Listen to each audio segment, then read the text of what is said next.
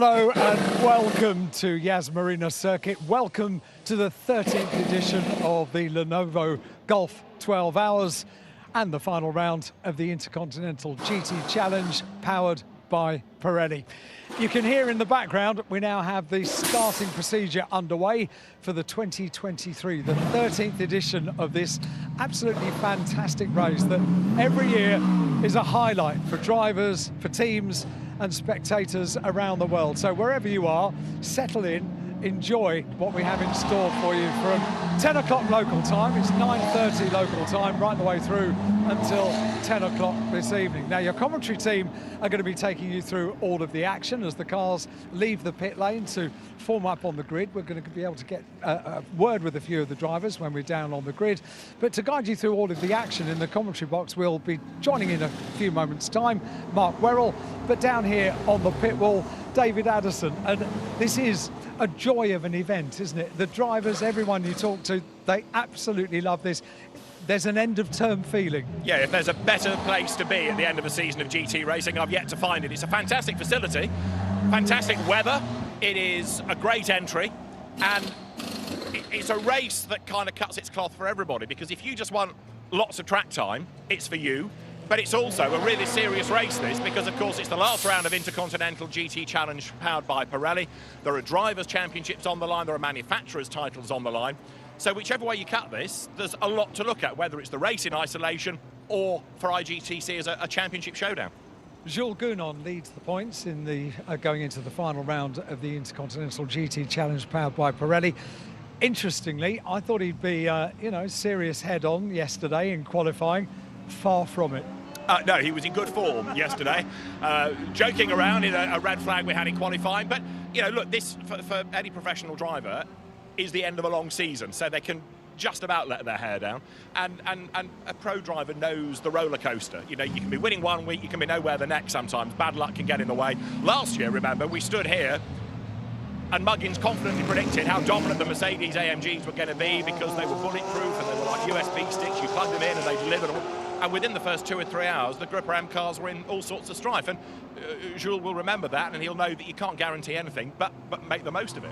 And the same is true of BMW. They've had a good year within the championship. Those cars are good, those cars are strong. But a 12-hour race, it's not just about your race, it's about the traffic, it's about whatever else happens. You can be on a plan, you can be doing a great job, and all of a sudden, somebody spins ahead of you at the wrong place, you can't avoid them, and your race is turned upside down. We saw it in qualifying yesterday. Qualifying lasted an awful lot longer than we expected. There was quite a bit of barrier repair to be done. You can't predict anything in motor racing, can you? No, the first red flag came when Stefano Costatini really wrecked the car collection Porsche. Now, he's been hit quite a lot. He's an experienced driver as well, so that was a surprise because it was all self-induced. He just got it wrong coming out of turn 3, stacked it backwards into the barriers, and because it went engine in first, if you like, it did a huge amount of damage to the barrier and to the car. Scrapped that one. And then we had Wayne Maher's car, Matt Topham, at the wheel of the 76 Mercedes going off, and they did quite a lot of damage to the chassis. That looked quite innocuous, and yet the damage was surprising. And that comes after 2 days of running. So you'd think they'd be getting better with all the seat time. They can still make mistakes, and any driver can get caught out in whatever circumstances.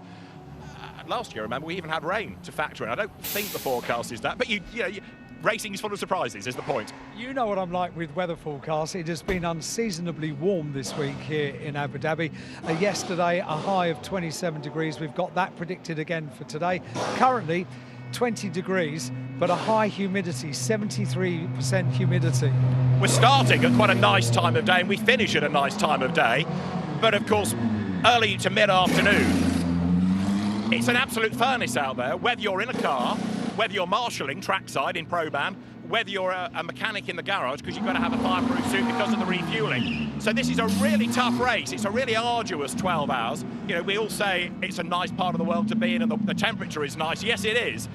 But at its peak, early to mid-afternoon, if you're trying to work in that, it's pretty unpleasant. And I think all the teams will be happy when it gets to that late afternoon tipping point and the temperature drops again. I'm very happy with the temperature. I was woken up by my Ring camera yesterday, just alerting me to my wheelie bin doing a couple of laps around the garden. So, we don't want to be back in the UK right at the moment. But we do have viewers right the way around the world. This is a big event. We have a huge amount of viewers that tune in for this event. They get their dose of motorsport when, for many places in the world, the season has shut down for the year.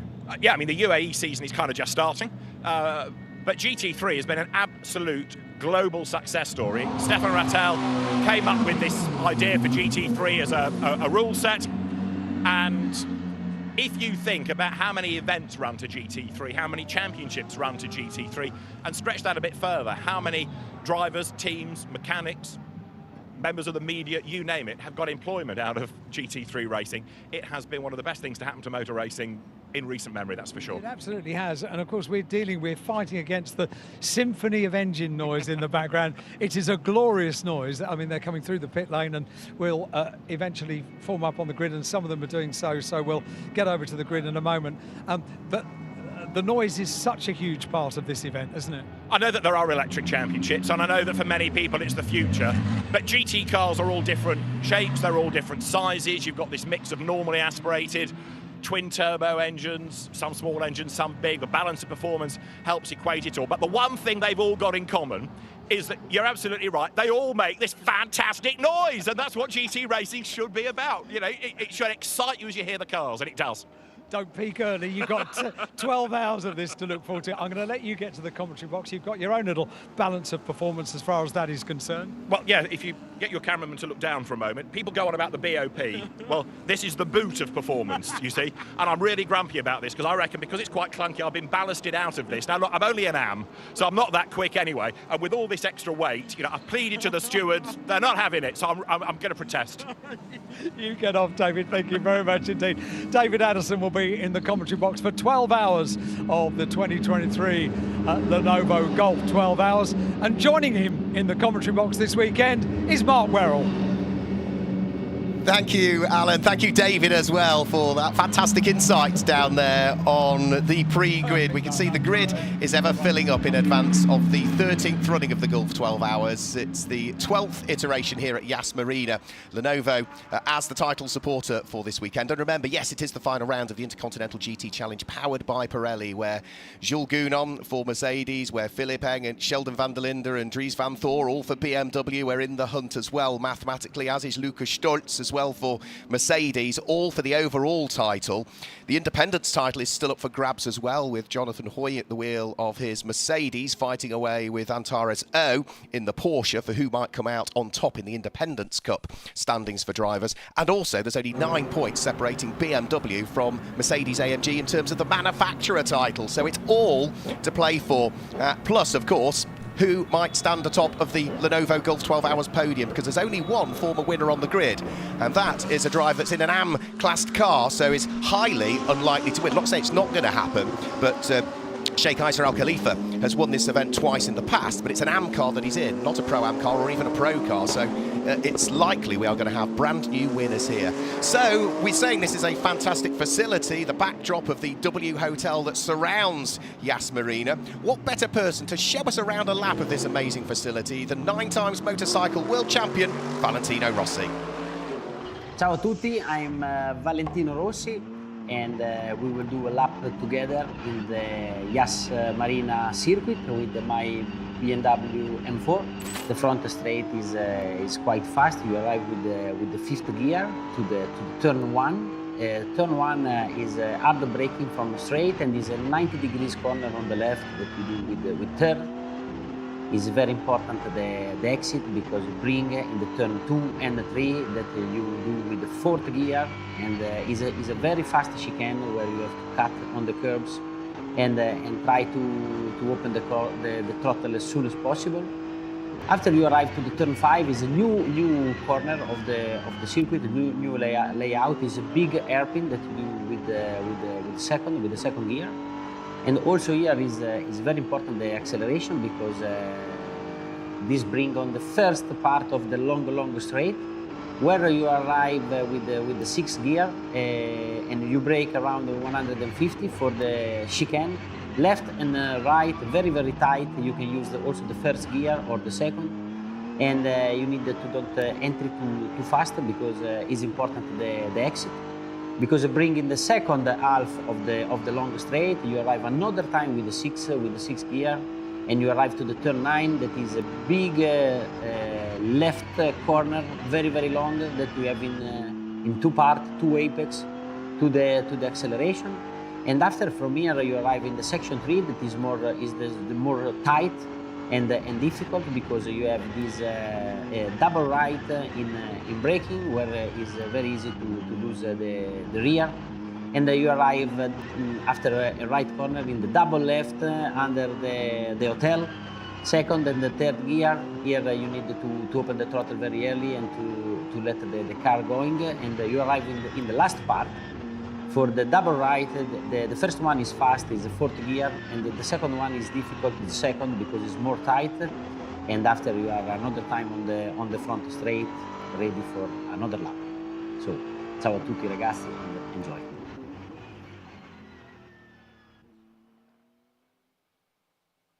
So there we go, there's a lap of the 3.28 mile or 5.28 kilometre Yas Marina Circuit, suddenly reprofiled on the back end of 2021.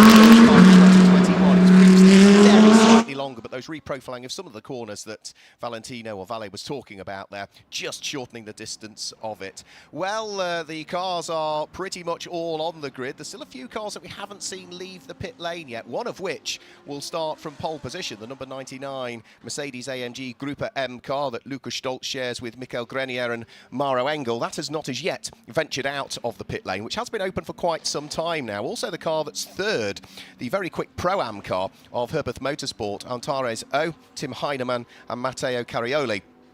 Also have not as yet ventured out onto the circuit. We've only got one sole Audi this year as well, and it's that car there that you could just see flicking its way through turn number 13 underneath the W Hotel and up towards turn number 14. That is the sole Audi entry that we have for this year. That car will be started by the Finnish driver, Milko Panu, and that will line up down in 19th position on the grid as an all-AM entry for this season. So, such a shame we've only got the one Audi out. We don't also have any Lamborghinis, but we do have 6 manufacturers on the grid. Mercedes, Porsches, BMWs, McLarens, and the sole Audi, plus, of course, the Ferraris that we've got, including, of course, many of the glorious new 296 GT3s. We've seen Ferrari generally very competitive here over the years. Ferrari is a brand have won more versions of the Gulf 12 Hour, the Lenovo Gulf 12 Hour, than any other manufacturer, whether it be in the 458 or the 488. But of course, this is the first time we've seen the 296 out on circuit. So I think we've nearly got all of the cars out now. The pole-sitting car in the hands of Maro Engel has now ventured out of the pit lane, so we know he will start that car. The other car that was missing and was quite late out of pit lane will be Antares O, who will start the Herbert Motorsport Porsche. And there was another couple of cars that I was trying to track as to who was going to be starting those, and they're down in 13th and 14th place. The Sun Energy number 75 will be Martin Conrad. He's no slouch at all to get behind the wheel for the first stint. The number 7 Herbert Motorsport car will be Ralph Bon. And what was the other car that I was missing as well? There was another car that I'll pick up on later on that I hadn't quite managed to grab the start driver for. But they're all about there. Alan Hyde will be no doubt catching up with 1 or 2 of them down there on what looks like a very, very busy grid here. It's certainly been a very popular event this year, the Lenovo Gulf 12 Hours. You can see already with a mixture of team personnel and drivers, but more importantly VIPs down there indulging in what is a very, very popular grid walk by the look of things.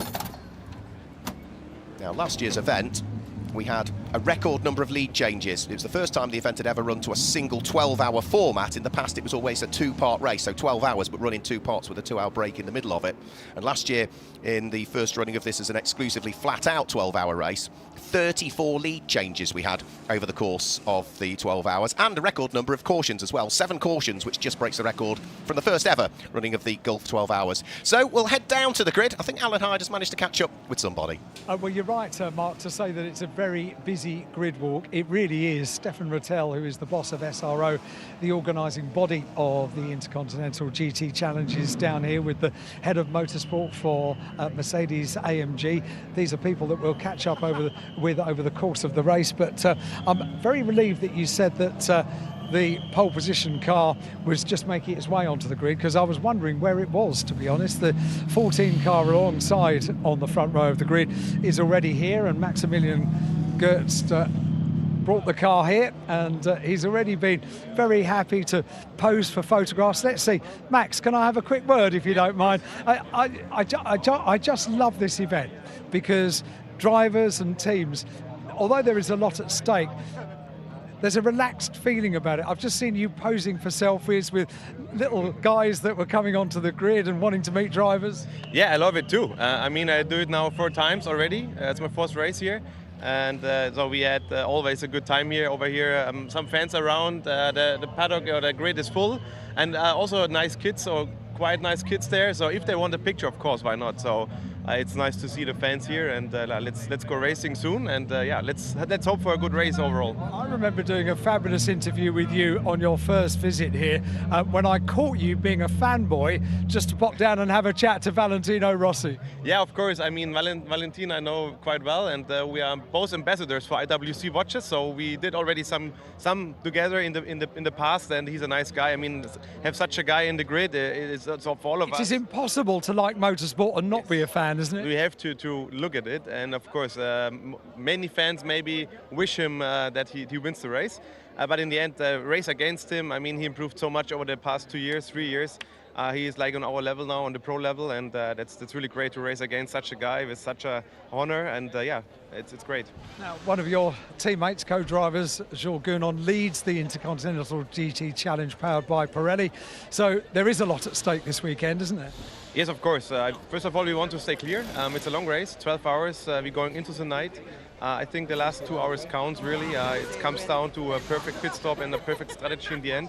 And Jules and Philip and also Luca has a chance to win it. So I try my best, and also Fabio, to help Jules as much as we can, of course. But in the end, he will do the end. So these 2 guys, Luca and Jules and Philip, should decide the championship in the end. Max, thank you very much indeed. Great to chat. Thank you, guys. Maximilian Gertz down here. Now we do have a pole position car. It has arrived in a sea of yellow. Just have a look at this. The quite iconic livery on the side of the 99 car, and a huge amount of sponsors form up down on the grid for a rather iconic photo shoot opportunity. And if we maybe get to the other side, let me see if we can have a quick chat to, yeah, Mauro is down there, and he's chatting to the boss of Mercedes AMG Motorsport, and opportunity for a couple of photographs. Once again, there are some very lucky little ones that have made it down onto the grid, and I think if we get a moment, we might get a chat with Mauro. Can we dive in and have a chat? This is such a nice grid. Little people allowed onto the grid, photographs, sunshine comes out. What better way to finish the year? Yeah, perfect place, perfect weather, and obviously a great grid. So looking forward to hopefully a great race. Yeah. A great performance by you and the team yesterday. Yeah, the car's been great. I mean, the balance has been really, really good. We've fine-tuned it over the practice sessions. So yeah, let's go racing now. How vital, can I just ask you, are the days where you have free practice and we don't see the cars that inevitably form up on the front of the grid doing particular times? That's the homework, isn't it? The housekeeping. That's the race work, race balance work. Obviously, not focusing on quality performance. It's great to have been on pole. We weren't necessarily the quickest on one single lap, but obviously over the combined average of the 3 drivers, it worked out great. And the focus has been on race pace, and we've made big steps. I mean, those practice sessions are really important, and starting balance over the weekend to where we are now, it's a pretty big difference. Final question, Mauro, I'll let you get on with your preparation. It rather shows how important this event is when you've got the boss of Mercedes AMG Motorsport turning up to wish you all good luck and to enjoy the race. Yeah, it's great to have them here. Obviously, we have a lot of support from Mercedes AMG, and it also shows, the meaning of this championship. It's a global championship. It's a big one, and it's one where we'd love to defend the titles.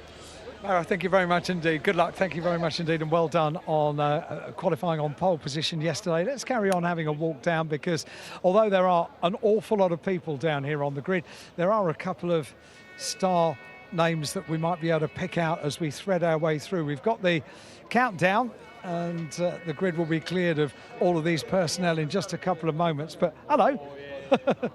There are little people everywhere, and when we do a grid walk in maybe the UK, young people, little people, aren't allowed on the grid, so it's quite a nice thing. I might see if I can get a word with Valentino Rossi. I was told that I'll be able to do it before the race if he wasn't taking the start of the race. So let me see if I can thread my way through the crowd. And naturally, he's got a huge amount of people around him, but it might be maybe too much to get a word with him. Can we just come through and get a quick word with Valentino? Valentino, can I have a quick word? I was told I could chat to you before the race if you weren't starting. So this is good news. You can just be a bit relaxed and a bit calm before the race. Yes, Dries will start, and I will do the second stint of the second hour. We are in a good position because we are P4. So from this position we can try to make a good strategy in the race. And now we need to understand our speed, our pace. The car is really good, going really well over the course of this weekend. And you this year have been going better and better and better as the year has gone on. And it's borne the fruits. You took a win. Yes, we have a good feeling with the car. We find a good balance during the practice. But in this type of races, you never know until the race if you are strong enough for try to win.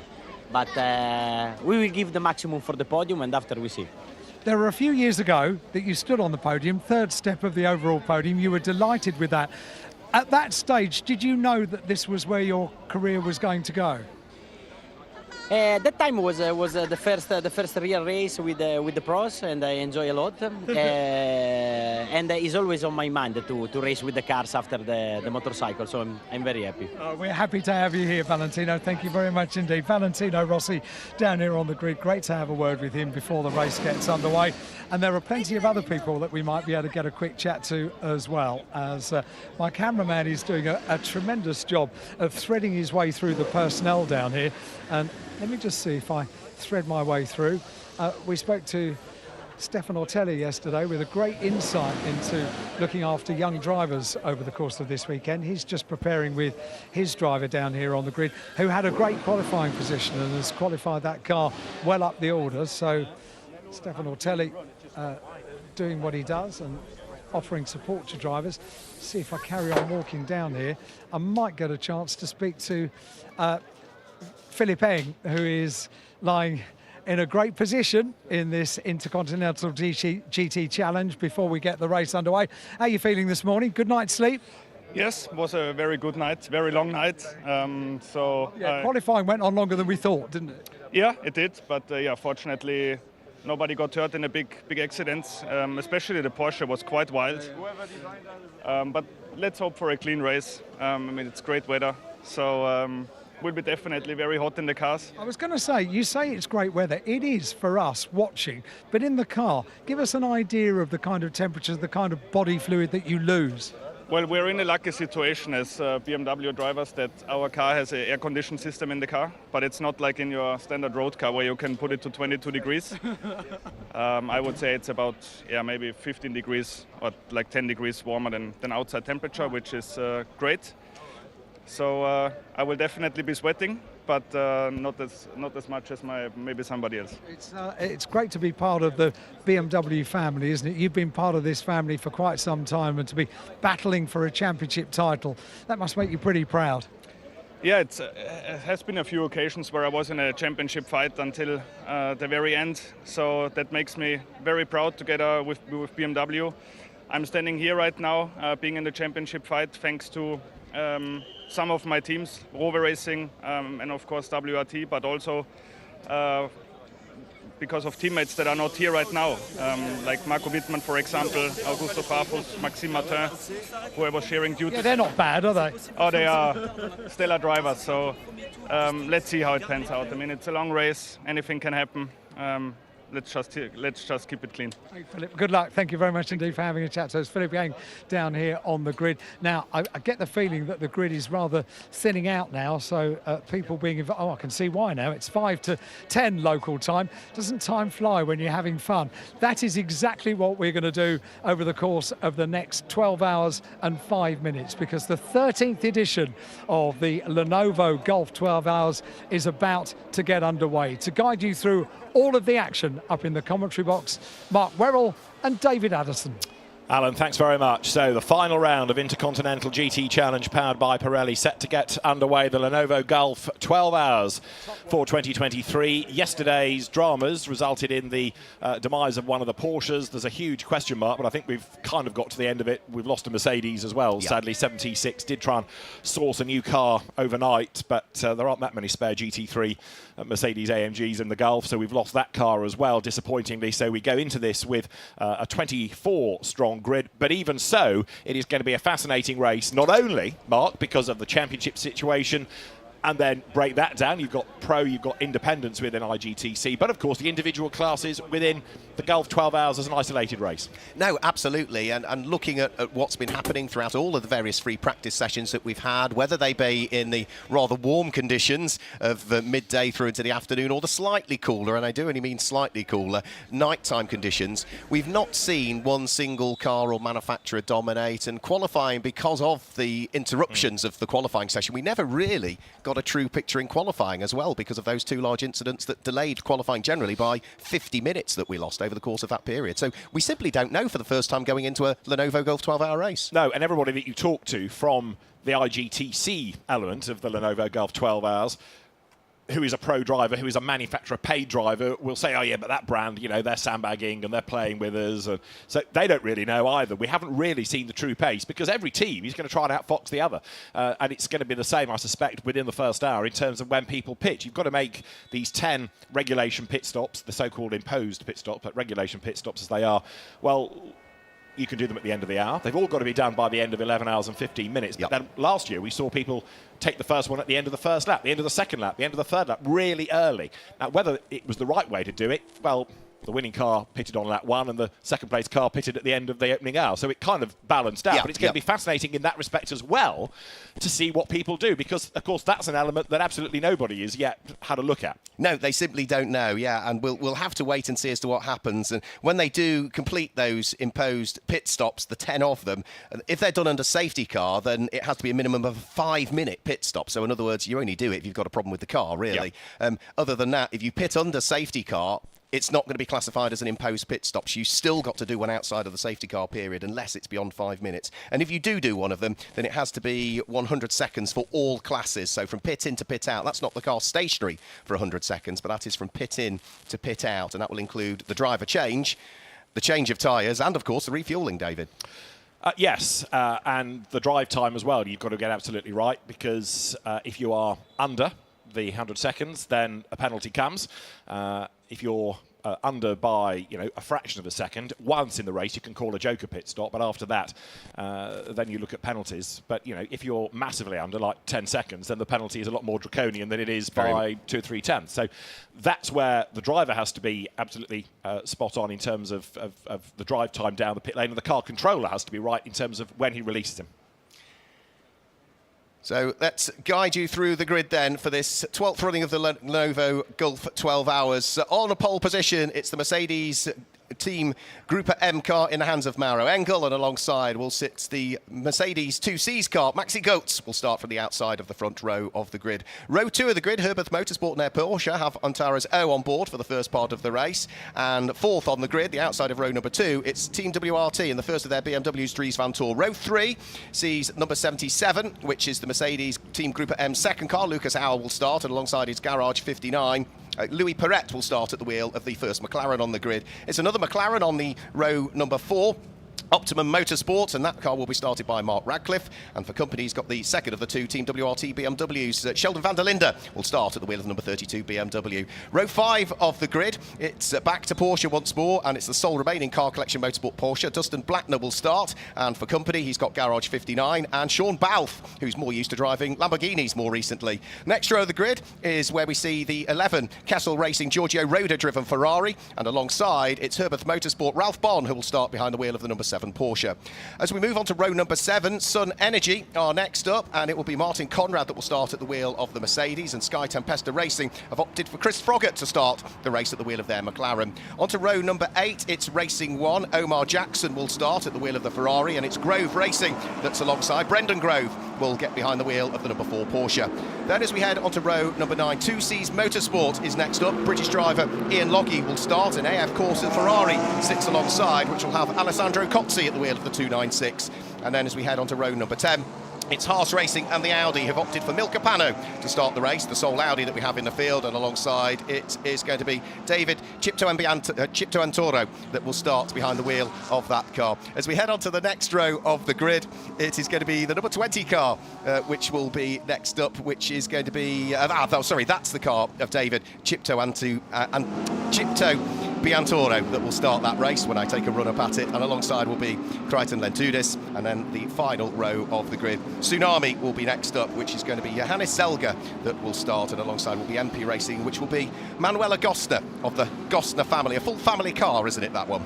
It is. Dad, lad, daughters, and the cars, they're making their way down the back part of the circuit, heading towards the tight left-hander. They loop their way round this fabulous circuit. It's got everything in it, really. It's got fast bits, it's got twisted bits, it's got technical bits, it's got speed bits, and each car able to play to its strengths, whether it's handling, whether it's braking, whether it's just sheer grunt and go.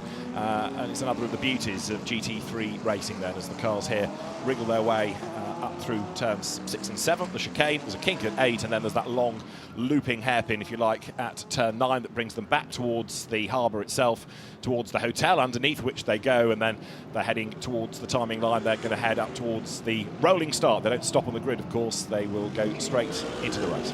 I think the one car I missed out as I tripped over David Chipto Biantoro was that the number 61 car, which is another Ferrari, will be started by Miguel Ramos. I think that was the one car that I'd missed out as I tripped over his name, so apologies for that one. So yeah, it has absolutely a little bit of everything, and as we say, I think for this year we go into it probably with a less clear picture as to where the win might come from. We thought we knew last year and it didn't quite happen. I have even less of a clue this year because of nobody really has dominated, and nobody has shown the clear pace, and with the difficulties of qualifying, it's a bit of a clean sheet of paper, I really think. Yeah, I think you're probably right, and we haven't really got time to delve into it now with the race set to start, but as we get through the course of the 12 hours, certainly in the last sort of quarter of it, then you can start looking at the game of chess, look at the strategy that the teams have got to try and perhaps reposition cars to help drivers for IGTC points. You know, if a driver in with a championship chance is behind a similar brand car that isn't in with a chance of winning the Drivers' Championship, then there might need to be a little bit of shuffling that goes on. We've got all that to factor in as well, but you know, that only becomes really relevant once the pattern of the race has been established, and we've seen where people have gained and lost time over the course of the preceding hours. Well, the race then is 12 hours all the way through in this IGTC era of the Lenovo Gulf. 12 hours, it's a straight 12 rather than 2 parts that we had in the earlier days of the event. The cars then now make their way up towards turn 15 and 16 with this all Mercedes AMG front row of the grid, the yellow car, the Grupper M entry with Maro Engel at the wheel, the 2C's car, the blue and yellow colours carried by Maxi Goetz, Antares Au, an interesting choice for starting in the Porsche, third on the grid, and then fourth is Dries van Thor. The lights on the gantry are red, and the 2023 Lenovo Gulf 12 hours underway with a demon start by Maro Engel, who charges away as they come over the line. Up the inside line dives then Lucas Auer in number 77, the black and red Mercedes. He squeezes up on the inside of Louis Pret as they dive down towards turn 1. Others get crowded out wide, run over the curb, and as Antares Au got a problem, there's certainly one car that dropped back coming out of turn 1, and Au from the second row of the grid just didn't seem to have pace and drama already. There's a spinning. Was that a McLaren that has gone around? It was, and that was what, coming through turn 2 up towards turn 3. So drama right at the start. Yeah, I'm not sure if that might have been the Optimum Motorsport car of Mark Ratcliffe, because again, he was another one that seemed to drop several places. No, it's the number 93 car, I'm afraid, that's had the problem, and that's Chris Froggatt, who at the wheel of the Sky Tempesta McLaren is stricken and is going nowhere and is right on the apex. The lights come on again, which suggested he's restarted the engine and he gets going, but what was the problem with that car? If it was contact, is there any damage? We'll find out, no doubt, at the end of the lap as to whether he dives for the pit lane or not. Well, it didn't take long, David, did it, for the drama to start? And whether that was... Is it that concertina effect because of the slow start for Antares Au? I simply don't know, but there was certainly a bottleneck midway through turn 2, turn 3. Absolutely, and it doesn't matter what you say as a team manager, does it? They're all racing drivers. They all want to get past that car as soon as possible, even though it's a 12-hour race. Never mind all this calm down, dear attitude that some people have. They all want to get through the traffic as quickly as a gap presents itself. Some of them committed to it. We'll get to the bottom of Chris Froggatt's spin, no doubt. The good news, as you say, is that the car has restarted. He's still on the lead lap, therefore, so he can buy himself back the time. A place gained there. You just saw the Audi of Milka Panu nip up on the inside line and gain ground. Miguel Ramos then goes through in the Ferrari. Alan from the pits. We are beginning to get ready for pit stops down here, and the first of which I can see is Valentino Rossi's car.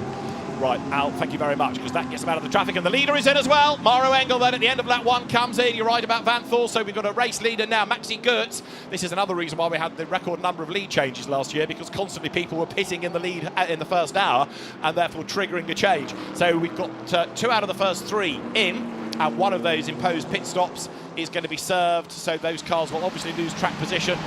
But lessons learned from last year from some team, get the stop out of the way, or get one stop out of the way early. Now, Antares Au has kept going, but he's dropped right to the back of the pack. So it's almost like that car was stuck in a gear or in limp home mode.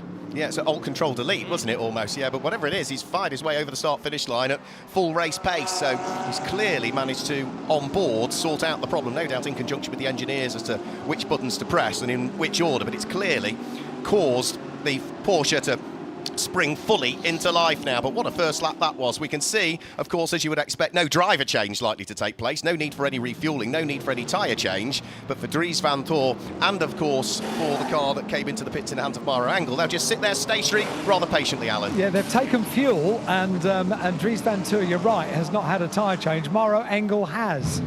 Okay, interesting. So it'll be on fresher boots for when he goes out. It's Murphy's Law, isn't it, that the 2 cars that pit are almost nose to tail in the pit lane as well.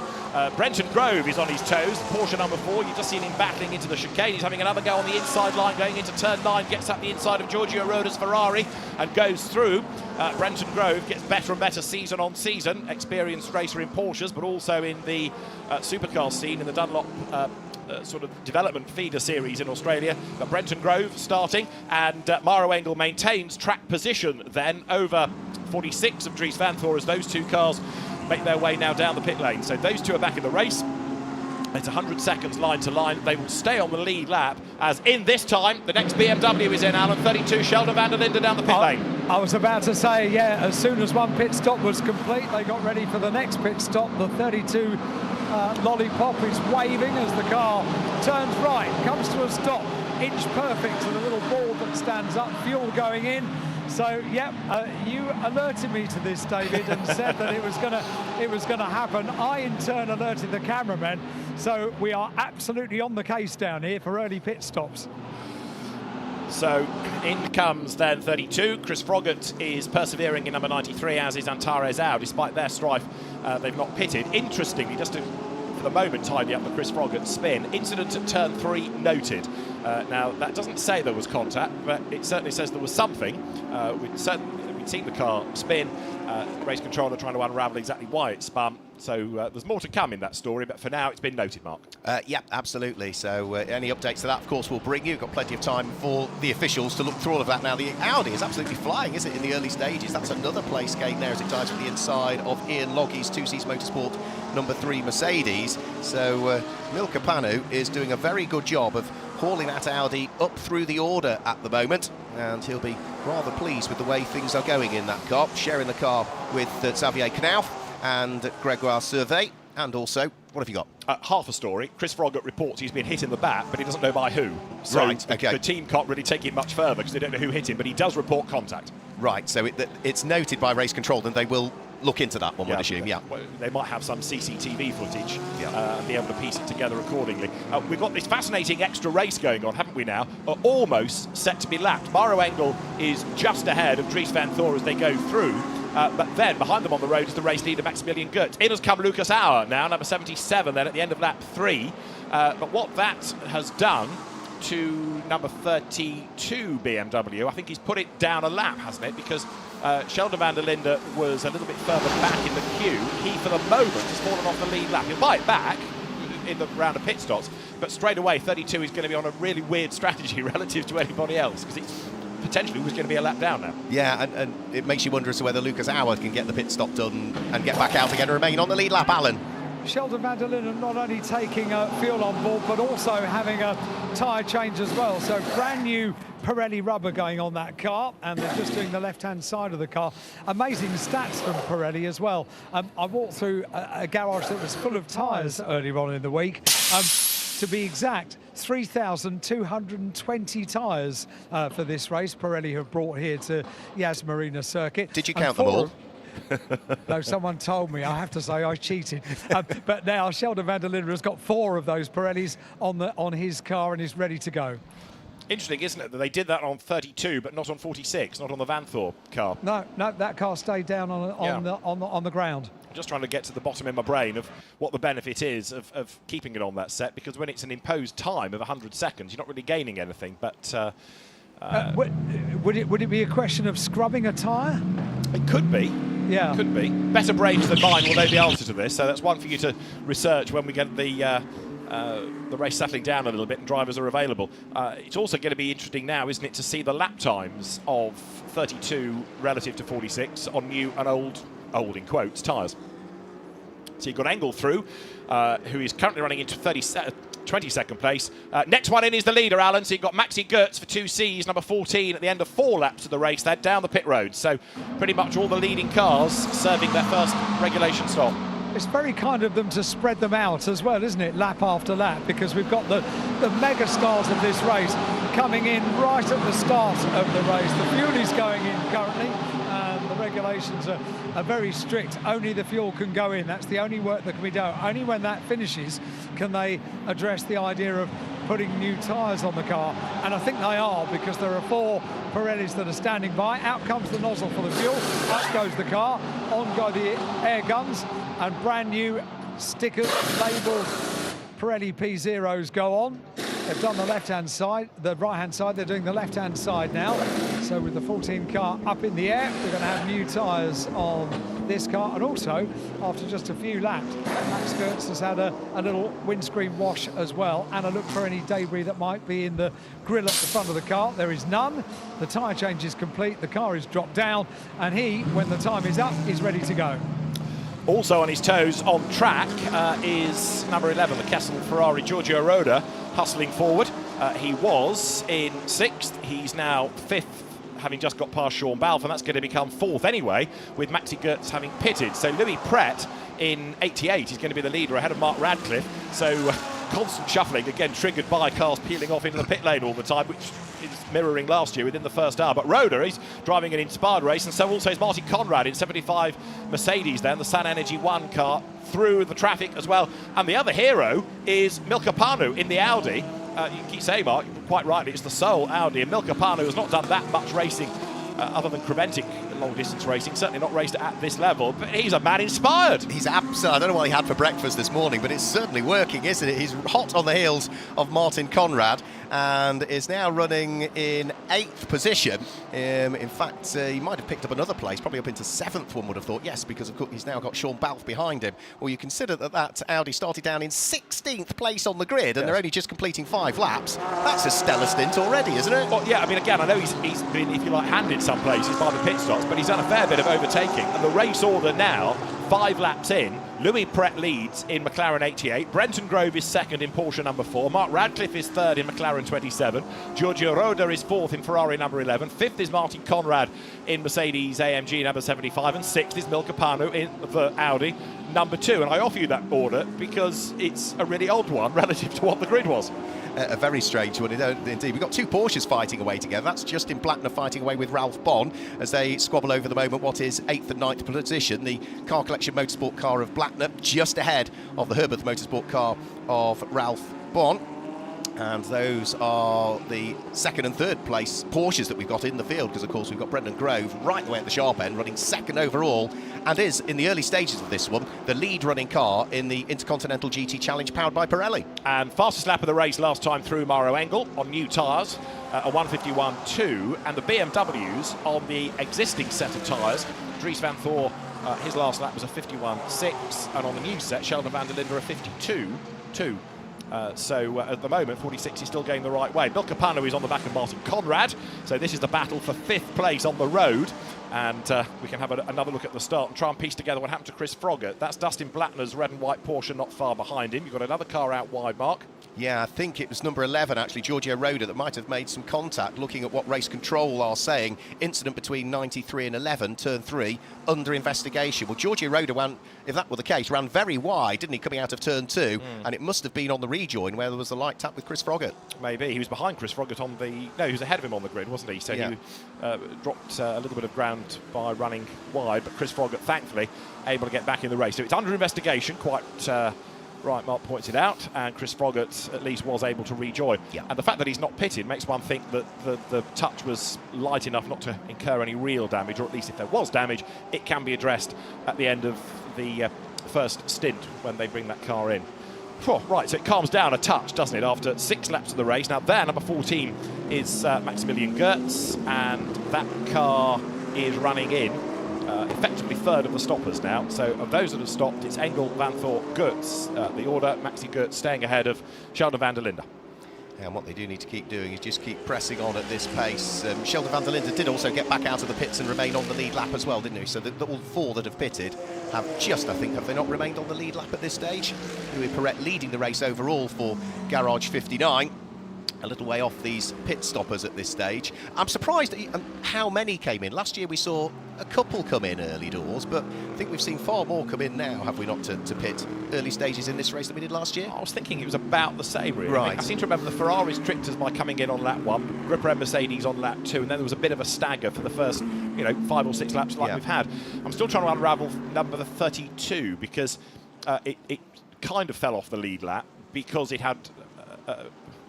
when number 14 inherited the race lead, but now that it's all shuffled again, and you've got a different leader anyway, Louis Perret with 88 McLaren, we'll need to keep an eye. So it is on the right lap now that others are pitted, effectively. But for the brief time, it was off the lead lap. We'll worry about that in 12 hours' time. That's when it really starts to matter. These pit stops, just to, again, make the point, have got to be done by 11 hours and 15 of the race.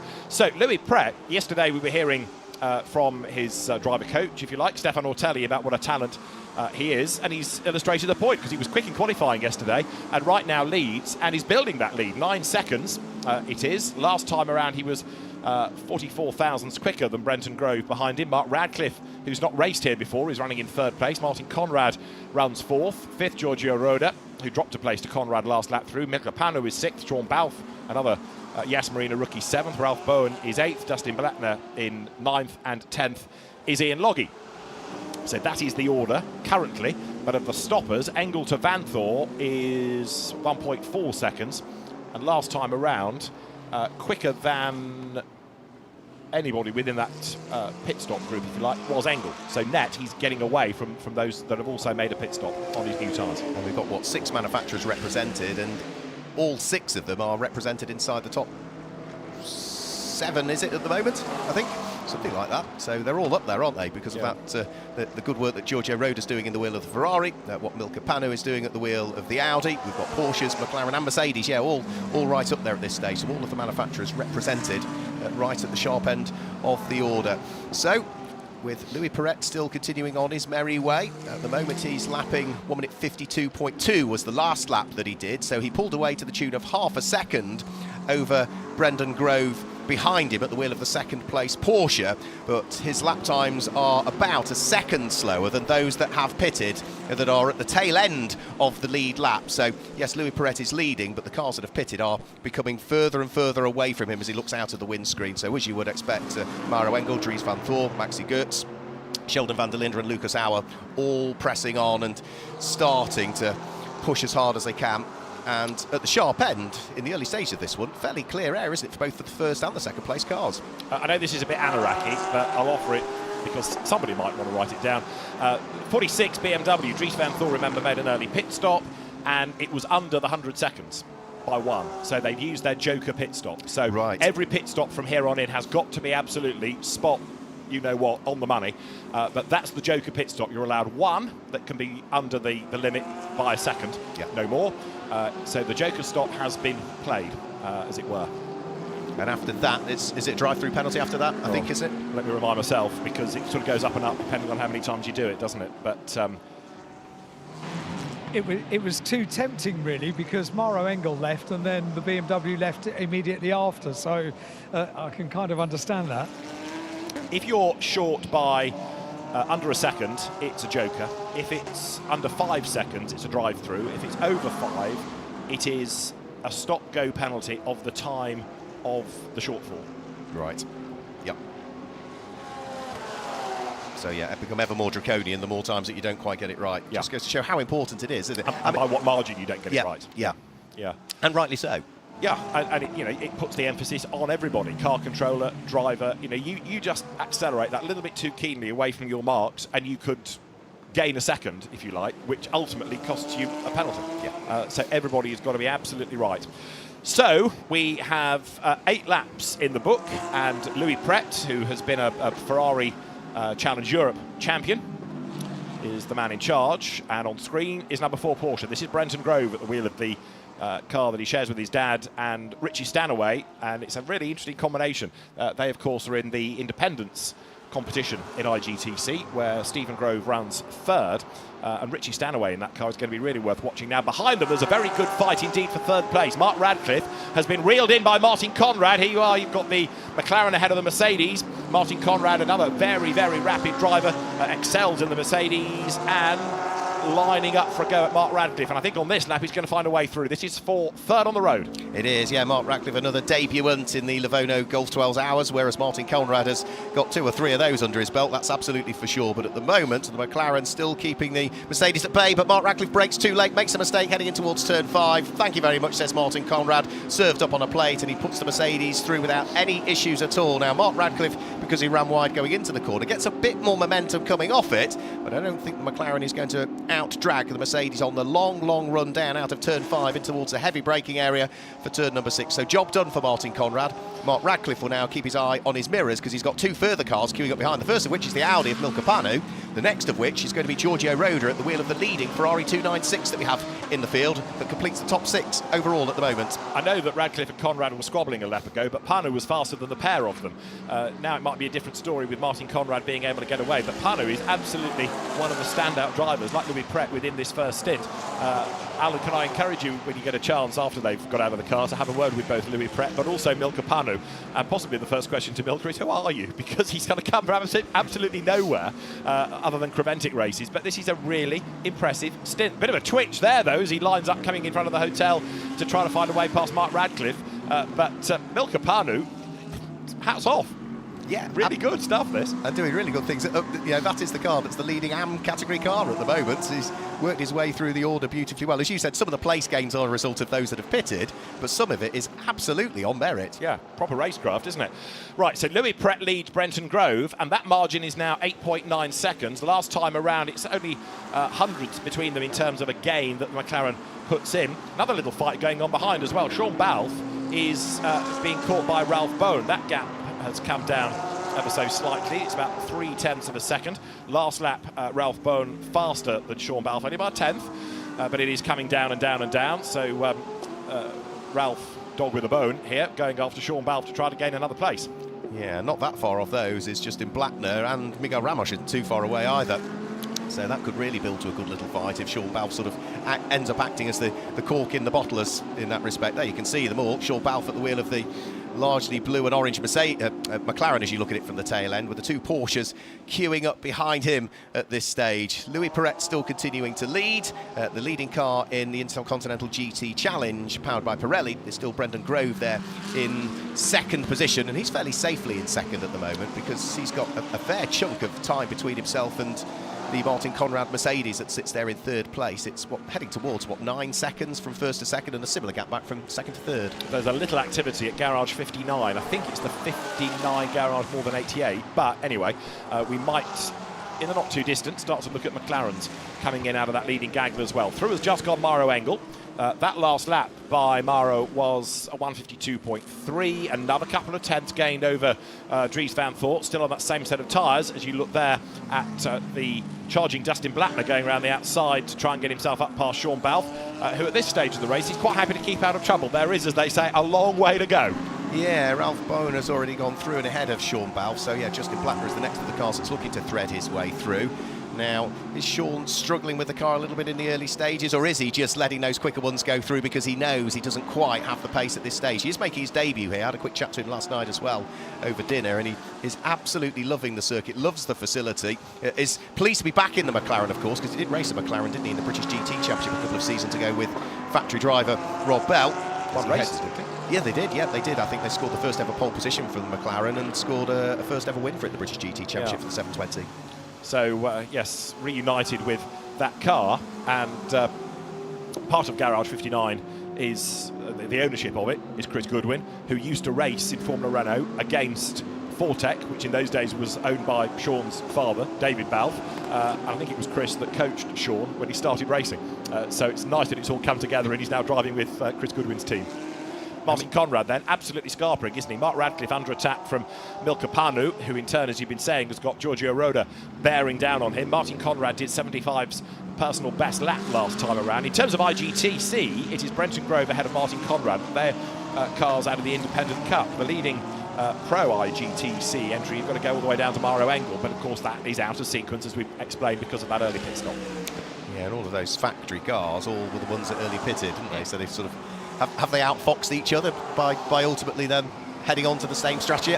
It's a strange race because there's only so much strategy you can have because of those 10 in-post pit stops. So for me, it is really a flat-out 12-hour sprint race, this race. Yeah, I mean, one thing you can do by doing an early pit stop is start light on fuel and therefore try and get a bit of a gap, and that might ultimately help you on those early laps, or how much fuel you're taking on board in those stints and when you're putting it in might be worthwhile. But I can still come back to last year where we had such differing strategies within the first hour and they converged after 12 for a 1-2 finish. Discuss. Yes, yeah, it begs the question as to, is there much difference at all as to what you can do? Well, Milka Panu is now looking as though he's moved himself ahead of Mark Radcliffe over the course of that lap. So the Audi is now up into 4th position. Mark Radcliffe at the wheel of the Optimum Motorsport number 27 McLaren has dropped to 5th, but instantly he's coming back under pressure from Giorgio Roda that sits behind. It's the same for Sean Balfe, really, isn't it? Having had one car get past him and escape, which was Ralph Bone, he has now got a Porsche of Justin Blattner behind him, followed by a Ferrari now in the hands of Miguel Ramos. So Sean Balfe is still feeling the pressure as that Garage 59, number 59 McLaren still circulates in 8th position. It started 10th. And the team managers of 93 McLaren and 11 Ferrari, you know where they're heading. They are going to see the stewards. So it has been looked at, and the incident is now going to be reviewed, and the story continues. So we're on lap number 13. The lead gap extending, isn't it? 9 seconds last time around. And in fairness to Louis Pret, even though we're getting excited about Martin Conrad, who is closing on Brenton Grove, Louis Pret's pace is still good enough to keep him up front, and it's only the pro cars in that second wave, the post-pit stop wave, that are going any quicker than him. So he's still building the lead quite nicely at the moment. Yeah, they're still about a second quicker than him on average at the moment with the lap times that the pro cars are doing that have largely all just pitted. Now, did I see a Porsche just slowing up there in the background? No, I don't think I did. No, I thought for a split second I'd seen something, but I think what I did see was Miguel Ramos getting past Justin Blattner. That was what I probably just caught the tail end of there as Miguel Ramos dives the Ferrari 296 up the inside of the number 21 Car Collection Motorsport Porsche, who've had mixed fortunes, it's fair to say, over the course of this weekend. One of their cars going beautifully well over the course of qualifying. The other car, well, Car Collection was just a collection of bits, wasn't it, really, after the incident that befell Stefano Constantini, which put that car out of the race before qualifying had even finished. So Louis Pret then through, lead gap now 9.8 seconds. Martin Conrad continues to get quicker. He is chipping away at Brenton Grove, but he's got nearly 18 seconds to make up. And further back, we'll be talking about Sean Balfe. Now, he's being caught by Miguel Ramos, who, of course, has spent his season racing that McLaren, so he knows the nuances of it.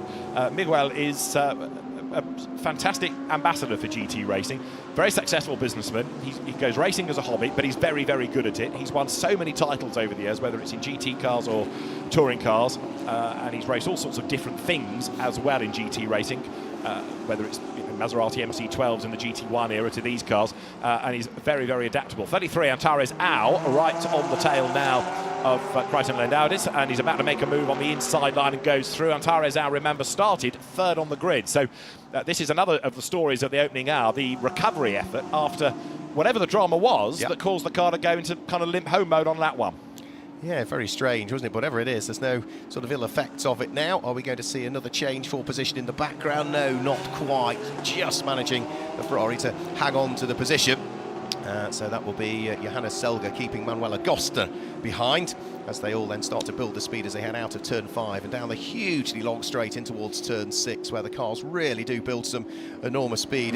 You don't quite get the impression on the TV exactly how long that straight is. It takes a long time to get down there. I know that from the run I had around the circuit a couple of days ago.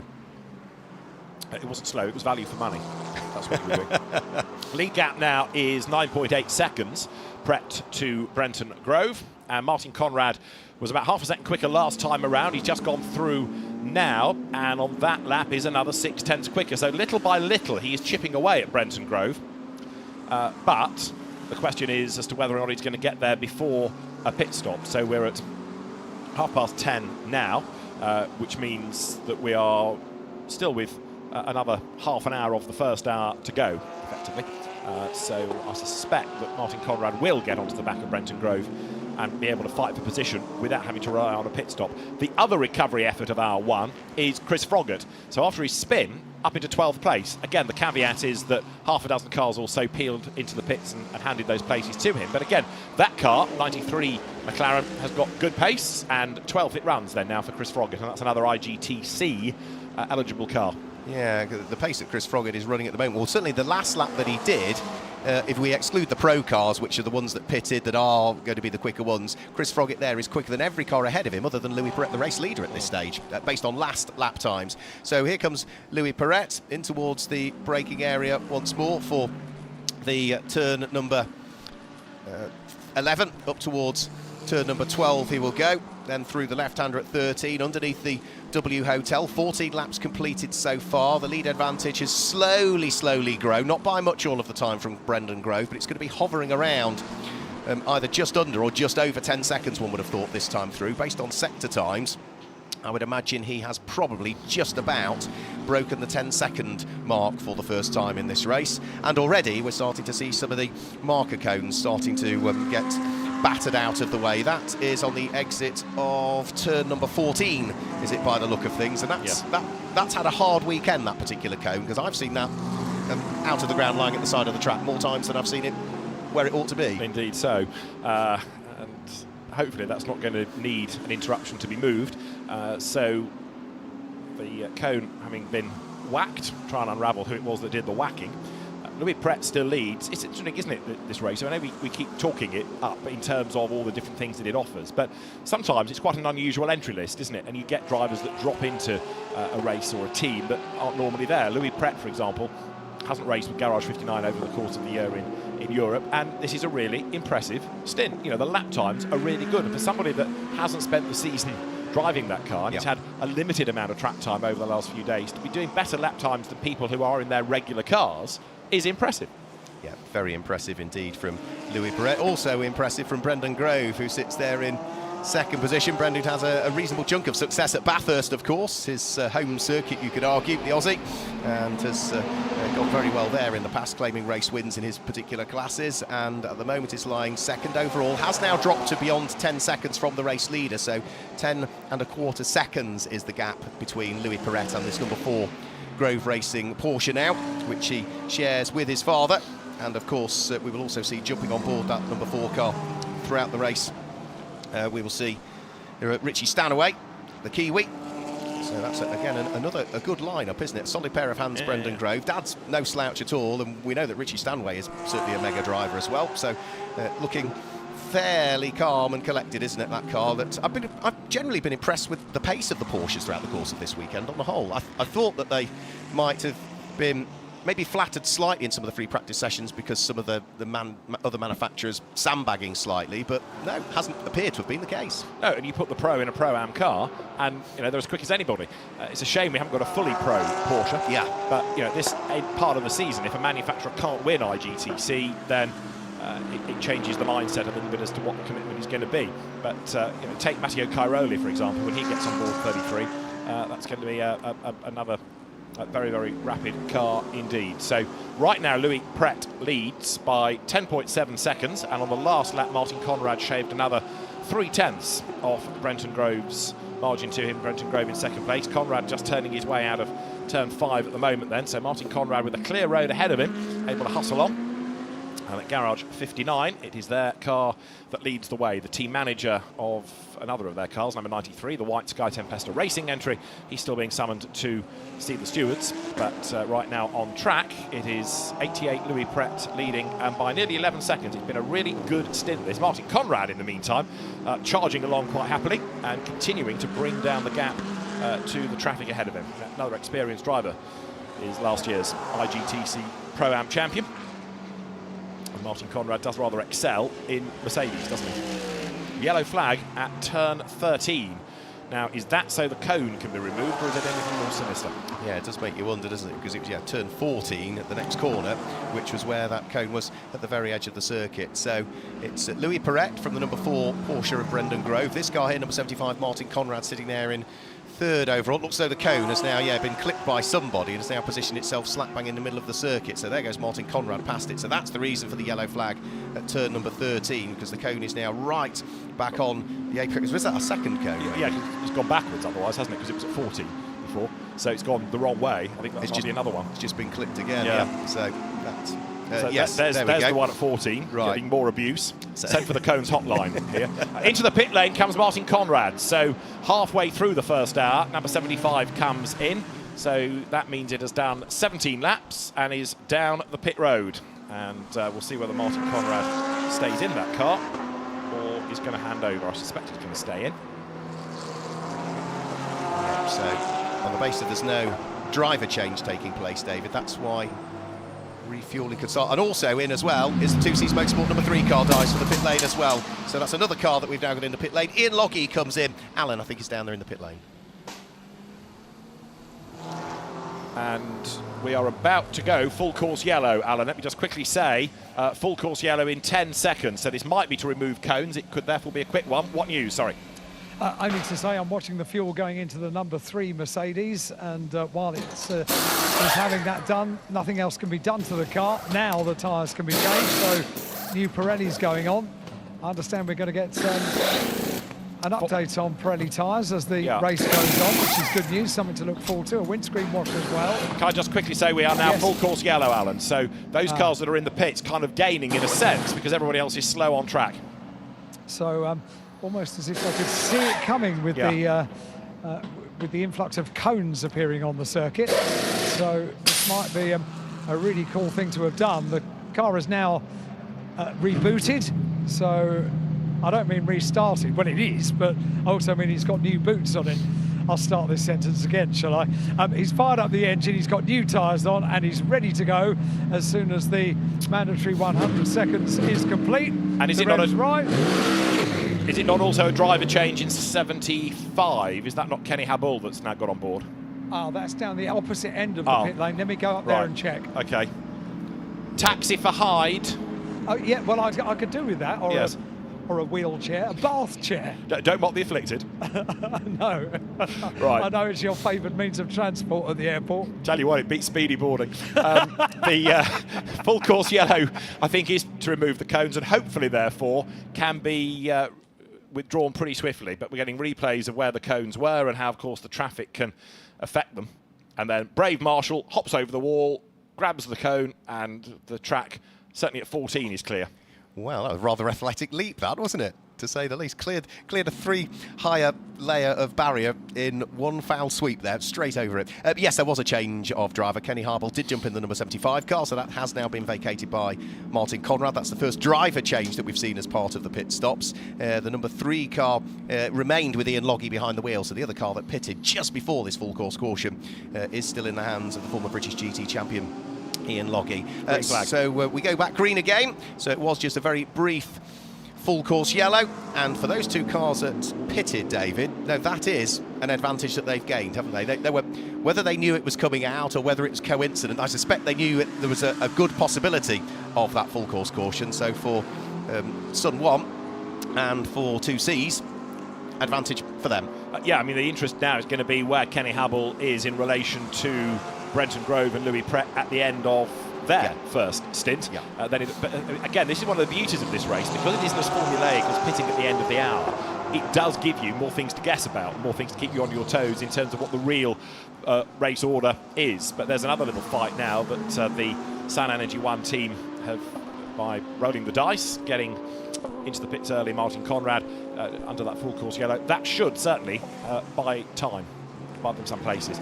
So Louis Pret leading 19.4 seconds over Brenton Grove, and we are at 10:40, so 20 minutes before the end of the first hour, and an interesting hour with spins and dramas and pit stop strategies to ponder as well.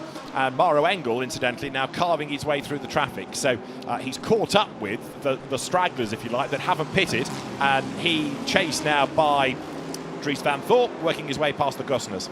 I'm scratching my head a little bit, because it was only a few laps ago where Brendan Grove was 10 seconds behind Louis Pret. All of a sudden now he's 19 seconds adrift. Yeah, I mean, he was losing a bit of time per lap anyway, wasn't he? Yeah, but it was hovering around just under 9. It finally went to 10, and that was only 2 or 3 laps ago. So big chunk of time gain there, and I'm not quite sure how. Well, 11 seconds were lost on the last lap alone, which I think is possibly where the drivers were on the lap relative to when the full course yellow was called. It might be that Brenton slowed a little early. It might be that Louis slowed a little late. Discuss. But that'll all be looked at by the race officials, and if somebody didn't slow in time for the full course yellow, then that will be addressed accordingly. And as I say that now, the gap's readdressed itself on the timing screen back to 10.1 seconds. So it's, yeah, I think it was absolutely right, as you said. Because if Pret had broken the beam when the full course yellow came, and then a slower Brendan Grove came across the line purely because of where the full course could. Yeah, so it's recorrected itself. So it is back hovering around that 10 seconds. So yeah, nothing to worry about now.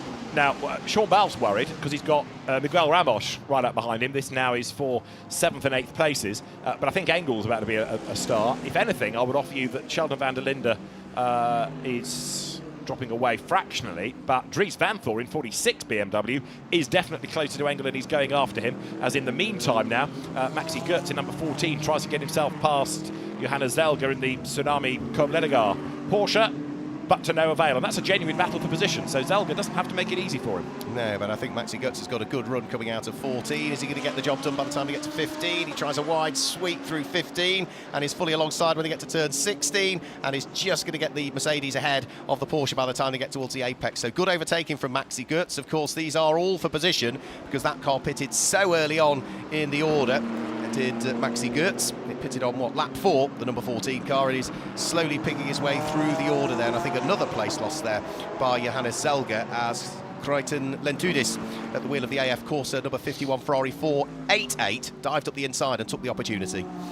Louis Pret through again. 20 laps are in the book, and Brenton Grove's Porsche will be next across the line, as in the traffic Johannes Zelger on the inside line.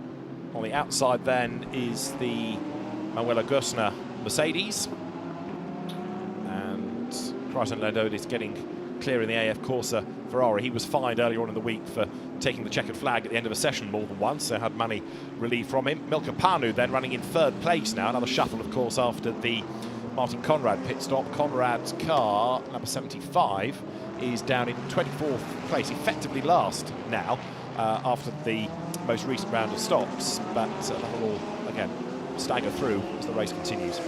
Good little fight this, isn't it, further down through the order between the Johannes Zelger Porsche that's under big pressure now from Manuela Gosner that sits behind. And is Manuela going to look for the inside line at turn number 9? Yes, it looks like the Mercedes is through.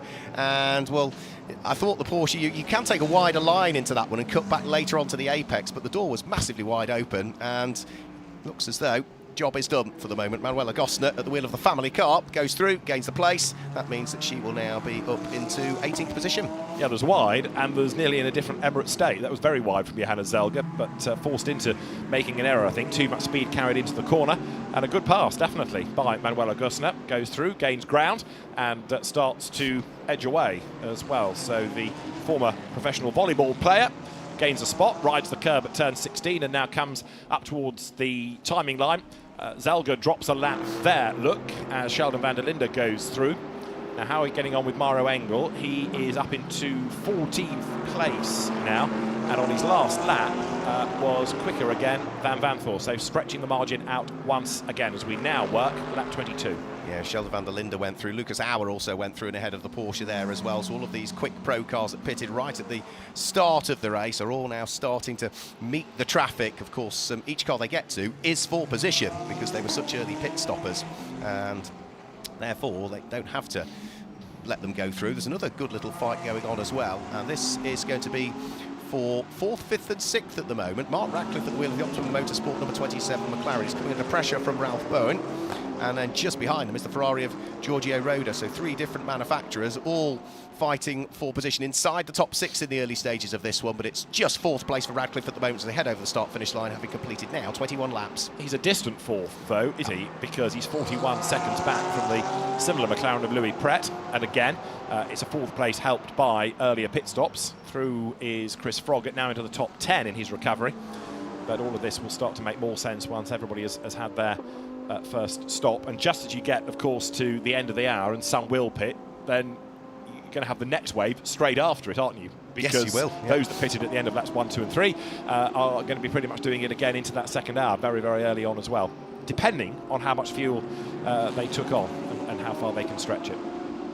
So the end of the first hour onwards starts to change the order once again. Antares Au just goes over the timing line, about to be passed by Mauro Engel, as in the meantime, heading down the back part of the circuit, the next one to watch is Dustin Blattner in the red and white Porsche, because he's put himself onto the back of Miguel Ramos, and as Miguel is having to defend, so Sean Balfe just clear by, what, 5-6 lengths coming out of the chicane. Yeah, just managing to escape the grasp of them, isn't it, as a result of what's going on. Back to Mark Ratcliffe, who's still feeling the pinch a little bit from Ralph Bowen at the wheel of the Porsche, having fallen away a little bit more, I would say, is the car behind, the Ferrari, but Mark Ratcliffe almost had the Porsche alongside it there, David. Giorgio Roda is being given a 10-second penalty on the next pit stop for causing a collision. So that was against Chris Froggatt on the first lap. So the Ferrari deemed to have tagged the back of 93 and a 10-second time penalty to be served before they start the pit stop proper, if you like, the imposed pit stop, the regulation pit stop. That will have to be served when the car comes in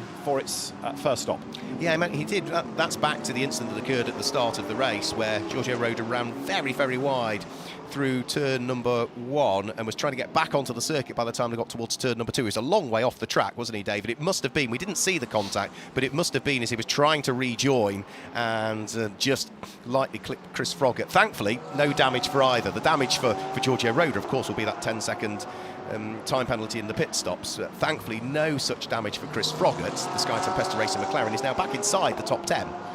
Yeah, I think the 10 seconds will be a minor inconvenience over the course of 12 hours, yeah. But it starts to matter if more and more penalties are racked up. But Giorgio Roda then, for the moment, 6th on the road for Kessel Racing. And with 13 minutes to go to the end of the first hour or so, then we are with the cars coming in out of turn 5. Pratt, Grove and Panu remaining the top 3.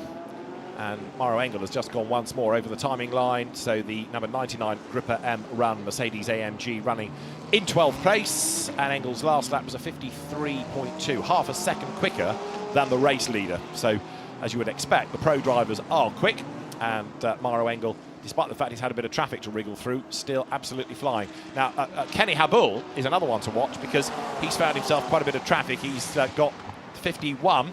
Crichton Lendudis ahead of him. He's cleared Johanna Selger, so Kenny is up into 22nd place now.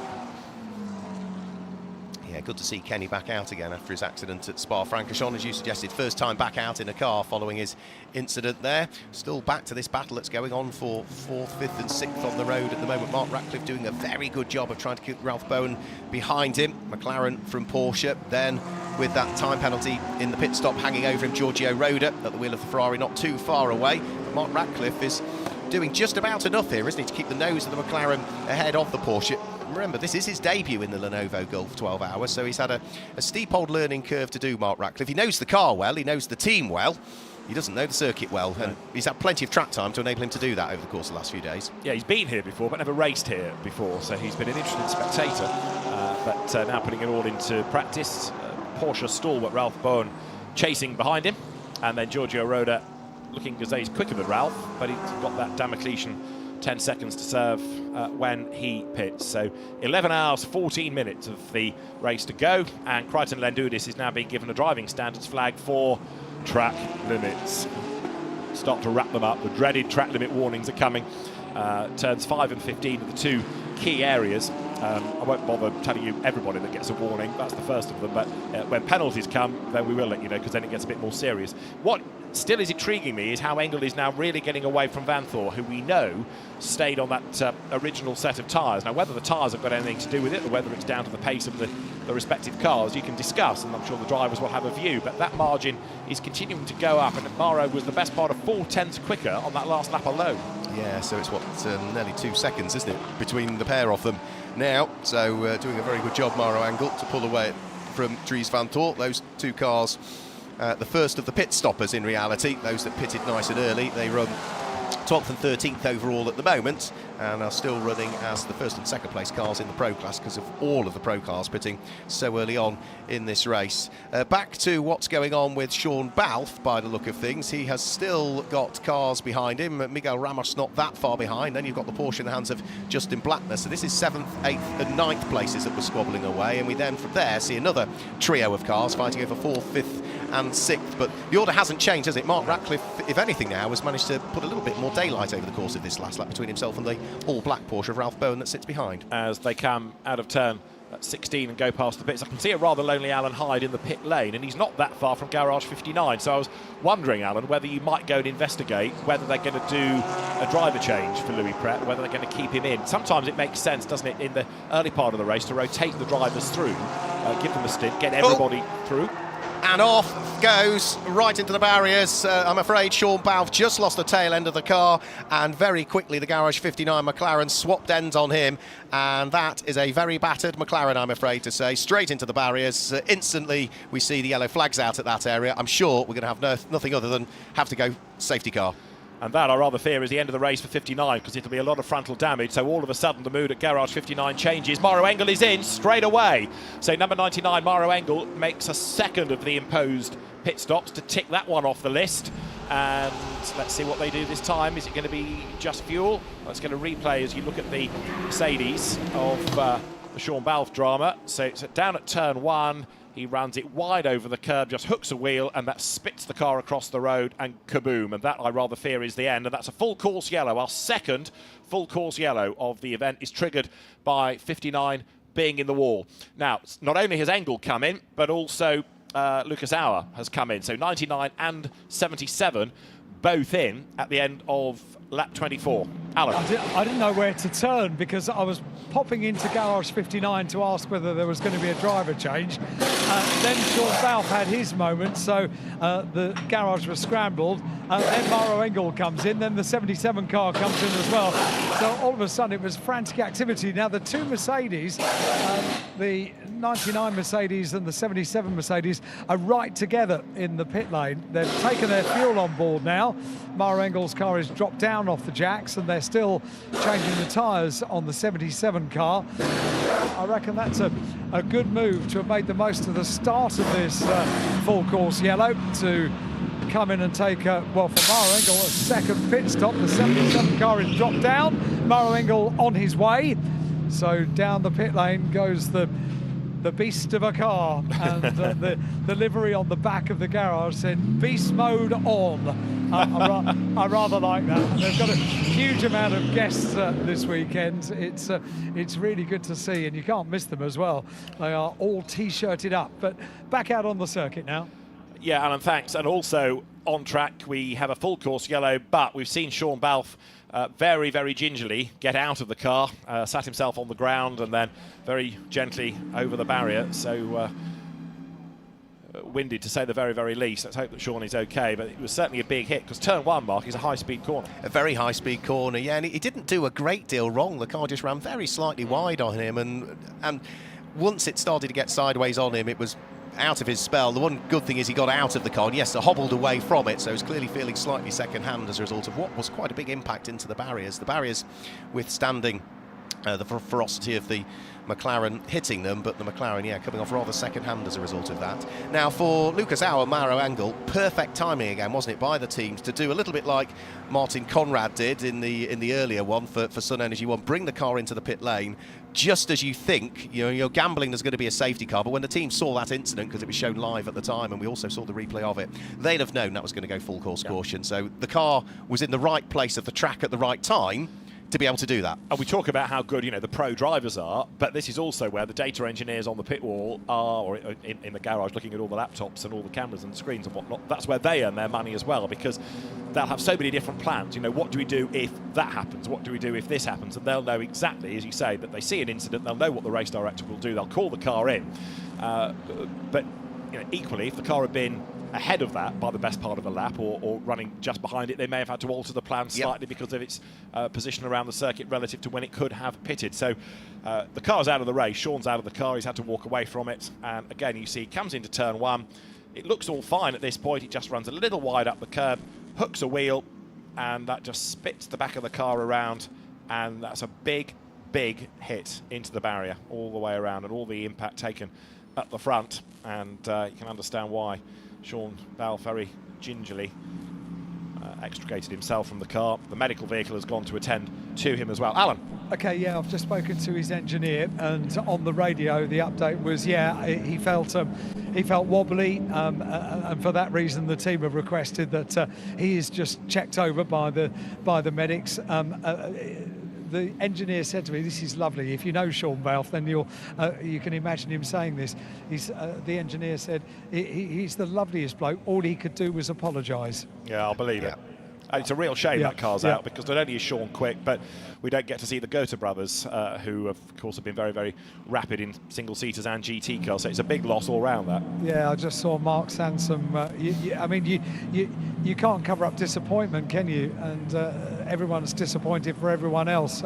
You just know that Sean's going to feel terrible for everyone else, and they're all at the back of the garage at the moment having a discussion. But yeah, terribly disappointing for all. Indeed. And as that was happening, I was sort of staggering through the sentence about teams in the early part of a race will try and cycle drivers through, give them each a stint, so at least everybody has had some drive time. Sadly, at number 59, that ain't possible because the car is already out of the race. The next stopper, number 20, which comes in, so that is David Chip Tobiantro in, and the AM-class Ferrari from AF Corsa serving its first of the 10 stops. Right, so the mood in the Garage 59 camp changes a little. It's been a bittersweet first hour, hasn't it? A spin for one car, retirement for another, and the lead for the third. Yeah, it really has been a case of everything's been covered off in the first hour for them. Well, with David Chiptobiantoro coming into the pit lane, this will have to be a 5-minute pit stop if they want it to count as one of the imposed pit stops? Yes. Or if they release the car before that, it won't count?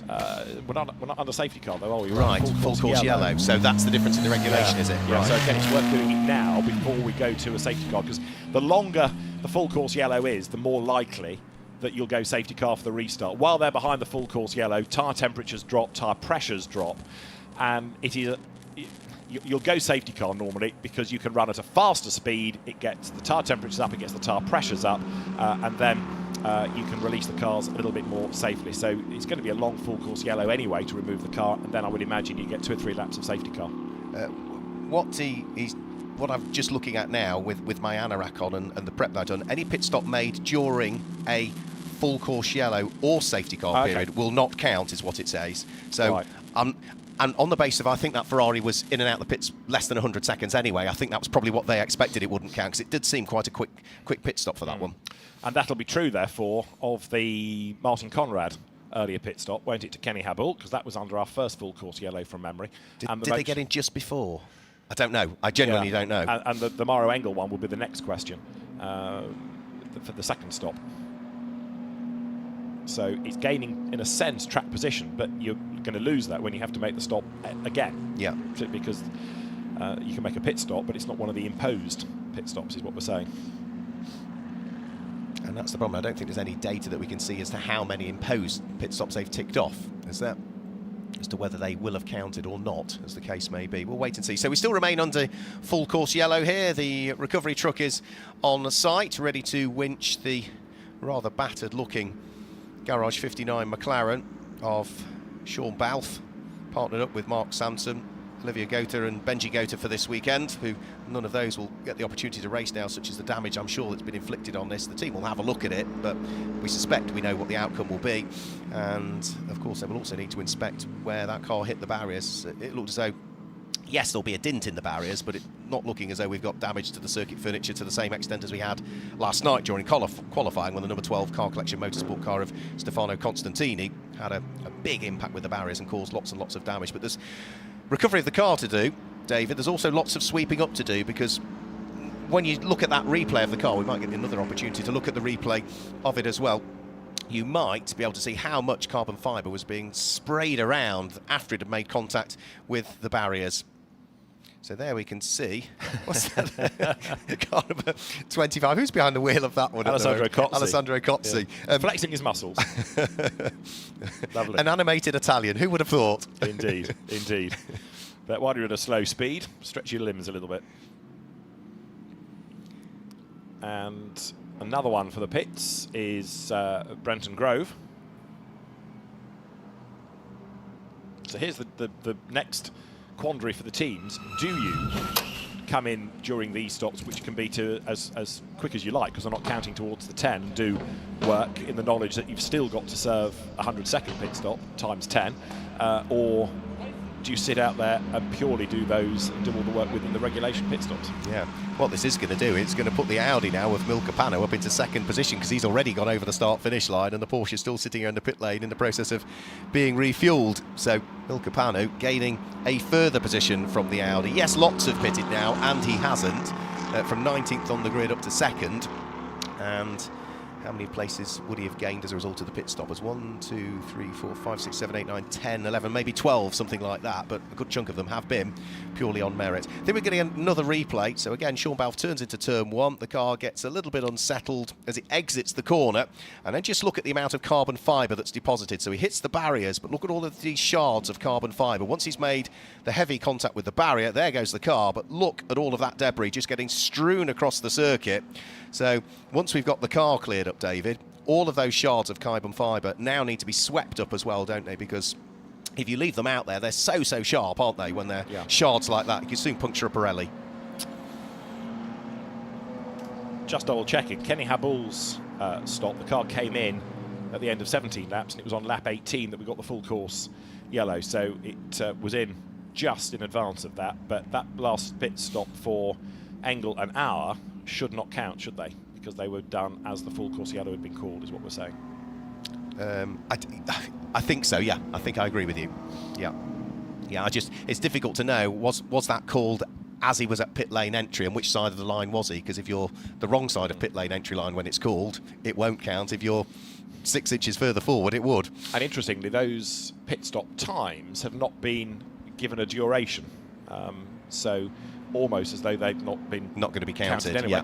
But just to confuse life, David Chipto-Biantro's stop was timed at 59 seconds.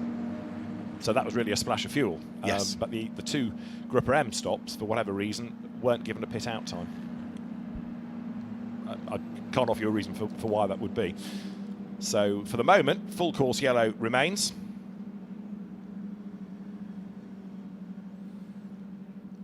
And remaining in the lead is number 88, Louis Perret. So let me just guide you through the order then whilst we remain under full course yellow. Number 88, the Garage 59 McLaren of Louis Perret leads the way. And that car is, of course, going to be leading Pro-Am as a result of that. Up to second will now be the number 2 Haas RT Milka Pano driven Audi. That is the leading AM car that we have in the category at the moment. Up to third will now come the number 7 Herbert Motorsport Ralph Bone car, with that car being the leading contingent that is entered as part of the Intercontinental GT Challenge, as we get another car diving for the pit lane. And I think that was the number 26 One Racing Ferrari, which would have Omar Jackson behind the wheel of it. So I think that's the car that's headed towards the pit lane. And fourth now will be the lead McLaren, the lead car in the hands of Mark Radcliffe, the Optimum Motorsport McLaren. That car runs in what would be fourth overall. Fifth overall will be number 11, Kessel Racing and Giorgio Roda. And sixth should now be the number 61 car of Miguel Ramos, which is another AM car. The leading pro car at this stage will now be Dries van Toor, of course, as a result of the car of Maro Engel coming back into the pit lane for a second pit stop. It means that the number 46 Team WRT BMW now jumps into the lead of the pro category. So Sean Balf's car pretty much out of harm's way now, just being reversed back behind the barriers, having been recovered onto the flatbed recovery unit. Still the sweeping up to do.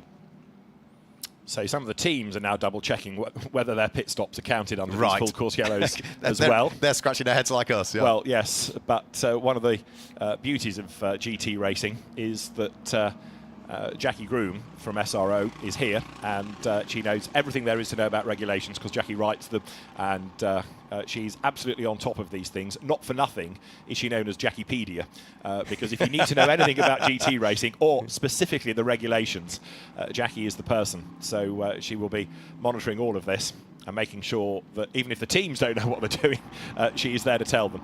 The sad sight, though, is that 59 McLaren is being taken away. That is the very battered car of Sean Balfe. Once the medical team have finished with him, I'm sure he will go back to Garage 59 and apologise to everybody. He might be able to have a word with Alan. But for the moment, we are under full course yellow at this slow pace. Alan, yeah.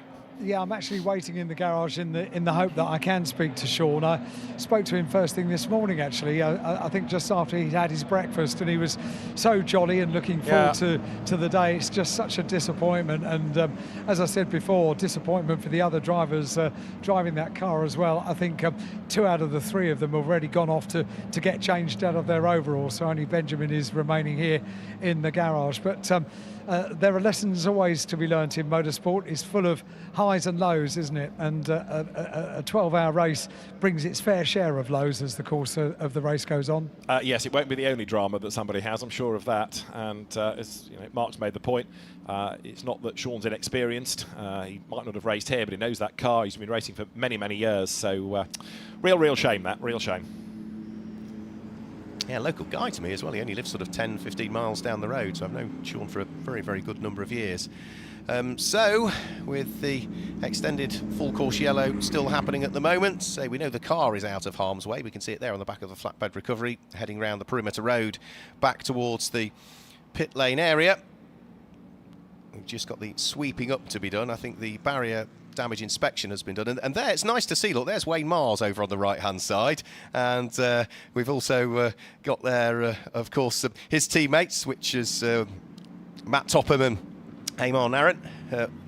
They are frustrated spectators, David, that is absolutely for sure, because that's another car that we lost yesterday as a result of a problem in qualifying for Matt Topham. Didn't look overly frustrated. They were enjoying the sunshine, and you know, a beer is not far away. It's 11:05, so it could be worse. Yes, disappointed they're not in the race, true, but there are worse places to be shipwrecked. Confirmation that these full course yellow and or safety car stops do not count. Medical vehicles arriving back in the pit lane, so Sean Balfe can go and be checked out in the med centre if required, and then go to rejoin the team. And we are currently on lap 29 with the field still, of course, unable to overtake unless the order can shuffle by people pitting. But you then start to debate the relevance of pitting. There might be a question Alan can pose at a team manager or something as the race goes on. Why do you pit under a full course yellow if they don't count? Al, yes, hello.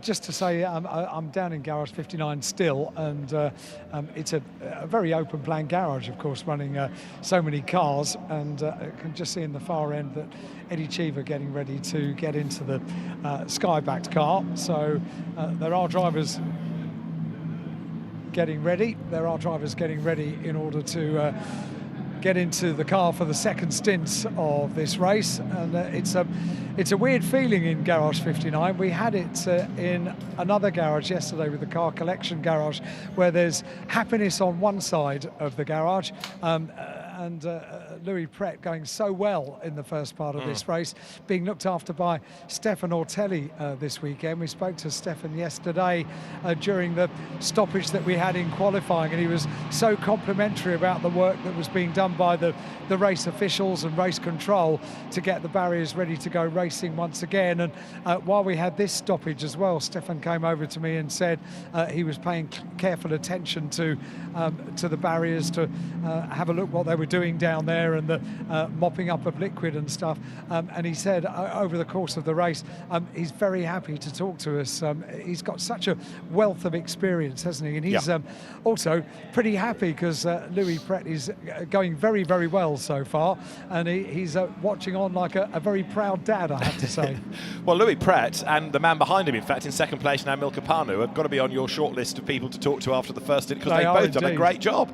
Yeah, really impressive. Absolutely have, and we'll probably get another word with Stefan Ortelli as well before too long goes in this race. But the temperature, by the way, is getting up. Now, down in pit lane, it's quite interesting because we've got these huge garage buildings.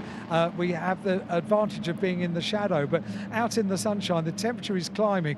It's going to reach a high this afternoon of 27 degrees. That's what it was yesterday. It's in the low 20s at the moment, but it's ever climbing. I don't suppose Garage 59 have an Andrew Kirkcaldy around, do they, that's not busy?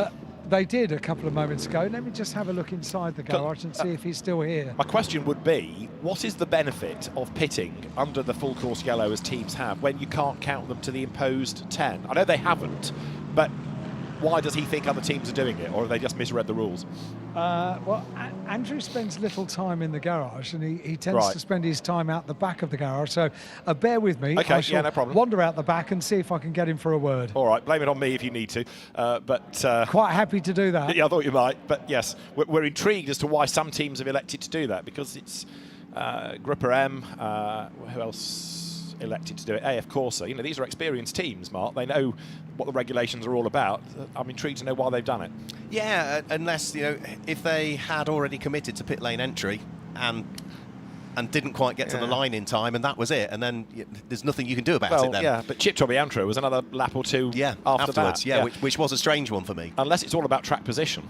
But we do have an incident between car number 7, which is the Herbert Motorsport car of Ralph Bowen, and car number 27, which is the Optimum Motorsport Mark Ratcliffe-driven McLaren. That is being noted at this stage. So whatever happened is going to be looked into, and then if needs be, punishment will be issued in one direction or the other. It looks as though there is a little bit of barrier repair work going on. So where the McLaren clobbered the bottom rail of that 3-layer of Armco barrier, it does look as though that's the area where the attention is being given by the fantastic hard-working marshals and Yas Marina Circuit staff here. So I think most of the sweeping up has been done now, David. The car has certainly been removed. You can see the telltale signs of the tyres. It's just making sure that that barrier is as good as it could possibly be before we get racing back underway. Strange, isn't it? You look at that corner with all the runoff and you think, oh, you know, you make a mistake there, you just run wide and, you know, might lose time. But that's been the part of the circuit. Incident on lap 1 just a little bit further up the road, and now this big incident here that's been the real drama part of the circuit. And unusual to find a car going off onto the inside. The McLaren has been returned to the pit lane, and the rather sorry sight at the front of it is about to be revealed. It's being reversed into the pit lane on the back of the flatbed. I can see it out of our window as you look at number 99 of Maro Engel. That's done, if you like, 1+1 pit stop. As has the car behind him in reality, hasn't it? Which is Lucas Auer, the number 77 car, who was hugely keen to get things underway as soon as the lights went out. Alan, what update from the pit lane? Have you found him? I found Andrew Kirkcaldy. Andrew, a difficult circumstance for any team. Yeah, not great. I mean, it's the first race with Sean, and he was doing a really good job there. I think he just got caught out at turn 1, but yeah, what a shame. Yeah. It was lovely to speak to his engineer, actually, because he reported back the radio messages that Sean was saying. He said he was a bit winded, he felt a bit wobbly, but all he could do was apologise. Yeah, no, he was really apologetic. And just one of those things. But yeah, he's had a really good weekend. You know, he was really quick in qualifying. He's enjoyed the car. Just a shame to end that way. And of course, different stories at different sides of the garage as well, because things are going jolly well over there. Well, it's been a little bit eventful. I mean, we were the first car off with 93 when we got hit by 11. Then that incident, but yeah, Louis leading the race outright, which is great. But it's a race of strategy here, so a lot will play out before we get to the end. So I want to ask you about strategy, and not necessarily your strategy, but strategies of other teams up and down the pit lane. Full course yellow, if you come into the pit lane and take a stop, it's not one of the mandatory stops. What would be the advantage of doing it? Because some of the top teams have done that. Some of it is hard to understand. I don't know why some of them have done it. Whether they're, I don't know, don't quite realise the rules. I don't know. But you know, there were a couple of cars. The Sun Energy car managed to get in because the race director had said it was going to go, and before he said, and it hadn't quite done. Yeah, exactly. So effectively the pit lane's closed from the 20 seconds full course yellow. So they got in, which was you know, smart of them. But yeah, there's you know, different strategy everywhere. You know, obviously the pro cars have a much different strategy to the pro-am cars. Yeah. So it's yeah, interesting. I tell you what, you have to know these regulations inside out, and they're unique to this event, aren't they? Yeah, they are. That's one of the problems when you do GT racing. There's that much of it now that there's different regulations everywhere you go. So yeah, it's quite complicated. Do you pore over the regulations yourself? I'm trying to get the engineers to do that. I have to say though, race control are very, very helpful. I mean, you know, at times, you know, when you're not entirely sure, up there and ask them, and they're very helpful in that regard. Delegation of duty, that's what it's all about, Andrew. Thanks for chatting to us. Thank you. Cheers. Andrew Kirkcaldy down here in Garage 59. Alan, thank you. Stay where you are, because bits of a McLaren are going to be returned to you in a moment as well. The remains of number 59, yeah, they're at the top end of the pit lane. The most recent pit stops that were getting us excited, we had Mauro Engel in, we had Lucas Auer in together, and those pit stops confirmed do not count. So race control have said no. They had started after the full course yellow period had begun. So 77 was the team of 77 were asking. They've been told no, doesn't count. We're still under full course yellow, and the expectation, very definitely, with the length of this full course yellow period, is that we will go safety car. This full course yellow was called at 10:52, and we're now at 11:15, aren't we? So that gives you an idea, Mark, of the length of this full course yellow period, and therefore with all the tyre temperature having gone, they need 3, 4, maybe even more laps to get things back up to temperature before they're allowed to go. Yeah, sensible decision, isn't it? Yeah, just to allow them those few laps at a higher speed to then get things back underway once more. It's not just tyre temp, it's brake temp as well, because when you're cruising around at the kind of speeds that they're heading around at, there's no real need at many of the corners to press the brake, and if you do, it's only a light touch, so you'll have 0 brake temperature as well. The one good thing is it's still a warm ambient condition, so once you get the cars circulating at safety car pace, which is what we are doing now, bang on cue, so we go safety car, which means that the cars can now travel around until they catch the safety car. The safety car will also increase its pace as much as it possibly can, and this is the opportunity for them to rebuild tyre temperature, rebuild brake temperature, and then at some point, hopefully another couple of laps, once the crocodile is fully formed, we'll get the race back underway with around about 10 3/4 hours just under remaining, one would have thought. We'll be talking about the order overall. In the classes, Pro-Am is being led currently by Louis Pret in McLaren 88. Second in Pro-Am, Stephen Grove, now at the wheel of Porsche number 4. And third in Pro-Am, Mark Radcliffe, who was over with us in 27 McLaren. In Am, it is number 2, the inspired Milka Panu, ahead of number 7 Porsche of Ralph Bowen. And the third Am is 61 Ferrari of Miguel Ramos. In Pro, it is now 46 Dries Van Thor, ahead of 14 Maxi Goetz, and third in Pro is 32 BMW Sheldon van der Linde. That, of course, after Mauro Engel's second, in quotes, stop, but that doesn't count as one of the 10 imposed. And as far as IGTC is concerned, the leading point scorer is Ralph Bowen for Herbert, ahead of Stephen Grove for Grove, and Chris Froggatt, third in IGTC currently for Sky Tempesta / Garage 59.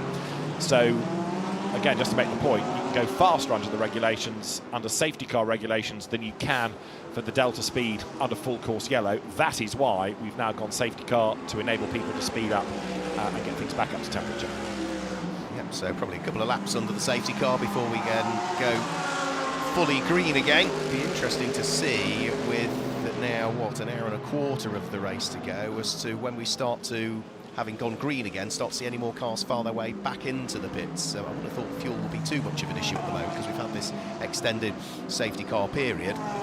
And of course, it may well be that a few of the teams now, if they're back in traffic again, because the train is fully formed, it's not so it's been full course yellow all of the time. We've now got back to being safety car, which means the whole pack is going to be bunched back up once more, as to any of the other teams then think we might be compromised here because we're in traffic. Once we go green, let's get back in the pits again, get one of the pit stops out of the way and get ourselves back into some clear traffic. Simply don't know.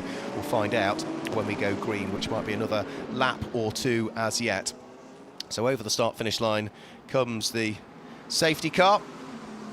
First time we've seen the safety car out at this Lenovo Gulf 12 Hours 2023, and 13th edition of the running of the race. It's the 12th here at Yas Marina, because we did have, during COVID and lockdown, the 12-hour race that took place at Bahrain, and the focus on 2024 for the Gulf 12 Hours will be to switch back to Pro-Am. It's not part of the Intercontinental GT Challenge next year, and it may possibly, we don't know as yet, but may possibly return back to being a two-part race rather than a flat-out 12-hour race, two-part race of some description. Yeah, which is an interesting way of doing it.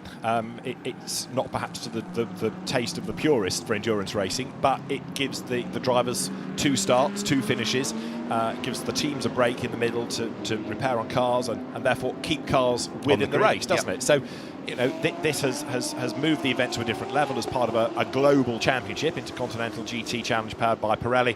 But yeah, go back to the earlier days of the event where you had many more categories of car and a different format of racing, and it was popular that way. Safety car will be in this lap, so we're going to go back racing at the end of lap number 33. Yeah, and you make a valid point there. We had different categories of racing. This is the first year ever. Yes, we've got Am and we've got Pro-Am and we've got Pro, but it's the first time ever we've had nothing but GT3 specification cars. In the past, it might have been prototypes, it might have been Cup class cars, whether it be Lamborghini Super Trofeos or Ferrari Challenge cars or 911 Cup cars, and then GT4s, but it's the first time ever we've had an exclusive GT3 race. And I think the other thing that the old version of the Gulf 12 Hours, with that 2-hour gap in the middle where the cars weren't under Parc Fermé, so they could be worked on, it attracted some of the manufacturers where they were launching new models to bring them out into a competitive environment and test them. So the likes of Aston Martin, when they released the new Vantage, the likes of McLaren, when they released the new 720S, they made their race debuts here at the Gulf 12 Hour,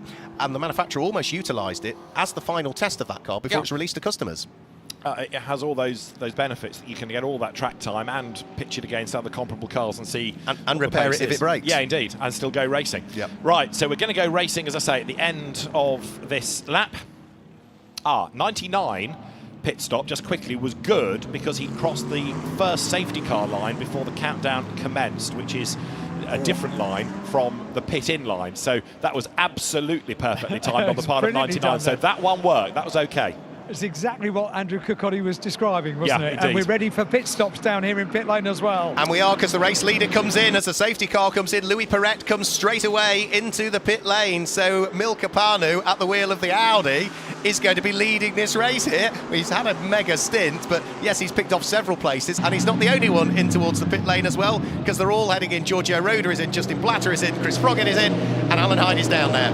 I'd really like to have a chat to Louis Perret after that stint, because that was super work. He makes his way over to behind the white line so that the fuel can start to go in on the 88 car. And right next to it, just behind it, is the 93 car. The Sky car just opens its door now, just standing on tiptoes, and the fuel continues to glug in. The final few drops in the 88 car, and that's when they can put scrub rubber in place. The number 3 Mercedes comes in as well. It's a busy time as soon as the safety cars come in. I think we've got 4 cars down in pit lane having their pit stop now. The tyres standing by for the 88 car, little tyre stands, and they go over to the left-hand side of the car, and all of the wheels now in place. Straps being pulled down for the driver change, and the netting going up at the side of the driver. Door closed on the left-hand side. That's where the driver sits. Door closed on the right-hand side as well. The tyres are on, the engine fired up. The car dropped down off the jacks, and off goes the 88 car. Lights up the tyres, so back down pit lane. Right, so that was the race-leading McLaren. And we've got number 7 being investigated for a full course yellow infringement. That's Ralph Bones Porsche, the Hairbet car, the black Porsche. So 99 back in as well, 77 back in. So third pit stop for 99, but only the second for 77, if you're still with me now. Yes, because, we saw Maranello just in before the countdown started, whereas Lucas Auer was just afterwards. So, but for 99, that really now potentially opens up the strategy, doesn't it, for the 99 car? Because they've already ticked, not quite, but almost a third of their imposed pit stops off, and they've done it in the first hour and 20 minutes. Yeah, indeed. Yeah. Big off there. That's the Grove Porsche down at turn 1. That's down to cold tyres, and Stephen Grove's out of the race with a lot of damage. It's another car off at, I think, turn 1, but he's done the front of the car. It seemed to swap ends as it went round the corner into the barrier, and Stephen Grove then is out of the race. Yellow flag at turn 1, but I fear another interruption is coming. This, I'm afraid, safety cars breed safety cars and all that is one of the perils of a long full course yellow period. Yes, everything comes back up to temperature, but it's not quite like having 5, 10, 15 laps of racing warmth, and if people try a little bit too hard too soon, this is sometimes what can happen, and it can bite. So again, now the teams have got to make a decision. Are we going to jump back in, get another imposed pit stop out of the way before that full course yellow is called, if indeed that's what's happening? Full course yellow in 10 seconds, so we're going again, everybody. Another yellow is on the way, but I don't think anybody can jump in this time because their track position doesn't allow it. Absolutely, I was just about to say exactly the same. Yeah, they're not in the right place of the circuit to be able to dive in before the countdown started, so we go back to full course yellow once more. Enormous frustration, and well, you can see still lots of debris again to sort out, and a very damaged car again there. Alan, news from the pit lane? Yeah, fresh out of the 88 car is Louis Pret with a great opening stint of the race. Things were clearly feeling really good. Yeah, the opening stint, to be honest, was really good. The plan was to build a gap at the beginning of the race, and unfortunately the safety car arrived 5 minutes before we were supposed to pit, which threw a bit everything off, but the car felt really good. I mean, since qualifying yesterday, I think we have a really good car. And I mean, the race is long, so only 1 hour in. It is only 1 hour. However, everything is built on foundations, and that's great foundations for the race. Yeah, now Marvin is in the car, but unfortunately I think this four-course yellow, and I think the safety car is going to be quite long again. So I don't think that was a right call for us to put Marvin in, but it's once again long, and a lot of things can happen like this again. Strategy is never easy, is it? No, but we're not expecting a safety car on a safety car 1 lap later, so I mean, it's racing. Okay, Louis, well done. Many congratulations. So final question. Yeah. I'm thinking back to this time yesterday. Was the 88 car the one that had a bit of a trouble with the transmission, with the gears? Yeah, exactly. And that was all resolved? Yeah, I mean, the team managed to find the issue straight away. They changed the pieces they were supposed to, and the car has been feeling good since then. So, fingers, it stays like this. Really good news, Louis. Thank you very much indeed. Louis Pret, I think we're going to have a look back at the incident now that has caused the full course yellow.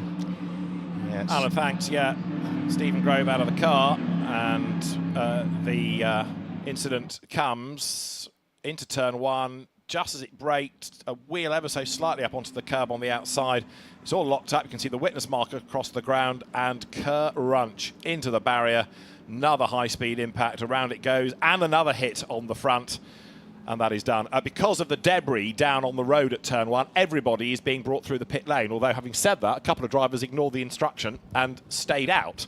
But the field being brought through the pit lane. As I say, a couple of cars ignored that and did stay out on the circuit. So I expect penalties to come. And there's another one that's not... oh, yes, no, they are getting the message now. So the pit lane being used so they don't have to drive through the debris and the bodywork down at turn 1. Good call from race control, that. Alan? No, it must just be ambience in the background. What I did spot is that the point at which Stephen Grove hit the barriers there, it was a similar-ish point where Stefano Constantini hit the barriers yesterday. And by that I mean is where you get the overlap of the barrier, where you get that little gap. So they're painted orange, aren't they? So that's the overlaps where either vehicles can be pushed through or marshals can get through. And again, it was right where the initial impact was made, was right on one of those overlaps of the barriers. So it will have caused, without question, some damage to the circuit furniture once more. There we can still see bits of Porsche stricken onto the circuit. That's, I fear, another car that's going to be out for the rest of the race now as well, with the damage that's been inflicted on that one. It was largely frontal damage, wasn't it, on that car, rather than yesterday where we had rear and front damage to the other car. This time yesterday, we were all saying how well the Porsches had been going up until this point, and unfortunately, what we've seen since we said that is Porsches getting damaged, which is never nice to see. No, it's a big, big shame, isn't it? And again, it deprives you of seeing quick drivers because we've been getting excited about the potential of Richie Stanaway, and we're not going to see that. Just going back, Alan, to something Louis Pret said to you about maybe it wasn't the right strategy in hindsight to put Marvin Kirchhofer into the car. Of course, what that means is, in a sense, you're kind of wasting your fastest driver because he's not being allowed to go flat out because he's you're now under... being restrained, yeah. Absolutely. So really, this is where you want to keep a slow driver in with respect and keep your gun for when it's green flag conditions. But you never know, do you? I mean, you have no idea what is literally around the corner. No, indeed. Indeed. So Stephen Grove stands and looks at the damage, and again, the easy bit is moving the car. The next tough bit is the debris, but the real pain here is the barrier damage again. Yeah, it looked as though it was in a not a fully upright position. I'd be wrong to say that, but it was probably not as badly damaged as the barriers from last night. That is absolutely for sure, and maybe a little bit of work by one of the telehandlers or one of the JCBs to move them into a more upright position. It seemed to be the second row of barrier that had a sort of a slightly larger dint in it. The safety car is now just starting to wave through some of the cars that are behind it to ensure that it has the race leader behind it, and it will be the Audi of Milka Panu that leads the race at this stage. So we've got an AM-class car leading the way at this stage, but Milka, of course, is one of a few drivers that has not as yet pitted. It does mean that up to second in the race now, in theory, comes with that flurry of activity that we have had. Is that Dries van Tor now that will come up into second place, and Maxi Goertz will move up into third place. So it'll be Audi, BMW, Mercedes. I've got the 88 car into pit lane as well. You have. And again, is that to do a driver change and do what I was just suggesting? Put the slower driver in. I do wonder if that's yes. what I think it is, because Marvin Kirchhofer has got out, hasn't he? Yeah, I've only just arrived in time, and it leaves pit lane now, so a very, very quick stop to rectify the strategy, if you like. Yeah, they can't count the pit stop, but what they can do is stop wasting, if you like, quick lap time, and they might be doing the same thing at 93 because there's another driver there on his toes. Exactly what they're doing. Exactly what they're doing. Alexander West has taken over from Marvin Kirchhofer, who did what, 2 laps? Yeah. And I was also about to say that the last pit stop for 99, Mauro Engel, was a slowish one because they had a loose left rear wheel and they had to reseat it and get the guns back out and attend to it. So that's why that lost some time. And this could be really clever strategy here from Garage 59, because even at this stage, all of the cars are having to pass through the pit lane. The safety car is bringing them through that part of the circuit, probably slower than any other part of the circuit that would need to do. So by coming in and changing your driver as quickly as possible, you're probably losing even less time because of the safety car coming through the pit lane at an even more reduced speed. Yeah, indeed. I mean, as we keep making the point, you're still going to do your regulation 10 stop. Yeah. But yes, you know, Alexander West isn't going to be as quick as Marvin Kirchhofer, so, you know, with all due deference to Alexander, and I think from a team point of view, he'd accept this. Let's get you used now and keep Marvin for as much of the race as we can under green. Al? I've got a new best friend in Stefan Ortelli, because he just came over to me and he said, are you aware of why we did that stop? And I said, I think so, yeah. And then he explained exactly what I say we, I had nothing to do with it, what you just explained, and we have got it right. So Stefan is our sort of our teacher, if you like. It's really nice to have a professor on board. Official commentary advisor. Yeah, yes. I think so. Commentary standards advisor, yes. It's gratifying to know we're getting it right anyway, yes. It is, yeah, and he's a great guy. Absolutely. Spa 24 winner, Le Mans winner, Porsche Super Cup champion, Blancpain Endurance champion, multiple GT race winner, Sepang 12 Hours. I mean, the list goes on and on and on. Right, so we're back under full course yellow. Here's one that we prepared earlier. You know the drill by now. They go round and round and round under slower speeds whilst everything is repaired. Safety car is out, but we're not under safety car conditions. Now, part of this, I think, is to try and encourage people to get the message about coming through the pit lane and to also come through the pit lane at a safe pace, especially if other people are serving pit stops.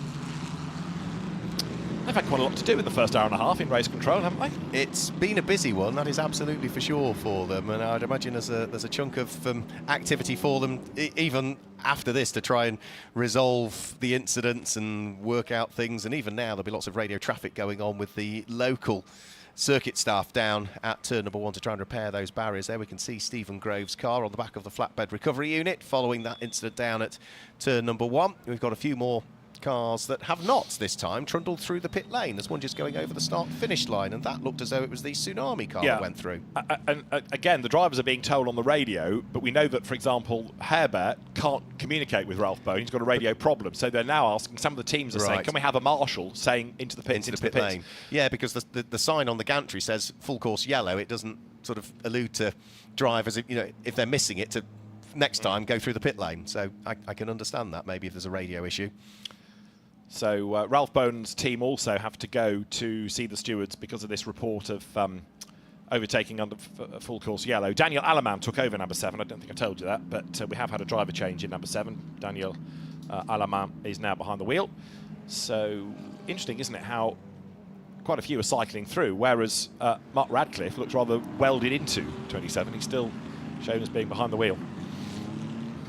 So now, yes, the track is blocked at turn 16. There are 2 course vehicles that have blocked the road to make sure that people get the message and come down the pit lane. So Kenny Havoula's got the message, and Antares Au, number 33, was it still him at the wheel? Hadn't got the message, and then saw the track blocked and swerved and comes in. Yes, it is Antares Au still at the wheel. The next Porsche is going to be the Dustin Blattner.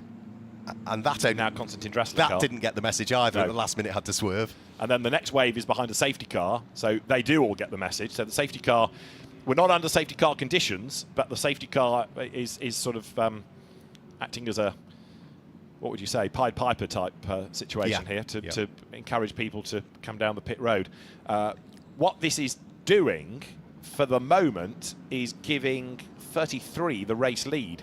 So when we do go safety car, bearing in mind that the car behind the safety car is in second place, when we do go safety car, it's going to take a bit of unravelling to get the right car in the right place. In theory, what should happen is that when we go safety car, the lights would go to green, and that would allow through the cars that are not required.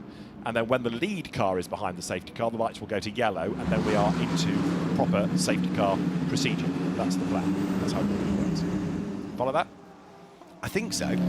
Right, green lights on mean you can overtake the safety car, so everybody goes past, and when the car behind the safety car is the race leader, then you put the yellow lights on, and we're safety car conditions. Yeah, I do get you.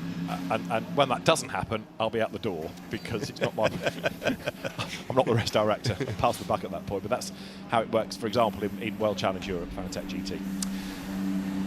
But don't forget that while we're looking at these pictures and looking at the track from on high, in race control, they're looking at a bank of monitors and trying to run the race and make sure that regulations are being adhered to and that the barrier is being repaired and getting an idea of for example, how to keep the race going. And here's an example of it by using the pit lane as part of the racetrack.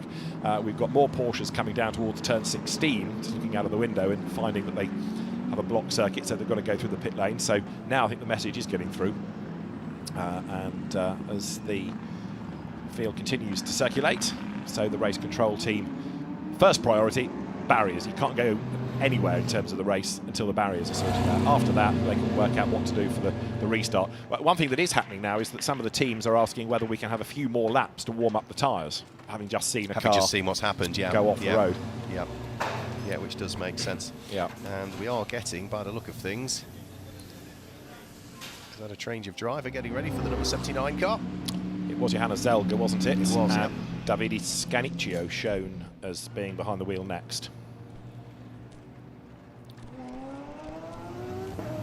It's usually on pit lane exit where that name would change, so I wonder if he'd already jumped in on a previous stop, had he? He had, and the transponder hadn't updated, so that's been done manually. The team have told timekeeping, and so it's been able to be corrected from race control building.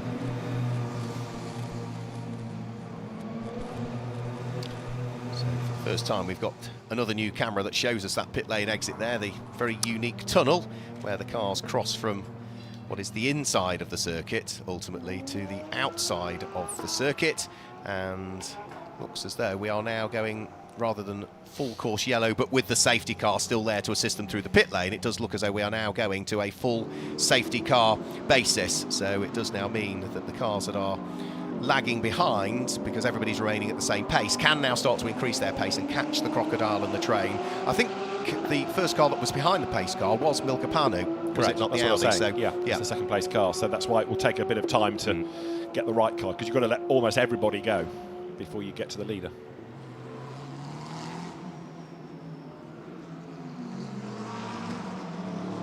Now we understand we're looking at something like 15 to 20 minutes yet of barrier repair.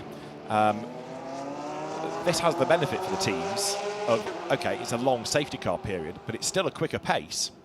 And they can run at the safety car because you're not actually going past the marshals, are you? Because they are on a part of the racetrack that's not being used. So track is being swept, but it's that barrier work that's going to take another 15 minutes or so. You forget, really, don't you, the speed of these cars and the weight of these cars. So when they hit a barrier, you know about it. Yeah, and unfortunately, that point where that car hit the barrier, that's not an incident you would expect to see. It's a very unusual place for that car to have come off. So you can see already that middle section, I did say it was the middle part of the barrier that seemed to have suffered the most. And you can see just how much it has affected the barrier. The bottom section of it now also taken off. Looks as though the top rail is reasonably intact, so I suspect they will leave the top rail there and just replace the two bottom sections. But already you can see those two sections of Armco are removed. They'll be looking and inspecting the posts behind, which are also showing signs of some slight damage, but not much. Not too much. So as long as the posts that support the Armco barrier behind are in a pretty much vertical position, they should be able to simply replace the two end posts of the bottom two sections of crash barrier there. But as ever, they'll be working as hard as possible to try and rectify that. This is, of course, on top of the work that they had to do last night following the off in qualifying from Stefano Constantini, who put the Car Collection Motorsport Porsche heavily into the wall, and the barriers on the exit of turn number 3 and up towards turn number 4, that put that car out instantly for the weekend. Such was the damage that was incurred on the car, and the barriers didn't come off too well either. So that was a long, 50-minute delay over the course of qualifying last night. That was only the second of 4 aspects of qualifying when that happened last night as well. And in qualifying, we also lost the 76 Motorsport Mercedes, Matt Topham, losing control of that car into one of the braking areas for the corners and putting the car nose into the barriers. And again, barriers came off not too badly on that occasion, but it did mean that the chassis was damaged on the car. And whilst 76 worked tirelessly hard overnight to try and source another Mercedes AMG GT3 car in the Middle East, there aren't that many of them, so they did struggle, and ultimately then have not also been able to start the race. Alan, are you down there in the pit lane? Have you found somebody else to chat to? Possibly, but I think before that we're going to get another quick replay of the incident as well that brought about this, first of all, full course yellow. So in towards the braking area comes Stephen Grove. Rear tyres just onto the curb line. He loses the tail end of the Porsche, and from there there's no getting it back heavily into the barriers. And because of the overlap of the barrier, there was a second lighter impact as the car continues to rotate round and dissipate its energy, which is not a bad thing that the car kept spinning round afterwards, because that slowly dissipates the kinetic energy. But yeah, what will be, I'm sure, permanent damage for the remainder of this Lenovo Gulf 12 hour to that Grove Racing Porsche. All the debris strewn around the circuit and lots of sweeping up to be done. Quite interesting, Mark, that I was standing with Marvin Kirchhofer and we were watching that on the big screen on the replay. That was nasty, wasn't it? Yeah, it's been a big impact for him. I hope he's all right. Yeah, it was one of the shortest stints for me. Just got in the car, got out, and I saw the debris, and I was quite worried for the guy, so hopefully he's okay. I was going to say, my interview with you was going to be about the shortest stint in history. That's difficult for a driver because you've got yourself at the pitch that you need to be, and then come back in, you're getting out the car. Yeah, definitely. I would have preferred to stay a bit longer in the car, but now I hand it over to Alex, so he will hopefully have not too much time on the full course yellow and safety car and get actually some racing in. It's a nice compliment though, isn't it? You're a quick driver and they want you in when the car can go quick. Oh, definitely. I appreciate it, and I think yesterday we proved we've been very quick in qualifying, so I hope we can transform that today into a good race result. Marvin, it's an unusual race, this event at Yas Marina, because it never pans out in exactly the same way. Every year is different. Yeah, I love this race, to be honest. I mean, it leaves you with so many strategy opportunities and options, so it's really cool. It's very interesting. I enjoyed it a lot. Plus, I mean, being in Abu Dhabi in December is a good thing too. So I tell you what, it's not just the drivers, it's the teams, it's everybody. It's a feel-good event, isn't it? Yeah, absolutely. We've got the sunshine, we've got everything. So, Marvin, you don't really know when you're going to get back in the car, do you? No, not really. I mean, hopefully we get a bit more green flag running, and well, definitely at some point I'll be back. I think this is going to be fairly lengthy because they've got barriers to repair for obvious reasons. Yeah, it looked like a very big impact. So yeah, once again, I just hope the driver's all right. Thanks for chatting to us, Marvin. Thank you very much indeed. There we go. Possibly up for grabs as being one of the shortest stints in history, but he's still got a smile on his face and still thinking, making sure that the driver involved is okay. Yeah, absolutely. That's the main thing, that Stephen Grove walked away from the incident, as all have our drivers over the course of this running of the Lenovo Gulf 12 hours.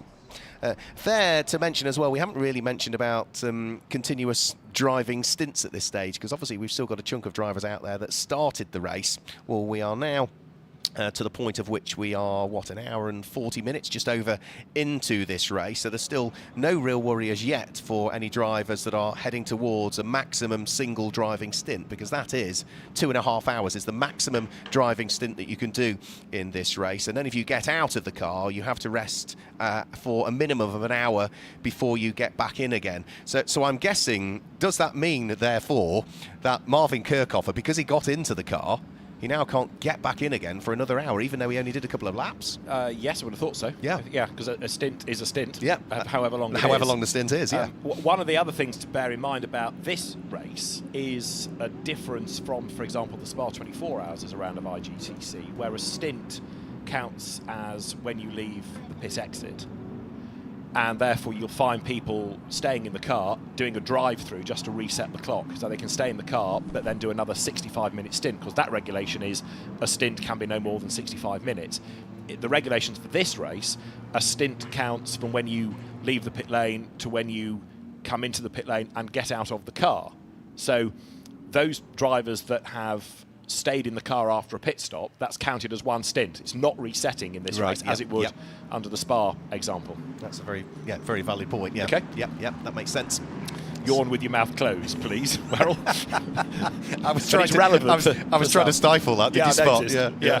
It's the fact you went a funny colour. But again, Alan made the point to Andrew Kirkcaldy about how you've got to know these regulations inside out, because every race has a quirk, and you get blasé, you think, well, it worked here, so it'll be the same, but it's not always a carbon copy. No, we've seen some very experienced GT teams over the years fall foul of a regulation because they've dropped into a championship they've not dropped into before, and all of a sudden you assume it's the same, and well, we know what all, if you assume, we know what that makes. Absolutely true. Yeah, and they are all very different, and the regulations are things you can't just scan them and breeze through them. The regulations for Intercontinental GT Challenge Pal Piperelli, the regulations for the Lenovo Gulf 12 hours, it's not half a dozen pages, it's 40, 50, 60, 70 pages long. Absolutely, and it's everything from the start procedure when the car's got to be down off the jacks, which time board, what you do in a pit stop, how the pit stop works, as we know now, the stint times, when a pit stop counts, where that line is between it being okay or not, and it's not the pit in line, it's the safety car line, which is a different line from pit in, and the top teams will know these inside out, and that's where you win races. Or perhaps looking at the other way, it's where you lose races if you misread a regulation or get blasé and make that assumption. Looks as though they're doing a very good job of already getting the new 2 lengths of Armco barrier into position. They'll then need to make sure that they're all bolted into place. It does look as though they're also potentially bringing maybe some other safety equipment to position in front of them. Piece of concrete hanging off the back of the JCB. I'm not quite sure where that's going, but you can see, already the new bits of barrier are in there. It looks as though they then just need to make sure that they are as vertical as they could possibly be. Any remaining sweeping up is done, and we're not too far away, I wouldn't have thought. The barrier repairs last night, there was an estimated repair which slipped back. Looking at where they are now, I think the estimate that we've got is probably not far away. No, it's looking pretty good, isn't it, in that respect? Possibly it wasn't quite as hard a hit because it was done with the front, not the back of the car like last night's was, so you haven't got the weight of the engine. But even so, it was a hard hit. It was a hard hit, but I think it was more of a... It wasn't. It was more of an acute angle that it hit this time through, wasn't it? Rather than it be absolutely head on into the barriers, or rear on into the barriers as it was last night. So let's just run you down through the order then whilst we remain under safety car. The car that leads the race is the number 2 Haas RT Audi of Milka Panu, who started behind the wheel of that car and has clambered his way through the order from what was 19th on the grid, but hasn't pitted yet. He's one of a few cars that have not as yet pitted. So Audi leads, and that is the leading AM class car as well. Second in the race is the number 46 Team WRT car in the hands of Dries van Tor. That's ticked off 1 of its 10 imposed pit stops so far, and it leads the Pro category at this stage. Third is number 14, the Mercedes AMG 2Cs car of Maxi Goetz. That's another car that has also ticked off 1 of its 10 imposed pit stops, and both of those cars in second and third, the BMW and the Mercedes, running the Intercontinental GT Challenge powered by Pirelli. Fourth in the race is number 32. That is going to be the second of the Team WRT BMWs in the hands of the South African Sheldon van der Linde, and fifth at the moment is car number 61 AF Corsa and Miguel Ramos in the Ferrari. That car is second in the AM category. Sixth is number 7 Herbert Motorsport Daniel Aleman at the wheel of the Porsche. That car runs third in the AM category, and as we head to 7th now, that is the car that leads Pro-Am at this stage. Car number 27, Optimum Motorsport, Mark Radcliffe, who also started behind the wheel of the car and hasn't pitted as yet, is running there in 7th place and leads Pro-Am. 8th place is number 88, Garage 59, Alexander West, having just jumped into the car. That's the car that's second in Pro-Am. And 9th is the car that completes the Pro-Am podium in the early stages of this one. It's number 75, Sun Energy 1, and the Australian Kenny Harble that's behind the wheel. And just to give you the top 10 at this stage, it's car number 21, which is the Car Collection Motorsport Porsche that's now in the hands of Konstantin Drezler. And that is another car that circulates in the amateur category. So those are the cars that are inside the top 10. We, before the race, had lost the number 76 Mercedes and the number 12 Porsche, and in this race it certainly looks as though we have now lost the number 59 McLaren and the number 4 Porsche, I'm afraid, as well. Yes, with that huge damage just done. One thing, of course, that the current situation is doing is rather scuppering anybody's chances of staying on top of how many pit stops cars have made, because every time somebody comes through the pit lane, of course, it triggers another pit stop. So we reckon number 99 has done 3, and the BMWs, I think, 1 apiece. I need to double check, but right now safety car conditions remain because of the barrier damage. The road is clear, the Porsche, or what's left of it, taken away, but we just need the barriers to be safe, and then we can sort the order out and be good to go. But although 46 has made fewer pit stops than number 99, it has now jumped way ahead of it to second overall, whereas 99, now with Mikael Grenier behind the wheel, is running in 22nd spot, effectively in last place, but it served more pit stops. Who did we put into 93, by the way? That went the way of Jonathan Hui, did it not, after the most recent stops? Yes, it did, yes. And Milka Panu is still in the car from the start. Alan? No. Yeah, yes, I was going to say, it's a very unusual situation with the live timing screen. As you say, David, every time they come through the pit lane, they rack up another pit stop, essentially. So I'm going to hope or guess that the timing people will update this to delete the laps that they've come into pit lane just as a course of completing a lap, because the 88 car has now completed 9 pit stops, and this is going to be tricky to run, isn't it? Yes, I mean, the teams will be on top of it, and they'll know what they're doing, and they'll probably be monitoring their opposition. But it just makes it harder for Mark and I, because we're trying to, watch different things and not necessarily looking at cars go over the line. Yeah, exactly. However, the safety car will now use the start line, so the drive through the pit lane is a thing of the past. So it starts to make life a bit easier, at least. There was an unusual moment actually on that previous go through the pit lane, because the 79 Porsche, the Tsunami Porsche, pulled into the cold pit lane just to rejoin at the very tail of the field. So 79 Porsche just dropped back a couple of places, went very, very slowly to allow the other 2 cars to go through, and then slotted in right at the back. Right, okay. We've still got a few cars that haven't had driver changes, even though they've done pit stops. Did we keep Dustin Blattner in 21? No, Konstantin Drezler took that one over. And 26, Omar Jackson has stayed behind the wheel of. We've still got Mark Radcliffe, haven't we, in 27. Antares Au in 33. Did he morph into somebody else? No, still showing us him at the moment. Yeah, Sheldon van der Linde, likewise. Dries van Tor, likewise. And it is 151, Alex Fox, the pseudonym Alex Fox that is behind the wheel. So we've had a bit of a shuffle around. I think the most drivers thus far, 88, because they've used all 3, even if it was only briefly, for obvious reasons, in the case of Marvin Kirchhofer. Miguel Ramos has come into the pit lane at the wheel of the 5th place Ferrari that time through, and is looking as though they are in the process of servicing that car. So, okay, interesting. That's an interesting one. Yeah, I mean, that's right the way down at the very end of the pit lane towards pit lane exit end, so difficult to see with the naked eye as to what's going on, but it does look as though there may well be a driver change going on in that car. So yeah, absolutely, driver change taking place, but it's not going to count towards their 10 imposed pit stops they need to tick off because we are under safety car. Unless they sit there for 5 minutes, because a safety car lap is 4 minutes and 17 seconds. So arguably not going to use, too much really. You could roll the dice. Yeah, and tick one off. Yeah.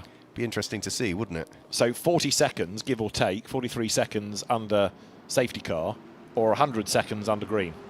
Yeah. Yeah, take your pick. Yeah. Okay. I love GT racing. but we know which one it is because the car's already leaving the pit lane. Exactly, it's not served the full 5 minutes. Alan, yes. Incidentally, for Valentino Rossi fans that are watching this race around the world, he's been sitting in the garage watching the race from the first lap. He's now got his helmet on and I think gloves on as well. So I think we are very soon about to see Valet at the wheel of the 46 car. Right, and that's going to be fascinating, isn't it? So a welcome return to the Gulf 12 Hours. He was meant to be here, wasn't he, for the January race last year, but for myriad reasons couldn't attend. So the good news was the car stayed in the entry list, a scramble of drivers, but it did race. Yes, as you say, he's ready to go. So it's a real shame that we've had these lengthy interruptions, but also, of course, that we've lost significant cars. Yeah, such a shame, isn't it? Yeah, it was so unfortunate that we lost 2 during the qualifying session, and now we're not even 2 hours into the 13th running of the Gulf 12 Hours. 12th edition of it here at Yas Marina, the Lenovo Gulf 12 Hours this year. We've already lost another 2. The Grove Racing Porsche, we assume out based on the size of the impact, and without question the Garage 59 is out, because when you see all of the drivers disappearing off to remove their overalls, the message got through to that team very quickly based on the footage they saw when the car went off of Sean Balfe. Now more Porsches for the pits, 33 and 21 both in, and again bearing in mind that you can't count these stops, they're taking on fuel for 33. This is Antares Zhao. Now bearing in mind he's been behind the wheel of that car since the start of the race. It was a splash and dash for 21, so that of Konstantin Dresler rejoins, just a top up of fuel, but 33 is for the moment still there.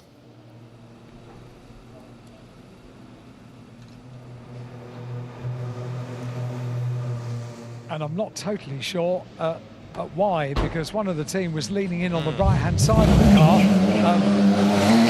Driving position on the left. They're happy with it now. They closed the door on the right-hand side of the car and sent him on his way. So something, I reckon, was probably not quite right inside the car. I wonder whether it's something electrical that may have been the reason that it slowed on the first lap. Yeah, as well. Yes. But again, that's one to research once Antares Zhao bails from the car, and you might find some of these cars coming back in anyway in a moment, Alan, because the safety car will be in this lap. Now, we have got the Audi behind now, so we have got the race leading car behind the safety car. Other pit stops have shuffled the order again, so the order has kind of become the right one, and on track it's going to be, assuming they stay out, Milka Panu versus Dries van Thorp versus Maxi Goetz for the lead of the race, and we will go back to racing this time at the end of lap number 43. And that's when we'll see Valentino Rossi getting into the 46 car, because the team are scrambled. Right, so you'll have a flurry of pit stops to confuse the order even further, and those that are in clear air will press on. Yes, we've got, I can see 2 Cs ready. I think Ferrari squads are ready. Yeah, there's a whole hive of activity up and down the pit lane. And so with 10 hours and 6 minutes to go, we are almost set for a green flag. Yeah, and what is Milcopano going to do? Is he going to crack on? He can still remain behind the wheel of the car for about another 35 minutes yet before he got to maximum stint time. But how much fuel has the Audi got still in its tanks? Will it get there? We have had good chunks behind full course caution and safety cars, so fuel shouldn't be too much of a worry for them at the moment. So we get the race back underway, and Milcopano does dive for the pit lane. So the lead Audi in the hands of Milcopano dives for the pit lane. So that should now, in theory, once he gets over the start-finish line, put Dries van Tor back into the lead of the race. Remember, Dries was one of those first to pit because the number 46 car came into the pits at the end of lap number 1. But he's in the pits as well, as Alan was telling us, for Valentino Rossi to take over. You've also got Sheldon van der Linde in, you've got Maxi Goetz in. So that is going to give you Daniel Aleman, number 7 Porsche, as the race leader now from Mark Radcliffe, 27 McLaren in second place, because they were the leading cars that stayed out. So another big shuffle will occur once again on this restart lap, and Valentino Rossi set to jump on board number 46. So driver out, fuel in, next driver in, tyres change. Somebody else with his elbows out is Kenny Habul, number 75 Mercedes, trying to get up on the inside line, which he succeeds in so doing at turn 5. Manuela Gosner, after a very long first stint in 73 Mercedes, is another one that has pitted. 77, the Gruppa M Mercedes then of Frankie Bird took over from Lucas Auer. That car comes down to the chicane, still trying to gain ground. He's down in 20th spot, and number 7. So Daniel Aleman at the wheel, taking over from Ralph Byrne. He's got a penalty and drama as Mark Radcliffe gets turned around by Alexander West then. The two McLarens have come to grief at turn 6. And Alexander West is trying to rejoin. Mark Radcliffe is trying to get the car fired up as well. They do get away, but that was all a bit clumsy. Mark Radcliffe rejoins. Alexander West gets going again. That'll get looked at for sure.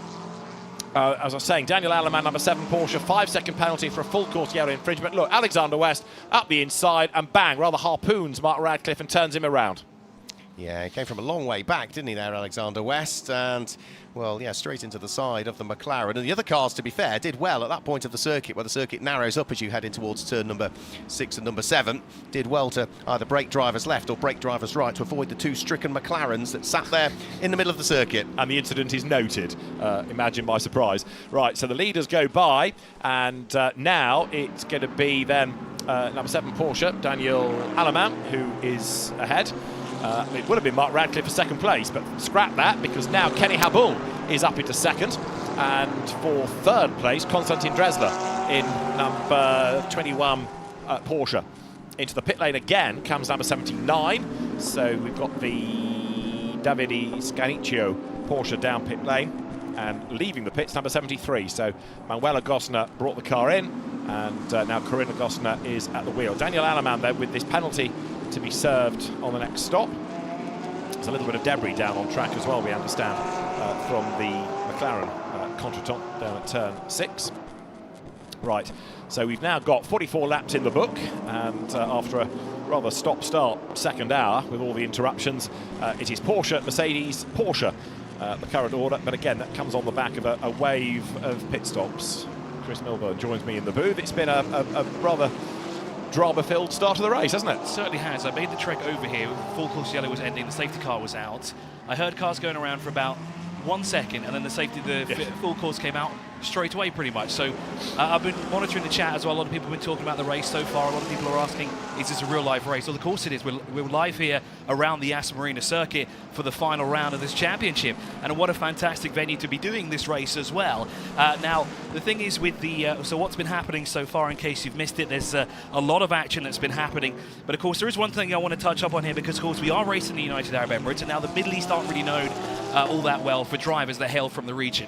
Now, we don't actually have any drivers hailing from the United Arab Emirates here, but we do have a single team entrant that is here, and they're the Racing One team, who I'm closely monitoring. They're down in 13th at the moment. Omar Jackson currently behind the wheel, sharing driving duties with Axel Jeffries, Zayman Jaffa, and Ramez Azam, who are all based right here in the United Arab Emirates, which is fantastic to see some support from the UAE. And I think Alan's got some insight for us down in the pit lane. Yeah, because he's been on my list to interview since the start of the race, pretty much. Mika Panu has just had a superb stint. Well done. Yeah, thank you. Race here in the Intercontinental GT World Challenge, and well, I think that this is my chance to show what my pace can be. And even if we struggled with the car setup on the free practice sessions, we were 3 to 4 seconds off pace. We did great setup changes so that we could keep up that kind of pace. Say the sole Audi on the grid, and you really do uphold the honours in the first part of this race. Yeah. Were you expecting it this morning when you arrived here at the circuit? Well, let's just say 1.5 years ago when I got my racing license, I never expected to be on this level so fast, but let's see. I will develop. 1.5 years ago you got your race license? Yeah. Wow. Did you possibly think that within 1.5 years you'd be racing at Yas Marina? Well, I was hoping that I can do good in Finnish racing circuits, but no, I'm up here already. It's a bit warmer here, isn't it, than Finland at this time of the year? Yeah, I think it's minus 15 degrees Celsius. Wow. And was there never the option of being a rally driver? Most Finnish drivers seem to go that route, don't they? Well, I used to have a drifting car for 4 years, and well, I loved that sport, but my car was broken all the time, so this is more reliable to have a GT3 car. Much more reliable, and a fantastic stint, Mika. Thank you very much. Well done. Thank you.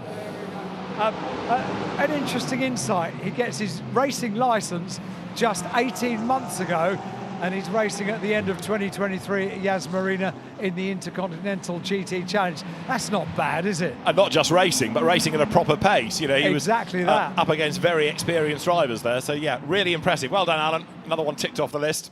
So number 2 Audi now has Greg Servet at the wheel of it, and it is third in the AM class. Daniel Alamant, Konstantin Dresler 1 and 2 in that class, and at the moment first and second overall. 2 hours done. 2 hours in the books, and how long we've been behind the yellow flags? We've been waiting for the full course yellow, about 45 minutes. I think we've been circulating around at a low speed. Well, we're back to racing once again here. It's been very eventful so far, to say the least. There is currently debris on track at turn 6, which we've not seen.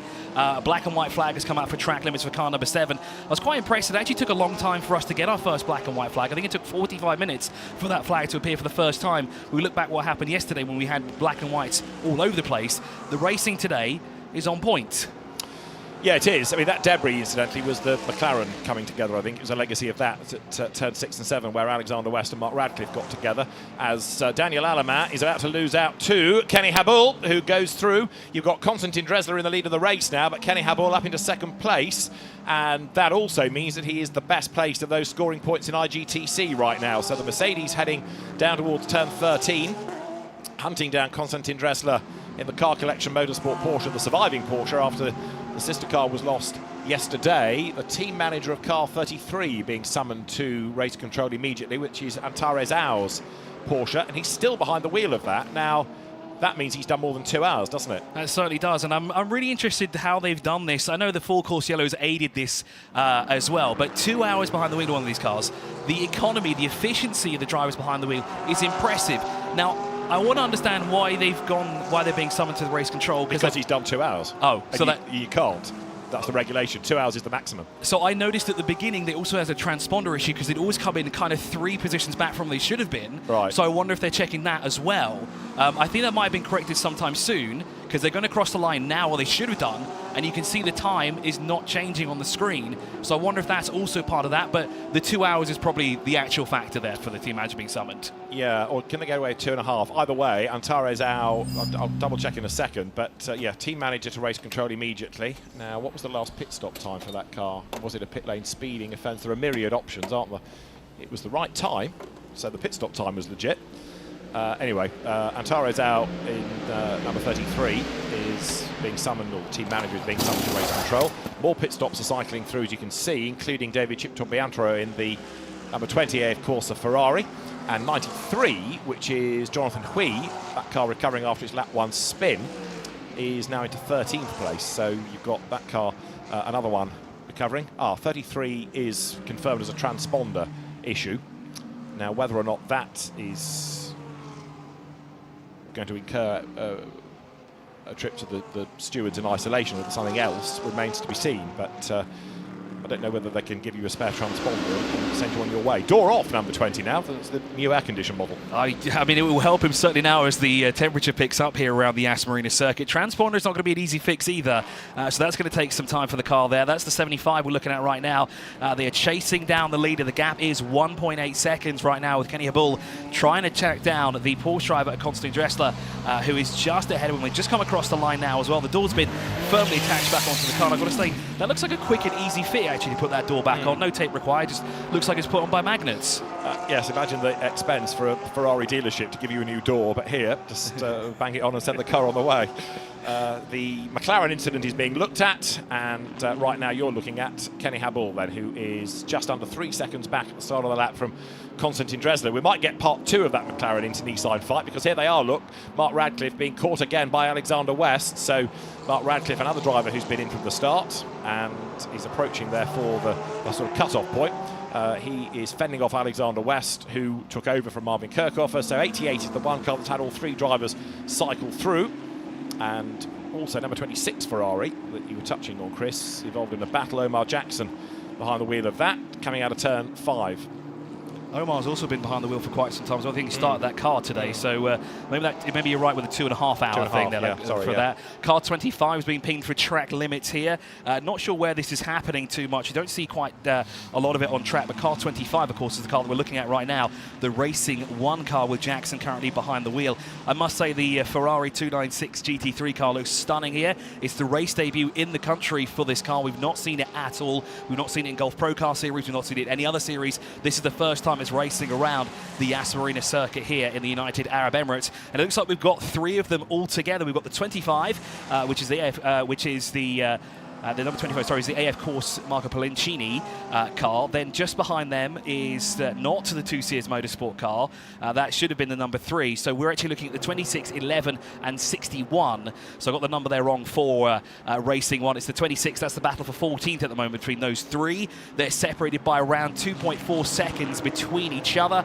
And there, of course, is the race leader. He's got traffic in front of him, and he's got a very quick Kenny Habul, behind him at the moment. Now, so to Sector 3, Konstantin Dressler did a personal best, and he was 0.3 of a second faster compared to Kenny, but with that traffic in front of him, plus it being a Porsche as well, you'd think he'd move across out of the way to allow the faster Porsche through, but of course, it's actually a McLaren, come to think of it, so that means that, well, he's not going to move out of the way because there's no favoritism here whatsoever, but of course this is impacting the leader and slowing him down here as well, as they make their way on the back straight through turn 5, they've gone down towards turn 6 and 7, and there is Kenny Habul at the bottom left of your screen right now, and he's chasing. The gap has gone up to 3.3 seconds, but hopefully this traffic now can assist him and bring him back into the mix here as the 93 is slowing down the 21 through 6 and 7. Although in the first sector, Konstantin Dressler still quicker than Kenny Habul, so depending on how long he gets stuck behind Jonathan Hui, it's going to have an impact maybe on that gap. Lights are flashing then, Konstantin Dressler in the background tells Jonathan Hui he's on his way. Jonathan gives him space on the inside. Porsche's going to have to do a little bit of late braking to get through, but easily through, and traffic cleared. Konstantin Dressler then through, up the inside line he goes, and for a man that's relatively new to GT3, raced in GT4 in Europe, but also has come out and won mate racing in Germany. Konstantin Dressler going nicely. The Porsche, largely a user-friendly car. Some GT3 cars are perhaps set for the pros and others for the customers, but that car has done a really good job. And you've got Joel Sturm yet to go, and he was one of the guns yesterday as well. So as long as they stay out of strife, and we've seen that's easier said than done thus far, that car's looking pretty good. Kenny Habul then in second spot. Was slower in Sector 1.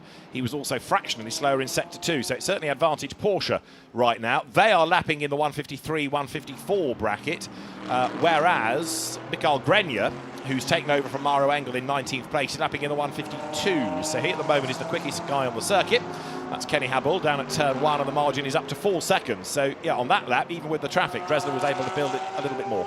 So we've got a great battle between the Porsche and the McLaren up front, but of course the McLaren is not the car that's in second place. It's actually Porsche versus Mercedes. Now, interesting enough, Porsche's never won this race over the past 13 iterations of the Lenovo Gulf 12 hours. If they can do it, I mean, it's early days at the moment. We can't quite confirm who the winner will be at the race, because we still have 9 hours and 51 minutes remaining on the clock. But it's incredible to think thing that Porsche have never won. BMW have never won either. Ferrari is the most winningest car here around the Yas Marina Circuit as part of the Lenovo Gulf 12 Hours. And again, looking at Kenny Habul here, he's trying to find some time here and trying to claw back that gap between himself and the race leader. But unfortunately, it looks like he's just losing time. But there's no traffic in front of him. I just wonder if this is now, maybe he's getting a bit tired behind the wheel. He's been out for what, over an hour and a half now, I think it is, yet an hour and 31 minutes. So maybe fatigue is starting to set in. Maybe it's time for Kenny to come in and do a driver change.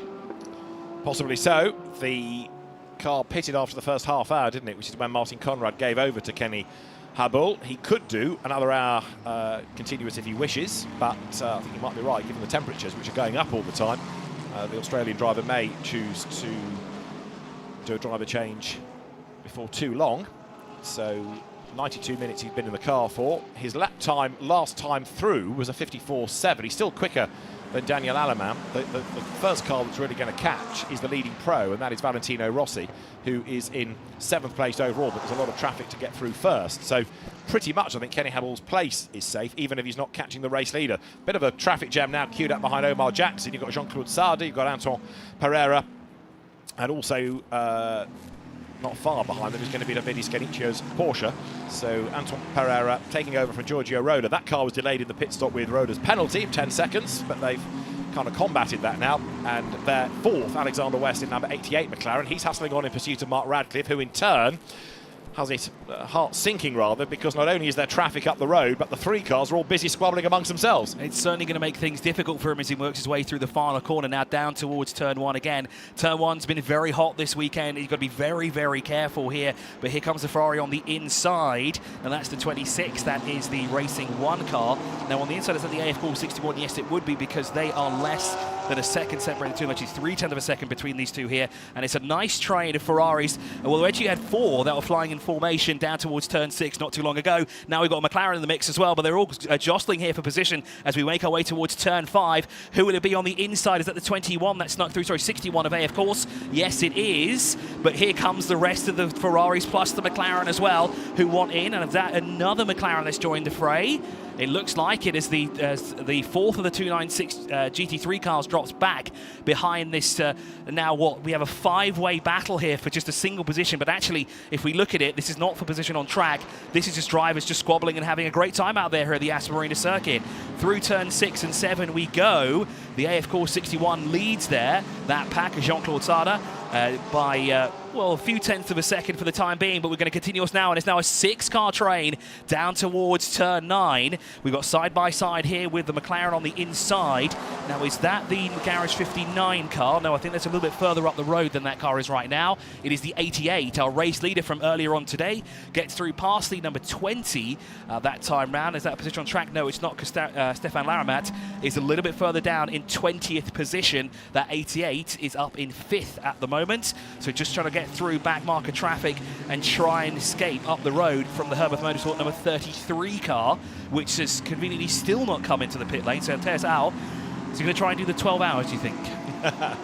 The next Pierre Levey. Yeah, Altares out, still running in, what, 6th place, and lap times are still good, so he's still being able to keep the pace. This traffic jam now, Mark Radcliffe trying to force a way through. He's 4th, number 27. Alexander West coming back at him significantly. I've not touched on this yet, but 99, I think I mentioned its last pit stop, was a slow one with a loose wheel. It's actually cost them a lap now. They've dropped off the lead lap. So although they've made more regulation pit stops, they, for the moment, are on the back foot at Group M, because they've fallen off, for the moment, the lead lap. Alexander West, then, is picking up his pace. This is a fight for 4th place, then. Mark Radcliffe, Alexander West, same type of car, different teams operating them. The Optimum Motorsport car versus to the inside line there. Alexander West, the Garage 59 entry, has a look on the inside, can't do it there.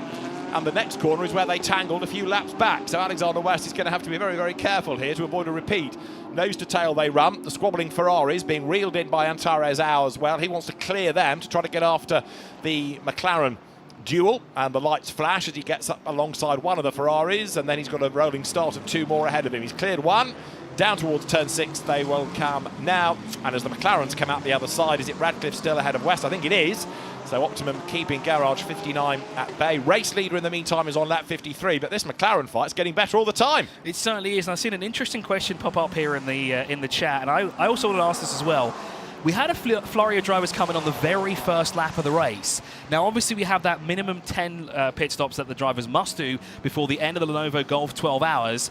And I like what you said at the beginning as well. It's a weird strategy that they're going for, because coming in so early, I mean, you're just throwing everything out the window pretty much. But then we're seeing that drivers are able to go for longer stints, so they can do more than 2 hours. So, of course, they can kind of get a few pit stops done at the beginning and knock one out of the park straight away on the first lap, and then have more time on track as we edge closer to the end of the race.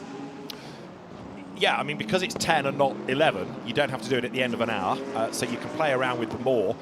The fuel is such that it's not going to be that fuel-thirsty a circuit, so really it is up to you to try and use them. And I think I made the point last year, the top 2 cars, one pitted on lap one at the end of the first hour, and they finished 1 and 2 in the race. So, you know, how you use them seems to be down to the teams, and what it does do is get you out of traffic early on. It allows you to play around with the strategy, and what Grip are Emma doing in number 99 is, wherever possible, serving one of those pit stops. So you're getting them out of the way, you're serving those 100-second regulation pit stops, that once you've done them as quickly as you can then play around a bit more with the strategy, stay out for a little bit longer within the regulations, and it just gives you that flexibility, really. Try and get rid of them early on, because they're not doing anything other than serving a regulation. You know, in World Challenge Europe, as an example, you know, there is a regulation that says a stint is 65 minutes, so therefore you know that in an hour and 5 minutes the cars are going to be in, if it's green, for refueling. Another 65 minutes, next wave of pit stops. But here, because it's a regulation, just to serve a regulation, if you like,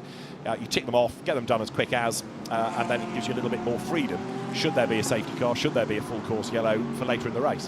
What also I find is quite interesting is the team cars that have done it. The 99 and 77, both Mercedes-AMG Team Group M cars have done that pit stop right at the beginning. As the 75 there being for track limits. Again, that's shown up just on the starting gantry. It's on actually the other side of the gantry that you can see there.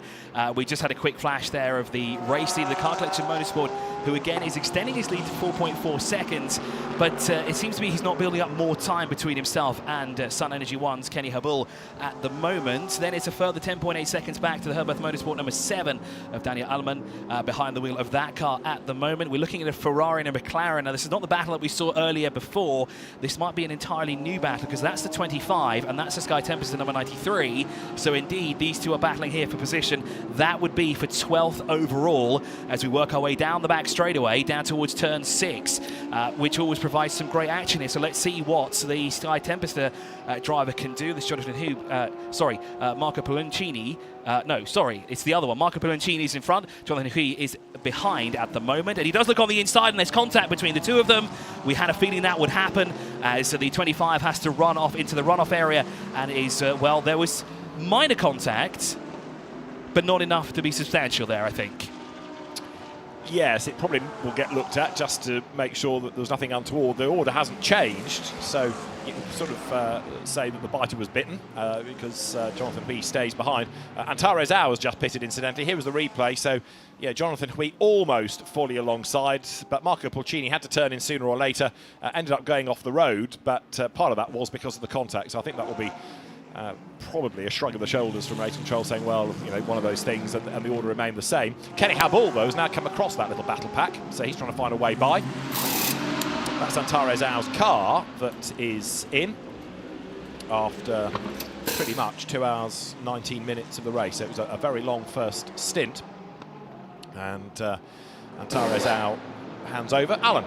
And that was a car that we thought just a few laps ago might have had a small electrical problem, wasn't it? So yeah, maybe now is the time to find out the answer to that and have a word with Antares. Yeah, who's been lapping very, very impressively. You know, a few years ago when he started off in GT3 racing in what was then Blockpan GT Series Asia, he wasn't the quickest, but he's done a lot of miles in Europe, in America of late as well, and has really got faster and faster, and that was a good stint. Kenny Habul then, still second. The lead gap has gone up to 5 seconds. He's not being helped, of course, by traffic in the way, but equally, same for the leader. He's got to get through the traffic as well. In third place, it remains number 7 Porsche of Daniel Aleman. In fourth and fifth, the McLaren fight we've been looking at. Mark Radcliffe ahead of Alexander West. And into the top 6 now, Valentino Rossi then, who is the leading pro category driver. And you've just seen 33 making its way down the pit lane. Tim Heinemann has taken over now from Antares Au. So the DTM Trophy 2-time champion, Tim Heinemann, is at the wheel of 33. Yes, and it's, well, it seems to be that the Car Collection Motorsport Constant Dressler seems to be managing the traffic a little better. Maybe he's getting a bit more luckier when it comes to the cars that are in front of him in certain corners, but it seems to be he's able to navigate it a bit faster compared to Kenny Habul at the moment. As you can see, Habul is right tucked in behind the Sky Tempesta car as well. We just saw that position change. However, it looks to be it's flipped and reversed because, of course, those two had contact on the previous lap through turn 6, which is currently being noted by the stewards as we currently work our way through here now. Now, I think Alan's got some more insight for us down in the pit lane. Only to say, unfortunately, I'm not going to get a chat to Antaro Sauer. He did do a long stint, and for that reason, he's not stopped in the garage. He took his helmet off on the walk towards the villa. So I'd imagine something to eat and something to drink and a bit of chill out time. So maybe in due course we'll get a catch up with him. Yes, because he will have to get back in the car, won't he? Because he'll be required for another stint under the regs before the end of the race. But it was a good effort, that, most definitely. Leader then is 7 seconds, sort of good now. Kenny Habul, who's, as we made the point, had a long stint, but certainly falling away a bit now. Yeah, there was another rogue bollard that was now on the inside of turn 9, but luckily it was off the track, so that's not going to impede us here. We won't have to go for a safety car, a full course yellow again here. There was an incident between car 25 and 96. That is the AF course car of Marco Plancini. Now the 96 car, was it 96? Should be 93. 93 car, well, okay, so that's changed now on the screen, but of course that was under investigation previously because that was through turn 6 now, wasn't it? As we continue on here around the Yas Marina Circuit. Still flashed up on our screen as 96, but you're right, there's no 96 anywhere. Is there? No, you're right, it's the 93, isn't it? That is a part of that incident. Kenny Habul losing more time here, 7.2 seconds is the gap between the 21 and 75, but of course Kenny Habul still leading the IGTC ahead of Herbert Motorsports' Daniel Ullman in the Porsche. That gap is 13.4 seconds from the race leader. So if my maths is correct without a calculator, it's give or take about 6 seconds between those two cars for the time being, the 75 and 7.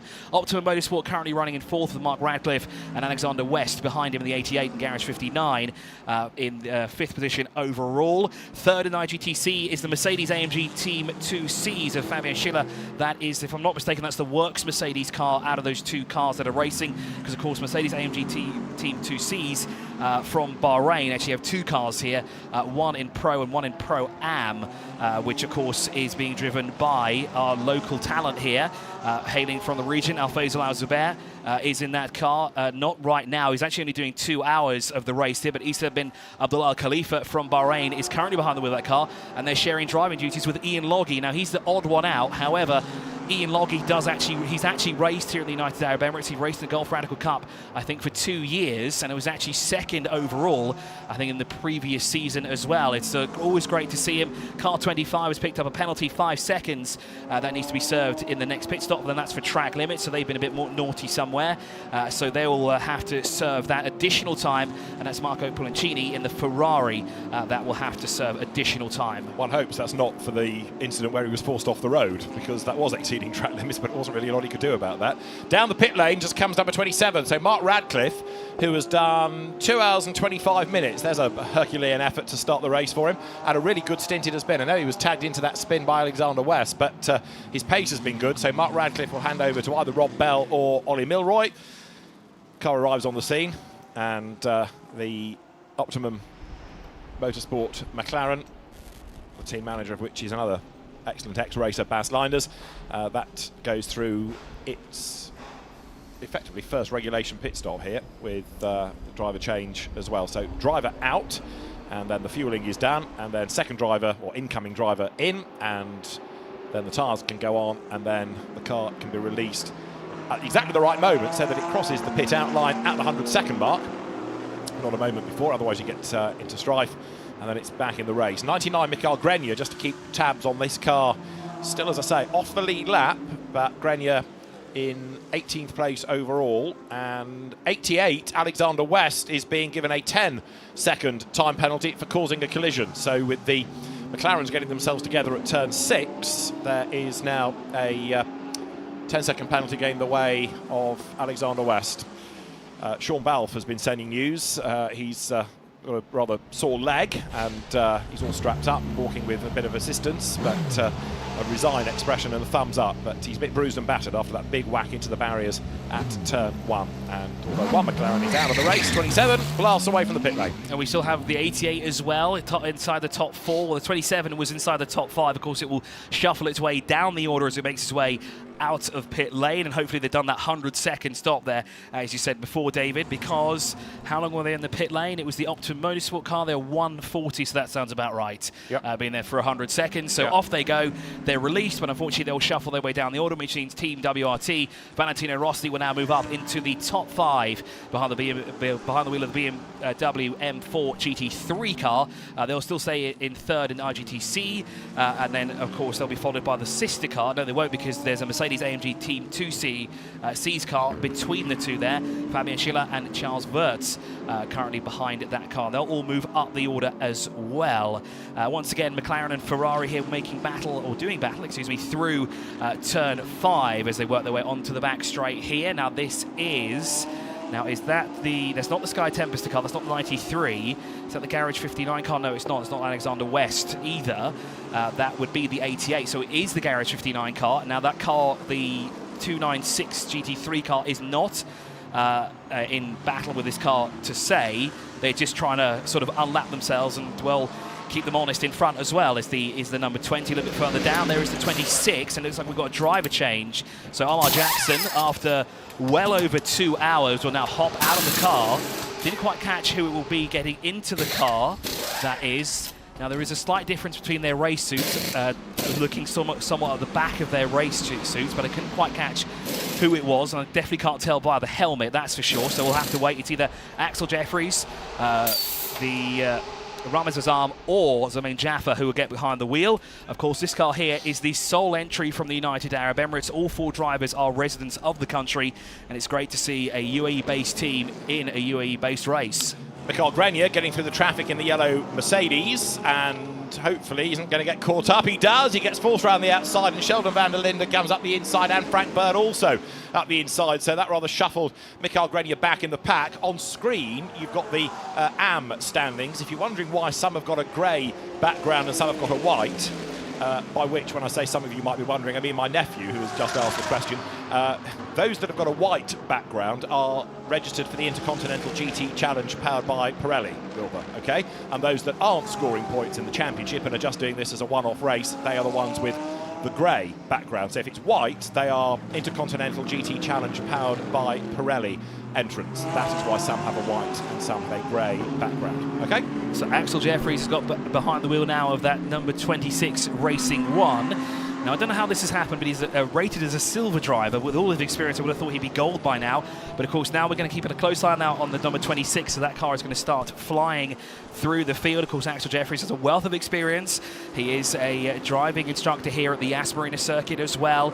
He appears sporadically during our race weekends in the United Arab Emirates and the Gulf Pro Car Series, offering his advice, his insights, and doing some driver coaching as well for many of the drivers that are trying to work their way up the ladder and enter races like we have here, the Lenovo Gulf 12 hours, and of course the Intercontinental GT Challenge powered by Pirelli as well. A lot of the drivers here have their sights set on these bigger, better and more exciting races with massive fields and drivers hailing from all over the world. As into the pit lane comes Sun Energy 1, number 75, Kenny Habul.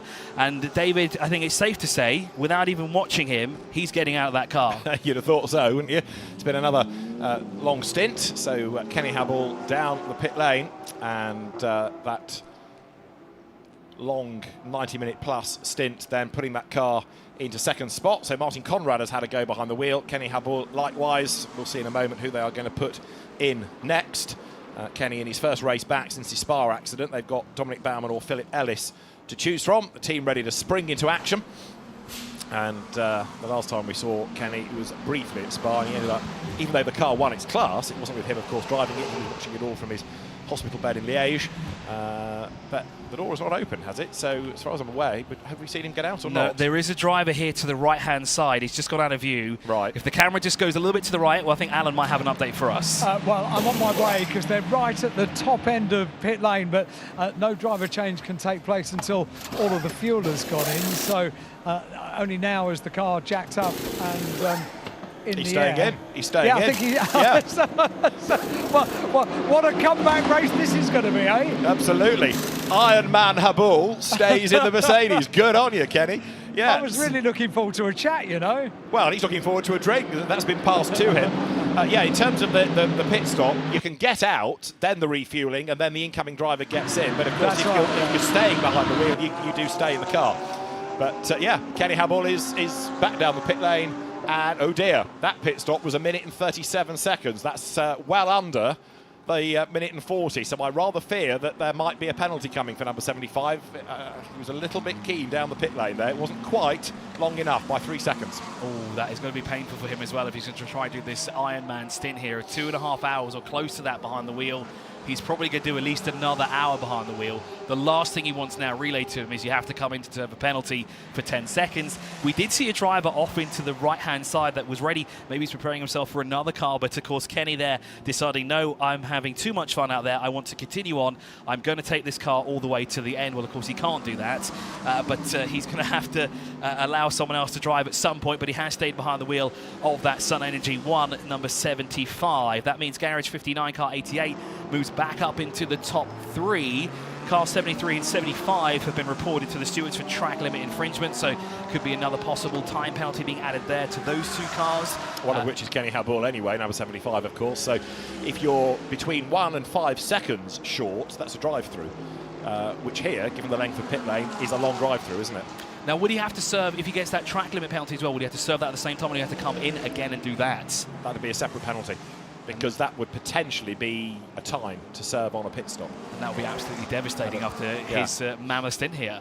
But a drive-through is normally termed as just that. You must drive through. You can't stop and do anything else and combine that with a drive-through, because you've got 2 penalties. You should serve 2 penalties. You shouldn't be able to amalgamate the 2. That's presupposing that he does get a penalty for the pit stop and does get anything for track limits. At the moment, it's just been a warning, and those warnings tot up as the race goes on. With 9.5 hours of the Lenovo Gulf, 12 hours to go, and a Porsche 1-2. Konstantin Dressler ahead of Daniel Alamant now after Kenny Habul's most recent pit stop. Alexander West is 3rd, Valentino Rossi is 4th.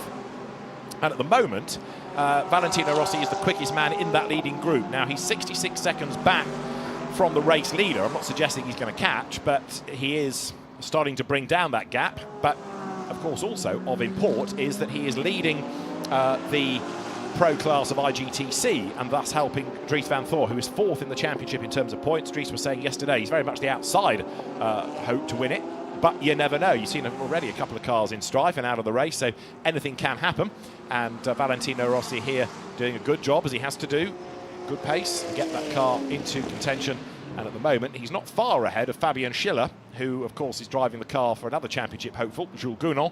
And last time around, Fabian Schiller was a 10th down on Valentino Rossi. So 46 BMW, 14 Mercedes. There is the BMW going through. These are the 2 to watch, and you can see now how close Fabian Schiller has got to Valentino Rossi. And I don't think it's going to be long, in fairness, before the Mercedes goes ahead. Yeah, I think you're right there, David. He's really tucked in behind him there. The doctor is in the house. The doctor's also in the car right now as he works his way through the final corners here around the Yas Marina Circuit. As David said, we've elapsed, 2.5 hours of racing here. Interesting enough, Kenny Habul's time is 1:51. Who started the car for Sun Energy? And that explains why he hasn't gone to the 2 hour 30 mark just yet. And then now we're watching this battle again through turn 1. Rossi leads from Fabian Schiller as they work their way through. Into the pit lane comes one of our Ferraris. It's a Kessel Racing number 11 that has come in as Anton Diaz Pereira from 15th on track. Now I wonder if that'll be a driver change, because he's now, well no, his driver change time is, well his stint time has just changed to the pit lane timing instead. And here on the inside, Fabian Schiller takes it through turn 6. Valentino Rossi is going to hang around the outside, and he's going to make it this very difficult for him, but Fabian Schiller moves up now in front of Valentino Rossi as they work their way now down the back straight towards turn 6. Again now, what David Rossi can do is well, sorry, who's David Rossi? There's no one there. This is Valentino Rossi, excuse me. What he can do is, well, he can try again through turn 6, but unfortunately not close enough to make a move. And also, actually, Fabian Schiller actually closed the door on him going into that corner. As we flash back to car 11, that's getting a fresh set of tyres. We're getting a driver change as well, by the looks of it, here at the Yas Marina Circuit. Once again, back with this battle here, down towards turn 9. Rossi not close enough to make a move unless he's very brave with the brakes here. And he's going to brake as late as he can. He brings that gap down to about 2 car lengths, but just not enough to make a move, David.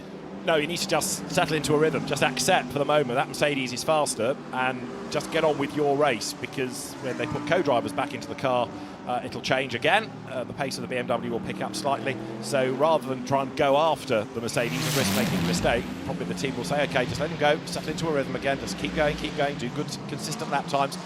Fabian Schiller, somebody else that's really come of age in the last couple of seasons with Mercedes AMG drives around the world. And that car, they're now up into 4th, but significantly moves ahead in IGTC. In terms of Pro, it leads that category. Remember, those with the white background to the number on that timing tower are those in IGTC point scoring contention. And so now Fabian Schiller, having got ahead of Valentino Rossi, is already about 1.2 seconds clear as they come across the stripe. Another lap done, and we're on to lap number 64. So you can see how the margin is increasing, can't you, corner by corner. Fabian Schiller getting on with the job, pulling away, and Jules Gounon, as driver 3 of that car, yet to get on board. Car 33's got pit stop infringement that's been noticed. So I wonder what they've done there. Is their pit stop too quick when they came in and out? Of course, Andreas Auer got out of that car, and now Tim Heinemann is behind the wheel of that Porsche, and they are currently down in 13th. The time, if anything, was slow. It was 2 minutes.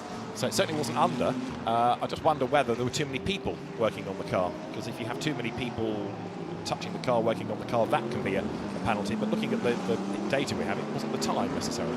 So that'll be an interesting turn of events, so we'll find out what happened there. As we're looking at Fabian Schiller, and there you see Valentino Rossi trailing behind him at the moment, trying to stay in close proximity. That gap is now actually getting larger here by the looks of it. Well, it's actually a second at the moment. Car 51 is in the pit lane. That is the AF course of Alex Fox. And that car was actually under investigation not too long ago due to an incident. Now there is a driver change underway as Alex Fox will get out of the car. And now who will get behind the wheel? Well, the car is being refueled for the time being. And I think Alan has an update for us down in the pit lane. Not so much an update, but a driver interview. And Nick Yellerly has joined me down in the pit lane. I warned you yesterday, Nick, that at some point I'd catch up with you. I thought now was a good time because you've been avidly watching the screen so far. What is your assessment so far? Yeah, well, obviously there's been a lot of chaos, first and foremost. Unfortunately, some guys have had quite big accidents, and that's started to, let's say, tip the strategy one way or another for different manufacturers quite early on, which makes things interesting. Now, just simply seeing how, obviously, Valentino's getting on. Lap time's looking good, looking solid, driving well, as he has been all weekend. So, yeah, I think I'm due to get in next, so just on standby. Nick, I've followed your career and been chatting to you since you very first started in motor racing. Did you think all those years ago that you'd be sharing a car with Valentino Rossi? Definitely not. No, that was probably one of the last things I ever thought about. Yeah, we've known each other, I think, since 2009, which is when I popped into 2-litre Renault, so a long time. And it's a great pleasure to race with arguably the best motorcycle racer ever.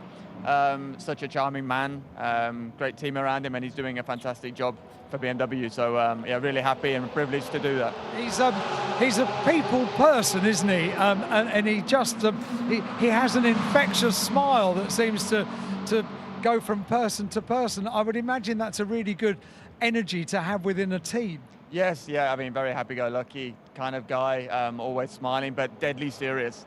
Yeah, make no mistake, he wants to win. I can see that, and you can see why he's been so successful over the years. He's got that killer still in him, and yeah, works his butt off to make sure he's as fast as he can be week in, week out. Maybe I could talk a little bit more about you, because you joined up with BMW in 2018. The career is going very nicely now, isn't it? Yeah, I mean, it's been fantastic. BMW gave me my first opportunity to have a couple of races in 2018, which went well, and then fully signed up to the full programs from 2019, and seemingly doing okay. Won some good, nice races with them, part of the top programs at the moment as well. So yeah, without BMW at that point, I think it would probably been time for me to retire. So it was right place, right time. The trajectory of your career was single-seaters for quite a while, wasn't it? Was it a slight disappointment when you realised maybe that wasn't going to go all the way for you? Yeah, a bit, but I think I was quite accepting of it because you realise how much funding you need, and most families can't afford to go racing full stop, so we were already in a very privileged position. Yeah, at the end of the single-seater career, it was over for me actually, but I had a call from an old engineer who was in a Carrera Cup team, Richard Selwyn, who ran iSport GP2, and yeah, both with himself and Project One. They put me into Porsches, and now Project One are currently actually running BMWs, so yeah, everything's worked out really nicely. It's all the contacts you make along a career, isn't it? And they all pay off at some stage. Exactly. Maybe I'll be able to be a race driver manager one day with all the contacts you pick up, but yeah, it's not what you know, it's who you know, I guess. I am delighted, Nick, that it's going so well for you. Good luck in your stint, the remainder of the race. Not a bad way to finish the year here at Yas Marina, is it? No, it's to get away from the freezing cold in the UK for a few days has been quite nice, and then, yeah, not long now until Daytona, of course, in January, so Christmas at home with the family and time to get going again. Lovely stuff. Nick, thank you very much indeed. We'll speak to you again. Nick Yellerly down here in pit lane, as he's as nice a guy as he was when he came into Formula Renault all those years ago, and it's good to see that his career is going so well. Absolutely, it's quite a long time ago as well, those Formula Renault days. As we rather feared, Kenny Habul has got a penalty, 5 seconds for that short pit stop, and it's going to be served on the next pit stop. Sorry, tell you a lie, it's for track limits that he's going to serve 5 seconds on the next pit stop. The short pit stop has been noted, but we are awaiting news as to that, but it could be a double whammy here for Kenny Habul. We had a flurry of cars made their way into the pit lane. We had the Group M number 99 in and out of the pit lane. Now Lucas Stoll's behind the wheel of that car. Frankie Bird is just in front for the time being. 2 Sears Motorsport, Faisal Azavil will do his first stint here in the car. He's actually only doing 2 hours of the race, that's it. The rest of the driving will be done by Issa bin Al Khalifa along with Ian Loggy. Garage 59's number 88 is currently in the pit lane as well. Alexander West. Now the door is up on the car. A driver change is happening right in front of our eyes as well. I couldn't quite catch who it was, so I'll have to wait and see who it will be that will get behind the wheel. But 2 Sears Motorsport, of course, dropping down the order due to that pit stop cycle. They might, for 88, be putting Marvin Kirchhofer back into the car because they brought him out of it because we were under yellows and didn't want to waste the time of the fastest driver. But now that we're back to green flag, put him into it. 77 then, Frank Bird on the tail of the number 32 BMW and a bit of contact which forces 32 off the road. So Charles Weir skips the chicane, gets back onto the circuit. They're on different laps as well. So Frank Bird 15th, Charles Weir 6th. But as they came down to the chicane, Frank went for a gap and just the lightest of contacts under braking, but enough to fire the BMW off the runoff area. That will no doubt get looked at as well. And in fairness, given that they're on different laps, Frank Bird could have perhaps afforded just to wait a little bit longer there. He was never really alongside, was he? As number 7 he's back in. That's a relatively short stint from Daniel Aleman, but he's going to stay behind the wheel of the car now as they fuel it up, and we'll see whether they put new boots on the car, new Pirellis. And you're absolutely right, Marvin Kirchhofer is back behind the wheel of that Garage 59, number 88.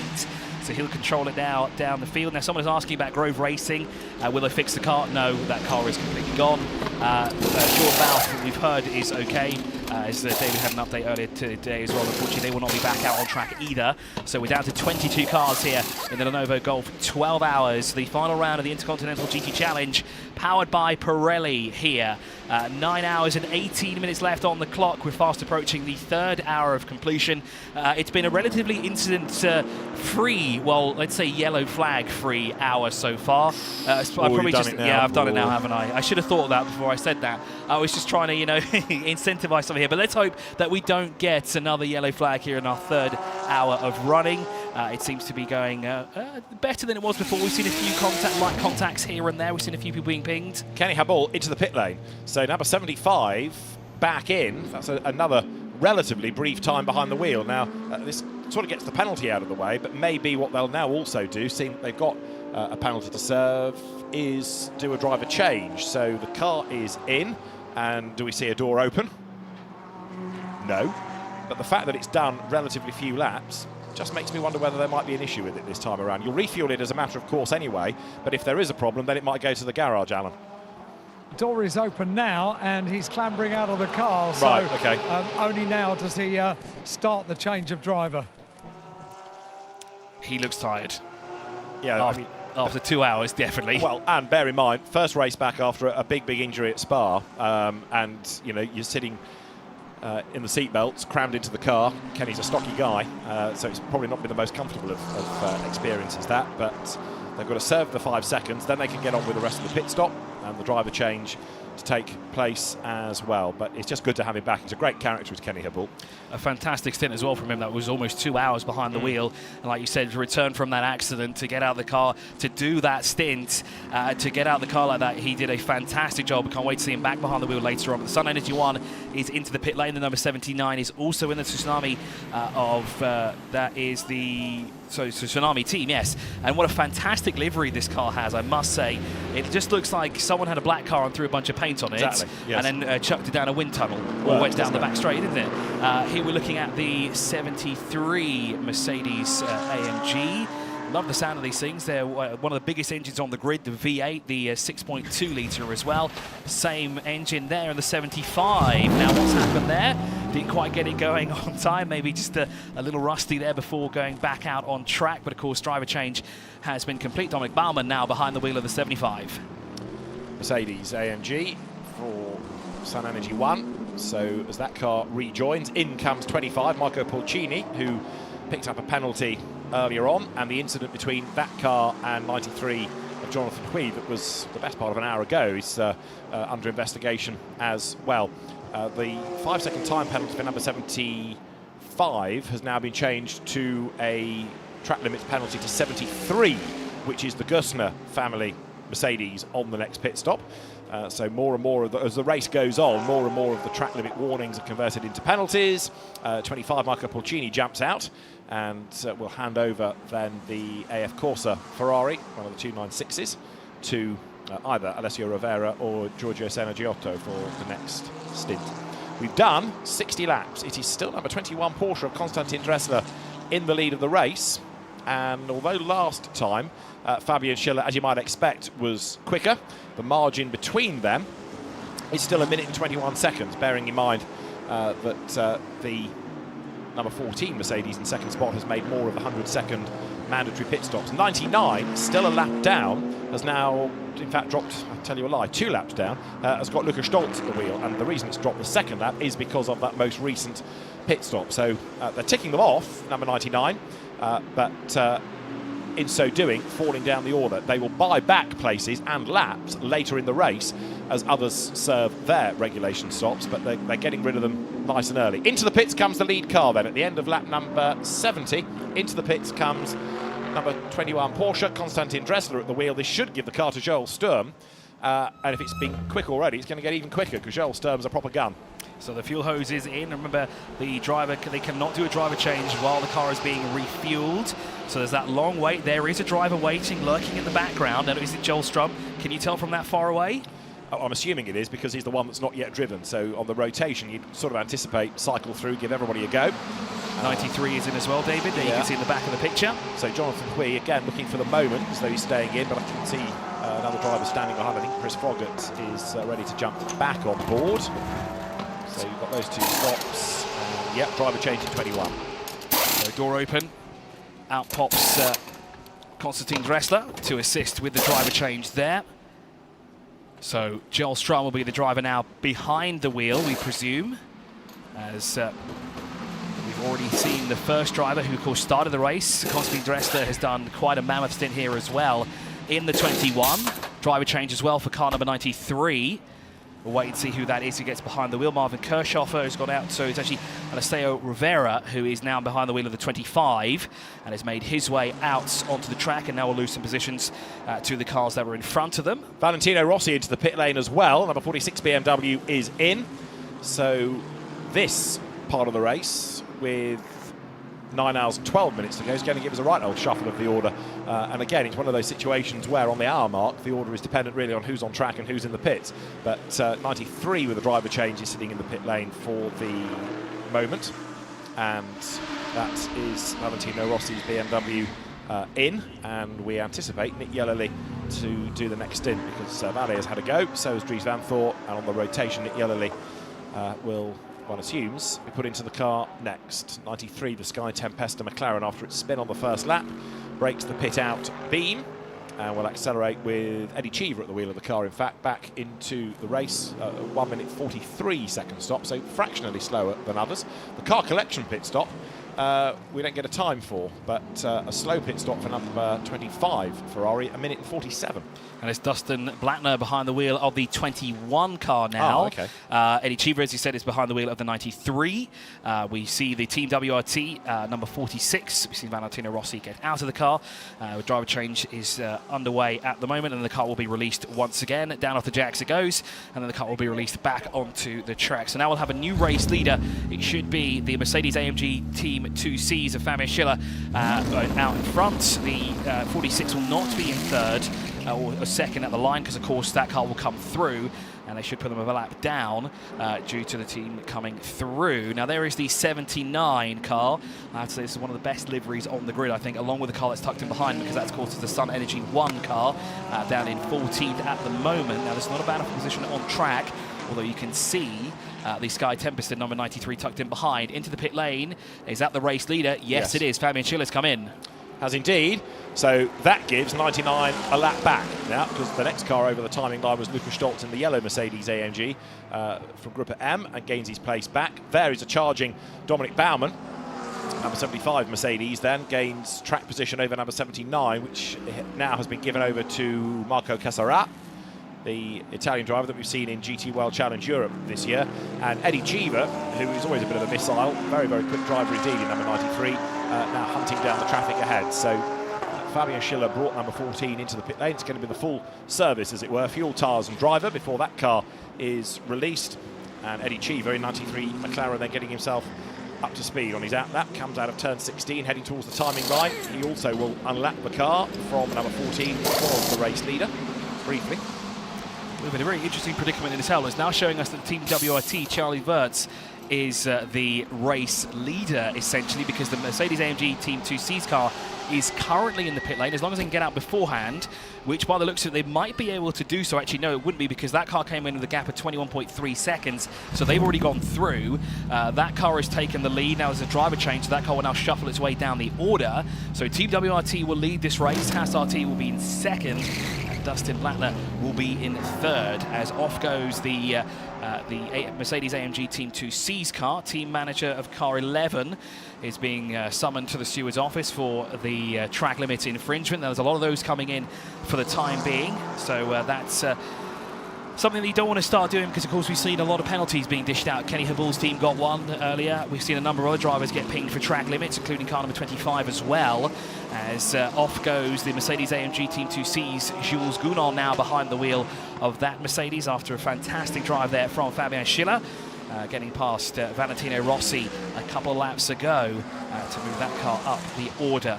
That car, of course, is leading the Intercontinental GT Challenge powered by Pirelli at the moment, but of course that will now go the way of Team WRT, who will come across the line. Well, briefly, because it's in the pit lane. So 32, the notional leader, Charles Wirtz, brings the car as the leader into the pit lane, and therefore it is now number 2 Audi of Gregory Servet who will take over the lead, really on the pit stops. So it's number 2 Audi ahead, 21 Porsche second, Dustin Blattner, and third ought to be number 27 Rob Bell's McLaren when he comes across the line. Charles Wirtz unfolds himself from number 32 BMW. 32 is the regular WRT number. There's no real story behind it. It just so happened that 1 year at Spa, 32 and 33 were the numbers they were given, and it was actually 33 that won the race, but they quite liked 32, and Vincent Voss did say to me the other day, I suppose the one thing that does sort of mean something is that plus 32 is the country code for Belgium. So that's about as good a reason as any I could offer you for why the WRT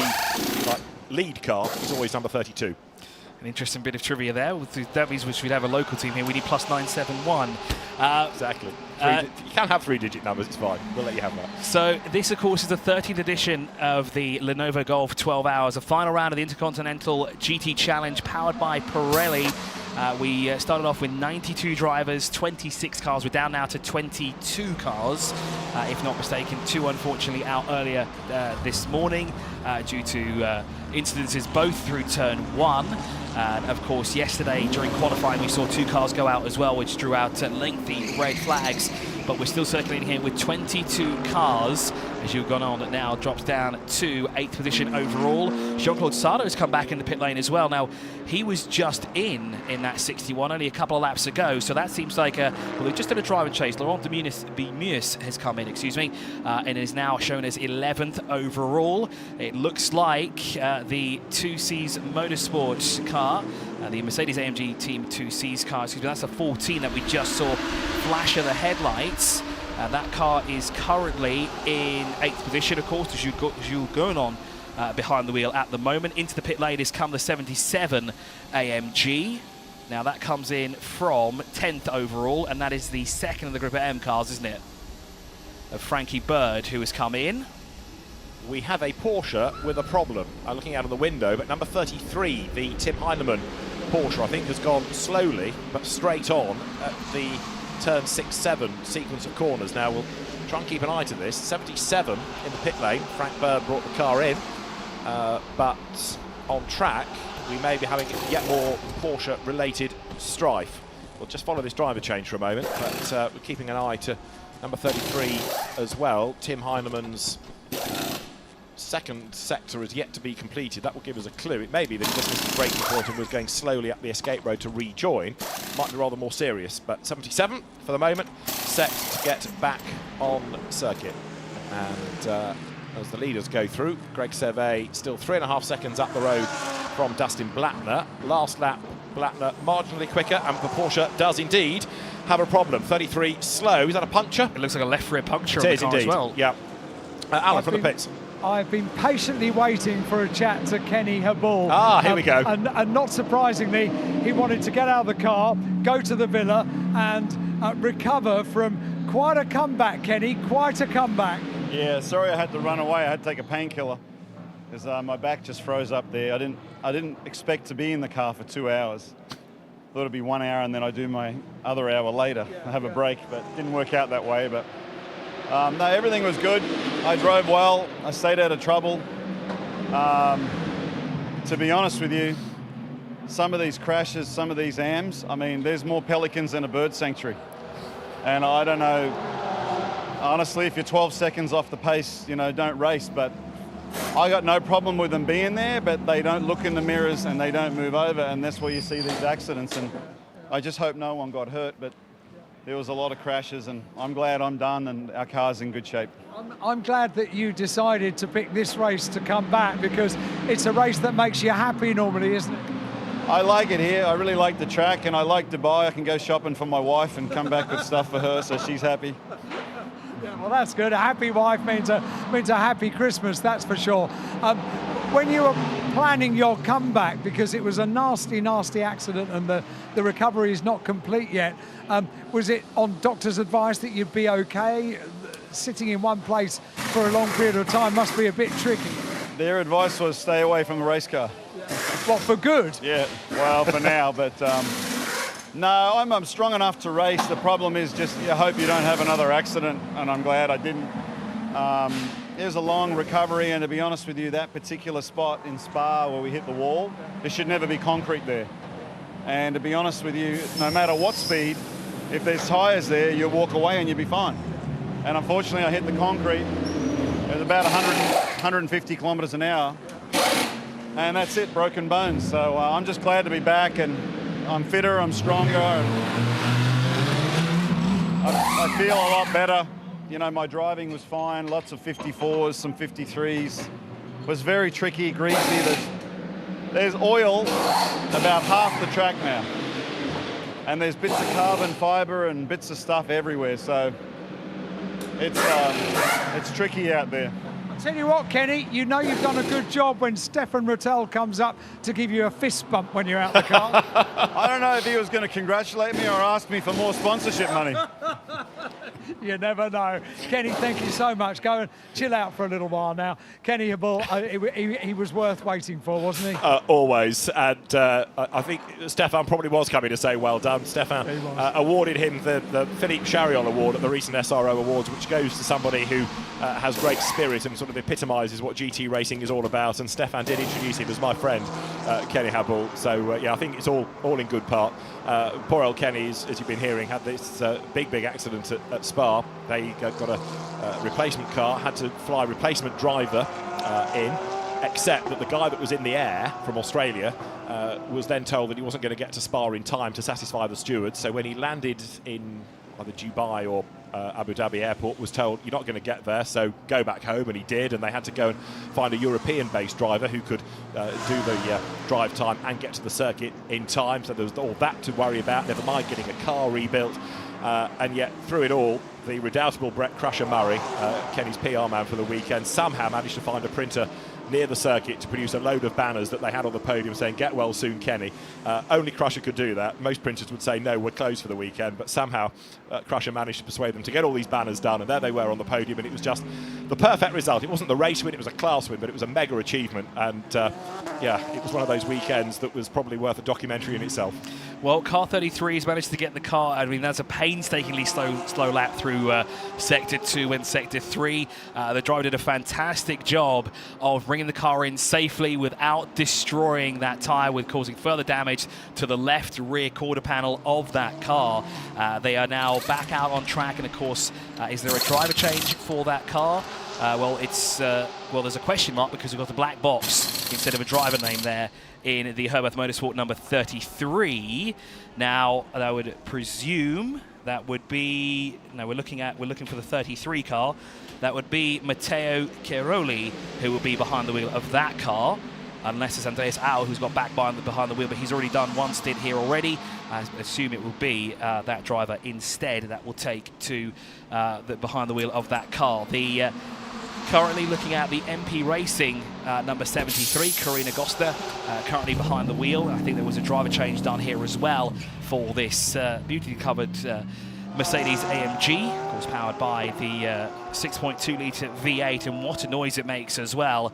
A very deep grumble as we successfully elapsed 3 hours of racing here, 9 hours to go in the Lenovo Gulf, 12 hours here at the Yas Marina Circuit, as David Addison will take a well-deserved break after starting this epic race. And we rejoin in the commentary box once again with Mark Werrell, as we will continue on. Remember, if you just joined us and you watched previous races of the Lenovo Gulf 12 hours, there is no break halfway through. We go continuous racing for 12 hours straight. Car 21 we're looking at right now, of course, our race leader, the Car Collection Motorsport of Dustin Blattner behind the wheel of that car.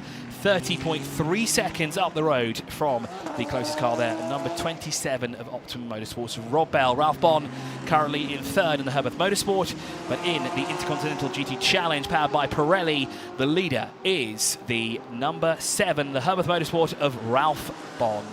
AF Course have just moved up because, of course, MP Racing are making their way out of the pit lane. David Gostin is now behind the wheel of that car, currently circulating in 22nd position, Mark.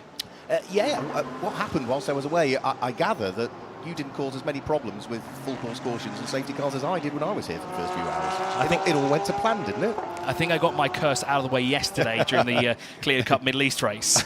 You certainly did, you certainly did. Yeah, so Dustin Blattner still leading the way at the moment. We've seen this Porsche go beautifully well since the start of the race. And the number 21 car is still right at the sharp end. The car was driven by Dustin Blattner at the start of the race. Konstantin Dresler having a good stint. Joel Sturm also scheduled to share that car over the course of this running of the Lenovo Gulf 12 hours. So it's Porsche from McLaren, Porsche from McLaren, the top 4 as things currently stand. The difficulty is, of course, still keeping track of all of those other cars that have done more pit stops than anybody else, particularly where the 99 car is, which will come back into the fray. It might be running down in 16th position at the moment and 4th in the Pro class, but we know Mercedes AMG Team Grouper M and Lukas Stolz, who's behind the wheel of it at the moment, have ticked off more of those imposed pit stops. Of the 10 they've got to do within the first 11 and a quarter hours of the race, they have ticked off more than anybody, so they will just slowly creep their way back into contention without question, even though at the moment they're 2 laps off the lead. The 73 has come into the pit lane. David Gosner looks like they've come back in. So I wonder if there's an issue with that car, maybe something's not timed. Well, it looks like they've opened the driver's side door immediately. No need to change tyres or add any fuel to the car, so maybe the seat belts weren't fastened there at all for David Gosner. And Alan's got an update for us in the pit lane.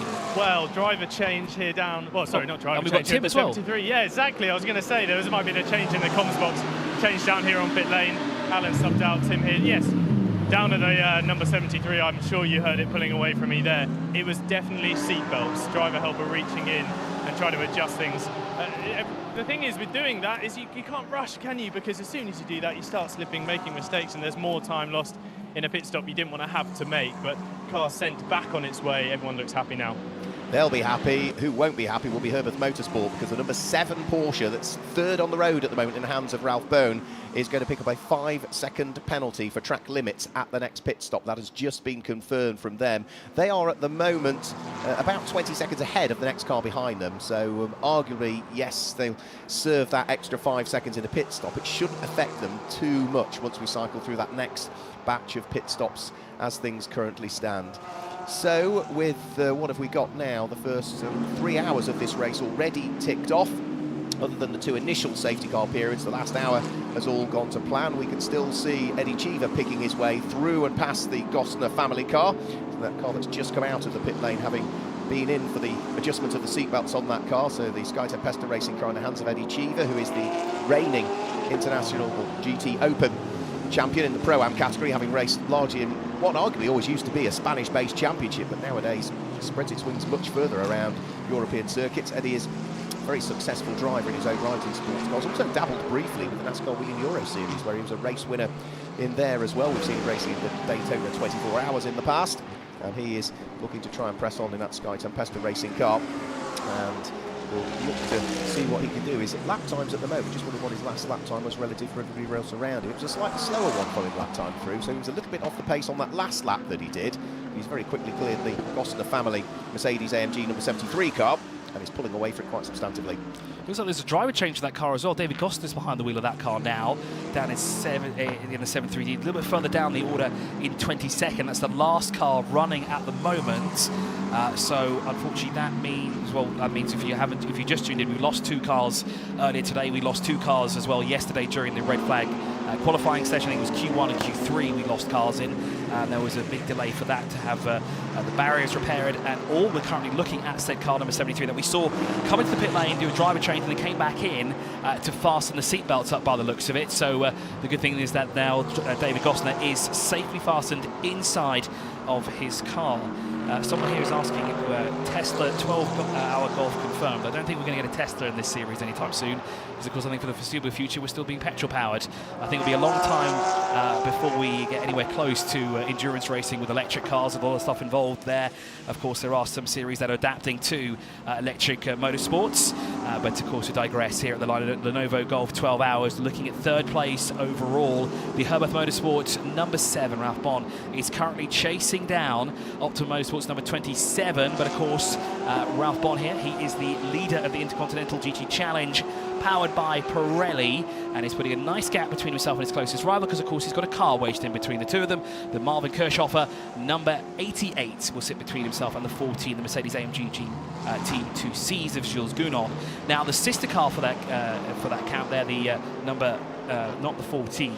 The other car is, as I work my way through the order, it is the 3, because it just doesn't have the Mercedes AMG at the front of it, so it takes a while to find that car. They're currently in 8th position. Alfayzar Zubair hailing from Oman, which is just down the road from our position here. One of only 2 drivers hailing from the GCC here today. His co-driver, Issa Al Khalifa, is the other, hailing from Bahrain. We do have drivers, though, representing other Arab countries here in the Lenovo Gulf 12 hours, so it's great to see talent from the region, talent from the area as well, showcasing what they can do here in the Lenovo Gulf 12 hours, and of course putting on an absolute display for their home countries as well, making their names known and making their mark here as well. We do actually have a full team of drivers that are based here in the United Arab Emirates, and of course one team that is registered as a team from the country, so that is always great to see as well. Yeah, Easter Al Khalifa is the only driver on the grid that has previously won the Gulf 12 Hours. He's a 2-times winner of it. No other former winners of the Lenovo Gulf 12 Hours are represented on the grid over the course of this weekend. And because he's racing in an AM car this year, we're highly likely to get whoever wins this one. It's unlikely to be that car. Anything can happen, but we're likely to have first-time winners in the Lenovo Gulf 12 Hour here. Well, Ralph Bone, you were saying, was trying hard to try and catch Rob Bell.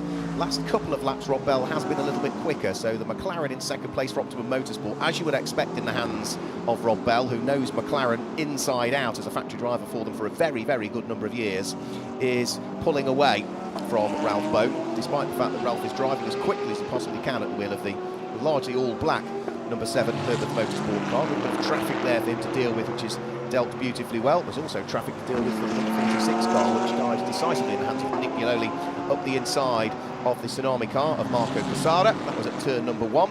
So Nick Yololi, who Alan spoke to earlier on over the course of this broadcast, is now pressing on again. He's been racing for Rover Racing, who run BMWs throughout the course of this season, switching over to WRT for the Lenovo Gulf 12 Hours, and is involved with his first stint. Alan? Tim, actually. Tim, sorry, I should say. Sorry, Tim Fulbrook is in the pit lane. We are used to Alan, the voice of Alan Hyde up and down the pit lane here in the Gulf 12 Hours. I just wanted to mention that things seem to have really calmed down in pit lane for the first time in this race, with pit stops with full course yellows, safety cars, all kinds of adjustments. A lot of the team members are just taking a moment to sit back, maybe grab some lunch, a bit of food, a bit of replenishment and a pit stop, I suppose, for themselves. Down at Group M at the moment, there's a couple of mechanics lying flat out on their backs with a large fan blowing hot, cold air, I hope. It'll probably be warm down in the pit lane over them. So a sense of calm at the moment in the pit lane. Here comes Lucas Stoltz, draws himself alongside Scott Andrews, the American, at the wheel of the Ferrari 296. So through goes Lucas Stoltz. There'll be another car they'll need to deal with before too much longer that's just up the road. It's another one of the rather rapid Ferrari 296s. Also news with regards to what is going to be a bitter pill to swallow for the number 33 Herbert Motorsport team. We saw Tim Heinemann limp that car round to bring it back into the pit lane. Well, there's now been some sort of pit stop infringement. Whether it was with the tyre change, whether it was an earlier pit stop, I don't know. But it's a 15-second time penalty that they'll need to serve at the next pit stop. It's just gone from bad for worse. Yeah. They had those two very slow sectors, that left rear puncture. They managed to get the car back into the pit lane as well and not destroy the bodywork and not rupture the tyre. But unfortunately, well, rules are rules, and unfortunately they've broken a rule there. They have a pit stop infringement. They'll have to have another 15 seconds added to their time in the pit lane. It's a 1 minute 40-ish, I think it's 100 seconds they have to be in and out of the pit lane. That is the minimum time. Now, is that the minimum time they have to be stationary, or is that from when they enter and exit? Pit into pit out, yeah, is minimum of 100 seconds, absolutely. If the same driver remains behind the wheel of the car, they can refuel it with that driver in, but if there's a driver change, driver has to get out, then they refuel, and once refueling is done, then the driver change and the tyre change can take place. Those are the regulations for the Lenovo Gulf 12 Hour and the Intercontinental GT Challenge powered by Pirelli. Well, Lucas Stoltz is pushing hard here at the wheel of the number 99 AMG Mercedes. The car may well be running down in 15th position, but remember, it has ticked off more pit stops than anybody else. He draws himself fully alongside the Ferrari 296 in the hand of Stéphane Lemeray and draws himself through and goes through before they even get towards turn number 5 and turn number 6, and that will be 4 position as well. So we got past Scott Andrews a few moments ago, that was 4 position, and Lucas Stoltz now has gained another place there, up into 14th at the wheel of the number 99 Group M Mercedes. And Herbert Motorsport leads the Intercontinental GT Challenge powered by Pirelli, currently standing in 3rd position. They're just going to come across the line now with Ralph Bond currently behind the wheel. They're extending their legs, of course, because Garage 59, Marvin Kirchhofer, is behind them for the time being. We see a little bit of on-track action here. 2 Ferrari 296 GT3 cars mixing up with the Sun Energy 1 of Dominic Baumann working their way through turn 5. Now, is that the 25 and 93? No, it wouldn't, because 93 is a McLaren. It's Alessio Rivera, yeah. There is at least one of the cars that's there. I think the other one might be the AF Course. Laurent Demus is in the mix as well, a little bit further back, but it looks like Dominic Baumann has gone through, and he'll continue on through turn 7. Nice clean move there, and he's off on his way again after that mammoth stint there from Kenny Habul earlier today. Almost 2 hours behind the wheel. I think actually longer than 2 hours behind the wheel. I do think that's him done and dusted here for this race. AF Course, Stéphane Laramat is in the pit lane. Yep, so into the pit lane comes Stéphane Lemeray, and will work his way at the wheel of the number 20 car in towards the pit lane, which is where we've got Tim Fulbrook. Stewart car stops on its marks perfectly, and as is quite common with GT3 cars, they do love giving that metal marker board that the teams place out in front a nice little punt on the way into their box. Everything calm so far. Driver change, we've got, it looks like Christian Colombo stood by ready to hop in the car, and these are the brief moments of calm before the stop really kicks off. Just as the fuel's being put in, drivers walk to the side, will drop off their seat insert. Lemeray hanging around. I wonder if he's going to help out in the stop. Everything looking okay so far. Yeah, just seen a note in the chat as well. Grove Racing, unfortunately, there was an incident earlier on the second hour of the race. Cold tyres locked up the rears and they went into the barrier on the left-hand side of the front straight. And unfortunately, Grove Racing, we will not see them back out later on today. Unfortunately, that car is out of this race officially. One of two cars out of this race, Tim. The amount of brake dust coming off this number 20 car in the pit lane is quite significant. Just as the tyre engineers managed to pull the tyre off the car, a big plume of dark dust kind of kicks away from the front of the car. A clear sign that this car has been pushed, is being pushed, and of course the brakes are a very important part around this newly modified in the recent years Yas Marina Circuit. Beautiful noise from the Ferrari. It's actually one of the quieter GT3 cars that's out there. You can close your eyes, you can almost tell what the car is as it goes by. And the Ferrari are the quieter ones, I would say. David Anderson and I were talking about this over the course of qualifying yesterday, is that the Porsches, the noise of those seems to bounce off the buildings far, far more than the likes of the Ferraris. They're by far the noisiest of the cars. Just in black, though, we're keeping an eye on. This is still the race leader. We've now had 83 laps completed by the Car Collection Motorsport number 21 car. It leads by 21.5 seconds from the Optimum Motorsport McLaren in the hands of Rob Bell. But that gap, Tim, is coming down. Absolutely. I'm down in the pit lane with Stefan Lemeray. Just jumped out of the car. Literally just jumped out of that car. How was your stint? It's a great pleasure to be here. You cannot imagine. It's I didn't drive for IF course since 7 years, and my dream was to come back, and I'm back 7 years later. We always stayed in touch, and it was my dream to come back with IF, with Amato Ferrari team, and all the team is quite the same as 7 years ago, and this is the key to success also. Very good stability in the team, and it's a dream for me, and I'm happy with my stint. I didn't push on the beginning. I had traffic, didn't take risk, but I think the end of the stint was fast. So I think Amato is happy. So if Amato is happy, I am happy. And of course, something that is quite unique to this race later on in the season, everyone's kind of just starting to wind down and enjoy the end of the championship. It has a different feel to it, this race, doesn't it? And a great place for you to come back and get back behind the car. Yeah, for me it's the first time in Gulf 12 hours, and it's a great event. We are all sleeping in the W Hotel, and so all the drivers and the teams are together, and it's kind of holidays atmosphere, so it's really great. And to come back in GT3 and in IF course in this event is a dream you cannot imagine. So I hope it will be good till the end, because I don't want to. No problem. Pushed hard for the stint, pushed very hard. He needs a refreshment indeed, get the water down. But just one final question then before I let you go. You've done your time in the car for now. When do you think you might be back in, when it's a little bit cooler, give you a chance to catch your breath and a bit of a rest? I will be back in 50 minutes in the car, so after the race. Thank you very much, Stefan. All the best. Wow. As you can see, drivers, cars, everyone pushed hard, but of course happy to be staying at the W Hotel as always. And back in the car in 50 minutes, which means that is a minimum amount of rest that you can have. It's from when you get out of the car to get back in, it's 60 minutes is the minimum that you can have. Anything shorter and you will infringe the regulations. But good to hear from Stefan Lemeray. It might be his debut in the Gulf 12 hours, but the 50-year-old former champion in the Benelux Touring Car Championship. He was former champion in the Renault Clios over in Belgium as well. Runner-up in European GT4 in the silver category, and also a former runner-up in the French GT Championship. So he's got plenty of experience. Justin Black, though, turned his way out of turn one. The Car Collection Motorsport number 21 Porsche still leads the way. And a healthy lead as well, almost 10 seconds to the good. Actually, looks like it's more than 10 seconds at the moment. When Optimum Motorsport come across line, 19.3 seconds separates to 21 and 27 at the moment. Dustin back from Rob Bell. The Herbert Motorsport's a little bit further back. Ralph Bon is now coming across the line now. and they are a further 32 seconds adrift behind our race leader. So that means the gap between the two of them is around 13-ish seconds between second and third for the time being. Strategies and definitely being discussed there with the teams, trying to figure out, especially with these early full course yellows. Of course, a lot of strategies being thrown out the window pretty much from the get-go. A lot of teams have decided to do pit stops right at the beginning as well, and that seems to be another strategy that a lot of people have decided to go with.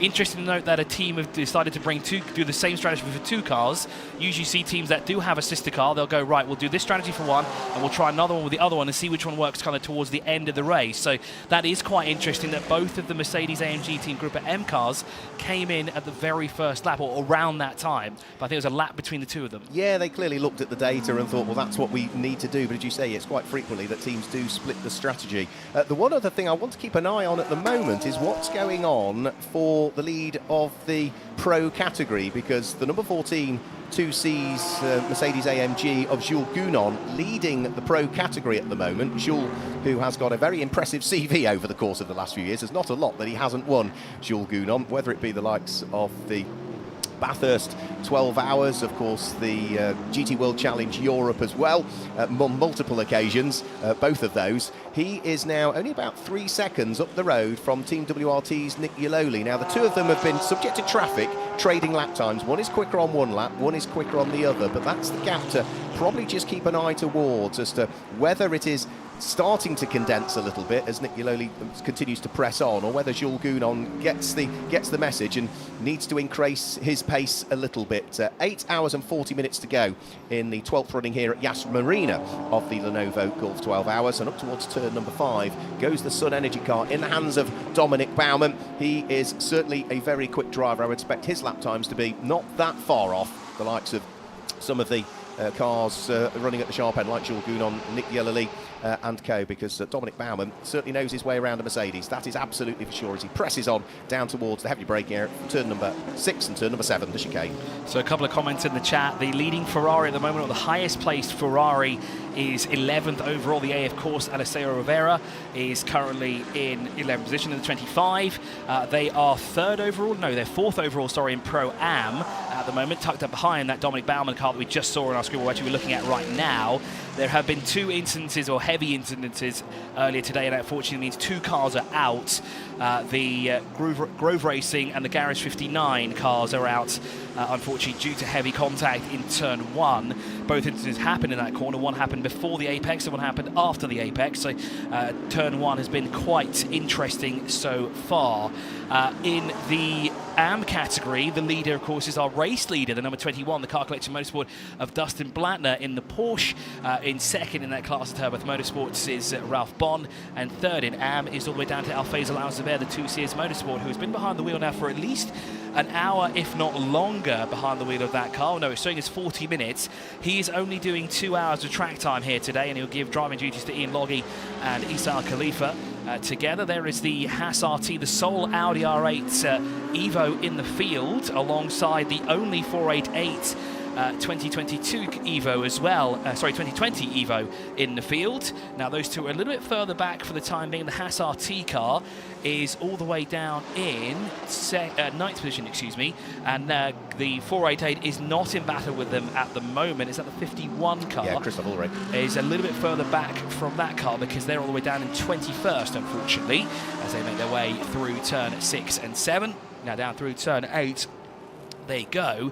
You can see just in front of them there is a one of the Team 2C's cars. I think that's the number 3 of Alfaiz Al-Zubair, who's in front of them. A wealth of experience around here.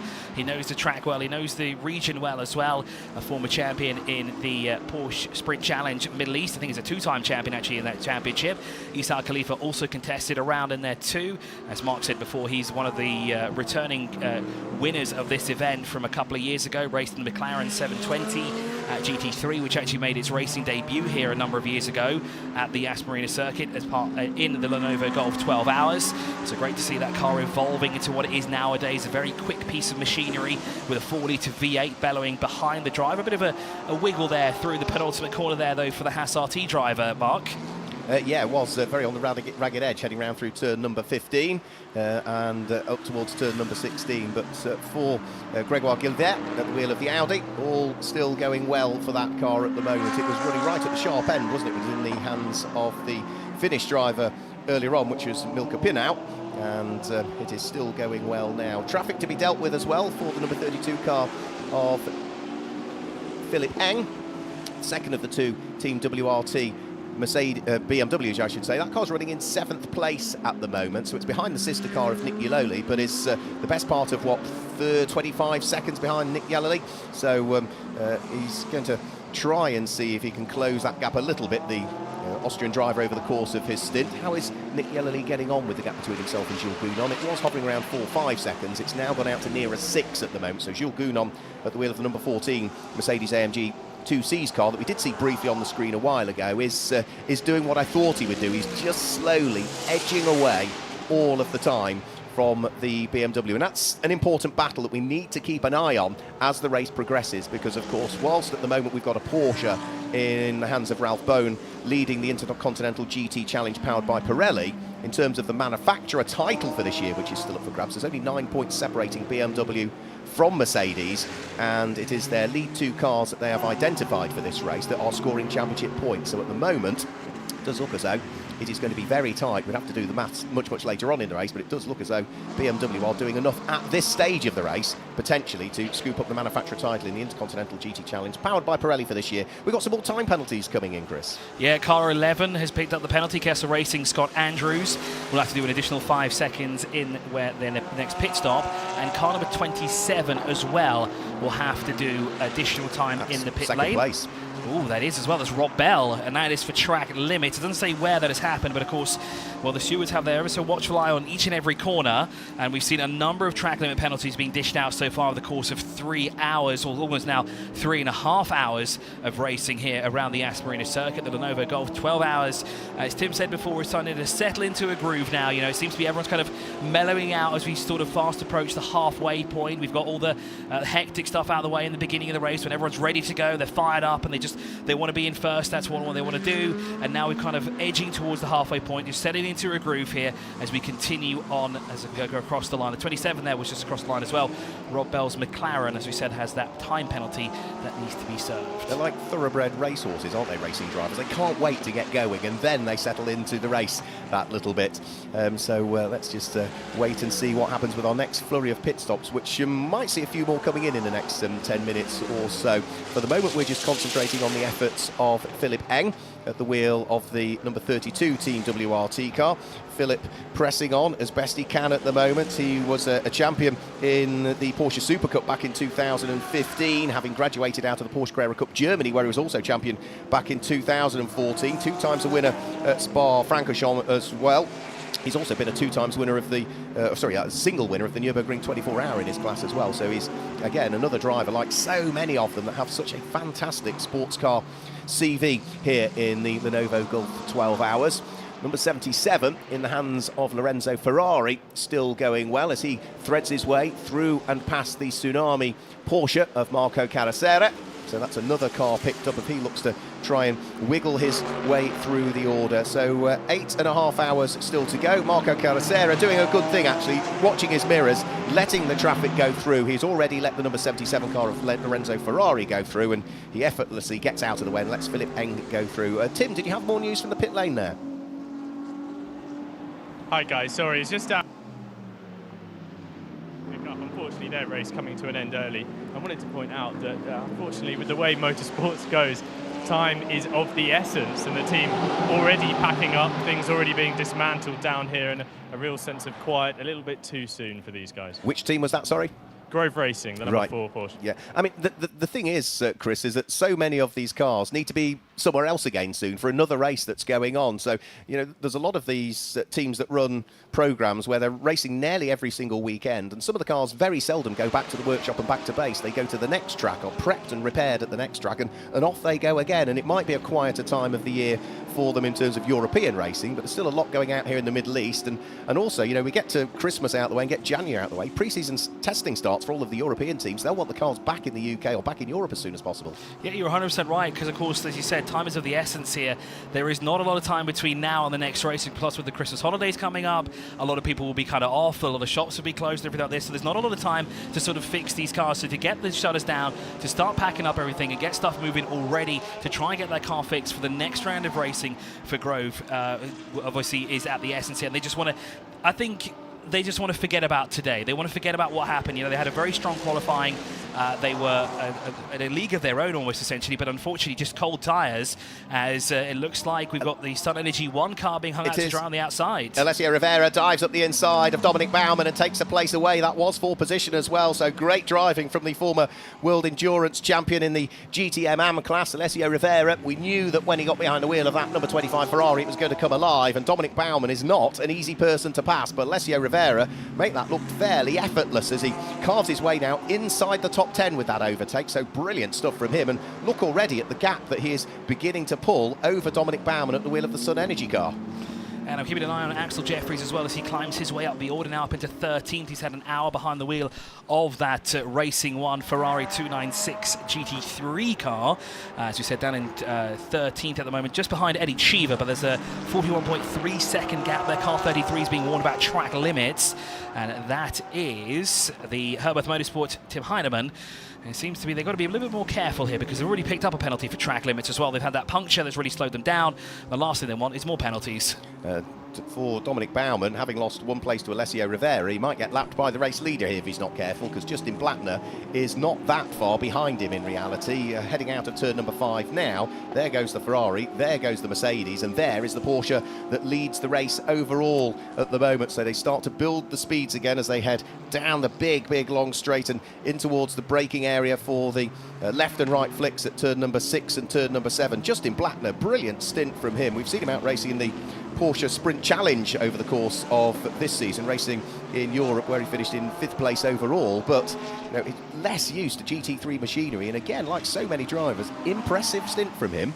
And he's certainly able to keep that gap as well. 12.2 seconds is nothing to hold on him there at all. He's actually extending that gap as well as the race continues on here over a more experienced Rob Bell, who has a lot of experience when it comes to GT racing. He's currently sat in 2nd in the 27 car, and then in 3rd is the Herbert Motorsport Ralph Bond. It seems to be for the past hour or so we've kind of settled into the groove as well up front. Yeah, Justin Blattner, though, that lap he was 2.5 seconds slower than Rob Bell, who is now only 12.2 seconds behind him in 2nd place. So Rob Bell is on his way. Justin Blattner still has possibly a little bit of traffic to deal with as well. Need to keep an eye on what the lap time looks like this time through, because he was catching Dominic Baumann at the wheel of the Porsche and trying to work his way through and past him, but it does look as though this might be another slightly slower lap from him. Is there any cause for concern? We'll wait and see when he comes over the start-finish line. 1 minute 56.8 almost last time through. No, that's sort of less than ideal still. That's a 1 minute 55.00. So are we going to see Rob Bell close that gap further? Because Rob Bell should be imminent over the start-finish line, but he's opted for the pit lane. So the 2nd place car in the hands of Rob Bell. The Optimum Motorsport McLaren heads in towards the pit lane. Is this going to be another change of driver this time through? Well, he was behind the wheel for just over an hour, and I think Tim's got an update for us down the pit lane. Just watching the number 27 Optimum car come into pit lane as you called. Everything looks pretty calm at the moment. Still actually waiting to go to the car, so must be serving that penalty that's been mentioned. And there we go, driver change going on. Rob Bell clambers out. They're moving around to the side of the car. As we've seen in this, the rhythm of these pit stops is so different across different series, isn't it? We see different numbers of mechanics allowed on the car at different times, a different way of going to work on the machine itself. And here, these kind of pause before the hype really begins of the driver change and the wheel change, of course. And it looks like Mark Radcliffe is on standby, ready to get in. Well, Mark's already done a stellar stint at the start of the race, so Ollie Milroy will have to keep his powder dry then, potentially for the moment, before he gets back in that car. A British team running 3 British drivers in it, and yeah, Rob Bell now about to strap in what looks like Mark Radcliffe back in for another stint, so he's getting plenty of time behind the wheel in his debut, of course, in the Gulf 12 Hours. He certainly is, as the driver's side door is up. Driver change now underway. The previous driver will help him get into place as well to make sure that the seatbelts are tightly strapped, and he is good to go as the door closes. New tyres being fitted onto each corner. They're definitely new sticks as well, because you can see the stickers still on the car as well. Up on the jacks as the refueling is done. The tyres are changed. Driver is in the car. Engine will refire. and then they'll be released once again. Will the 27? Well, that car was involved in some sort of incident with the number 51 car of AF Course, which is currently in hands of Christoph Ulrich, but the information it's just receiving us is whatever happened at turn 9, which was the banked section, that newly reprofiled section over the course of, what was it, winter 2020, early part of 2021. No further action with regards to whatever happened between those two cars. So that car trundles its way back down the pit lane. Just to confirm, it is now in the hands of Mark Radcliffe, who is the AM driver who's been racing with Rob Bell all season in this car in the British GT Championship. They've had mixed fortunes over the course of the 2023 season, and as a result of that pit stop for them, it now means that up to second comes the number 88 Garage 59 McLaren of Marvin Kirchhoffer. That's the car that leads the Pro-Am category, and Ralph Bone now moves up into third place at the wheel of the number 7 Porsche. Jules Gounon now leads Pro still, of course, but he is now up into 4th position overall, and Nick Yaloli will now jump up into 5th place overall, and the gap between Jules Gounon and Nick Yaloli has continued to go out as well, so it is now up to 8 seconds between the pair of them. It was down at, what, 4.5 when I first picked up on the gap. And now the race lead, is now up to 29.7 seconds.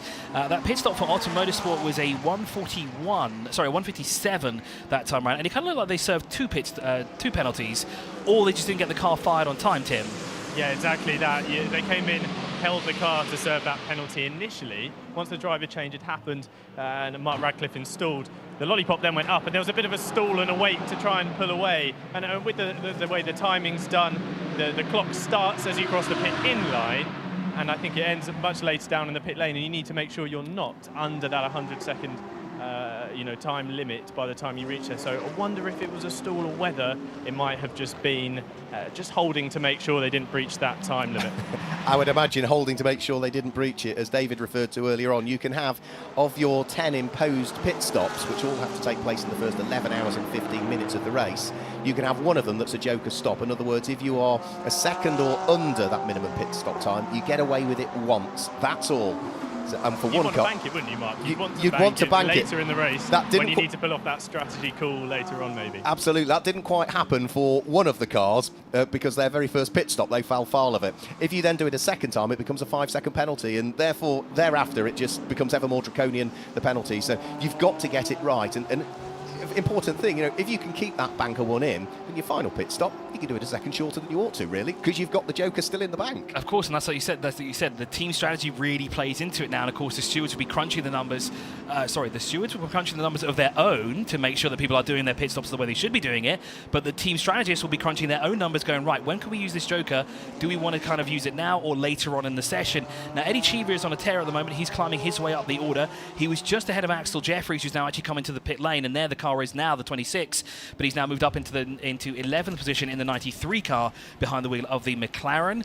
There is refueling going on, and there is a driver change for car 26. I think it's about an hour or so now since Axel Jeffries got behind the wheel of that car, and that is either Ramiz Azam or Zemain Jaffa now who will get behind the wheel of this car. The sole entry hailing from the United Arab Emirates. As I said before, all drivers for this car hail from the UAE, as they're all Dubai residents, and of course, they are representing the country here in the Lenovo Gulf 12 Hours right here in Abu Dhabi. So driver door is open. Axel Jeffries hops out into the driver's seat now. We'll get, as he said, either Zemain Jaffa or Ramiz Azam will get behind the wheel as Axel Jeffries assists him. Now, all three of them are actually driver coaches in their own right. So, of course, they're used to doing this kind of stuff. They're used to talking to one another as well. They all do driver coaching here in the United Arab Emirates. Some do it here in Abu Dhabi. Some do it in Dubai, of course. So they're well versed in everything that needs to happen here. As some slight adjustments there on the left side of the vehicle as well, as the 296 is lowered for Racing 1. Now, the car will be released. There's no penalties that need to be served for this car either, so they don't need to have a long hold. Now, there does seem to be the car has not yet got going at all. I wonder why they're stationary for this long. Is there an issue with the car? I think they're just waiting for the clock to tick, depending on where they are on the pit lane and how long it takes for them to get towards pit lane exit. You just hold the car until the clock is telling you, right, we'll release it now, get to pit lane speed limit, we'll get out of the pit lane, bang on cue. So Axel Jeffries, a 3-times champion in the Super Trofeo Middle East, has vacated that car, and who has jumped on board as it heads out of the pit lane? It's Omar Jackson. So it's the British driver Omar Jackson, who for for this year, and last year has been racing in the International GT Open, having previously raced in Ferrari Challenge Europe. So he jumps on board for the next stint. And we saw in the pit stop as well, you see there's some cones just in front of their garage. It's quite an unfortunate place for them to have those cones, because they have to literally turn left immediately. A lot of other drivers have sort of a clear way in front of them, and they should actually have a gap in between them because there is a garage there. However, here at the Lenovo Gulf 12 Hours, we want to get the spectators involved. We want them to get closer to the action. So there's actually a pit lane viewing area right in front of the garage for Racing 1, and that gives them a slight disadvantage because of those cones there, and they have to be very, very careful as well because, of course, hitting them, I'm pretty sure would incur a penalty for them, and of course, well, it give the fans who are looking right at the action a fantastic sight, but it's the last thing they want to be doing at all. So car 21 is our race leader. There's the car collection motorsport Justin Blattner, who is now 25 seconds up the road from the Garage 59, a car of Marvin Kirchhofer. He's just come across the line now to complete lap number 96. We edge closer to 100 laps completed here, Mark. Yeah, we're not far away, are we, from 100 laps completed? But for Justin Blattner, the gap is coming down. He was 29 seconds ahead of the second place at number 88, Garage 59, McLaren, in the hands of Marvin Kirchhofer. But Marvin Kirchhofer is about to head over the start-finish line now. He was about 2.5 seconds quicker on the previous lap. He's 2.1 seconds quicker on that lap, so the gap is now down to 23.5 seconds between the two of them. So the Pro-Am car in the hands of factory driver for McLaren, Marvin Kirchhofer, is understandably catching the AM category car in the hands of the substantively less experienced Justin Blattner. He's got plenty of experience, but just not quite as much at this level as Marvin Kirchhofer has. So it's still Porsche from McLaren, then it's Porsche from Mercedes, because it's Ralph Bowen who's in third place, Jules Gounon's still there in fourth place, Nick Yellowly is there in fifth position in the first of the BMWs, and the sister car to it, Philip Eng, completes the top six in the number 32 BMW at the moment. Seventh place is number 3, 2Cs, El Faisal El Zubair. Eighth place is number 2, which is Haas Racing, the Audi, in the hands of Gregoire Gilbert. Ninth place is 25, Alessio Rivera, and number 75, the Sun Energy 1 car of Dominic Baumann, completes the top 10 at the moment. In terms of Intercontinental GT Challenge, well, Ralph Bowen is the first of those out on circuit at the moment, leading the Intercontinental Challenge powered by Pirelli. He's third, but then it's also IGTC cars that are there 4th, 5th and 6th at the moment. But one of those comes into the pits, which is Philip Eng from 6th position. 32 is in, the fueling rig is attached. Now I wonder if we'll see a driver change, but there are dollies going out, Mark, as you just pointed out. So what do you think the issue is here with the 32 car? I don't know, but having dollies out at the edge of the circuit or at the edge of the pit lane is slightly worrying as to what this issue may well be. So the car seemed to be running fine. It was losing a little bit of time, but it is going up on the dollies, and is it going to be wheeled back into the garage, which is never a good sign, and that has pretty significant implications for that car. It also has reasonable implications for BMW in terms of the manufacturer's category and title in the Intercontinental GT Challenge powered by Pirelli. So Philip Eng in the pit lane, BMW pushed back into the garage. All is not well. I'm sure Tim will bring us an update as well. He's got a few small technical issues he's just trying to sort out in the pit lane currently, but he'll be back with us to bring us the news as and when he can. In the meantime, in the pit lane, also we see the number 51 AF Corsa Christoph Ulrich driven Ferrari 488, the only 488 that we've got in the field, a car which has been very successful here in the Lenovo Gulf 12 Hours, as was its predecessor, the 458, which also won plenty of races. The Ferrari is the winningest car here at the Lenovo Gulf 12 Hours. 6 victories for the mark, and well, that's a driver getting out.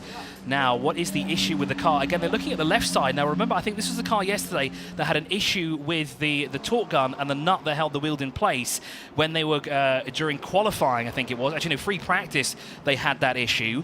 Now, I wonder if that's come back to bite them, but the bodywork has also come off that car as well. So I wonder if there is a deeper issue with that car. And like Mark said, Tim is no doubt on his way to find out what the issue is there. Car 11 is in the pit lane. Kessel Racing, Scott Andrews gets out of the car, and it will be a driver change. There's an Italian flag down there, but of course, with it being a Ferrari, of course, it has to be an Italian driver behind the wheel.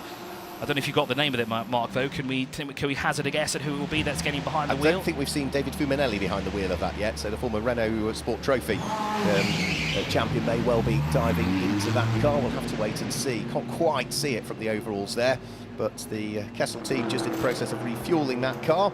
The Air Force car heads back out of the circuit. That was purely a service of the car, but no change of driver. Christoph Ulrich is still showing as being the driver behind the wheel of the number 51 car. And in the meantime, we've got just the two cars in the pit lane, one being the number 11 Ferrari, the other one being the BMW, which is in the pit lane area.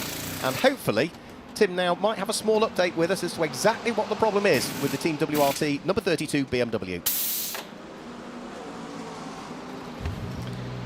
Now, I think he'll come back to us. Still maybe a few technical issues. Gather it might be around the exhaust issue that the team are working on.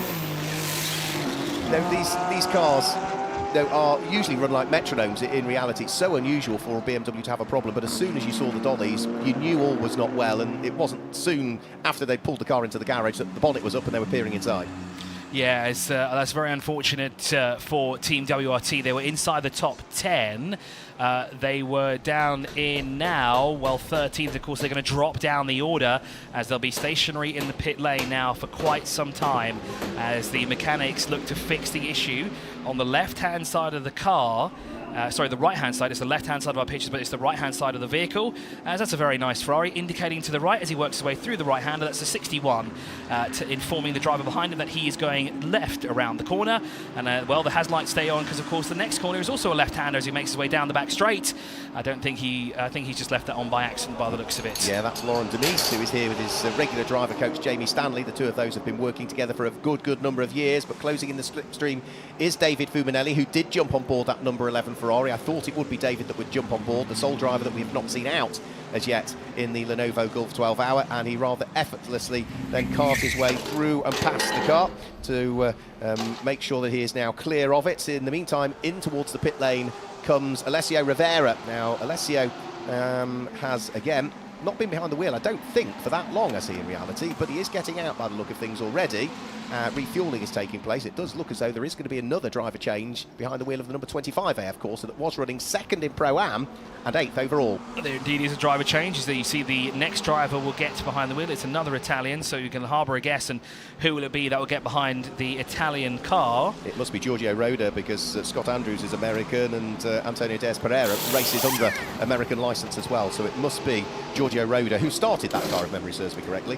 As the seatbelts are now being strapped in there for the next driver who will take charge of the number 25.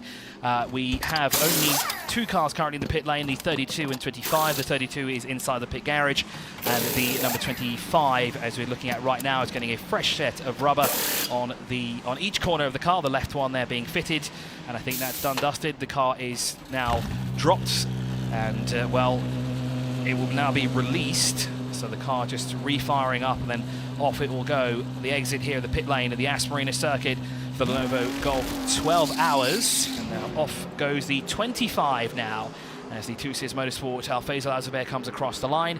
He's been behind the wheel for 1 hour and 4 minutes. That's half his stint time throughout the entire race, done and dusted. And we have 15 minutes to go before we reach the first third of the race coming to a close. And as we see more pictures live here of the Team WRT number 32. The team still looking on the left-hand side there, sorry, the right-hand side there of the vehicle. It's the left-hand side from our pictures and your pictures as well, but it's the right-hand side of the car that is being checked here by the team. Car Collector Motorsport continues to lead, Mark. It is, and it is Giorgio Senegiotti actually that takes over that car. It's the number 25 car that was in the pit lane. I was reading out the drivers for a different car. So Giorgio Senegiotti takes over the number 25 car, and Tim Fulbrook hopefully has some news from the pit lane. Tim? Hi guys, can you hear me now? You got me now? We've got you. Oh, excellent. Okay, so down in this WRT pit stop, it continues. The work carries on. I'm sure you saw the pictures of the hood of the car coming off straight away.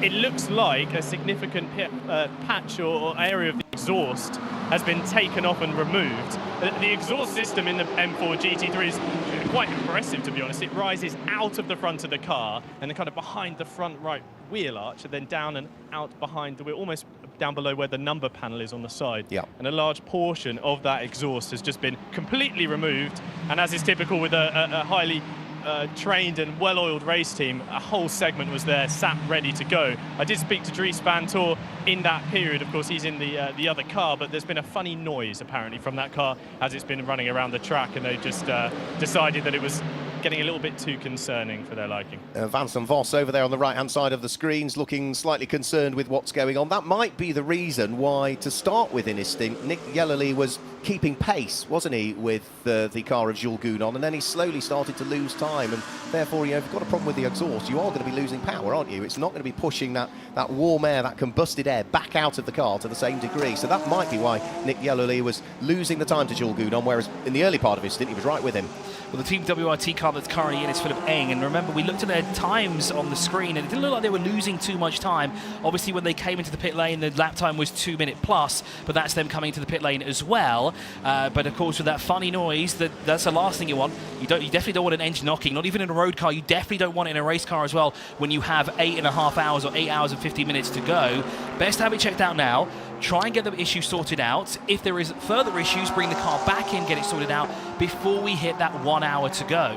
Yeah, no, you're right. I said Nick Yellerly. It's Philip Eng's car that was in. I do apologise. So, yeah, Justin Blackner's still leading the way at the moment. We have ticked over the 100 laps now, so 101 laps have just been completed by our race-leading number 21 car. Now, Justin has been behind the wheel of this car for almost an hour now. In fact, now, bang on an hour since he first got into the car. We've got another pit stop taking place, and back into the pit lane comes the second place car. The number 88 Garage 59 McLaren of Marvin Kirchhofer is in. He's out of the car. That's going to be another driver change that is taking place. They were making sure they hung on to Marvin Kirchhofer. In theory, that's his second stint, but his first stint, if you recall, he'd only just got into the car as we went full course caution, so they instantly brought him back out of the car to make sure they kept what is, no disrespect to the other drivers, the quickest driver in that car, Marvin Kirchhofer, available for when we are on full green racing. So are we going to see Louis Perret, the starting driver, get back behind the wheel?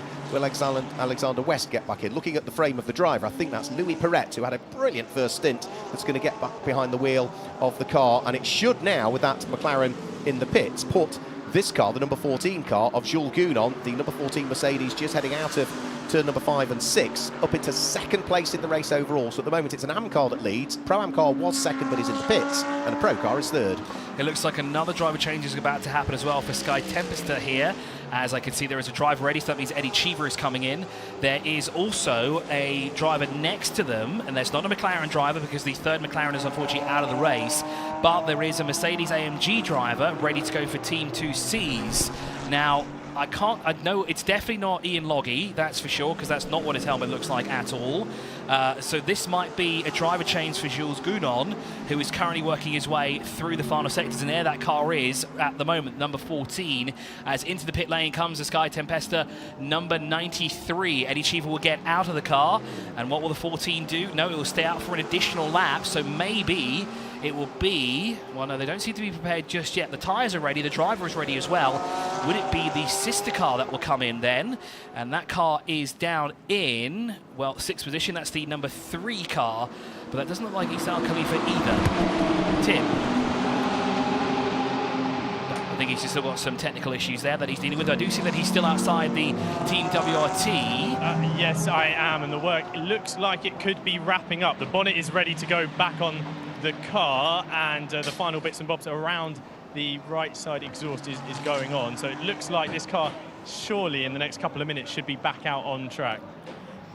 Thank you very much. In the meantime, Lucas Stoltz brings the number 99 Mercedes AMG Team Group M car into the pit lane area. So that's another car that is ticking off another one of its imposed pit stops. They have had a very different strategy to the rest of the teams so far. They have ticked off, they ticked off the first 3 of their pit stops in the first hour and 20 minutes, if memory serves me correctly.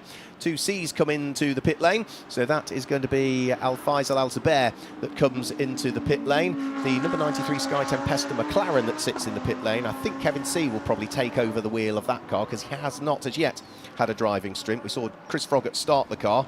Jonathan Hoy jump on board for stint number 2. Eddie Cheever has just vacated the car, so it should be the 4th driver, the Macanese driver, who was former Asian Le Mans champion, the best part of 10 years ago now in the CN class that they had out there. He trundles his way down the pit lane. We've seen sporadic outings from Chris Froggatt and Kevin C in the British GT Championship, and they finished in 2nd position in what was the Silver Am category this year. Tim? Nice to have a microphone that starts working again, and I'm sure the WRT team will feel the same about the exhaust of the number 32 car. That car is headed back out on track, back into the action. it has, but unfortunately it is now on, it's only completed 96 laps. The overall race leaders have completed 7 more than that, so it's now 7 laps off the lead of the race, and that is a bit of a bitter pill to swallow. Yes, they can tick off another one of their imposed pit stops with that, but it's not what they wanted, was it, at all, and that has really put them out of contention. So it looks like Alfredo Alzubair is out of the car for 2CS Motorsport. That should be Issa Al Khalifa now, who will get behind the wheel of that car now, as Alfredo Alzubair has done his stint. I don't know if that was 2 hours that he did behind the wheel. I don't think it was, so we might see him back out later on.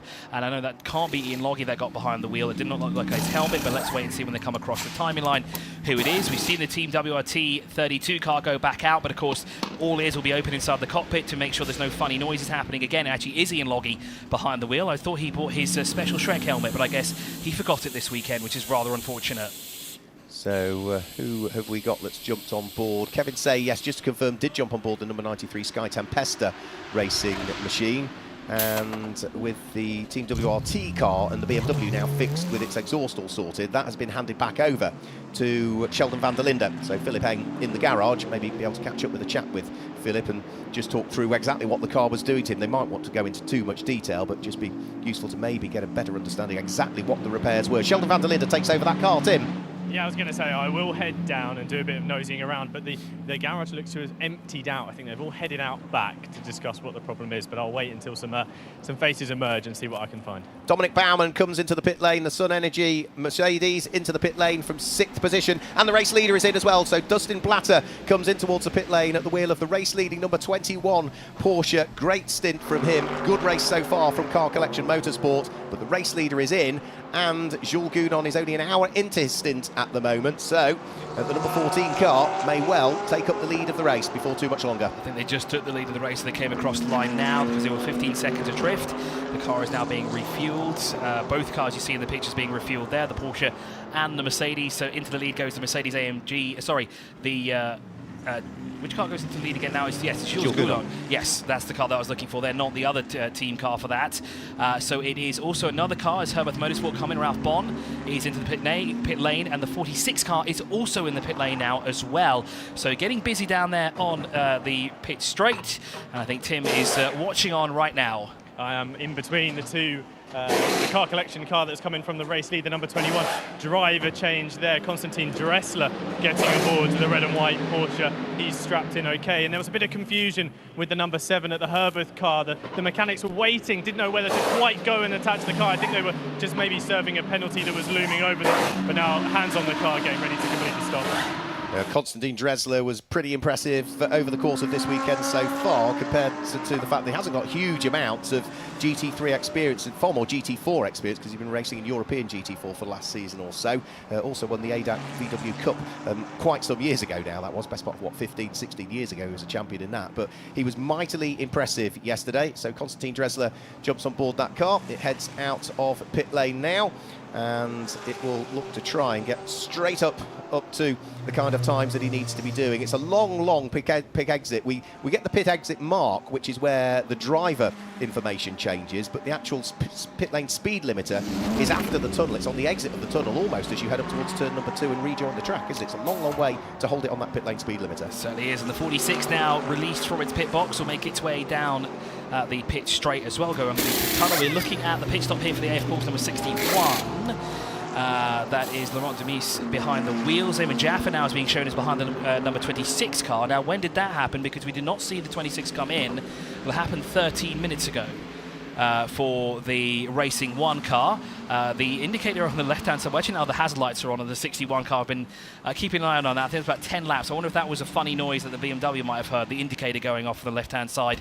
But no, it was the exhaust there. But the 61 will be released. It will be a driver change as well. So Laurent will get out of the car and is released down the pit lane, and it still has a left side indicator flashing.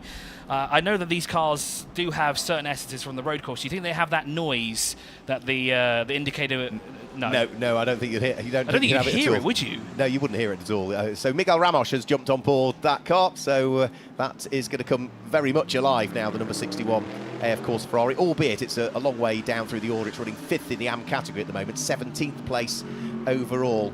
We have also now got the number 46 Team WRT handed over by Nick Yellowly back over to Valle. So Valentino Rossi, 9 times a world motorcycle champion in both 125s, 250s, and of course the top category is MotoGP, is back on board that car. It runs at the moment on its out lap 4th as it was as it came over the start-finish line last time through. We'll see whether it still remains in that position. But Jules Gounon has now taken the lead of the race. It's the number 14 AMG Mercedes, the 2Cs car of Jules Gounon, that leads the way. And remember, he does lead the overall Drivers' Championship in the Intercontinental GT Challenge, powered by Pirelli, which has its final round here as part of the Lenovo Gulf 12-hour. Flash of the lights there from the 21, heavy to the braking zone, down towards turn 1. Was very late on the brakes. We don't want to see any more instances down towards that corner. Ian Loggy, his speed in the pit lane has been noted. That is the number 3 car that is currently sat in 9th overall at the moment. The sister car actually leads the race here. Now, for Ian Loggy, I would have assumed that he'd know what the pit lane speed limit is here at the Yas Marina Circuit after racing a number of years in the Gulf Radical Cup. But we're fast approaching the 4th hour of completion, which will leave us 8 hours to go of racing here around the Yas Marina Circuit. The Lenovo Gulf, 12 hours here. The final round as well for the Intercontinental GT Open, powered by Pirelli. And I think Tim has got another update for us down in the pit lane. I'm just waiting outside the pit garage of that number 14 2Cs Motorsports Mercedes. Tyres coming out, so although Jules Gounon has taken the lead, it looks like he might be moments away from passing over the baton to second place. Fabian Schiller, I believe, is stood waiting to take over the car once Gounon comes into pit lane. Right, okay, well, Jules Gounon is about 60 seconds away from getting towards pit lane entry at this stage. He's had about, what, an hour and 8 minutes behind the wheel of the car, so a reasonable stint from him. But again, they've got more imposed pit stops that they want to tick off. I think one of the cars we'll probably see in sooner than later as well is car number 33, the Herbert Motorsport car, in the hands of Tim Heinemann, because he's now heading towards an hour and 40 minutes in his stint, so it's one of the longer stints from him at the moment. So with all of those flurry of activities and various cars coming into the pit lane, it now means that while Jules Gounon leads the race and may well be destined for the pit lane before too much longer, the Haas number 2 Audi in the hands of Gregory Gilbert is second currently, and Konstantin Drezler, having taken over the car collection motorsport number 21 Porsche, is now there in 3rd place. Alexander West, who recently took over the number 88 Garage 59 McLaren, is there in 4th position. 5th place is Valentino Rossi for Team WRT in the BMW. As into the pit lane does come Jules Gounon, as expected. The race leader is into the pit lane and Tim is down there. Car stops on its marks perfectly, but you wouldn't expect any less from Jules Gounon, would you? The incredible GT3 driver is looking pretty calm there, just in the car, loosening his belts, opens the door, gets ready to pop out from the side. The crew on standby, ready to go with fresh tyres. They are sticker tyres as well, so not using any sort of scrub sets yet. We're still quite nice and early into the race. No need to use anything that's been rubbered in already in practice. A little conversation between Gounon and Schiller, just waiting to take over the car, exchanging notes. Sign language is always from drivers, as we know. We come to expect that they don't talk too much of work. There's a few signals of how the car's handling, a bit understeer, a bit oversteer here. Team go to work on changing the tyres all round. Everything looks smooth as you like so far. They'll be wanting to get this car out as quickly as possible. They certainly will, because they're in a strong position. You could argue a stronger position than they were half an hour ago because of the problems that befell the number 32 at Team WRT BMW when Philip Eng was behind the wheel of it. They had those exhaust problems. The car was fixed. They are back out there with the car now in the hands of Sheldon van der Linde, but they are now only just completing 100 laps, whereas the race leaders have already completed 107. So that has big implications, as I alluded to, not just for that particular car, but also for potentially the manufacturer's standings in the Intercontinental GT Challenge, powered by Pirelli, which forms part of the Lenovo Gulf 12 Hours. So back down the pit lane goes the number 14 erstwhile race-leading Mercedes AMG 2Cs cars, now in the hands of Maxi Goetz, who's taken over that car. So I think Tim suggested that Fabian Schiller was on hand to take over that car, but it's Maxi Goetz that's jumped back on board, another hugely successful driver over the years, a DTM champion back in 2021.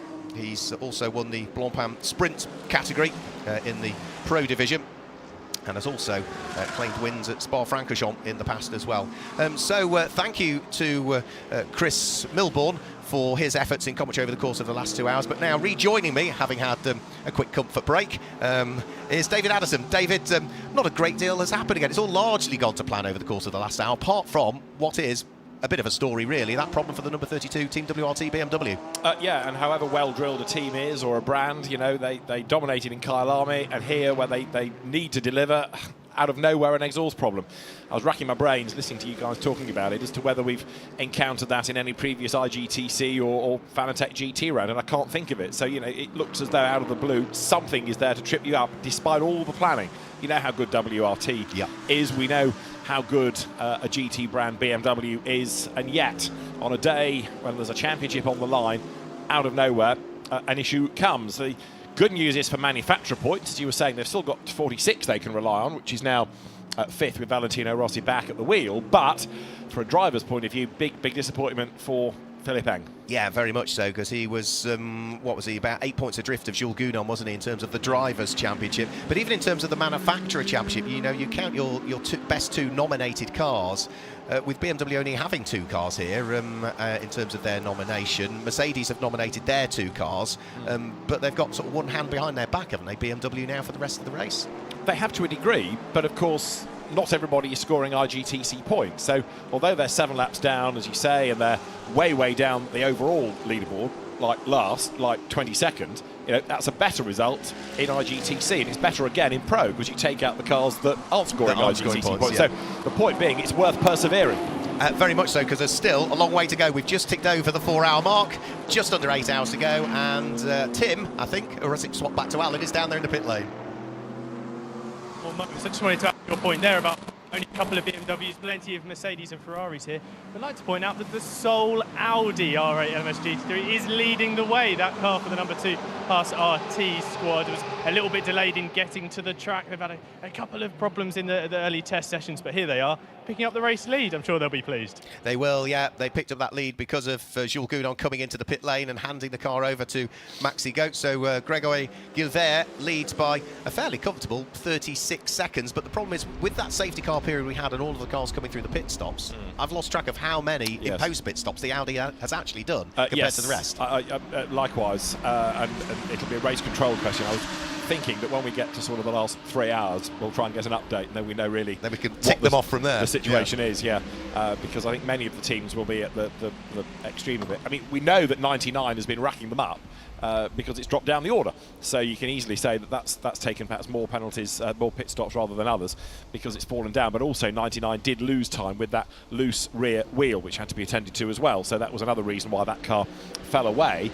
But it has clawed back.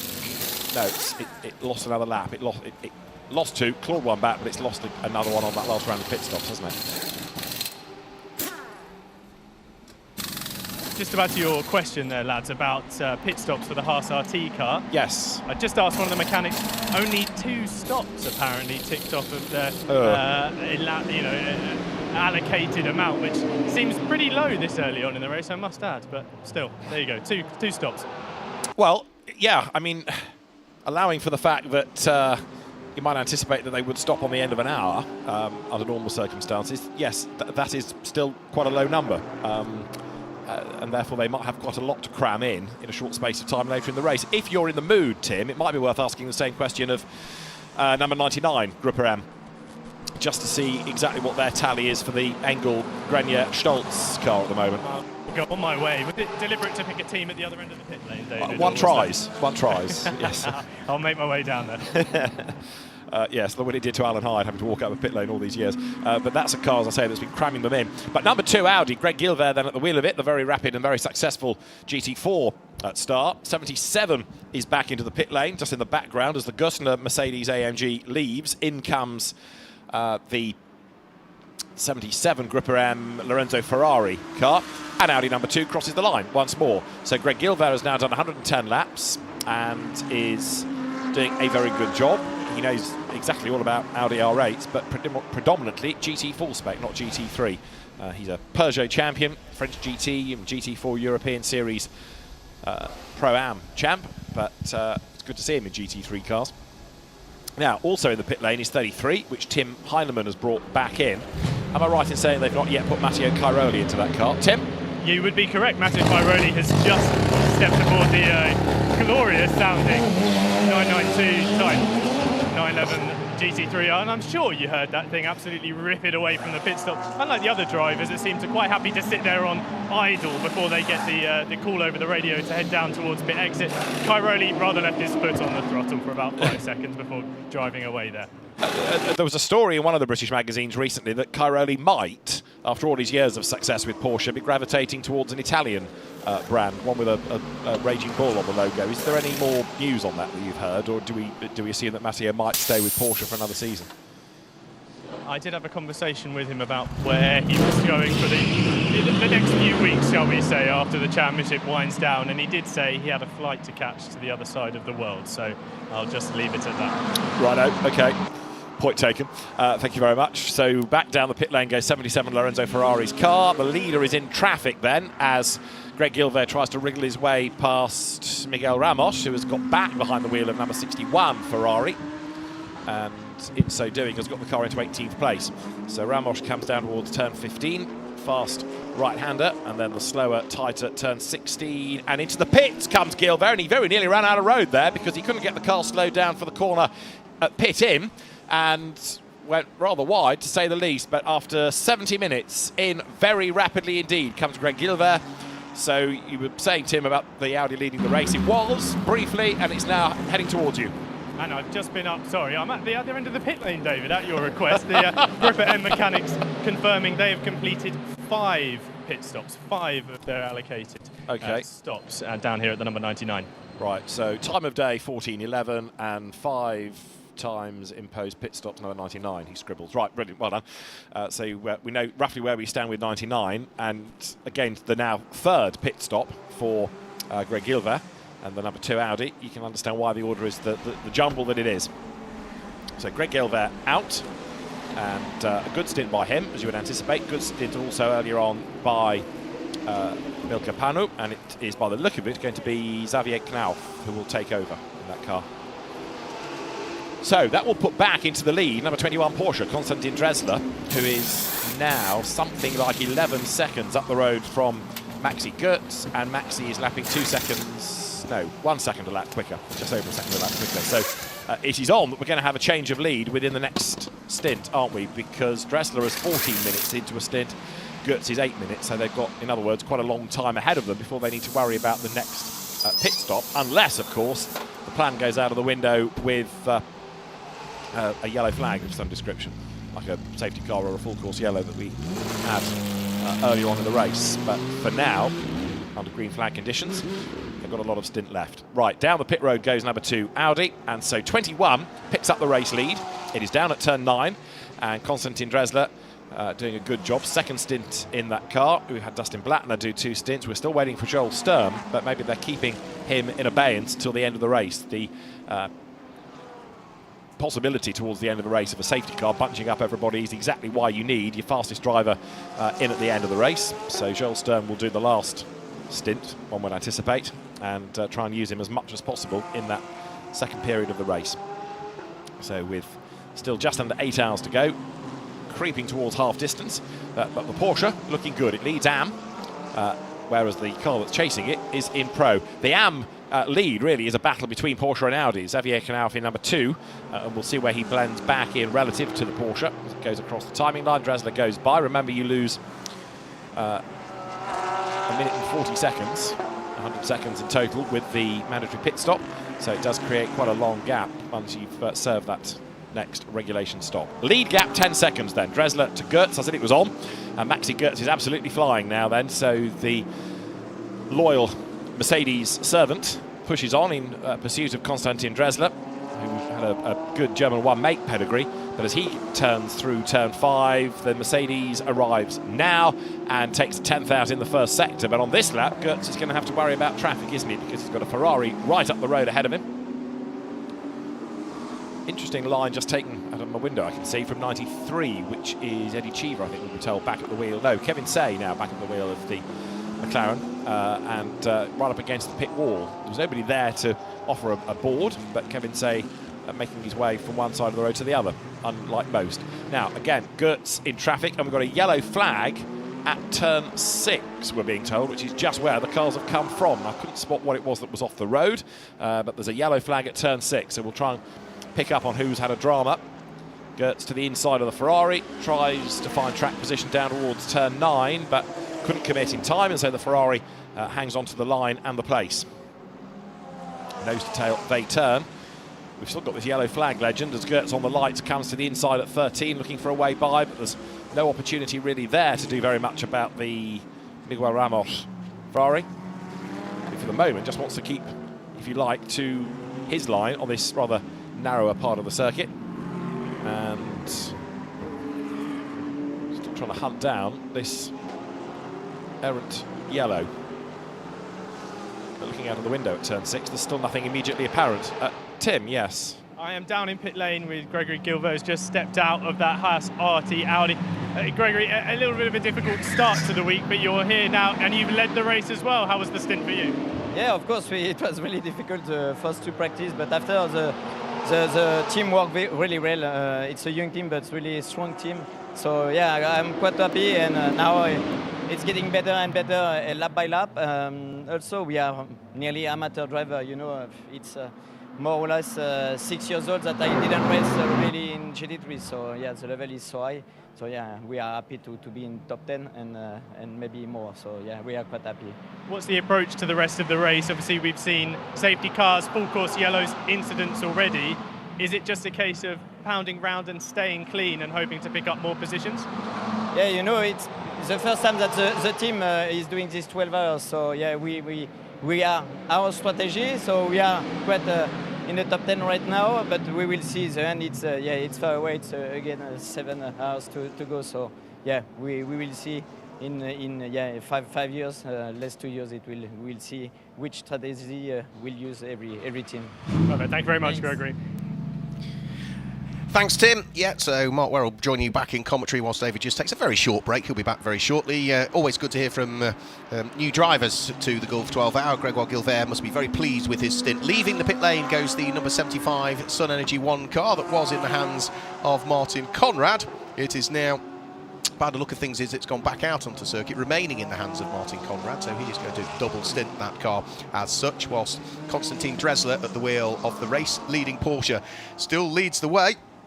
He's about to come over the start-finish line and chalk lap number 114 into the book, but the gap continually closing between himself and Maxi Gertz at the wheel of the AMG 2Cs Mercedes. Through goes Maxi now over the start-finish line. They're both on the start-finish line at the same point, and Maxi that time through was almost a second quicker. So the gap is now down to 9.3 seconds. And both of these drivers are fairly early into their stints as well, because Konstantin Dressler has been behind the wheel for just under 20 minutes. It's just over 13 minutes for Maxi Gertz behind the wheel of the car. Valentino Rossi running in third at the moment for Team WRT at the wheel of the number 46 BMW. He is, a further 13 seconds off the car of Maxi Gertz and about 22.5 off the overall lead. And remember, those 2 cars for Maxi Gertz and Valentino Rossi also have the important part to worry about of what is going on in the Intercontinental GT Challenge powered by Pirelli. But for Valentino Rossi, his focus at the moment is turned really to trying to keep Mauro Engel behind him, who at the wheel of the number 99 AMG Team Group M Mercedes is now hot on his heels and I would imagine should be able to pick off Valley. Valley's not going to make it easy, that is absolutely for sure. This is not for position at all, because Valentino Rossi is on lap number 115, whereas Mauro Engel is on lap number 113 at the moment, 114 I should say at the moment. So there's a lap between the pair of them, but it's Mauro Engel trying to get the lap back, if at all he can. Remember, this number 99 yellow Mercedes has ticked off more of its imposed pit stops than any other car in the field at the moment, so it was always going to work its way over the course of the race back into contention up towards turn number 9. Valley sees him coming, leaves the door open a little bit, gives enough room. Mauro Engel goes through, so that is unlapping himself from, in reality, the 3rd place car.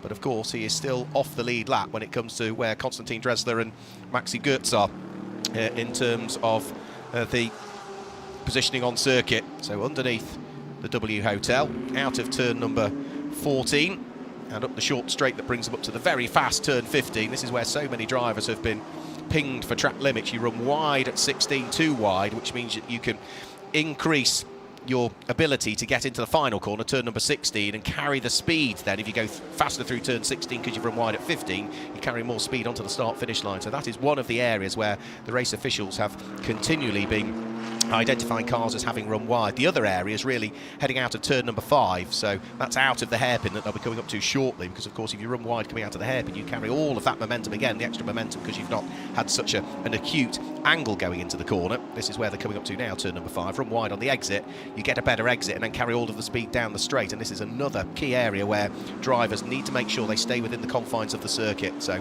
already having got past Valentino Rossi, you can see Maro Engel pulling away, as any absolute factory pro will do. And as we've heard from so many drivers, they are hugely complimentary of Valentino Rossi. You know, bearing in mind he's got lots and lots and lots of experience and has been hugely successful on 2 wheels. Still, the transition to 4 is not easy. It's taken him a season or so, but absolutely he's there. That first podium at Brands Hatch in the GT World Challenge Europe sprint category at Brands Hatch last year went down well. The win on home soil at Misano went down, as you can imagine, very well indeed. And Valentino Rossi and the team that he shares the number 46 car with, all going well. Nick Yellerly had a good stint. Dries van Tor, you know, is always a safe pair of hands. And for Team WRT and for BMW, a win here at the Lenovo Gulf 12 Hours would go down very well. It would be BMW's first win in this race. And it would also go a long, long way to helping them maintain what is, coming into this race, just a 9-point lead in the manufacturer standings for the Intercontinental GT Challenge, powered by Pirelli. What else have we got out on track? Well, at the moment, running in 5th place is still the number 27 McLaren of Optimum Motorsport. Mark Ratcliffe has got the Tsunami Porsche that he'll need to deal with before too much longer. Tsunami Porsche is running down in 20th position in the race, but Mark Ratcliffe needs to get on with this, really, because he'll want to try and pick off that car. He's got another quick car ganging up on him, which is Lucas Auer behind, who dives up the inside. That's not for position, that's Lucas Auer. Again, that's another car, the number 77 car, that has ticked off a good number of its imposed pit stops. Lucas Auer, indecently quick, makes it rather effortless past Mark Ratcliffe, but Mark doesn't need to squabble. That's not the fight that he needs to be involved with. He doesn't need to worry about anything other than his own race at the moment, because he's running in 5th place. But what he does need to do is try and make sure he stays ahead of the Porsche now that's behind him, because that is Daniel Allemann at the wheel of the number 7 Herbert Motorsport Porsche, and that would be for position. Lucas Auer looking to try and squeeze his way through and ahead of Stefano Borghi's car. That's the Tsunami Porsche. He's going to have to wait until the exit of turn 3 and turn 4 and probably do it in towards the braking area at turn number 5, which they'll be heading to very shortly. The Mercedes looking one way, looking the other. Make sure he carves the gap open on the inside line heading in towards the hairpin, as late on the brakes as he could be. Mark Ratcliffe too far back to try and follow through, and also place a lap on that Porsche, but he needs to get on with it because the Porsche behind would take position away from him. So they build the speeds again as they head down the big long straight and in towards the braking area for turn number 5 and turn number 6. In the meantime, into the pit lane has come Christian Colombo at the wheel of the number 20 AF Corsa Ferrari for what looks like a mandatory pit stop. Yeah, and everything went according to plan. The Ferrari down pit lane about to rejoin, so nothing to report from that. And as I catch up with the happenings of the last hour and a little bit down in pit lane, it's that one story as far as I can see for the BMW with that exhaust problem. Was there anything other significant that I should know about, Mark? No, nothing at all. It all largely went to plan, Alan. You could have had a snooze and come back to us, as you probably did anyway, and not a great deal other than that. Yeah, exactly. I had 3 slices of pizza and some rather nice gatto. Wow, that's making me jealous now. Yeah, it's coming over to you in a little brown bag. Oh yeah, but we didn't get pizza and gatto. No, our takeaway was very different, but equally was well received. Yeah, it's done me the world of good. I'm rejuvenated. You've had your pit stop. You're fully fueled and ready to go, are you? Ready for another stint. Okay. Can you allude as to what strategy you're on? Well, I'll tell you one strategy I'm not on. I won't do a Kenny Havel and appear on camera with my shirt off. No, well, I promise you that. Well, that's a relief. We're all thankful for that. Yes. Oh, yes, you would be. So Mark Radcliffe still pressing on at the wheel of the Optimum Motorsport McLaren. He still hasn't as yet managed to get past the Tsunami Porsche, which he needs to do because Daniel Aleman is not that far away from him and is looking to try and close in. I think this might be the opportunity. Can he get through at turn 5 this time? He's almost prized the door open. Can't quite do it on the way into the corner. Should be able to do it on the way out, but no, he still can't quite do it. And now he's under pressure for position from the next of the cars that's behind him. Yeah, Stefano Borghi not being very helpful, is he, in the Lenovo Racing Team Porsche? But Mark Radcliffe, I think, has lined up for the inside down towards turn 6. He wouldn't be able to do it on the brakes, but he's having to work harder to lap a slower car than he really should.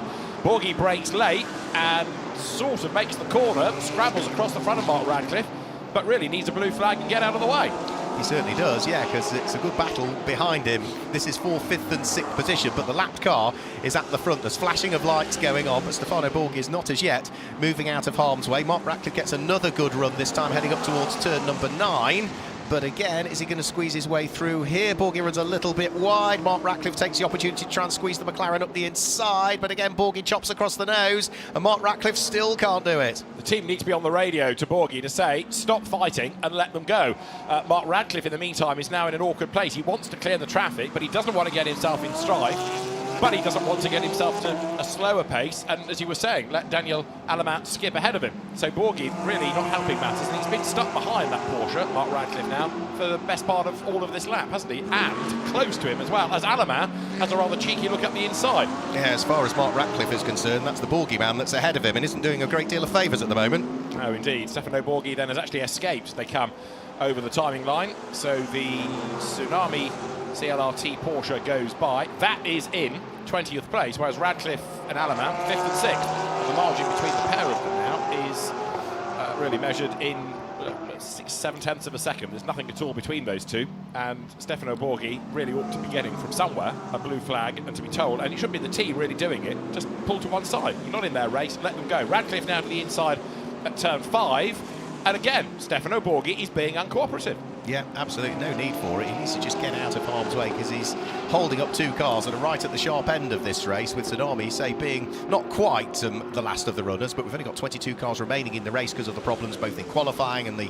2 accidents earlier on in the race. Has Mark Radcliffe got a run this time? He might be able to do it this time in towards the brake area. He's pretty much alongside, but again, I don't quite think he's as confident on the brakes. Don't stick your nose up the inside to lose it, but yeah, Borghi outbrakes himself, and finally Mark Radcliffe squeezes his way through, and now Stefano Borghi might have compromised his run out of turn 5 and turn 6, which allows Daniel Aleman to get a run this time. He's busy flashing his lights, isn't he? Aleman desperate to get through as well. What's interesting, though, is the pace of the McLaren relative to the Porsche in a straight line, because Mark Radcliffe, even though he's lapping that car, didn't breeze up behind him and breeze past. He still had to work hard and still had to do that on the brakes. Again, Borghi makes a mistake at 9, but again, chops across the front of Daniel Aleman. It's almost like he's unaware of the situation he's racing in. Yeah, now we did have a few cars when we had that full course yellow that didn't realise they had to go into the pit lane because their radios weren't working, but Daniel Aleman finally works his way through. The news might have come through on the radio for Stefano Borghi. Just keep out of the way, let the 2 cars go through. That's not your fight at the moment, so let them go and follow them round. You know, you can quite often pick up the pace in your car. If you're one of the slower cars, let the quicker cars through, you'll learn more. Over the start-finish line, that looked as though that was potentially changed the position heading up to turn 1, with Kevin Say coming under pressure from Lucas Auer, and that would have been for 12th and 13th places, as they were pretty much nose to tail, hugging the pit wall as they went by that time. Absolutely, and of the 2 of them, Lucas Auer ought to be able to get past Kevin Say before much longer. You've also there got Radcliffe and Aleman now with a second and a half between them. Daniel Aleman was the one actually that lost out more on that lap, because where he encountered Stefano Borghi was more of him having to check up the pace, and therefore Radcliffe, having gone through, was able to escape. So that gap for the moment is larger, and it might be a lap or 2 before it comes back down to enable Daniel Aleman to make a move. Now, as they come out of turn 5, let's look at the road, see whether we can spot the Auer versus Say battle. Kevin Say in the Sky Tempesta McLaren has dropped back, hasn't he? You can see them in the distance. So Lucas Auer, as you might anticipate, given that he is a platinum graded driver against the bronze Kevin Say, he's gone through, and that puts 77 Mercedes up into 12th place now. Very reminiscent, that livery on the number 7 Herbert Racing Porsche, of Lotus Formula 1 cars from the 1970s and 1980s, isn't it? Beautiful livery on that car. It really catches the sun, the little gold pinstripes on it. Konstantin Dresler still leading the way at the moment. 120 laps have now been completed by the number 21 car collection Porsche that leads the way. Remember, it's still an AM category car that leads at the moment, but the gap between himself and Maxi Götz has been coming down continually.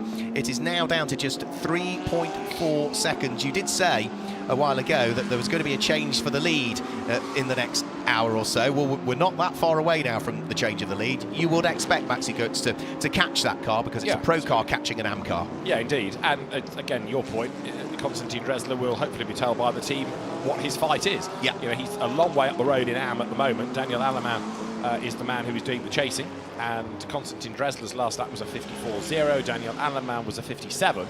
So net, the gap is going out anyway.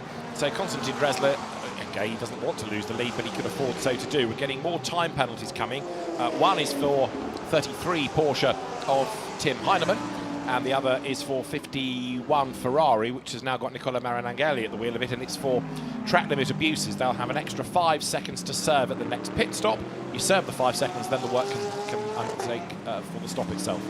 I think we've seen a couple of 15-second stops as well. So is that on the totting up procedure? It goes from 5 to 10 to 15 if you keep transgressing the track limits. Yeah, did wonder if that might be the case. So for the lead of the race, it's beginning to close up once more now. So there is Maxi Götz in second place for 2Cs Motorsports, the Middle Eastern-based team, just down the road at Bahrain.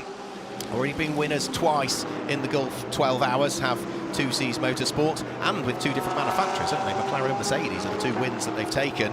Are we going to see a further win for this car, or might we see Valentino Rossi and co in the BMW scoop up the overall win? Or is it another twist in the tail? Because we've already had a few stories to tell over the first part of the race. Still, however, with 7.5 hours to go, we're still, what, an hour and a half away, 90 minutes away from reaching the halfway point. Yes, still a long way to go, and now the race sort of settles into that pattern, doesn't it, where people have got through the early stages. Most drivers have had a stint. I think possibly Joel Stern was still waiting for, but largely people have had a stint, and the race kind of settles down now. This is where the teams are trying to second-guess their rivals on strategy, and we keep an eye to Sheldon van der Linde, who's taken over 32 BMW in 21st place, but you know, that car now effectively 6-7 laps down. It's out of the reckoning, needs bad luck to befall the others.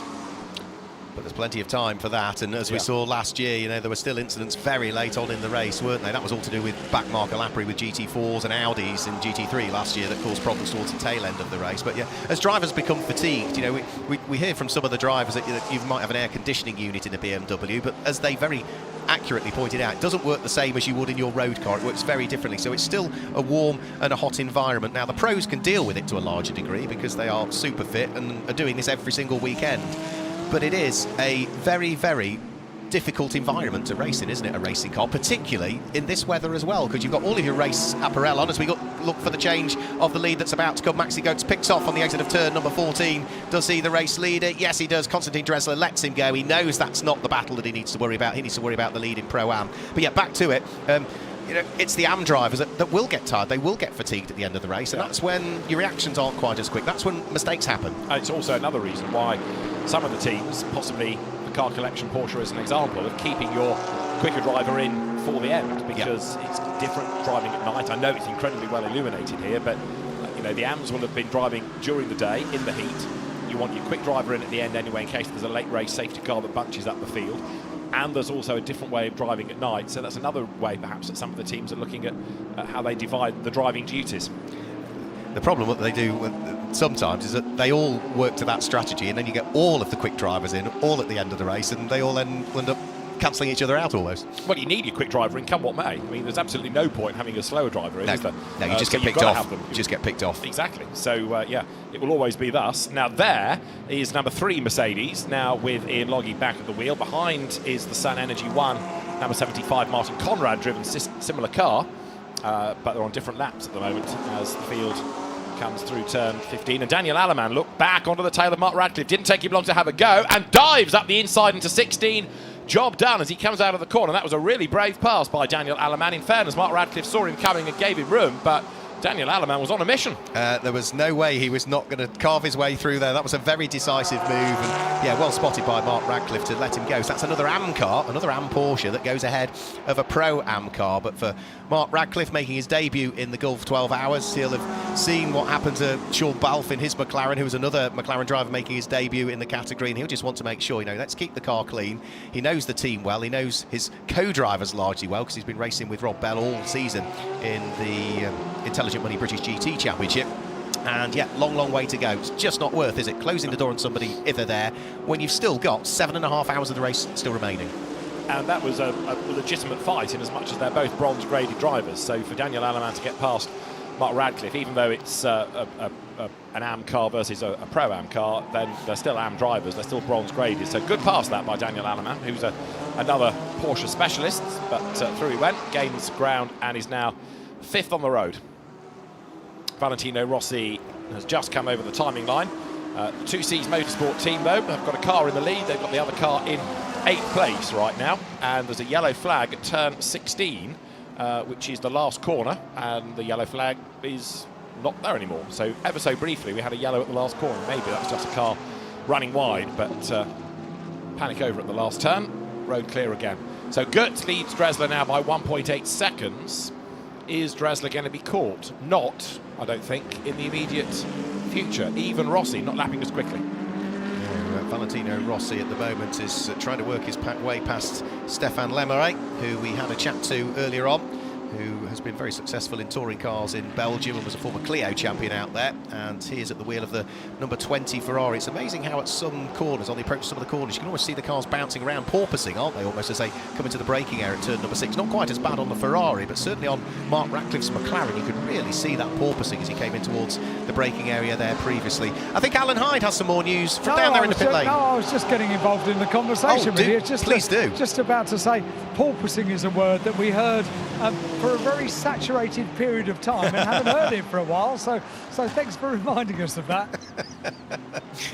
There was a couple of months, wasn't there, that nobody knew what it meant, and then everybody was talking about it as if they'd known about it all their lives, and, yes.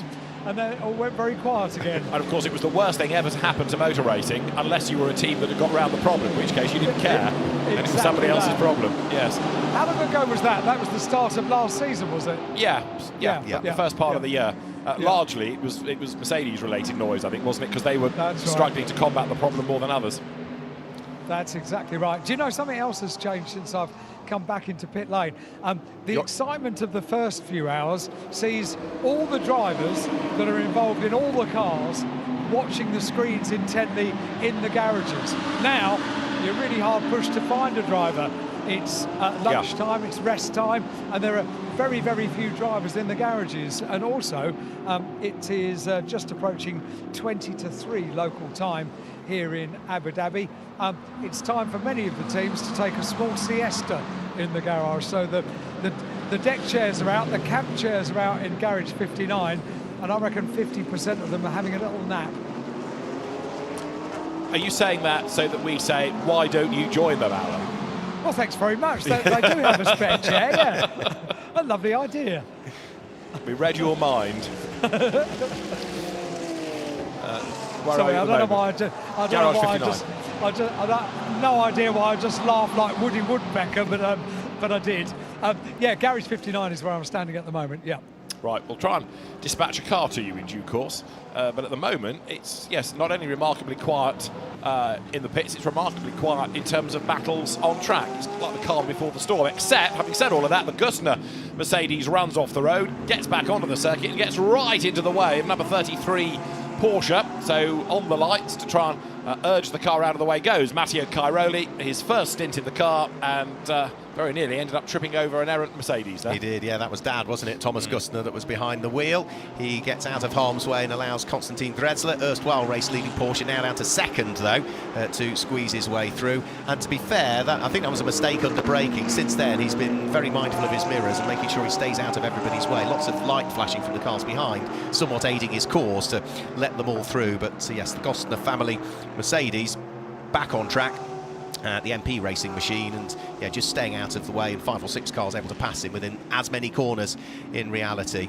So in terms of the Intercontinental GT Challenge, powered by Pirelli, the overall race leading car is the first of the cars in the Intercontinental GT Challenge. That's the number 14 car of Mercedes-AMG 2Cs, Maxi Götz behind the wheel. Second is the number 21 car of Car Collection Motorsport. That is not eligible for the Intercontinental GT Challenge, but the car in third is, which is number 46, Valentino Rossi for Team WRT. Then we go back to 5th place, Alexander West Garage 59. That's another car that is not part of the IGTC. But the next car up is, which is the number 7 car, Herbert Motorsport of Daniel Aleman, with that overtake that we saw, putting him up to 5th and dropping Mark Radcliffe down into 6th in the Optimum Motorsport McLaren a few laps ago. 7th place is AF Corsa, Giorgio Senegiotto. 8th place is number 3, which is Ian Loggy. 9th place is number 99, which is Mauro Engel. That's the next car that's eligible for IGTC honours. And completing the top 10, Xavier Knauf at the wheel of the Audi, which is still going well. It's still staying out of trouble. It's still rather quick. Martin Conrad being given the hurry-up by Matteo Cairoli. So Carrera Cup Italy champion on the back, and he's a platinum graded driver, of course, Cairoli on the back of the bronze, but the quick bronze, Martin Conrad, and we'll be able to find a way through, I would have thought, this time. This is for position as well. This is 15th on the road, so it matters for Cairoli this as he gets right into the draft coming up towards turn 16. Is there a hole to be found on the inside line? There's not, because Conrad covers that off, but it's more when, not if, Cairoli gets through now. Yeah, it certainly does. That's the car that's had a few troubles along the way, of course. That was a car that was started by Antares out, and it looks as though Cairoli's going to dive at the inside. Is he at turn number 1? Yeah, right. Well, Conrad saw him coming, was about to turn into the corner and thought better of it because he knew what was going to happen had he have done so. And look, as soon as he's through, Cairoli just disappears up the road. These Porsches are very, very quick. We come back to the point, it's a shame there isn't an all-pro lineup Porsche, which would therefore not yo-yo as much in the order. But Matteo Cairoli now, who is Porsche factory driver, very, very quick, very experienced in said style of car, starts to blast away. Stefano Borghi, having had his moment with Mark Radcliffe, comes into the pit lane. Fuel, tyres and a driver change also for the 79 CLRT Copenhagen Racing Team run Tsunami Porsche, which I think everybody has now had a go at the wheel of. So they go into the second round of stints for the drivers, with 126 laps done now by Maxi Götz. And amazing livery. I'm not sure who came up with it, but it was creative to say the least on the Porsche. Sits in the pit lane and gets ready to go. Yeah, I've just got it down on my list as black stroke multi. Yes. Yeah, as I think Chris mentioned, it looks like they just thrown a load of tins of paint at it and driven it down the road. Yeah, my scribble was paint splatter, but much the same idea. Right. We all have our own systems. Yeah, indeed, absolutely. So, what are we looking at? Alexander West in the surviving Gulf liveried Garage 59 McLaren through traffic, and 77 ahead on the road, Lucas Auer. That was a car that did a pit stop early on, but was just the wrong side of a full course yellow period, starting to make it count. So it's dropped back a little bit, but again, our Ferrari and Bird have all had a go behind the wheel, and you're into the second rotation now of driver stints. Maxi Götz has done another lap, 127 in the book. So on the hour mark, 4 hours have been completed and 4 different leaders at that point on the clock. So our race leader just trying to thread his way through Maxi Götz, another one of the Ferraris, which stays out of harm's way. Also the number 32 car, Sheldon van der Linde, also makes its way through. Remember, that BMW was a long, long way off where it ought to be because of that exhaust problem that befell it, an hour or so ago now. But since then it's run, again, a bit like a metronome. So hopefully the only problem it will have over the course of this running of the Lenovo Gulf 12 hours. Sheldon van der Linde, if he looks in his mirrors, he will see that he's got the rather quick Matteo Cairoli at the wheel of the number 33 Porsche sitting behind him. So we've now got 127 laps completed by our race leader. You see the rear wings just wobbling around, can't you, on a couple of the little bumps in towards the braking area there. Well, Matteo Cairoli is going beautifully well here, isn't he? It didn't take him long to get past the cars and then overtake and start to pull up the road, and now he's hot on the heels of one of the Team WRT BMWs, and if anything at this stage he's probably looking equally, if not slightly quicker than Sheldon van der Linde. Yeah, and Cairoli's next target for position is going to be Zamin Jaffar's Ferrari, number 26, the Racing One car. And you'd expect the Platinum driver to be much quicker than the bronze, but he's a similar grading to van der Linde. But the Porsche looking very good indeed, coming down towards 12-13, that sequence towards the W Hotel, and it's pretty narrow at this section, so Cairoli's going to have to bide his time. try and maybe force an error out of Van der Linde so he can pounce. But again, they're on different laps, so arguably Van der Linde is racing that Porsche and could let him go. Yeah, he could let him go. Now, for Matteo Caroli, as you say, that's the next car that he needs to try and catch up with the number 26 Ferrari. Where is it? Behind him. He's just unlapped himself from it, so he's still almost a full lap adrift of it, because it's just in the background of the shot. So the work starts for Cairoli. Alan, yes? The 27 Optimum Motorsport McLaren has just come in for a scheduled pit stop. It's taking fuel on board currently at the exit end of pit lane. OK, Mark Radcliffe brought it in. He did about an hour and 10, I think, behind the wheel. Yes, it's about right, yes. So, as you say, Cairoli trying to find a way past Van der Linde and then carry on chasing the Ferrari to put himself ahead. But that's probably not going to happen within this stint, is it? No, not at all. No, first thing he needs to do is try and get past Sheldon Van der Linde, who runs a little bit wide there coming out of turn number 5. You can see the race leader just up the road as well, Maxi Götz, at the wheel of the 2Cs Motorsport Mercedes, one of 2 they've got entered in for this weekend. There we can see also Optimum Motorsport going to work, cleaning the windscreen as well, and just having a quick look inside the wheel arches as well, because it's not just a case of changing the tyres. There is inspection that's done, David, as well, to look at where pickup is. You know, all the pickup that goes inside the wheel arches, it all builds up as well, and can cause you problems, can't it? Can indeed. The more cars and the more laps done, then the more junk there is around the circuit, and that starts to come to a vibration, and the whole car feels horrible. Tricks drivers into thinking they've got an issue, and it's just the rubber pickup. So the McLaren, I think, Alan, back into the race. Yeah, and Optimum Motorsport fist bumping each other. Very happy with that pit stop. Let's not lose sight of the fact how athletic the pit crews need to be. They do stretches, they do warm-ups before they carry out a pit stop, and everything seemingly went according to plan for that one. So we've not chatted to any of the drivers from that car so far over the course of this weekend, so I'm going to do my best to see if I can find someone. Probably Mark, who's just got out of the car. Well, he's done 2 brilliant stints, Mark Radcliffe. He had a really long first stint that went beautifully well, has had another great stint there, and for a man who's making his racing debut here at Yas Marina, I would imagine he's got a very broad smile on his face at the moment. He might have a story to tell about the contretemps with Alexander West when the car got turned around down at turn 6, but other than that, he's been good. Now, Matteo Cairoli's situation has just changed, because into the pit lane has come Zarmin Jaffer in number 26 Ferrari. So Cairoli and Martin Conrad can both gain ground. Cairoli there picking his way past Sheldon Van der Linde. That car, remember, lost ground on the opening lap of the race, the white Porsche, but then had a puncture which caused Tim Heinemann to limp all the way from turn 6 back to the pit lane. So they lost a big chunk of time through that as well.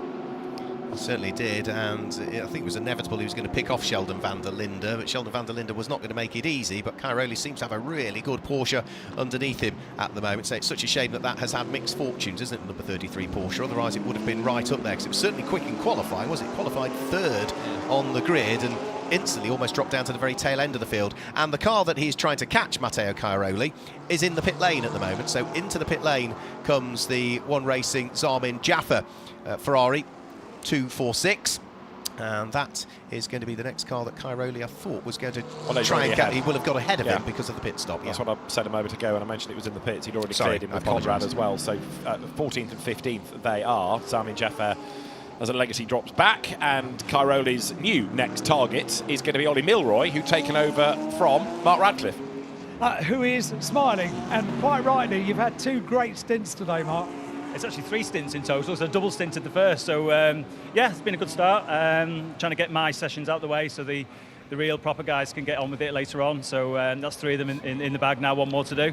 Yeah, it's hard out there. It's a very difficult track to overtake, you're probably seeing. Yeah, if you get behind a slower car, especially when you get to the hotel complex, it's very little opportunity without taking huge risks. So, yeah, it's difficult, very difficult. From a personal point of view, I can vouch for your 2 other drivers. I've known them since they came into motor racing.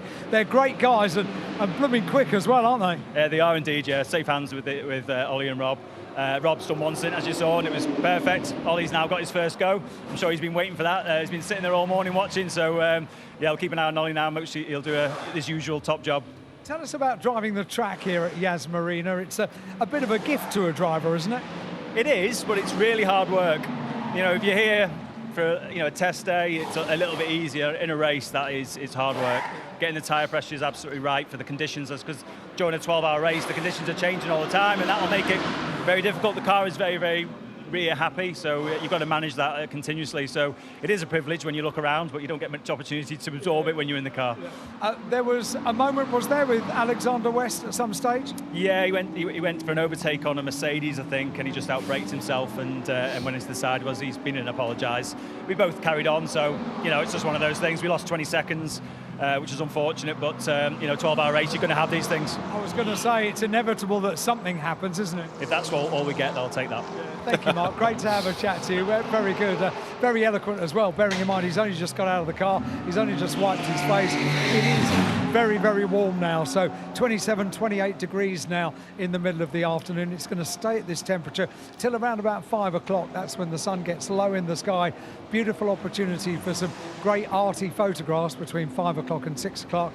And then we go into the magical time when it gets dark here at Yas Marina. That to look forward to. And that's one of the selling points of the event, isn't it? The architecture around this circuit and the lights and the darkness. And yeah, there's something about night racing, whether it's this, whether it's Le Mans, whether it's Spa, even stadium motorsport, oval racing under lights. There's just something about it.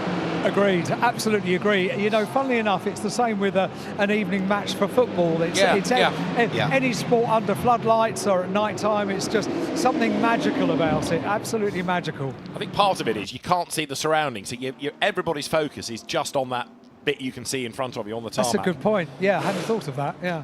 Number 2, Audi. Now, Tim was getting excited, justifiably so, about that car leading the race a little while ago, and Alan spoke to the start driver of the car, Milka Panu. Well, the team manager is now being summoned about track limit reports. So I rather fear that things might be unravelling a touch for number 2 Audi. Oh dear. In the pit lane, we've got 2 cars as well at the moment. So Kessel Racing, David Fumanelli is in. That's the car that is running 3rd in Pro-Am at the moment, inside the top 10. Also joining it in the pit lane at the moment is the car that was running in 6th place, which is Giorgio Senegiotto at the wheel of the car that's 2nd in Pro-Am. So the 2nd and 3rd place cars in Pro-Am, both in the pit lane at the moment. The new Ferrari 296 is the Audi that you were just talking about out on track at the moment. The sole representative of Audi, who have won a previous iteration of the Gulf 12 Hours, as a manufacturer at least. And that Audi, you say, is now dropped back outside of the top 10ers in the hands of Xavier Knauf at the moment, running 4th in the AM category. So again, it doesn't matter where they're running overall, it's where they're running in AM that will be the important thing for them. That's what they're looking at. Absolutely. Driving standards flag for track limit abuses now for Thomas Gussner. That car is in last place anyway, the family annual outing in the Mercedes in Abu Dhabi. But as long as they're keeping going, they're enjoying themselves and doing the laps, keeping out of trouble. 11 Ferrari, you mentioned David Fumanelli had brought it in. So fuel, tyres, possible driver change. The Kessel Racing car drops down, and let's see whether it is still Fumanelli behind the wheel when the car is released, which is now. No, he got out of the car, in fact, David, so okay. It was a driver change. Right, thanks, Alan. I shall, in a moment, see Giorgio Roda's name pop up as the replacement driver. He started in that car and was quick in the first stint, albeit he made that error and tagged the back of Chris Froggatt, but recovered well. He did, yeah, absolutely, yeah. I think no harm done to either Chris Froggatt or to Giorgio Roda's car, but yeah, it was a small penalty. Was it 5-second penalty, 10-second penalty? 10-second penalty at the next pit stop, I think, was the penalty was headed in his direction. So Maxi Goetz still leading the way at the moment at the wheel of the number 14 Mercedes, threading his way out of turn number 5 and turn number 6. He's on his 133rd lap at the moment, leading by 12.2 seconds now from the car he took the lead away from, which was Konstantin Dresler at the wheel of the number 21 Porsche. Valentino Rossi is about another 12 seconds back from that, so it's 12 seconds from 1st to 2nd. It's a further 12 seconds from 2nd to 3rd at the moment. And Valley, you're looking at the lap times that he's been doing. I've been keeping an eye on him over the course of the last 10 minutes or so. He is more than upholding honour compared to the people that he's racing with. Yeah, there aren't that many people, if any, going faster. No. Matteo Cairoli is one and Mauro Engel is another. Well, if you're 3rd fastest on the track behind those two, I think you can give yourself a pat on the back, can't you? Cairoli is a man inspired anyway, and we know that the Porsche is really quick around here, and we know that Engel excels. So, yeah, you know, that's a really good effort by Valentino Rossi. The answer, if anyone needs to be reminded, at 11 minutes past 2, And where are we up to now? Nearly 3 o'clock. Number 99 had done 5 of the imposed pit stops. It's not been in since, so that's on 5. Right, of its okay. 10. So it's got through half of them. Well, it done 3 in the first hour and 20 minutes, didn't it? Yeah. Or hour and 40, was it? Yeah. Hour and 40. Yeah, tick them off pretty rapidly. Yeah, and once they've cleared them all, because they're having to do those because it's in the regulations. They're not benefiting in any way. They can then have a bit more freedom. And it's these small little things that make the difference in a longer race. Because you look at Maro Engel, he managed to get in just before the second or the third full course yellow, whereas for Lucas Auer, he came in at the same time, but was just a few seconds later coming in, and therefore his didn't count. And that's the difference, isn't it? It can make one of those small little things. Yeah, the driver, the engineer on the radio, they've got to work absolutely together. And the engineer has got to know where the track positioning of the car is. Maro Engel will have had a big part to play in that, because he'll have got to the safety car line and thought, right, I'm clear, because now I can pit. Whereas Lucas Auer behind hadn't got to that safety car line and therefore couldn't make his count. But Engel will have been aware as well as to position on the road. Now we've got another pit stop coming, and it's Alexander West who's just brought 88 into the pit lane. On screen is 51. Nicola Marinangeli has brought the Ferrari into the pit lane. Where would the Lenovo Gulf 12 Hours have been without AF Corsa over the years, because they brought seemingly every event fleets of Ferraris here. And Kessel as well, who've been absolutely a fundamental part of this event since the beginning. Alan, I think, was about to offer wisdom and wit and knowledge from the pit lane a moment ago. But it's all gone quiet, which probably sums it all up. No, only to say it was going to be in the 51 car that it was going to be. So I'll tell you the reason I didn't reply. Because Frankie Howard had arrived then. Go on, get on with it.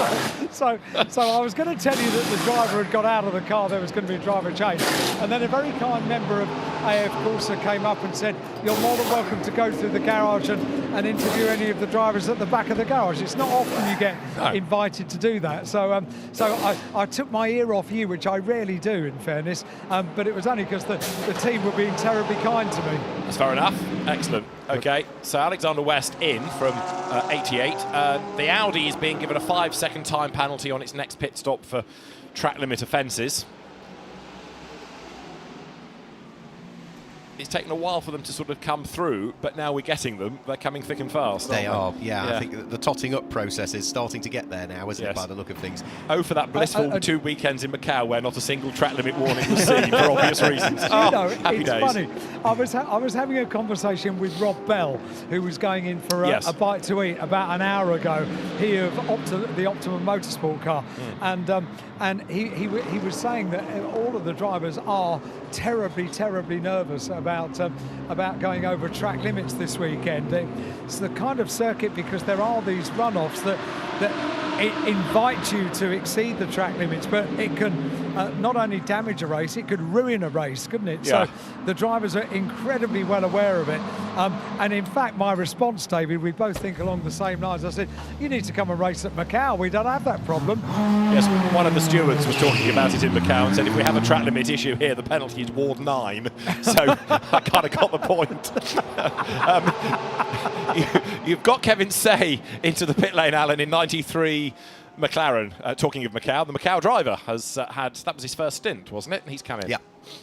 It is, absolutely, and it's Eddie Cheever that's going to get back on board that particular car. The number 51 AF Corsa car that was in the pit lane is now back in the hands of Crichton Lendudis, so that rejoins the number 51 car. And what is the other car that we had in the pit lane that rejoined shortly? That would have been a change of driver, and that was Louis Perrette, who's got on board the number 88 car that was in the hands of Alexander West and is now back in the hands of its starting driver. And that's another car that had a fantastic first stint, didn't he, Louis Perrette? Yeah, Louis Perrette was fantastic. Perrette well ready and all that, so he was in good form. And considering that, as I think I said in the first stint, he doesn't race the car on a weekly basis. Yeah. He's adapted to it very well indeed. Certainly having Stefan Ortelli as your driver coach is going to help, but there's nothing quite like mileage. But Louis Perrette doing a really good job. Flashing of the headlights comes from Mercedes number 75. Martin Conrad then gets to the inside of Marco Pulcini. This is for position as well. So it was a cheeky flash of the headlights. It very nearly worked because Pulcini gave him a fair amount of room there. Now let's see whether it's going to be the aero-friendly Ferrari or the grunt-and-go Mercedes that comes out best at the end of the back straight. They are nose to tail as away goes Eddie Cheever in 93. So Sky Tempesta Racing rejoining, and it does look as though Martin Conrad has got himself alongside the Ferrari and is going to go through. So Marco Pulcini losing the place. He will drop down into 14th position. Martin Conrad, who's been very successful here in the past, manages to gain the place. You can see just how close they were there as they went in towards the braking area. That wider line taken by Marco Pulcini allowed the inside line for Martin Conrad, and there was, I think, yeah, a bit of a touch between the pair of them, wasn't there, at the apex of turn 5. And therefore, did Martin Conrad, if you like, self-censor and therefore not press the point, because on the exit of the corner, the Ferrari, even though it had run wide, came out ahead. I just wonder whether Martin Conrad thought, let's play it safe here and just let the Ferrari get back and we'll have another go, because there was certainly the opportunity to have made that pass, I would have thought, and with all the grunt that Mercedes has, we might have expected him to stay ahead. So I think possibly that was Martin Conrad doing the gentlemanly thing and just backing out of it and letting the Ferrari stay ahead as the fight continues between the two of them. 13th and 14th places, all that is for.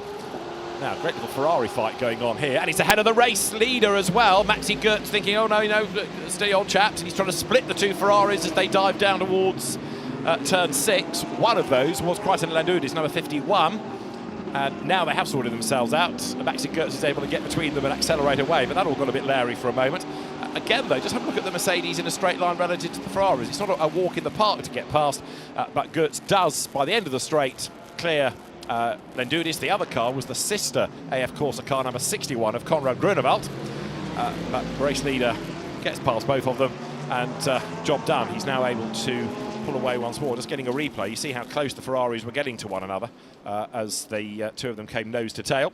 And having had a stint in the pit lane, Tim Fulbrook has come up here to get a far better view of the Yas Marina circuit, and Maxi Goetz, Tim, got an absolute bird's eye view there of what very nearly was a bit of paint being traded. It's a difficult one, isn't it? He's got to look for which way to go. Two cars splitting the track for him. A nice open part in the middle, but he's still got to make that happen, considering he's in the race lead. Yes. Wants to protect that, doesn't want to put the car in any kind of compromising position, and then it presents itself to him and he's got to get the job done. I will just say, as I've now come up to the commentary box, that one of the first things I heard when I stopped for my pit stop was that Alan had had lunch, and I think that explains why there was no dessert left. Ah, that'll be it. Yes, he does that, you know. Yes, yes. Well, I do, particularly when there's banana and caramel sauce on offer. That wasn't an option today, so I had a fruit medley, mainly of melon and some cake. So I'm not guilty of eating it clear today, I'm afraid. Right, okay. Thank you for your just desserts. Didn't confirm the quantities, he just told us what he had. No confirmation of quantity. He's a great politician, another deflected answer. Right, on screen is 32 BMW, which had this exhaust drama early on, Sheldon van der Linde. He goes one side of the Ferrari, behind is 99, which of course is laps further up the road, and now 5th overall, Mauro Engel back at the wheel. Engel wanting to get through the traffic as quick as, and as you were saying a little while ago, Tim, 5 of the 10 regulation pit stops done by the yellow Mercedes now. Absolutely, yeah. And the Engel using the Team WRT car there as almost the crowbar to get through on the traffic. Have the door open for you. It is a very crucial part of this race, with so many different rankings of drivers, so many different levels of experience at the circuit. There is a certain element of rust for some drivers who maybe haven't driven for a little while. I was talking to Christoph Ulrich earlier, who hasn't driven a car since 2022. He doesn't think he's driven a GT3 car since 2019, and here he is thrust into an all GT3 race. And here is Engel having jumped ahead of van der Linde. So that Mercedes, which we still don't really know the true positioning of until after 11 hours and 15 minutes when all the stops are done. But in terms of raw pace, it's good. It's flying, isn't it? Yeah. It really looks great. It's got that body language about it. That's how you know a car's fast. Yes, it's great seeing the timing screens light up as he goes a bit deep down there in towards turn 12, getting the car stopped. Somewhat excited to have got through, potentially, wanting to kick on. Yes, the Mercedes was at a terrifying angle for a minute there as he came into view, but he survived it and has managed to hang on. So Mauro Engel then, with Sheldon van der Linde riding shotgun here, comes down towards turn 16, and Engel for the pit. So all that effort, and he's followed in by the BMW. So the Gripper M car, this is pit stop 6, isn't it? We need to keep on track of 99 now. So this will be 6th regulation pit stop. Believe so, yeah. I did get around a few mechanics trying to clarify the situation as to how many. unfortunately a couple of them didn't seem to know how many pit stops they had done, which was a little bit concerning considering they work on the car. But both cars in, because these were the two cars that pitted very early on in the first green flag session, almost within the first 5 minutes of the race. So this stagger with them coming together appears to make sense, albeit with the WRT car having spent some time in pit lane.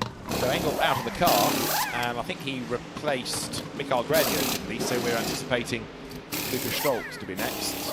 Looks like it. Yeah, the very, very tall Lukas Stoltz to get in. You're looking at number 7 in the meantime, which is Daniel Alleman has brought the Herbert Motorsport car in, and that I'm anticipating would go.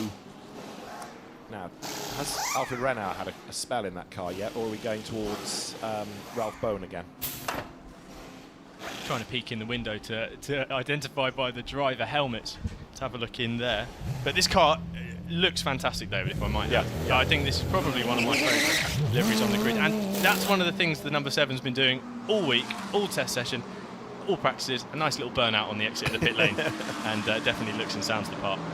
Yeah, it's understated, the livery of the Herbert car, but it works, and it's a crack Porsche team, isn't it? They've got a good UAE pedigree, regular successes in the Dubai 24 Hours, for example. So they know what to do in these long races with a Pro-Am lineup. It was Mercedes ahead of BMW when they came in. It'll be the same when they go out. Mauro Engel, or Angel to translate his surname, staying ahead of Sheldon van der Linde's car, but it's Lukas Stoltz at the wheel now of the yellow Mercedes. 21 blast away, so that was Konstantin Dresler that brought it in. And does he stay behind the wheel, or does finally Joel Sturm get a turn behind the wheel? It is Dustin Blattner back behind the wheel, so they're keeping Joel Sturm for, if you like, the night shift, I think, aren't they, Alan? I have just remembered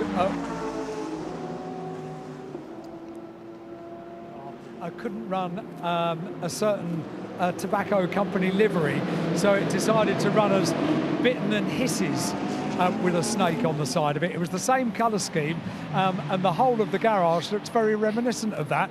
Do you remember?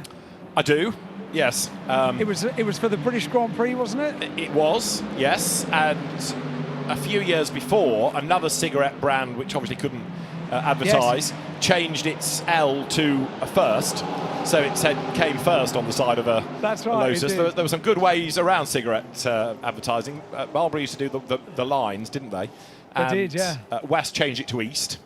That's right, they did, yeah. The way you work your way around the rules and regulations, which is, in fairness, what motorsport is so much about, isn't it? I can see that Mauro Engel at the back of the garage just pulling off the race overalls. It's hot work out there now, really hot work, really hot and sweaty, and goes to the back of the garage, just out the back, to take a moment to rehydrate and get himself ready for the rest of the afternoon. But even for the most supreme athlete in the heat of the day here at Abu Dhabi, this is really testing work. If he does return, he's all yours. Thank you. Mauro particularly might have a view on these early pit stops and the benefit of getting them out of the way. It's with that in mind that I'd quite like to chat to him. Yeah. But, as you know, he's always terribly happy to come over and have a chat. But on this occasion, he was really hot and he's gone to the back of the garage. So I'll give him a bit of time before I become an annoyance to him. No problem. Incidentally, talking about drivers that started the race, yes. Dries Van Tour has just emerged from the garage with helmet on. So he's standing by to take over the BMW, and is all ready to go. So I think the car due in. Just in now, just as you were saying, that Valentino Rossi arrived. So we're sending it down the pit lane towards you. Very good. Well, I'm right here. I'm standing just behind Dries. So Valet brings the car to a screeching stop. That was a good stint, a really good, solid stint by Valentino. That's very good news indeed for Valentino Rossi fans all over the world that, make no mistake, would have tuned in for this race. They follow his every move. There were a couple of social media posts last night that went out following the coverage of the qualifying, and Valet fans that actually have his name in their username. Clearly they're following any mention of Valentino, and with very good reason as well. So he's standing by now to run around the car to the left-hand side, following Dries into the car. Dries is diminutive in size and he just slithers into the car so easily on the left-hand side, and then Valentino doing up the belts, the buckles on the left-hand side of the car. Off come the tyres, off comes a full tear-off strip on the windscreen of the car. They pull that off, and Valentino makes his way over towards the garage with that iconic The Doctor livery on the back of the overalls, makes his way into the garage. The car fires up, Dries Van Tour at the wheel of the car. All of this will have given Mauro Engel enough time to collect his thoughts, so I'm going to go and he's on his way. I'm going to see if I can find Mauro. All right, Alan, thank you very much. Just watching that pit stop, it's interesting. Some teams, whether it's in GT racing or other sports car categories, the exiting driver gets out, walks away, and it's up to the mechanics to strap in the incoming driver. Other teams make sure that there is that relationship between the two drivers, and it's always been something that Valentino Rossi has done. There's no prima donna-ish side to him, you know, whether it was with the Audis last year, the BMWs this year. As soon as he's done his stint, he is still part of that team. He straps in the incoming driver just as they would do to him, and maintains that part of the team. I think it's a crucial part of building that relationship, like you mentioned, because there's no rule to say you can't talk to each other whilst you're doing that. Have a little data exchange, have a little conversation. If you watch the pit stops during the Nürburgring 24-hour race, the drivers have stood beside the car having kind of a natter and a little catch-up whilst the guys do the pit stop. It's a great opportunity for him to also get that little bit of extra relationship with the outgoing driver, talk about what's coming and going, and also help them back in and get more familiar himself with the cockpit and what he's got around him. True enough. And that, as we were saying, was a good stint, and now it's really number 46 BMW that's upholding the manufacturer's honour, isn't it? Absolutely, and it's clear their job now is to get up the road and potentially knock off the amount of points that the number 14 can score in the fight for the championship. Did we get any sort of further with the number 32 problem? I heard you say it was an exhaust problem, but what and how? No what and how from anyone. Like I said, the drivers were there, present as the car came in to observe what was going on. The driver changed. Then everyone disappeared out the back, and I'm trying to scrounge something. There wasn't quite much more confirmation. But from having stood there at the pit stop, I think this was during whilst I had technical issues down there, I was stood watching it happen. And the exhaust in the M4 G3 is quite something, quite a bit of engine architecture, where it rises out almost from the floor of the car, up and over the wheel arch, and then down out below in front of the door. And they just removed an entire section, in fact the section from the exit point all the way up to where it kind of attaches just above the engine. Off, second part, back on, job done. And you get the feeling that that would have been a radio call of many laps before to identify the problem, for the brains trust to work out what they were going to do, to get the parts there, because it was all typically WRT well drilled. Just watching it, on the pictures, it wasn't that there was a mad scramble. It was, right, we do this, we get the fuel in as a matter of course, right, dollies are there, it's in the garage, you do that, the parts are there. Yes, they were going to lose a chunk of time, but it was all well planned. The key thing as well is there's a problem that they're unaware of when all the engineers and mechanics descend on the car. Yeah, true. In this case, there was plenty just stood back on the red line of pit lane, watching on as their teammates, their comrades got to work in making the change. And yes, like you said, they had the part already there, ready to go, and the swap took place. So, number 32 then survives. Charles Witt's at the wheel, and it's there to try to get manufacturer points. This is the leading car. Maximilian Goetz at the wheel. He's on lap 143. We are into the pre-halfway hour, if you like. At the end of this next hour, we'll have got to halfway. And Goetz leads from Blattner, and then it's going to be, I think we've said, Dries Van Thor to take over number 46, although the timing screen hasn't yet updated itself on that. Lucas Auer is 4th, Ollie Milroy is 5th, and Louis Pret in 6th place. Now, as in comes Goetz, a thought, Tim, if you will, about Louis Pret, because for my money, he's been one of the revelations of the race. Super fast, super consistent as well, and whilst other drivers around him have been caught up in little traffic issues, he's been extremely consistent and well managed. And I think, drivers get those breakthrough races, right? You look back at last year potentially, or 2021 at Le Mans, someone like Yifie, stepping up to a big race like that in prototypes and making their name known. And I think Brett's done a good job today, and I hope that will boost his confidence and also his market value to some extent going forward. Go along with that. There is 14 then, so Maxi Goetz has brought in the leading car, and the minute and 40-second pit stop then is to be served, and that potentially is going to, depending on its time on the outlap, put Dries Van Thor at one spot. Right, Fabian Schiller will take over. Still being shown as Rossi at the wheel of 46, but I'm sure Alan said it was going to be Dries van Poel that took the car over. He was stood there. It was definitely Dries that got in the car, yeah. Okay. Thank you very much. And Dustin Blattner, number 21, Porsche, after its most recent stop, is third, and Lucas Auer, back at the wheel of number 77, in fourth place. From the pits. I said we'd give Mauro Engel a chance to take some water on board and to cool down a little bit. I understand, Mauro, that your car doesn't have air conditioning. No, when we run pro events with our car, air conditioning is an option, but obviously we choose not to run it for performance reasons. It's weight and power, so yeah, we have to make do with a little bit of sweating. Now, yesterday, everything went absolutely according to plan. Maybe today, not so much. Yeah, to be honest with you, it did go to plan. We just had a little bit of mishap in one of the pit stops, which dropped us a lap down, and now we're trying to fight to get that lap back. That's so difficult to keep the spirit up amongst the drivers and the team, isn't it? No, it's a long way to go. It's nearly 7 hours to go, and I think we're now within 10 seconds of the leader, more or less.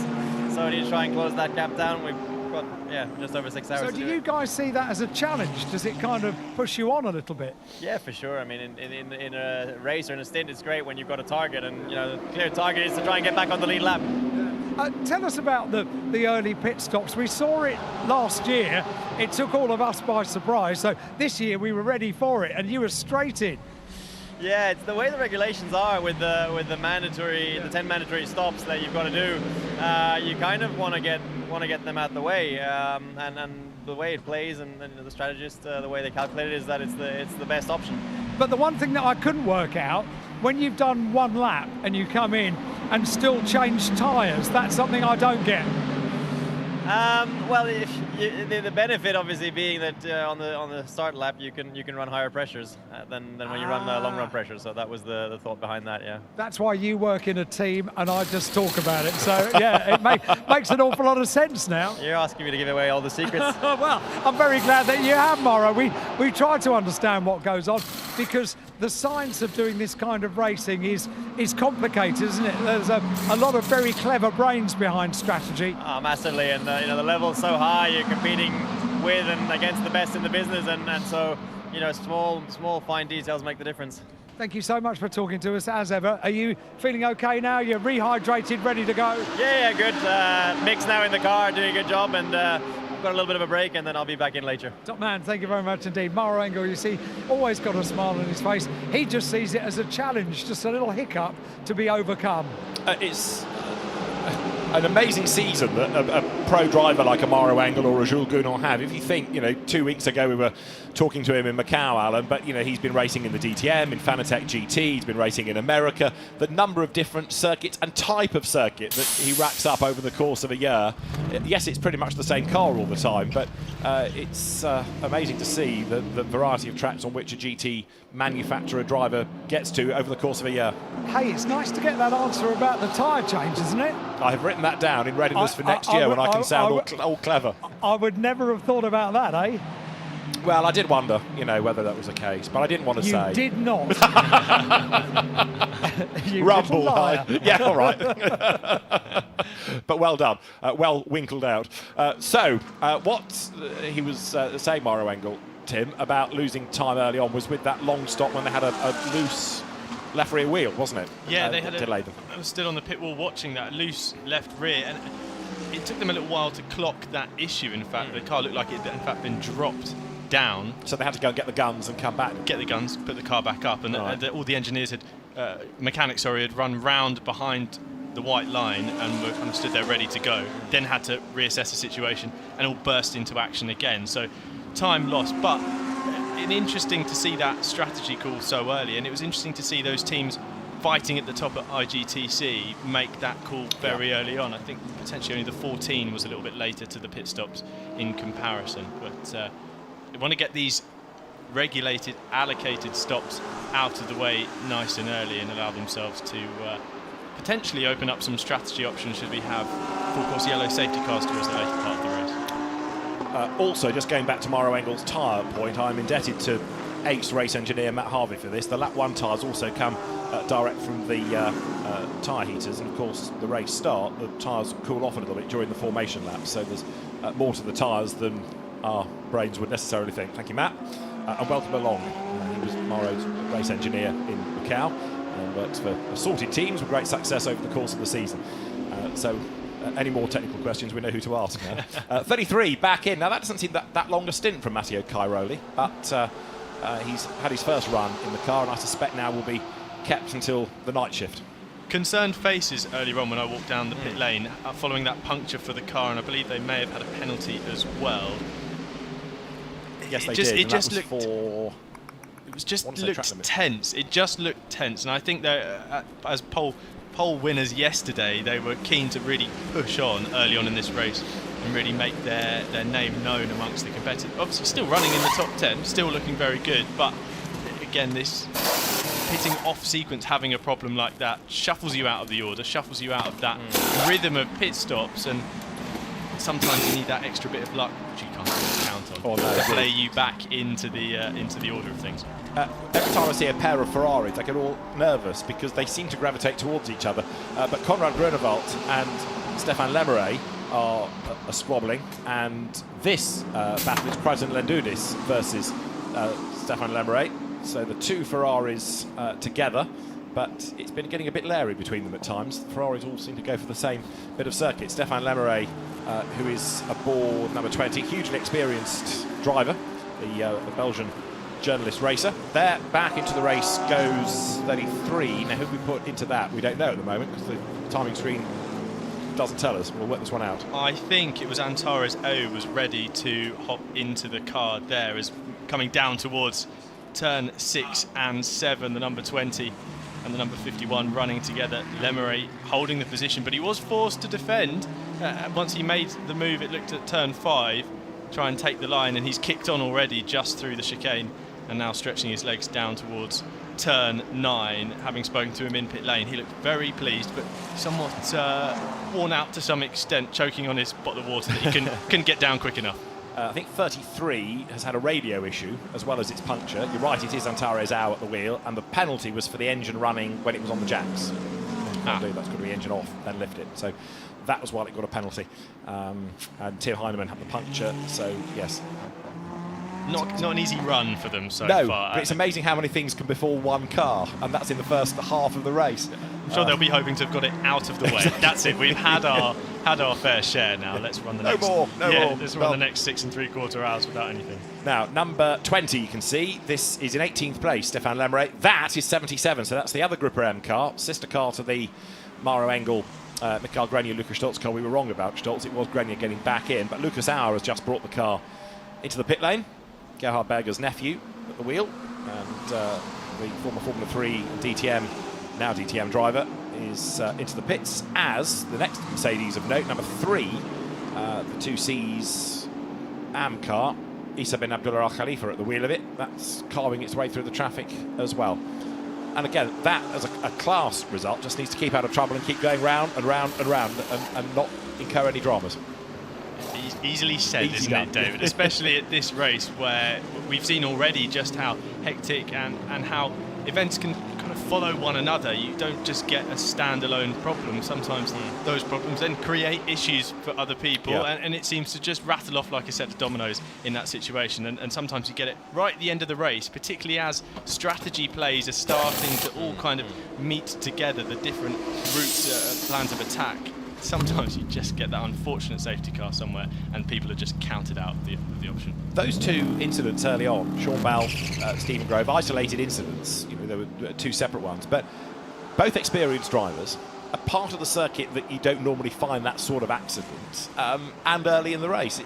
Sean Bell's, to me, was a real surprise, because he's an experienced driver, he knows that car even though he's not raced here. You could argue that Stephen Grove was unlucky because we'd had that long full course yellow and safety car period and not that much time to get the warmth back up the tyres. But Stephen's been around the block many, many times. Exactly, yeah. Both incidents that to the outside look like just a little something had happened, a little intervention had caused them. I'm thinking about Balfe on the exit of turn 1. It looked like the right rear basically just got on that AstroTurf that's there. And if that was even enough, it might have just been carrying a little bit of oversteer through the corner. But it bit hard, and in a position of the track where around the rest of the circuit you may have got away with something, may have got away with a little loop down at turn 5 where there's plenty of runoff, or something else around the lap, turn 9 as well, where there's plenty of room, but just there, wrong place, wrong time, unfortunately. True enough. Alan? Just thought I might get a little word about the 32 BMW and see if we can get closer to what the problem was with the exhaust. And I've spoken to Philippe Eng in the garage, who is watching the timing screen. You know, the old adage, never give up, because anything else can happen to anybody else. So still watching the timing screen, but not completely disheartened. He just said that as he was going around, there was just a sudden loss of power, and that's why the car came in. They identified it, that it was a problem with the exhaust. They're not sure exactly what the problem was with the exhaust, but that was the cause of the loss of power. And then all of a sudden, it's like we said to him on the grid, wasn't it? Anything can happen in these races. 12 hours, it's a long time. True enough, true enough. So just to finish off the Stephen Grove point, they've got 2 Mercedes on the way. They're going to debut in the Dubai 24. I have a feeling from a conversation I had earlier on in the day that Porsche was sold in the build-up to the event. Okay. And now it's not quite worth what it was sold for. No, and Richie Stanaway, I don't think has driven the Porsche GT3R, especially when I was speaking to him earlier this week. And he drove the Mercedes, didn't he, for Triple Eight in Asia and unfortunately here it doesn't look like he's been able to get as much run time as he would have liked. Yes, I think I'm right in saying that Porsche was going to Korea, team in Korea, but anyway. We'll leave them to settle that one. Yeah, absolutely. There is a 5-second penalty going the way of number 26. That is the OJ Lifestyle Racing by Racing 1 Ferrari. Omar Jackson is the OJ within the title, and Ramez Azam is the man behind the wheel of it. It's 5 seconds on the next pit stop, and it's for track limit offences. They're the race leader, though. Now Fabian Schiller at the wheel of that car.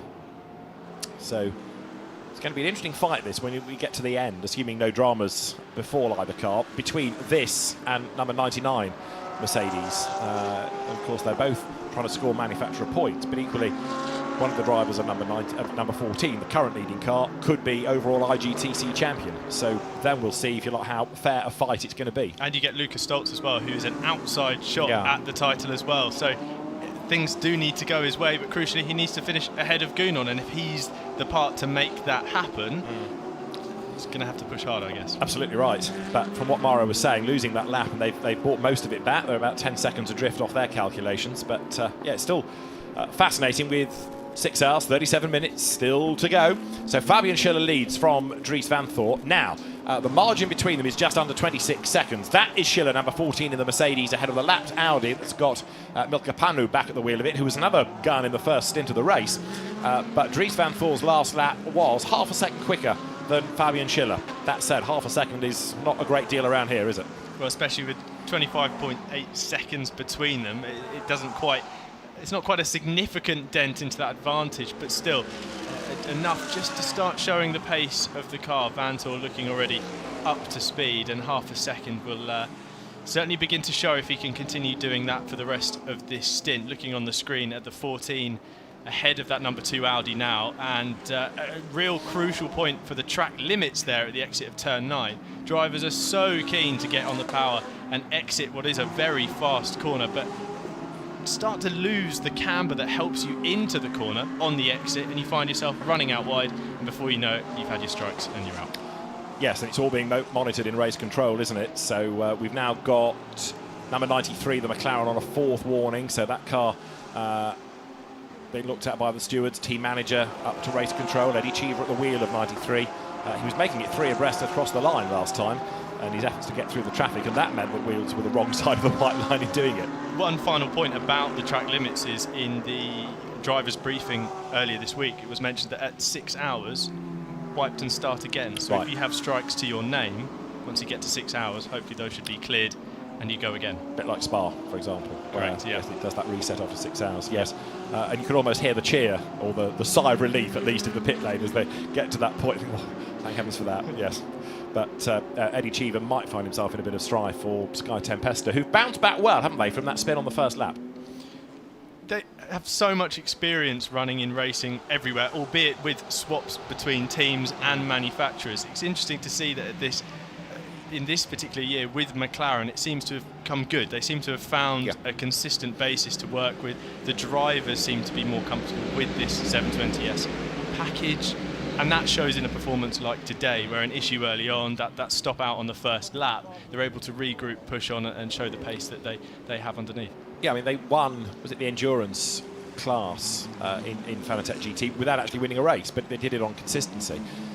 And last year, they got through 3 different teams, Sky Tempesta Racing, to operate the Mercedes, and none of them could seemingly deliver a result. There's all sorts of horrible luck that went their way, and yet the McLaren, where they debuted it here, instantly Chris Froggatt's demeanour changed. He was a much happier man, and the results this year have come. Well, Chris Froggatt, I wonder if something about it being a front-engined Mercedes versus the mid-engined McLaren, and of course he pushed into motorsports and really came up the ranks driving Ferrari challenge machinery, and then of course the 488 GT3 was really where Sky Tempesta started capturing trophies and really building that success. And I wonder whether that switch then to the front-engine Mercedes was maybe just a change, not too far, but something he maybe wasn't quite aware of how to deal with, and just a significant change like that after so many years of racing with one particular kind of car maybe just knocked the confidence. Possibly, and then not helped by mechanical dramas and a wheel falling off on the outlap after a pit stop at Paul Ricard. Things like that. Doesn't matter how used you are to the car, you just can't legislate for. Absolutely. But yeah, you might be right. The McLaren as a shape, as a type of car, might be closer to the Ferrari, which might be why it suits him and Eddie Cheever and Jonathan Hui, who'd been driving that before. Now, this in second place is Dries Van Thor. The gap is now 25 seconds. Last time around, the quicker of the lap times had gone the way of Van Thor over Schiller by about 4 or 5 tenths of a second. Consistent, that gap, that pace difference. It's been about between 4 and 6 tenths a lap for the last few laps. So Van Thor really pushing on after the most recent round of stops, and once he got in the car, he's chasing down that lead margin. He is. Nick Gilliland looks on as his car pounds over the line. Dries Van Thor at the wheel of it. Just into the pits has come number 75, Martin Conrad, in the Sun Energy 1 Mercedes after that very good effort by Kenny Habul earlier on. And Eddie Cheever has picked up a 5-second penalty on the next pit stop for... Oh, you're ahead of me. Track limit offences. You knew all along. So yes, Eddie Cheever, 93 McLaren, gets a penalty next time around. And going back to your point, Tim, about how worried the drivers have been about incurring all of these. Absolutely, and also the point to add is we were talking so much about pit stops and that little bit of time here and there. Well, this is a surefire way to, unfortunately, it's an unforced error, isn't it? Almost like in tennis, picking up a 5-second penalty like this is like hitting a dodgy backhand out when you're love 40 down. So, unfortunately, in this situation, 5 seconds added to them is going to dent that charge back up the order that they've been managing to string together. Now, it seems like a good time for an IGTC independent update, because we've been touching on the Sky Tempesta McLaren, and one of those drivers, Jonathan Hui, could be champion. So with the Grove Porsche now out of the race, finishing positions are effectively irrelevant because only 3 cars remain. Jonathan Hui only needs to finish now, only 6 hours, 32 minutes to go, only needs to finish to win the title. If he is third of the 3 and Antares Au were to win, Jonathan Hui would still be the champion by 1 point. They started 11 points apart. The difference between first and third under IGTC scoring is 10. If Antares Au, then Jonathan Hui is the champion no matter what. So it's as long as Jonathan Hui gets to the end, he's done it. If Antares Au finishes, but if 33 Porsche retires, then it's job done, come what may. Sounds easy, doesn't it? It's nice to simplify, isn't it? I think especially when you know actually I'm essentially just racing one other car. If you're really that focused on taking that Independence Trophy, you're not trying to chase back up the orders to get on the overall podium, for example, you haven't got eyes set elsewhere. Maybe there might be a shift now within the team to ensuring that strategy-wise they are looking to that other car, looking to make sure they're ahead or at least close the gap towards that 33 car and then push on from there and try and secure that championship. The other fascination, though, for the Pro-Ams, or in IGTC speak, independents, is what you can do as an overall result. Because even in the AMs hands, and to call some of these lower graded drivers AMs is a bit unfair, really, because they are very accomplished GT racers. Let's call it the non-pro drivers then. They're still very quick, and we are now looking at 22 cars still circulating, and some are getting problems and losing laps. So if you keep out of trouble, even as a Pro-Am / independent, you could still be reasonably well placed. And it was a Pro-Am car, wasn't it, that won at Bathurst? Exactly, and it's a testament to the quality now of teams to be able to bring in the lower ranked drivers, a testament to the factory drivers whose job it is to educate and to help focus those drivers that have, I was going to say less experience, but there's so many opportunities to race a GT3 car around the world now. That ability to keep race fit, keep ready, keep learning as well. It's a confidence sport racing, isn't it? You get more time behind the wheel, you really develop those skills, and it's a real testament to the quality of driving on the show. I mean, we keep talking about Miguel Ramos as an example, as an AM. Now, Miguel Ramos has been racing GT cars against Ben Hur or something like that. He goes back decades, hugely experienced, very quick, very competent, very successful businessman, but yet we call him an AM. But he's better than some of the young guns because of his experience. Some of those that are in their first year of GT racing out of karting, for example, or Formula 4, all that mileage he's done puts him as a bronze in a better place than them as silvers. You're going to drag me down a driver classification conversation here, David. Any minute, Alan will interrupt from the pits. Slope. Yes, absolutely. Go on, Lemming, over the cliff. Go on, Tim.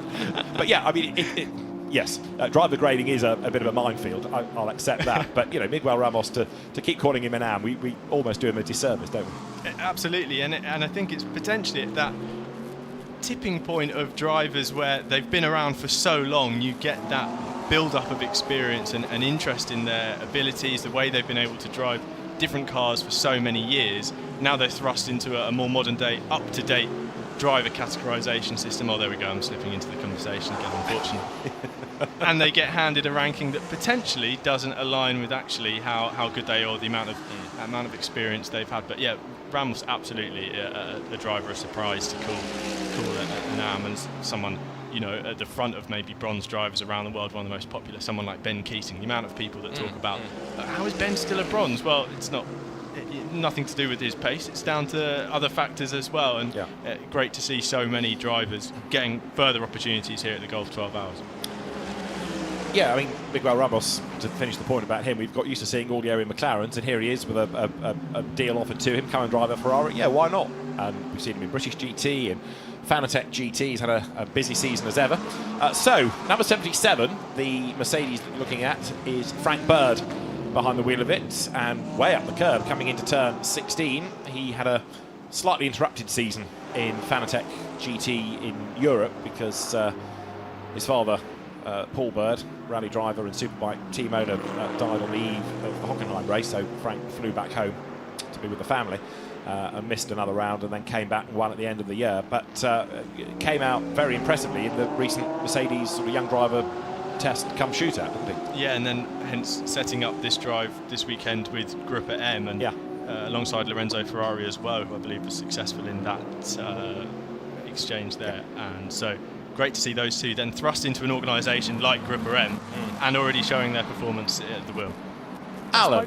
I spoke to Frank very soon after his father passed away, and he had a broken spirit that weekend that he should have been racing in Europe, I sort of came away from the conversation wondering if ever he would go back to racing, which would have been a terrible shame. He was then part of the team, the PPM team, Paul Bird Motorsport team, were at the time that Paul passed away, were leading the British Superbike Championship. They went on to win it with Tommy Bridewell, and Frank became, with his sister, effectively the two that would carry it on, and he got his mojo back for racing, which I'm really pleased about, to be honest. He's a really nice guy, is Frank, and really quite shy as well.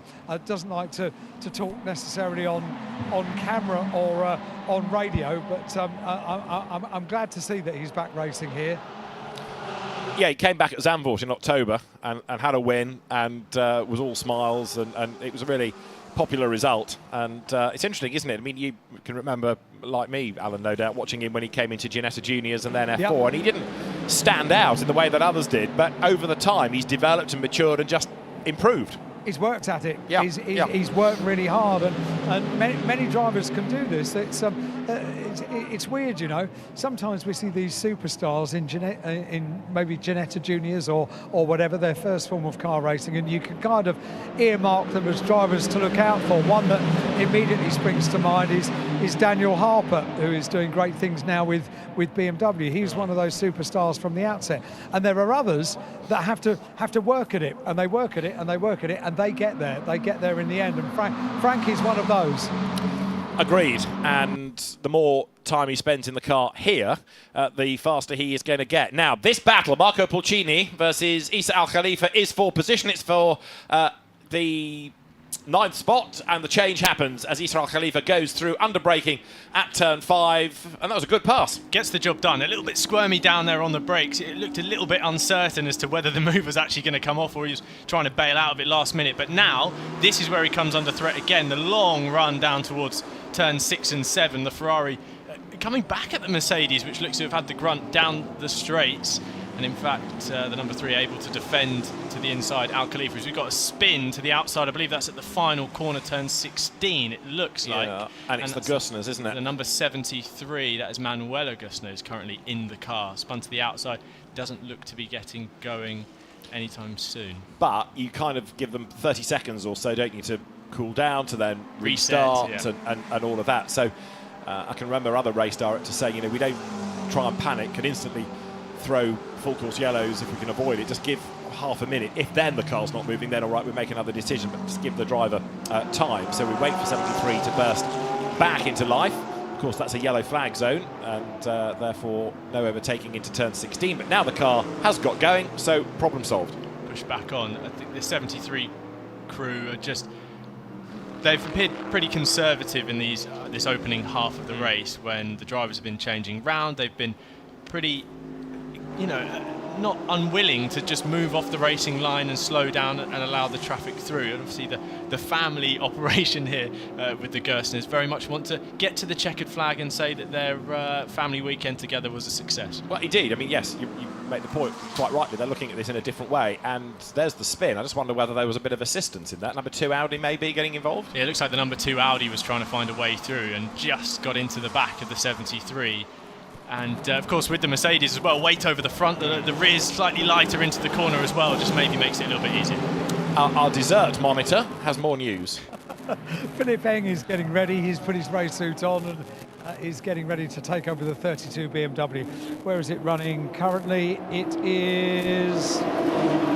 down in 19th overall, P5 and IGTC. Yeah, so Philip Eng has done up his overalls. He's ready to go, I think. Okay, Charles Wirtz will bring the car in any moment. We're watching on the pit lane Marco Pulcini give way in the very colourful number 25 AF Corsa Ferrari, started by Alessandro Cozzi. Eddie Cheever coming down towards turn 6 in 12th place in the Sky Tempesta McLaren, and he is being chased in turn by Milka Panu, and Eddie Cheever's next target would have been Pulcini, but that's the Ferrari that's just in the pit, so he's going to inherit a position come the end of the lap anyway. He's got to get a hurry on round, isn't he, and pick up that spot. But 100 seconds for each pit stop. You hope that if you're out towards turn 6 and 7, that by the time you get back round, you might take that spot. But it's a long drive, isn't it? Down the pit lane, under the tunnel, out the other side, and only then can you think about accelerating. Quite a key point, though, there, like you mentioned, that the pit lane limiter release isn't on the run down in towards the tunnel, and moved it round to the exit there to ensure that drivers potentially on cooler tyres as they trundle down pit lane that don't make a mistake. And we don't have any incidents down in the tunnel because that would be an absolute nightmare to clean up, I'm sure of it. It really would.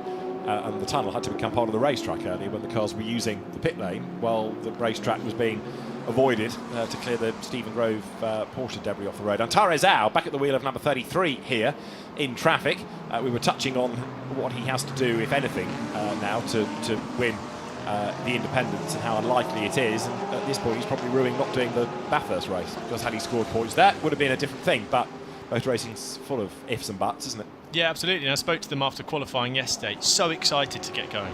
Smiles all round across all 3 drivers. And then earlier in the race. Very pensive looks indeed, but Antares out, kicking on. The number 33 Porsche looks very much alive in this part of the race, and I think it's one thing having those moments that knock your confidence and knock your race event. It's about refreshing, getting fired up to go again. And Antares out looking to get stuck in here. As to the inside, the number 26 Ferrari has a look. That's Ramez Azam looking up the inside in towards turn 12. And that's the position as well, isn't it? Those two are on the same lap, so that's a genuine fight. But Antares Au is somebody that in the last few years, possibly with more mileage but also more racing and in different places, has really come on, but not enough to stem the tide of the challenge of Azam, who goes through on the inside. Ramez Azam then nips through in the Ferrari, but again with 6 hours and 20 minutes to go, Antares Au does not need to slam the door. Last lap maybe, but not now, because he's still got half the race still to go. And there is another time penalty coming. Sorry, Alan, I'll be with you in a second, but it's for the Gosners, just to let you know. 10-second time penalty at the next pit stop for track limit abuses for the green Mercedes. Al. Well, it was that car I was about to talk about, because the team have been coming in and out of the garage, We were standing by for a pit stop, then they slowly walked back into the garage, then they sprung into action again, and then slowly walked back into the garage. So I think we were expecting Manuela Gosner to come into pit lane, and in fairness, I was hoping that at some stage I'd get the chance to chat to one of the Gosners, and hopefully Manuela, because we made friends last year, didn't we? And spoke at length about the toucan T-shirt. Absolutely, yes. That she was wearing, that for some reason couldn't appear on camera. So I spoke about it instead. But she's at the wheel of the car now. The car is not coming straight in, so I now have a reason to speak to her and hopefully see the toucan T-shirt once again, which I mistakenly called a pelican and got told off about. Well, you know what they say, Alan. Two can play at that game. Thank you. Only 6 hours, 20 minutes to go, everybody. No. I've been waiting for an Addison, and I just got one, so that's excellent. Thank you. Good night. Yes. Don't go anywhere, please. That was David Addison who died today. Yes. In the meantime, we're looking at 77, the hard-charging Frank Bird, still trying to wriggle his way through traffic, Tim, isn't he? Yeah, and importantly as well, just up the road, a couple of cars ahead as Bird goes around the outside. That was very close indeed. I think that's the 51 of Landudis there. But interesting to see these drivers pick their way through. We've got Blattner just on screen there in the number 21 car collection. He looked to drop back from this squabble. He didn't want to get involved with the group. Running third overall, definitely clever driving from him not to get stuck in, because as we've seen, it can get so close between drivers, especially as someone like Frank Bird is catching up, pushing their way past the traffic. You know that line you used 25 minutes or so ago about a driver having a standout race? Well, you could say Dustin Blattner is another one to add to that list of standouts in this. You know, he's done a lot of Porsche racing, but a fairly low level, nothing like this, but he's been another very impressive driver, and he's done a lot of laps already.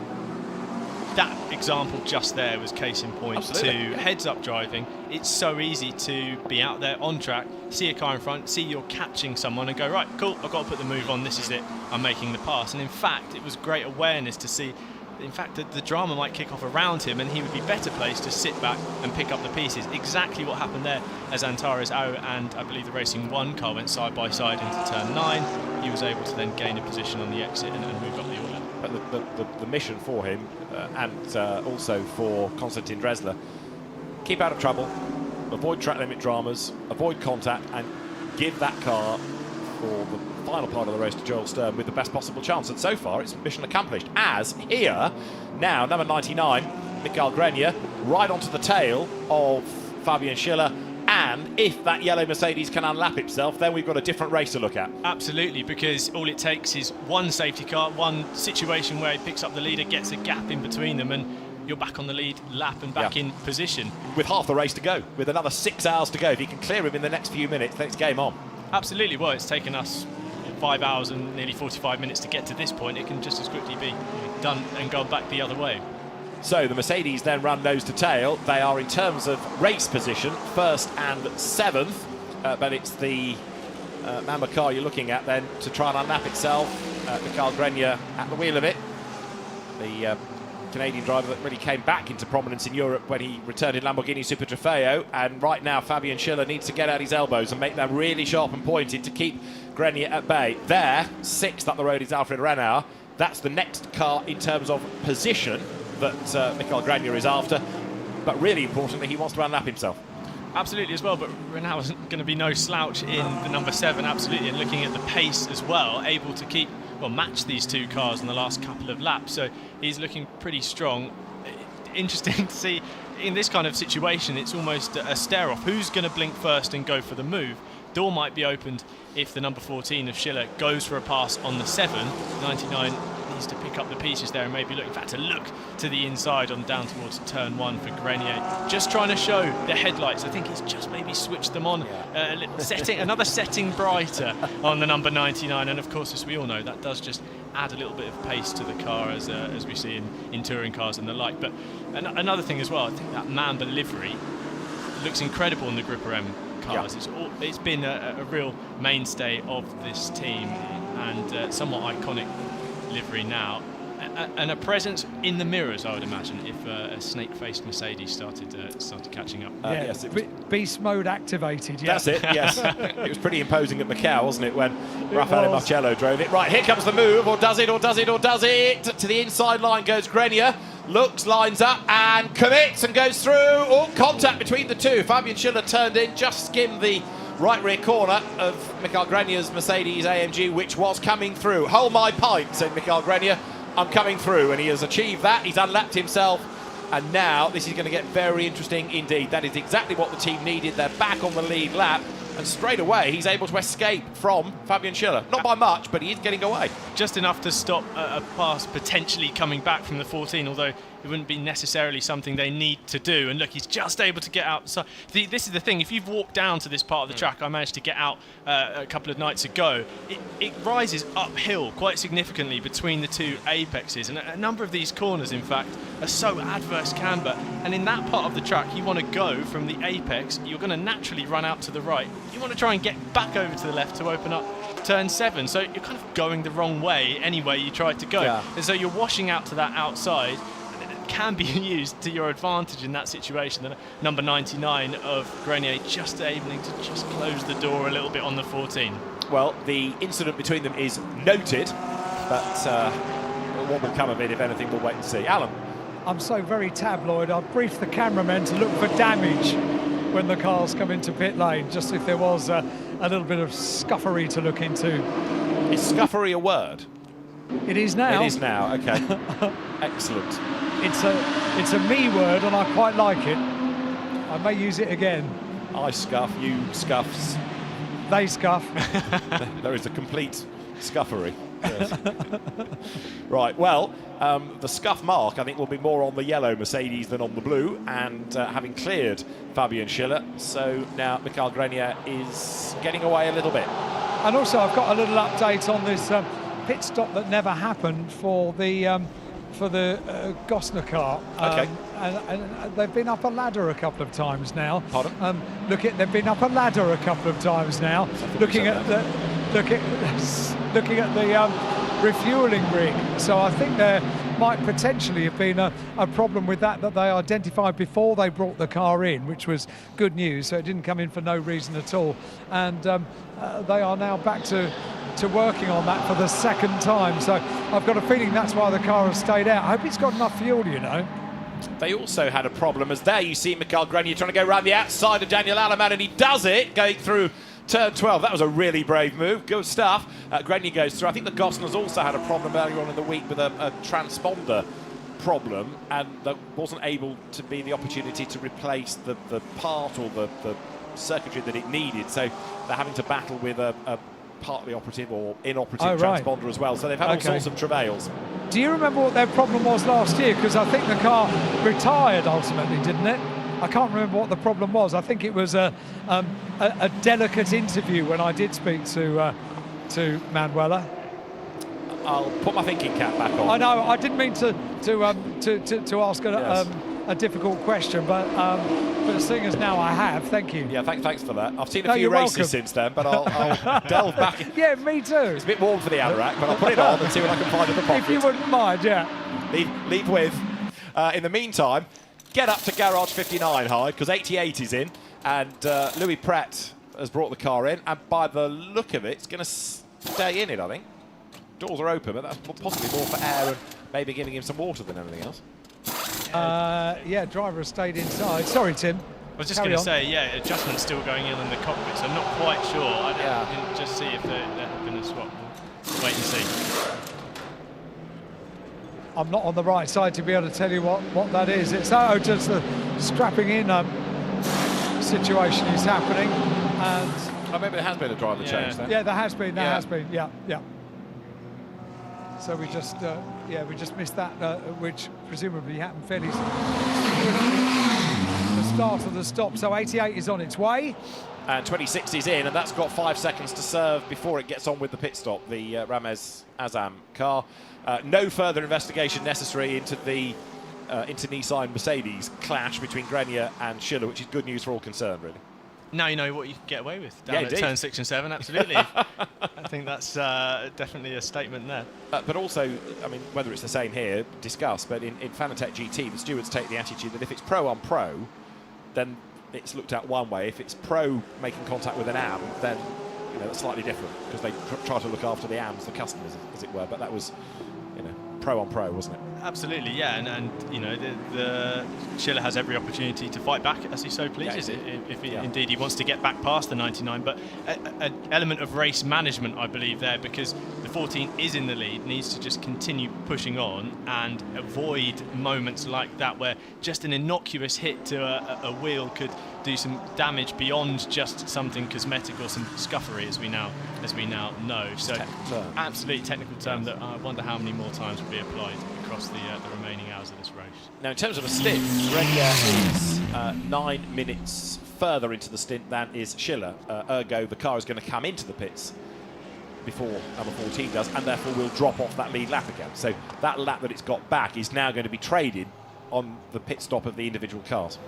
And then it would just come down to a roll of the dice of if something happens later and where they are in that flip-flop, the baton exchange there as to whether they're on the lead lap. But a stellar performance, I think, from this 14 crew. All drivers seem to be aware of the job at hand, that is, keep clean, keep out front, and keep hammering in the lap times. Frank Bird's car, 5-second penalty on the next stop for track limit offences.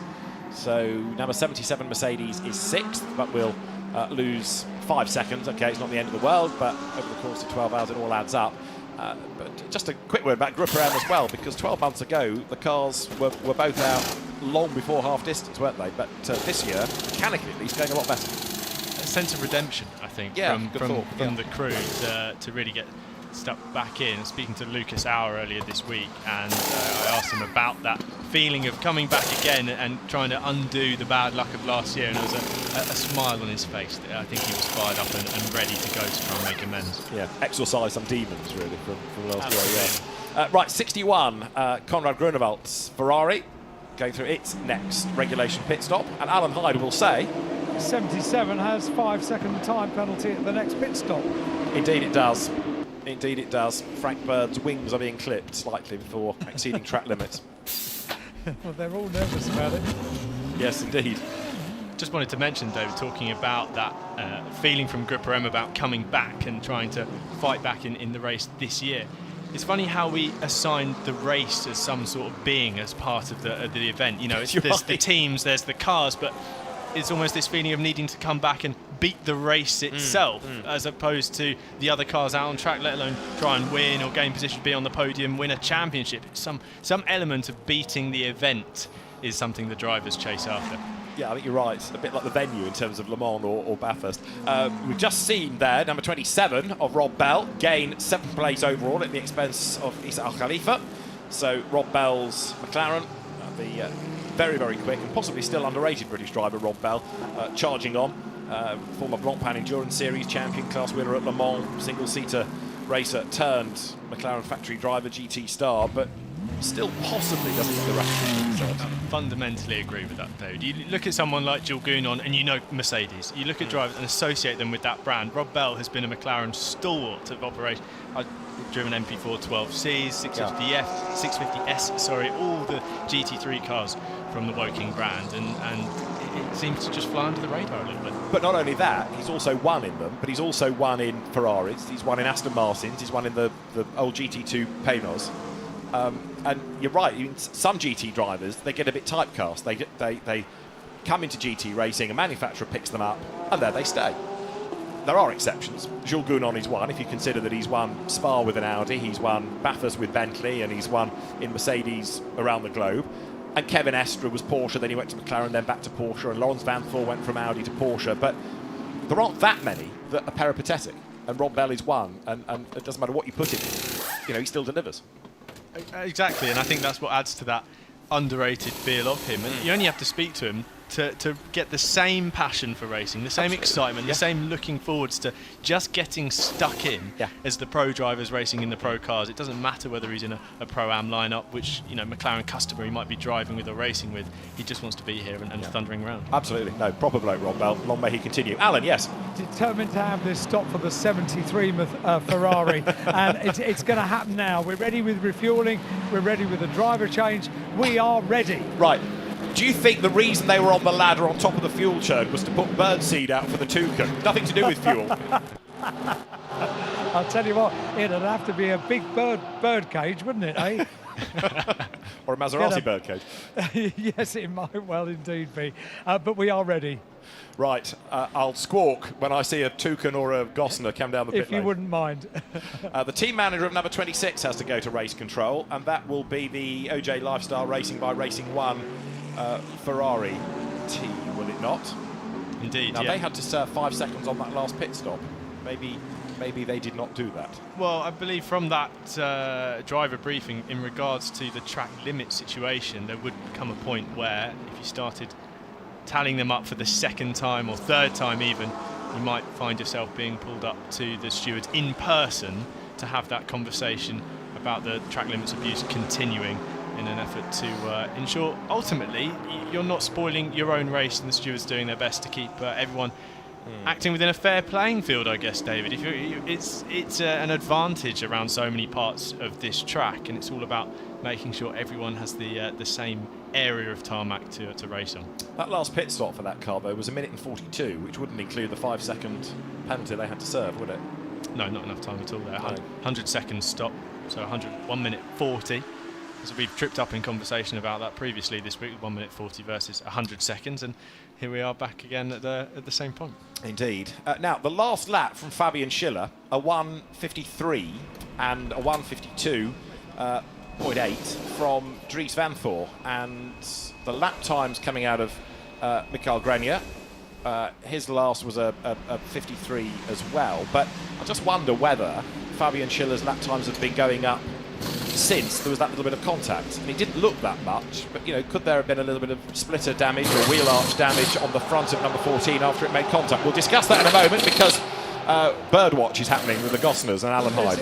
It's a very strange looking Ferrari, isn't it? So the reason I've been saying Ferrari endlessly is that all of the team are wearing Ferrari Challenge overalls, and then it turns up... Oh, it's their fault. Looking for all the world like a big green Mercedes, of course, which indeed it is. So Manuela has climbed out. Always look at your notes, Hyde. Don't just look at the overalls. The car has come to a stop. Manuela has got out of the car. She has handed the car over, and everything appears to be going according to plan. I think it's Corinna Gostner that has got into the car and is being strapped in now. And a little bit of a windscreen wash as well. That's on the Mercedes, is it? It is on the big green Mercedes, right. David, yes. Yes, okay. Yes. Which looks absolutely nothing like a Ferrari. Okay. It fires up now, it's on its way. Excellent, so the Gosners are back in the race. Alan, we're going to send the I Spy bumper book of GT3 cars to you as well for the next half of the race. Well, I have to see it to spy it, don't That's I? true, that is true. That's the fundamental principle of I Spy. Now, while that's been going on, whatever that was, we've had another slowish lap from Fabian Schiller. So the last one, he junked another 6/10 against Dries Vanthor. The margin is coming down little by little by little between those two. So maybe it was more than scuffery. Absolutely. Well, the point, little by little by little, but in my time in the comms box, that gap has halved during this stint. So Vanthoor clearly confident with the car he's got underneath him. Or like you said, the scuffery might indeed be knocking the performance of that number 14. And I wonder if we've got stuck into scuffery now. I think we're trapped with that one now. We're stuck with it, yeah. But, it's come down another, from 21 to 15 since that bit of contact alone. So there's more and more evidence to say that even though it didn't look that big a knock, so delicate could a GT3 car be at just the wrong point of contact, that's having an effect. Let me send Alan, he says optimistically, up to 2Cs and whether or not they'll give anything away and whether Fabian Schiller is struggling a little bit, Al, after that contact. Well, I can find out because it's right next to the Gosner garage, which is where I am. I'm going to try and get a word with Manuela, who's taking a seat now. Looks completely out of puff. So maybe I'll leave her to it, go into the 2Cs Motorsport. She's been describing something on the car, so not everything is okay with that car. So I'll let them have a little debrief. And, okay. Stand by. Actually, Jules Gounon is in the garage, and we've not spoken to Jules since his star performance on screen yesterday, have we? So Allez. I shall see what I can do. All right, just to finish the Gosners, they were tagged into a spin at turn 16, so maybe some of the concern is a legacy of that. It was Tim the Audi, wasn't it, that got involved with? Yes, absolutely, between the penultimate and final corner contact under braking there. Right, all track limits reset to 0. That's the cheer you've just heard up and down the pit lane. So, all bets off now, chaps. Fill your boots. In response to our conversation about Schiller and the damage affecting his pace, he must have heard us, David, because on the previous lap he's managed to up the pace. He's now 2/10 faster on that last tour than Vanthoor, back down into the mid to high 52. So potentially an issue that seems to come and go, maybe. Grenier, in the meantime, is lapping quicker than the two leaders, 52.3, but they're all in the round about the same bracket, aren't they? 52.7, 52.9, 52.3 for Schiller, Vanthoor, and Grenier, respectively. Another one that's flying now is Rob Bell, low 53 in his last lap time, and of course once Mark Radcliffe, I think he said he's got one more stint to go in that McLaren, but once he's done that, then it's Rob and Ollie Milroy to take it to the end. Both very rapid drivers.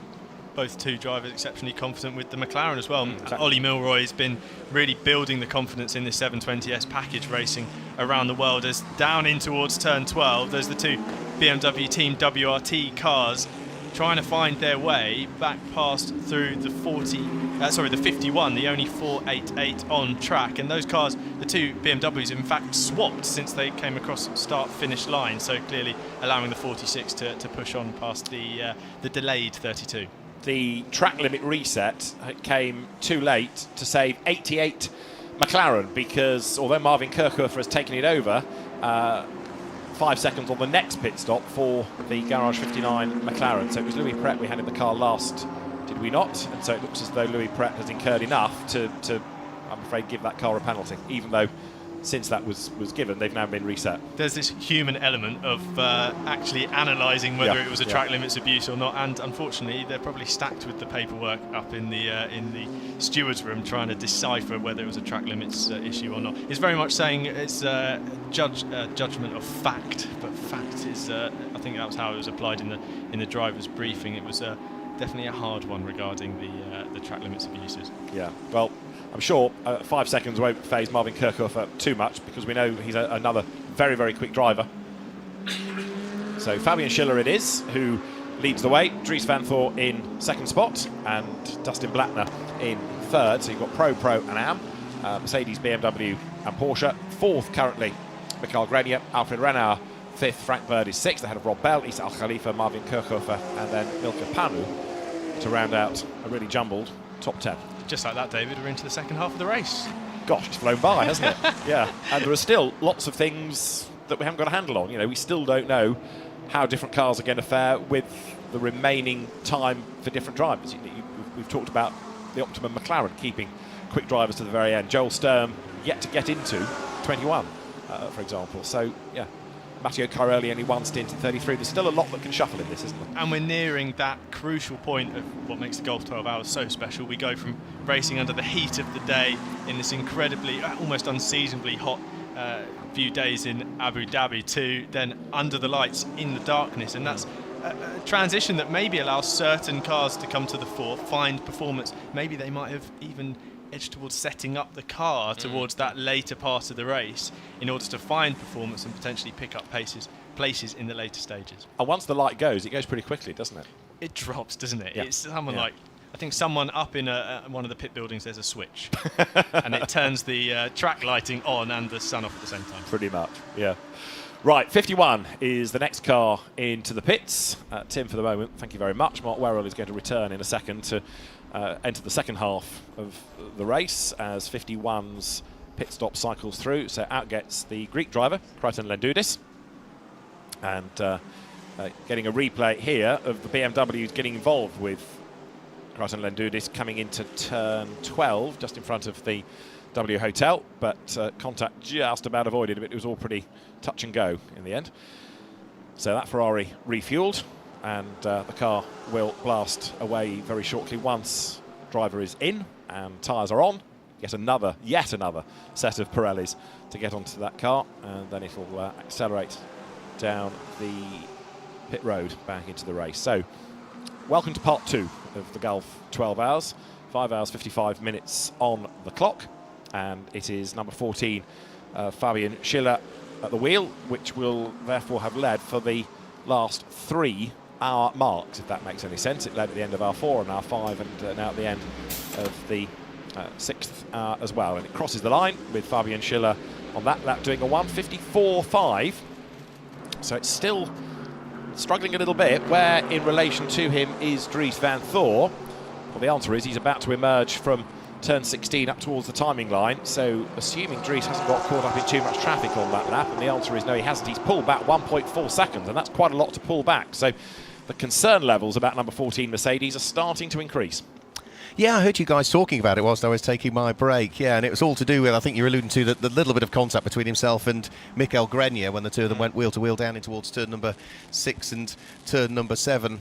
Looks as though we've had a spin, and that is the number 33 Porsche that has gone round. So that is Antares O, and that looks as though that might have been possibly, was that on his own, or was there a little bit of contact there with Fabian Schiller? I think it was on his own, but it was just as you in say, front ahead of the Fabian leader, Schiller, yeah. which Fabian could have done with that. Maybe that's why it was a slow lap, because he had to stand on the anchors. Back off, yeah. In fairness to Fabian, it's possibly not all down to damage. It could have been quite rightly that he was trying to keep out of trouble there.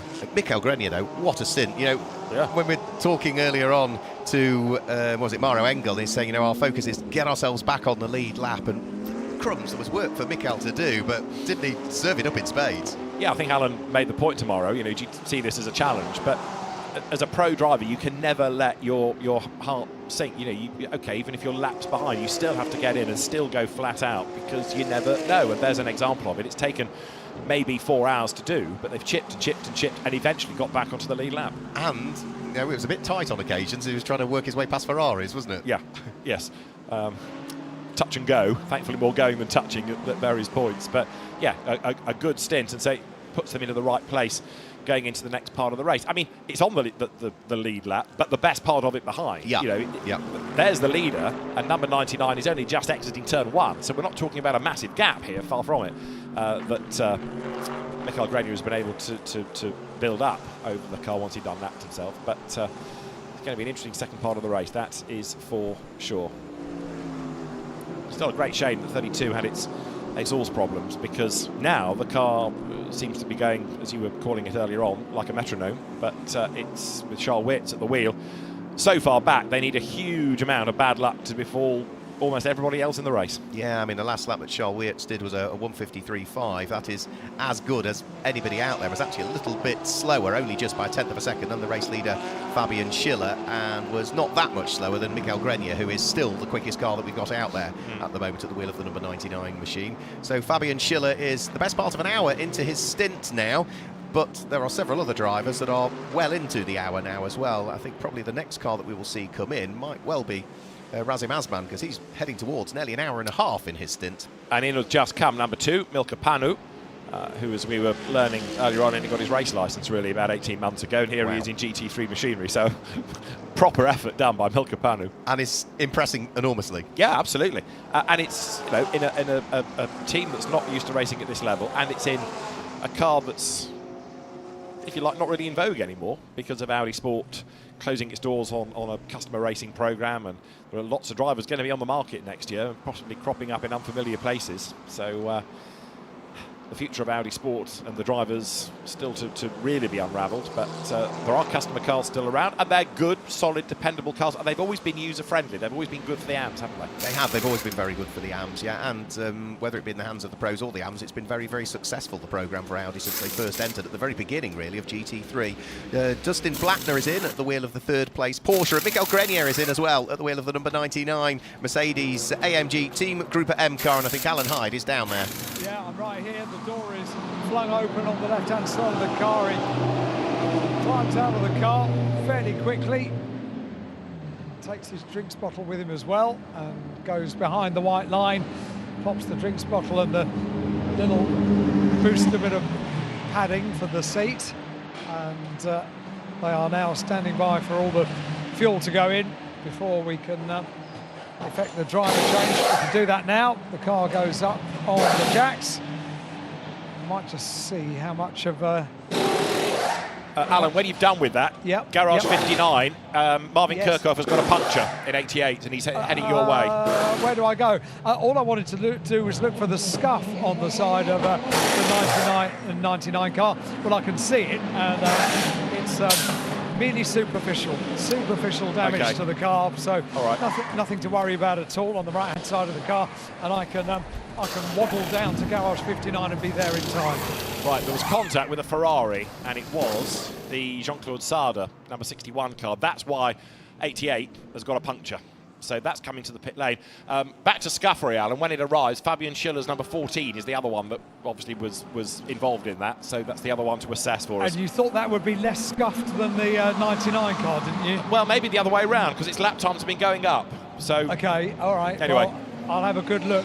So the scuffing on the 99 car was on the right-hand front of the car. Would that be right for the incident that you saw? Or well, right rear, I would have thought, really. But sort of middle to front, I would say. Okay, all right. 88 in the meantime is at turn 14, so it's almost with you. So Marvin Kirchhoff made contact with Jean-Claude Sarda. It has done the left rear tyre of the McLaren, and it is on its way, and it's got to serve 5 seconds anyway on the next pit stop for track limits picked up by Louis Pret. But it's in the pit lane, and Alan, it's heading your way.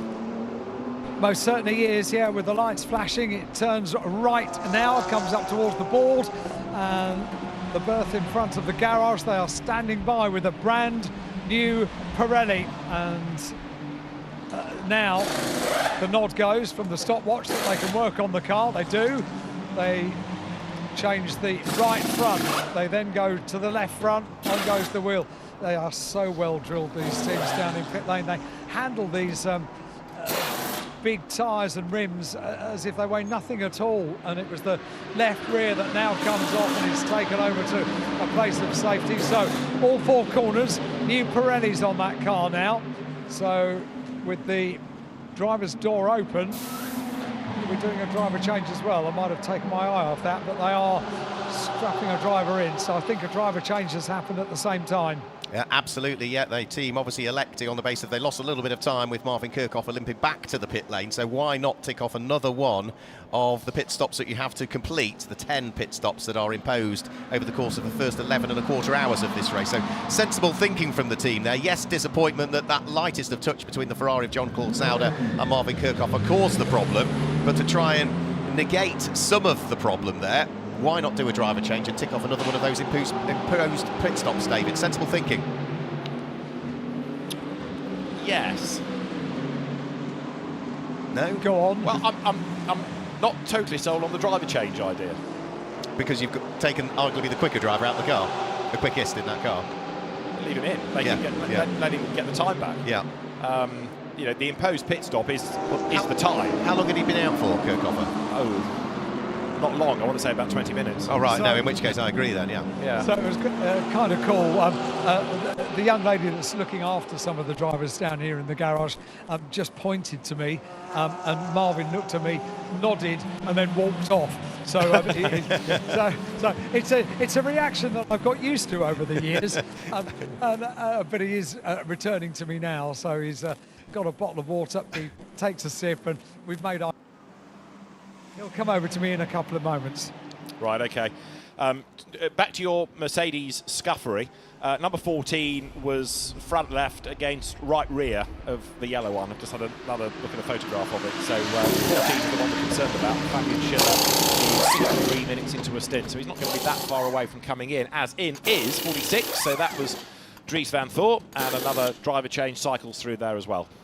Yep, driver change taking place. The car up on the air jacks at the moment just concluded. Final bit of windscreen wiping being done. Drop it off the air jacks and send it back down pit road just to ensure that you break the beam at the end of it no earlier than the 100 seconds have elapsed. That 1 minute and 40 seconds. But that's going to drop the Team WRT BMW potentially out of second place, depending on where Frankie Bird is. He's about 1 minute and 20 seconds of drift of getting over the start-finish line, so I think it probably should still hang on to second place, because I don't think Frank Bird will quite get there in time. Frank, who makes his debut in the Gulf 12 Hours, having done good things, didn't he, at the Valencia test for Mercedes, hence why he picked up this drive in the Gulf 12 Hours. Yeah, I mean, he's used to the car, having driven it in Fanatec GT, but and also in German GT the previous year, but no, really did look very, very good indeed there. So keeping out of trouble here and doing a good job still, track limits aside.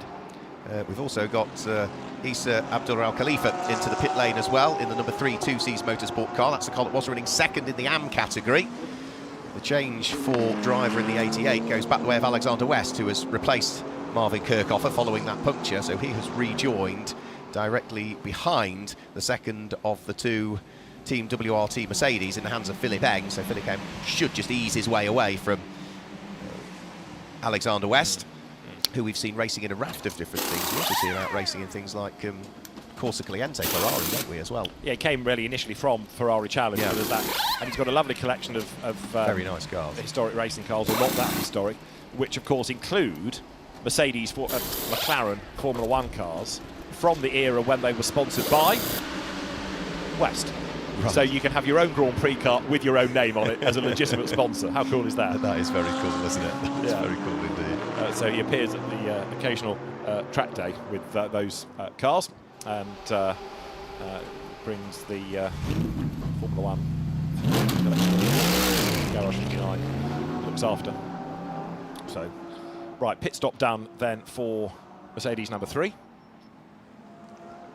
Pit stop still taking place for that car. That is, I think, the only car that's in the pit lane at the moment as it trundles its way down there. We'll try and pick up on what the change of driver is. It's Ian Logie that's jumped back on board once more, so the former British GT champion from a couple of seasons ago, from 2022, Ian Logie jumps back on board the 2Cs car, which means that the pits are fairly empty at the moment. Back over the start-finish line goes Fabian Schiller.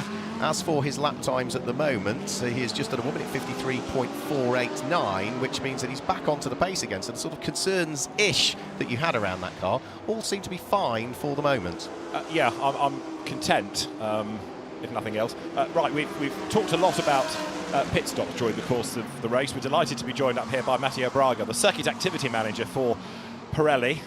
Everywhere you look, there's Pirelli presence at this event, but it's another mammoth enterprise, isn't it? With so many teams, so many tyres. What is it, 18 sets per car? Yeah. Wow.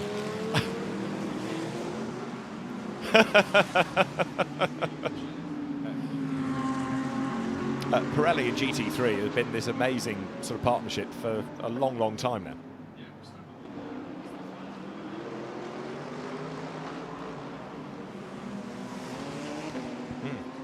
Yeah.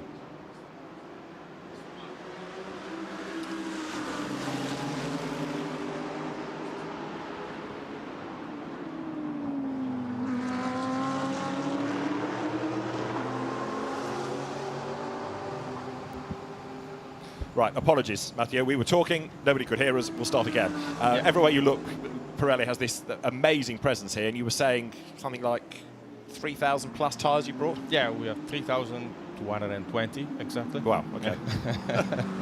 Yeah, some is they are spare, but every car can use 18 sets of dry tires. Wet tires are not limited, but okay. The weather is helping us. And they have to cover the whole weekend. You say the wet tyres aren't used, but go back 12 months.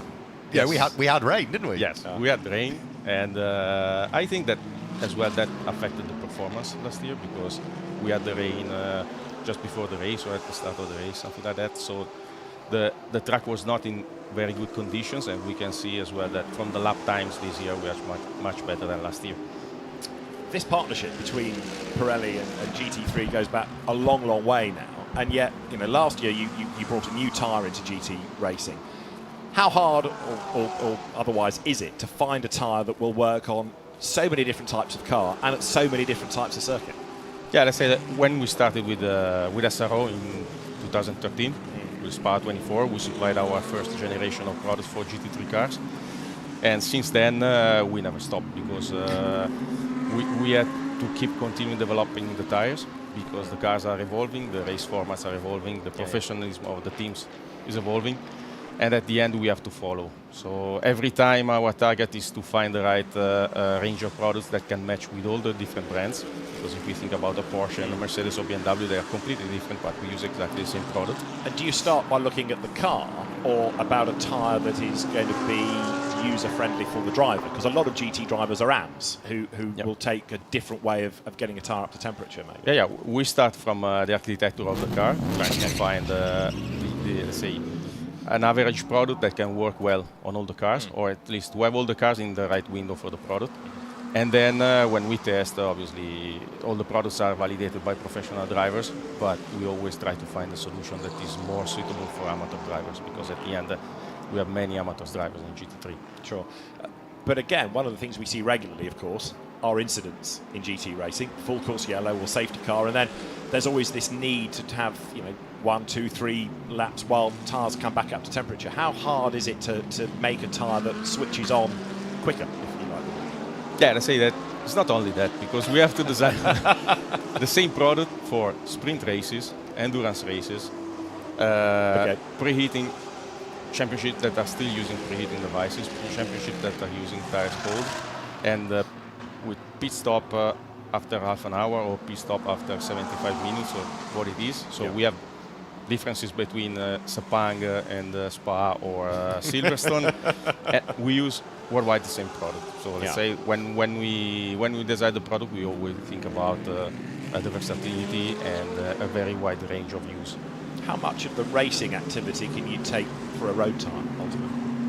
But at the end, I would say all the design process and especially the virtual design procedure that we have developed now for motorsport are used as well, implemented as well in the development of the street legal tires. Okay. And we cannot use the slick tires on the road, but procedure of development, validation, indoor testing, outdoor testing, everything that is related to production processes of optimization is coming as well from motorsport.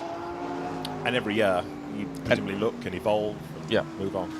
Yeah, now this generation of tire is probably unique because we are going to keep it for 3 years, consecutive years. In the past, every 2 years we were asked to change, mainly because materials are evolving, procedures are evolving, building processes are evolving, and most probably next step will be in 25. You don't really think of a tyre evolving, do you? You think it's just black and round. Yeah, absolutely. How can a tyre evolve? But as technology moves on, I suppose. I mean, you're talking about you bring 3,000 plus tyres here. Logistically, that must be a very difficult thing to achieve, to get the tyres out here. But also, it's not the tyres, it's all the personnel and all the engineers that you bring with you that service all of this and allow your customers out there on circuit to utilise those tyres. So just tell us about the team that's in the background supporting those 3,000 tyres. Sure, we have the tyres, but we have a team of technicians, engineers, and all management. We are nearly 30 people on site, and the fitting area is working for the whole race, because obviously none of the cars, they have 12 sets of tires to run 12 hours. So they have to change the tires, to swap the tires, and that is what they have to do. And usually what we have to be able is to switch or to change the complete field in less than 1 hour, because the teams, they take the tires from the car, they bring back, we change the tires, they take to the garage, prepare, put in the oven, and then it's ready for the next. Continual on-track circuit production line. Repeat, sleep, fit tyres or whatever, What makes a good day for Pirelli then? At the end of a GT race, is it no punctures, no change of weather conditions, happy faces. Everybody happy, everybody happy to fight until the end, and I would say that this was a very good season because we have seen different races with good fights and different brands winning from sprint to endurance, always good competition. I think, and we were able always to deliver what we Sure. Just before you joined us, we had a puncture. Not because of anything Pirelli had done, it was contact, it was Ferrari versus McLaren, it caused a puncture. This seems to be kind to the tyres. You know, it's not that abrasive as a circuit, it seems. The curbs aren't that high that we don't get cars dropping off the other side and cutting your tyres. So this is seemingly a kind circuit to the rubber. Yeah, that's true. It's not one of the most aggressive circuits. Let's say the temperature usually is what is affecting more the performance here in Abu Dhabi. But what we have seen as well in the past days is that as soon as we go toward the evening, when the ambient temperature drops and goes in line with the track temperature, the performance is better for the cars as well for the tires, and the consistency is a bit better. So we think that maybe toward the end of the race there will be some gambling. Just thinking ahead, final question, but better let you go and carry on working. But we're heading, temperature dropping, we're heading into the night.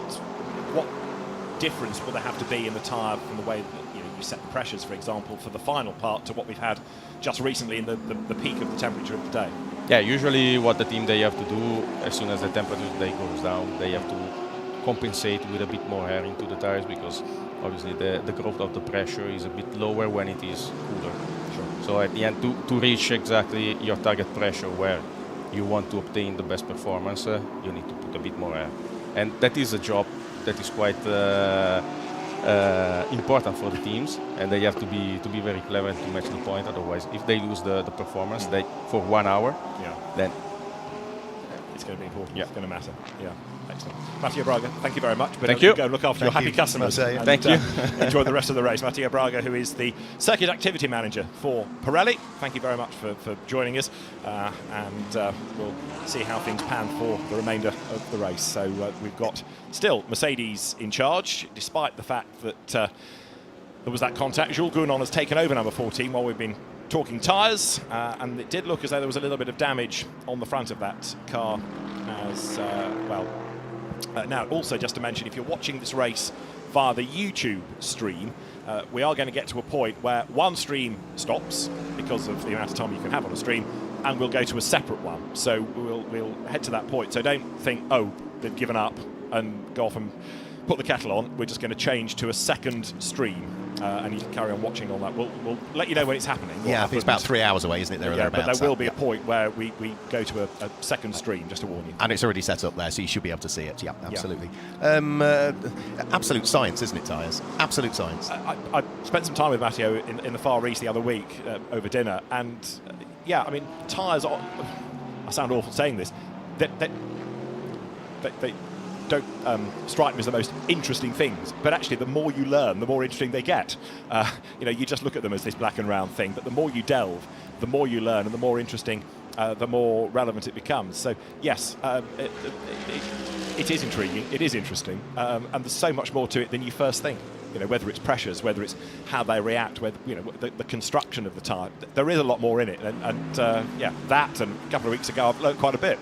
And the final thing on tyres then is that what Pirelli will do is they will issue a set of parameters that the teams can utilise with those tyres. So sort of a minimum and a maximum pressure that they want those teams to utilise those tyres at.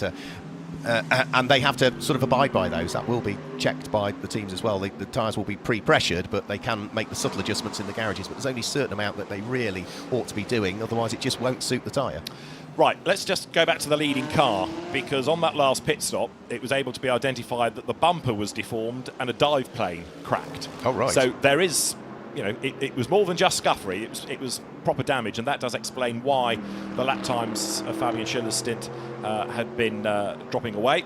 I touched on streams. Also, if you're watching on GT World, that's fine, that carries on, the SRO regular feed, so don't worry about that.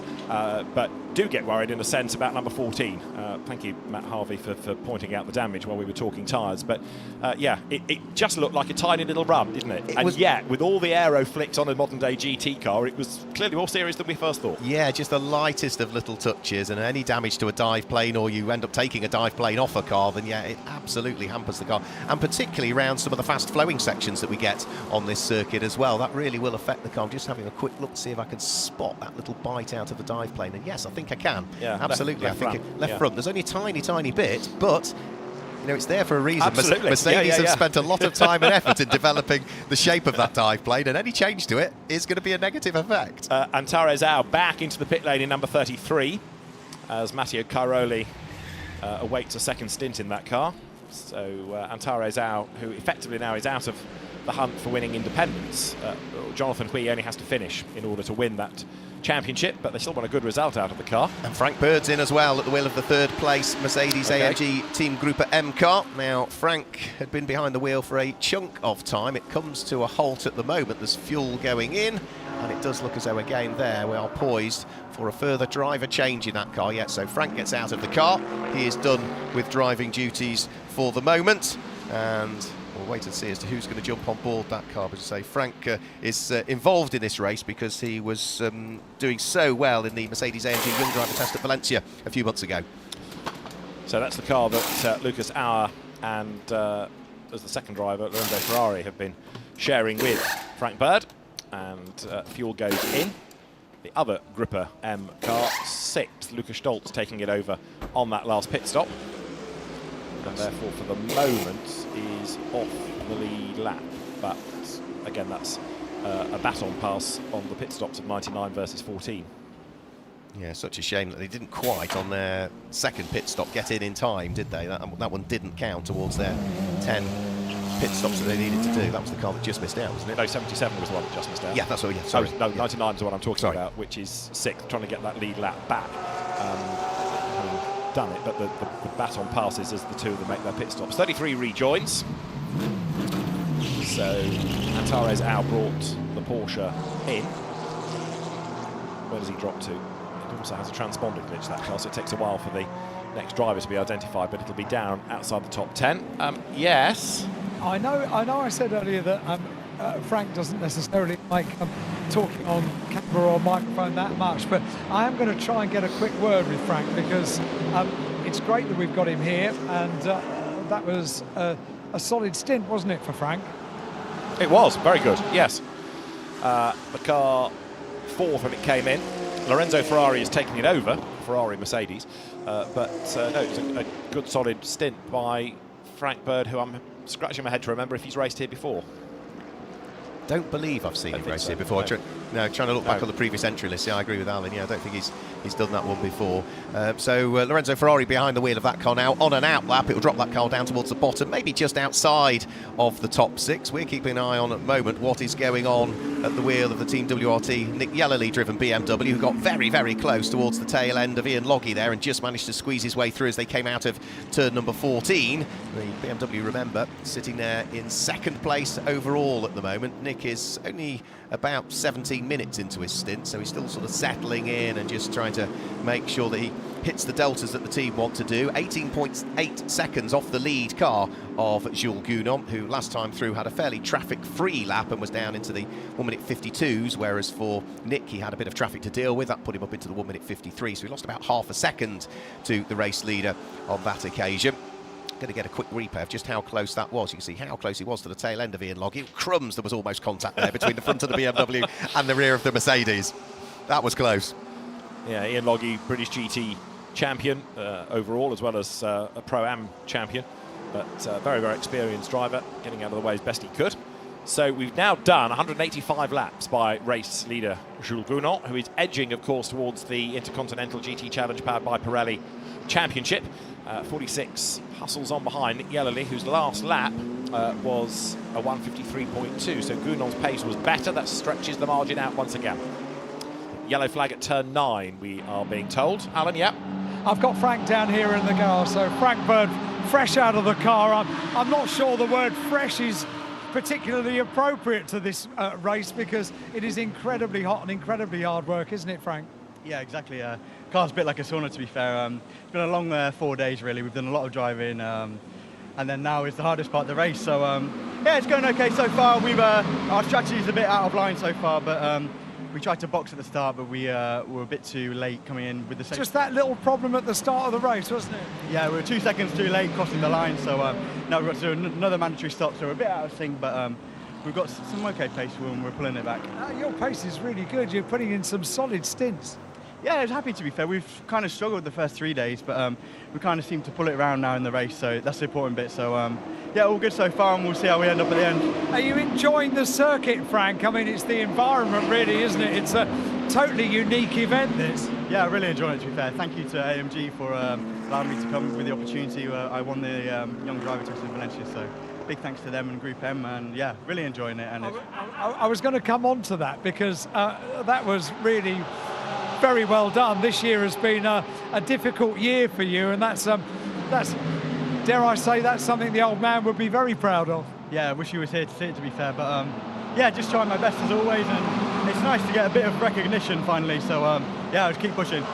Keep going, Frank. Thank you very much indeed. Well done for having a chat to me. Frank Bird down here in the garage. Alan, just to finish off that Valencia point, that was one of the events that he had to miss in World Challenge. So he went there despite being on the back foot in terms of track knowledge. Yeah, so he hadn't raced there, others had.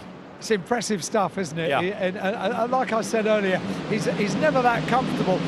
He's got every reason to be comfortable. He comes over really well when he does an interview, but he just he's a little bit shy of doing interviews. So I'm very grateful to him for doing that. That's really good news. Well, now that he's done one, we'll have him again later on, shall we, when he's had a go in the night time. Agreed. Yes. Now, Fabian Schiller will be on your hit list if you get a chance, just to have a word maybe about that damage. 75, Philip Ellis. We've not seen much of Philip in that car. Maybe that's his first stint, but he's had limited mileage, but he's carving his way through the traffic. Kenny Haball, I think, is now done, so it's down to the others to bring the car home. But Philip Ellis, number 75, the Anglo-Swiss-German driver, presses on. We've got the Audi being given another penalty, another 5 seconds on its next pit stop for causing a collision with Manuela Gosner. That was about an hour or so ago, but that's gone through the system, and that penalty will come. I think there's probably a lot of admin being done in race control, what with one thing and another. We also had another car that's just on an outlap as well. The number 20A, of course, a Ferrari was in, and Lilou Wadou has taken over that car, and that's another driver that was sort of quite late as an announcement, wasn't it, to come in and drive the Ferrari for the first time? Yeah, I mean, you know, a 12-hour race and the number of drivers you need, it does take a little while to piece deals together. But yeah, she's been racing in America this year, as well as in Europe, as well as in IGTC, as well as in the WEC and IMSA. You know, she's done a lot of miles. Very experienced driver, and has been part of the Richard Mille team at Le Mans. So an experienced campaigner, Lilou Wadou. That was a car. Was it yesterday that had problems at the very start of qualifying? Stopped on the way out, had to be pushed back and kick-started. I think you're right, yeah, it faltered, didn't it? And then needed a bit of assistance to get going again. And I think it was also a car that I saw falter on one of the pit stops as well over the course of this. You might be right, yeah. So we're heading towards 5 hours before too much longer to go, whereas the last sort of 40 minutes gone again. So 5 hours and 23 minutes with a little bit of change still to go in this one. The race... Part of the reason it flies by is because of the strategy on pit stops, because you don't have all of this time and then a wave at the end of the hour of pit stops, because people are doing different things. That's why there's always something happening in the pits, and the order is always shuffling. Even if it's not necessarily overtaking, the order is shuffling because of that variation of pit stops. We've got Jonathan Hoy looking to try and see if he can squeeze his way through and past the number 33 Porsche in the hands of Tim Heinemann. Tim Heinemann, in the same time, is bottled up behind the Garage 59 McLaren of Alexander West. So those are the three cars heading underneath the other start-finish line that we have here at Yas Marina, and then heading up towards the braking area for what will be turn number 9. So Alexander West looking to see if he can keep the McLaren ahead. He's running in 10th position at the moment. The Porsche that's behind him is down in 16th place, and then the next car is in 11th. So none of this is for position, but they're all finding themselves on the same piece of real estate at the same time. Yeah, indeed. So Alexander West then with the McLaren after its recent puncture. That's why that car's fallen back into 10th place. 33, Tim Heinemann has also had a puncture in the race, recovering. and Jonathan Hui in the Sky Tempesta, 11th placed McLaren at the back of this little train. And of course, he is now almost assured of winning the Independence Cup in IGTC. The Hong Kong driver now making his way up towards the timing line once more. The classification on screen is how we stand in IGTC in isolation, not the Lenovo Gulf 12 hours, but purely the Intercontinental GT Challenge powered by Pirelli element, the final of the 5 rounds of the series. This Tim Heinemann is driving around with his finger on the flash button, isn't he? Continually just flashing away at Alexander West. And there's no reason for Alexander West to let him pass because it's not full position. The McLaren is ahead of the Porsche, but Tim Heinemann would appear to be the quicker car now that we've had the change of driver with Marvin Kirchhofer getting out of the McLaren. So through goes Tim Heinemann and manages to not take a place away, but manages to get himself ahead of a car that is behind, that is ahead of him in the race. You can see the pickup there as well around the circuit now. More and more pickup beginning to appear. We're not long past the halfway point of this race, but it's only going to get worse, isn't it, the pickup? And we'll also be getting to the stage before too much longer where we might start to see maybe some pad changes or disc changes on the cars, which I don't think we've seen as yet. Not yet. Whoops, mistake by Tim Heinemann. Went in a bit too deep into the chicane at 6 and 7. Alexander West trying to get back ahead because he wants that car to protect him from Jonathan Hui, because the two McLarens are battling for position in 10th and 11th places. So Jonathan Hui now lining up to make a move against Alexander West into turn 9. Alexander West, as I say, wants that Porsche as a cushion between him and the other McLaren as they turn out of that long left. Number 21 is in the pits from 3rd place. Joel Sturm now on board. Yeah, and also Philip Ellis has brought the Sun Energy number 75 into the pit lane as well. So the Porsche comes down off the jacks, just waiting for the final few seconds to tick away before that car will be released back out onto the circuit. And where will it come back out? Well, it will certainly have lost probably 4th and 5th position. It might drop back down to 6th place again, possibly, on the pit cycle now. They got the pit stop done quickly. They haven't as yet seen the clock tick away because it's still sitting there patiently to be waved out. Yeah. So the Mercedes in that spectacular colour scheme drops down and the engine will fire. The Porsche is away in the background, but now the Mercedes gets the go. And with that being the last team before pit out, almost straight away, you're down the tunnel and able to accelerate away. This Porsche has been very impressive. It almost doesn't draw attention to itself because of its understated livery, but it's gone round and round and round and round and round. It's had no real dramas, and is currently, with Ralph Bowen at the wheel of it, in 6th place. It's another IGTC scorer, and when we get to the last couple of hours of the race and the AM battle really starts to shake out, it's going to be fascinating when you've got that car versus 21. The two Porsches will squabble for AM class honours, won't they? Yeah, Ralph Bowen and Alfred Renauer sharing that car with Daniel Alleman, the man that's behind the wheel of it at the moment. Just saw an overtake there as the Audi managed to squeeze its way through in the hands of Gregory Survey. And that was at turn number 1, placing a further lap on the number 51 Alex Fox driven AF Corsa Ferrari. That's the Sol 488 that we've got in the field. Yeah. I did notice that car also, there was a question mark that was hanging over it regarding a pit infringement. I haven't seen any penalty come up as yet, but there was, it just said pit infringement noted was all it said. In other words, it's in the system. Yes. Yes. So pit infringements can be for myriad reasons. It can be for letting a wheel roll without proper supervision. So a wheel that comes off isn't placed, it rolls across the pit lane. It can be for too many people working on the car. It could be for having the engine running when it goes on the jacks. Yeah, as we saw. It could be for the pit stop time. There are myriad things that can trip up a team, and they're all little things in the pit stops. Other work whilst the car is being refueled, which I did spot earlier, but I haven't ever spotted a penalty come up for that one. So I think somebody might have got away with something, is all I'm going to say. Snitch. I'm not giving any more away than exactly, that. No, exactly. I'm not giving any more away. Right, so 21 then. Now I said Joel Sturm, but Konstantin Dressler is shown as being back behind the wheel of that car, and it's in 6th spot now that it's rejoined. That's had a really solid run as well, hasn't it? It has. It's been there or thereabouts all of the time, hasn't it? And certainly has, I would say, batted above its average as well. You look at the driver lineup in that car, and on paper you'd look at it and think, yeah, it's not a bad driver lineup, but it's been right there all the way through. Totally. So it's had a good effort. And yeah, Dressler is not somebody that's been a standout in GT4 racing. He's been okay, but here, again, it's really just rising to the occasion. It's clicked. Yeah. Yep. This circuit, this event, some cars, some drivers, just clicks like anywhere else. Yeah. Louis Pret, we add to that list of interesting standouts. Panu, another one. And from the pits... well, you set me a task, and that was to talk to Fabian Schiller, and I've got Fabian with me. First of all, things are going all rather okay, aren't they?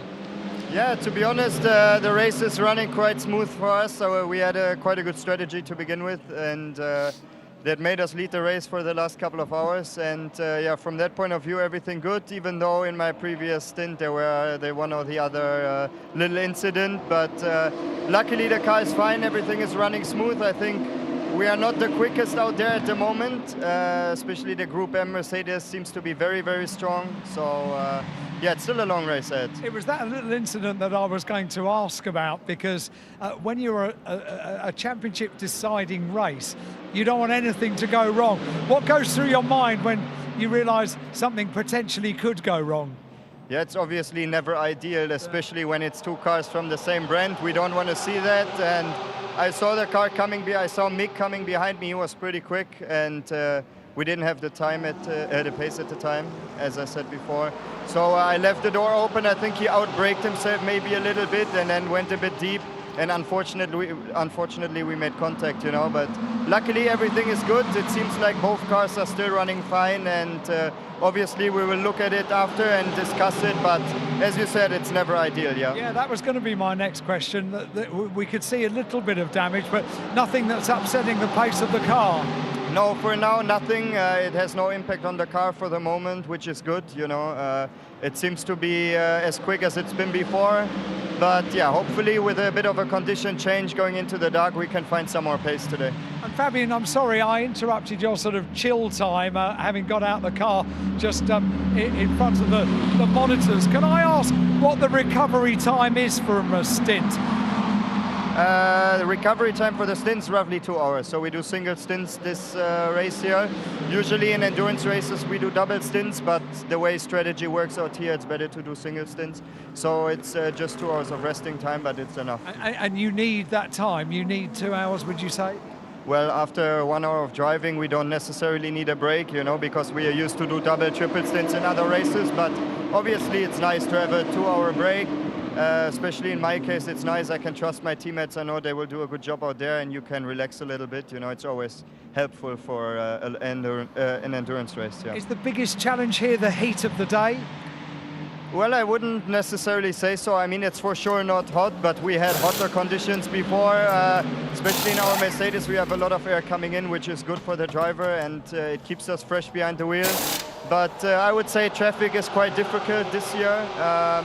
You really need to be careful, and I mean, we've seen a couple of big shunts already this race as well, more at the beginning. So there's definitely some risk involved with traffic, overtaking situations, and the track is challenging for sure as well. Fabian, thanks so much for taking time. Keep on doing what you're doing, because it's going well. Thank you very much. See you. Fabian Schiller down in pit lane. Go on, David. No, I was going to say, good to hear from Fabian, who is the reigning Yas Marina pit lane K2 rowing champion, along with Jules Gounon. Yes, it was classic television yesterday. Yes. Classic television. I think it's actually gone a little bit viral. Not surprisingly. No, indeed.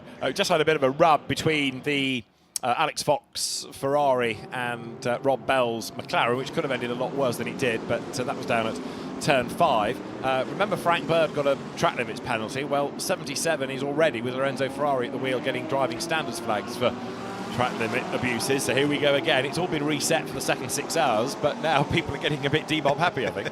They certainly are. They're pressing the point again and testing the patience of race control. So yeah, might not be too much longer before we start to see some further penalties coming in following that reset. Alexander West is still managing to keep Jonathan Hoy behind him, isn't he, at this stage, as the two McLarens from Garage 59 and Sky Tempesta Racing both squabble over 9th and 10th position at this stage. So they are both on exactly the same lap, which is 190 laps completed, as Jules Gounon sides his way through and past Alex Fox's 21st place, number 51 Ferrari once more. We're heading towards nearly 200 laps completed by the race leader before too much longer. He's on lap number 194 and leads by 17.5 seconds now from Nick Yellerly at the wheel of the Team WRT BMW. And there's not much to choose between them in terms of a lap time. The last lap difference was only 0.08 of a second, so it's very, very evenly matched between the two. And although Fabian Schiller was playing down the damage, it did seem to have a bit of an effect in his stint, because clearly he was losing ground. 99, which is Lucas Stoltz at the wheel, is in third place once again. Alan, can I tell you the biggest panic that Fabian had just No. before that interview? No. Oh, go on, let me. Well, go on. So during that stint, the Intercontinental GT Challenge powered by Pirelli sticker had fallen off, the patch had fallen off his overalls. And before we did the interview, he was absolutely determined that he would be properly presented when he did the interview. So they were repatching his overalls. I jest you not, he's a pro. I'll believe it, because a driver was fined for not having the regulation patch on his overalls when interviewed on TV at the end of the Spa 24 Hours. Oh, well, there you go. So, yeah, so it was a delay of about 2 or 3 minutes. The camera crew were in place, and he certainly wasn't going to go on camera without that in place. So there you were with your needle and thread, darning his overalls for him, ready for the interview. Well, that's an interesting question that I always have. So if you've got a fireproof overall, do you then put little holes in and sew it on, or are they attached by adhesive? Adhesive, isn't it? I would have thought so, yeah. I mean, back in the old days, they were sewn on, weren't they? Yeah, yeah.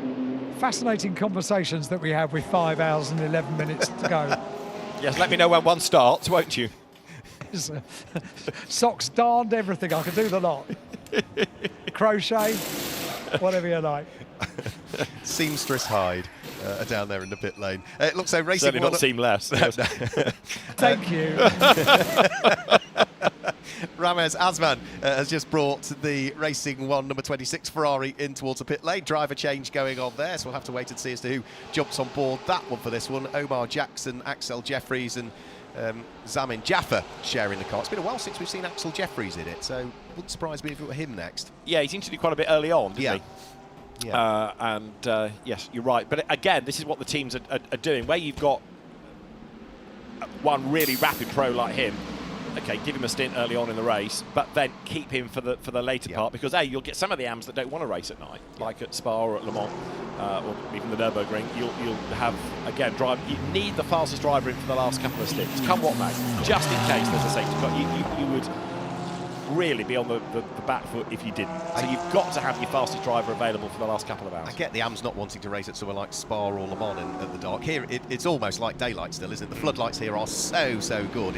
It's a bit like somewhere like Daytona, the 24-hour there, where it's so well lit that you almost wouldn't notice until you look towards the skyline. And looking towards the skyline, that sun's getting ever lower now. Oh, it is. We're not that far away from it starting to head towards twilight. No, this is true. Jules Gounon continues to lead the Lenovo Gulf 12 Hours from Nick Yellerly, with the BMW, when it comes across the line, set to offer up the lead gap now of 15.4 seconds. In third place, it is Lukas Stolz in Mercedes number 99, who is on that lead lap, but sort of 2/3 of the way back, because he's only in the middle sector, whereas the other cars are on the next lap, if you see what I mean. And he, in turn, is now 7.7 seconds ahead of Rob Bell, but that gap has stretched over the last lap, so it is therefore Mercedes, BMW, Mercedes, McLaren. Fifth, number 7, Porsche, Ralph Bowen, the black and gold Porsche.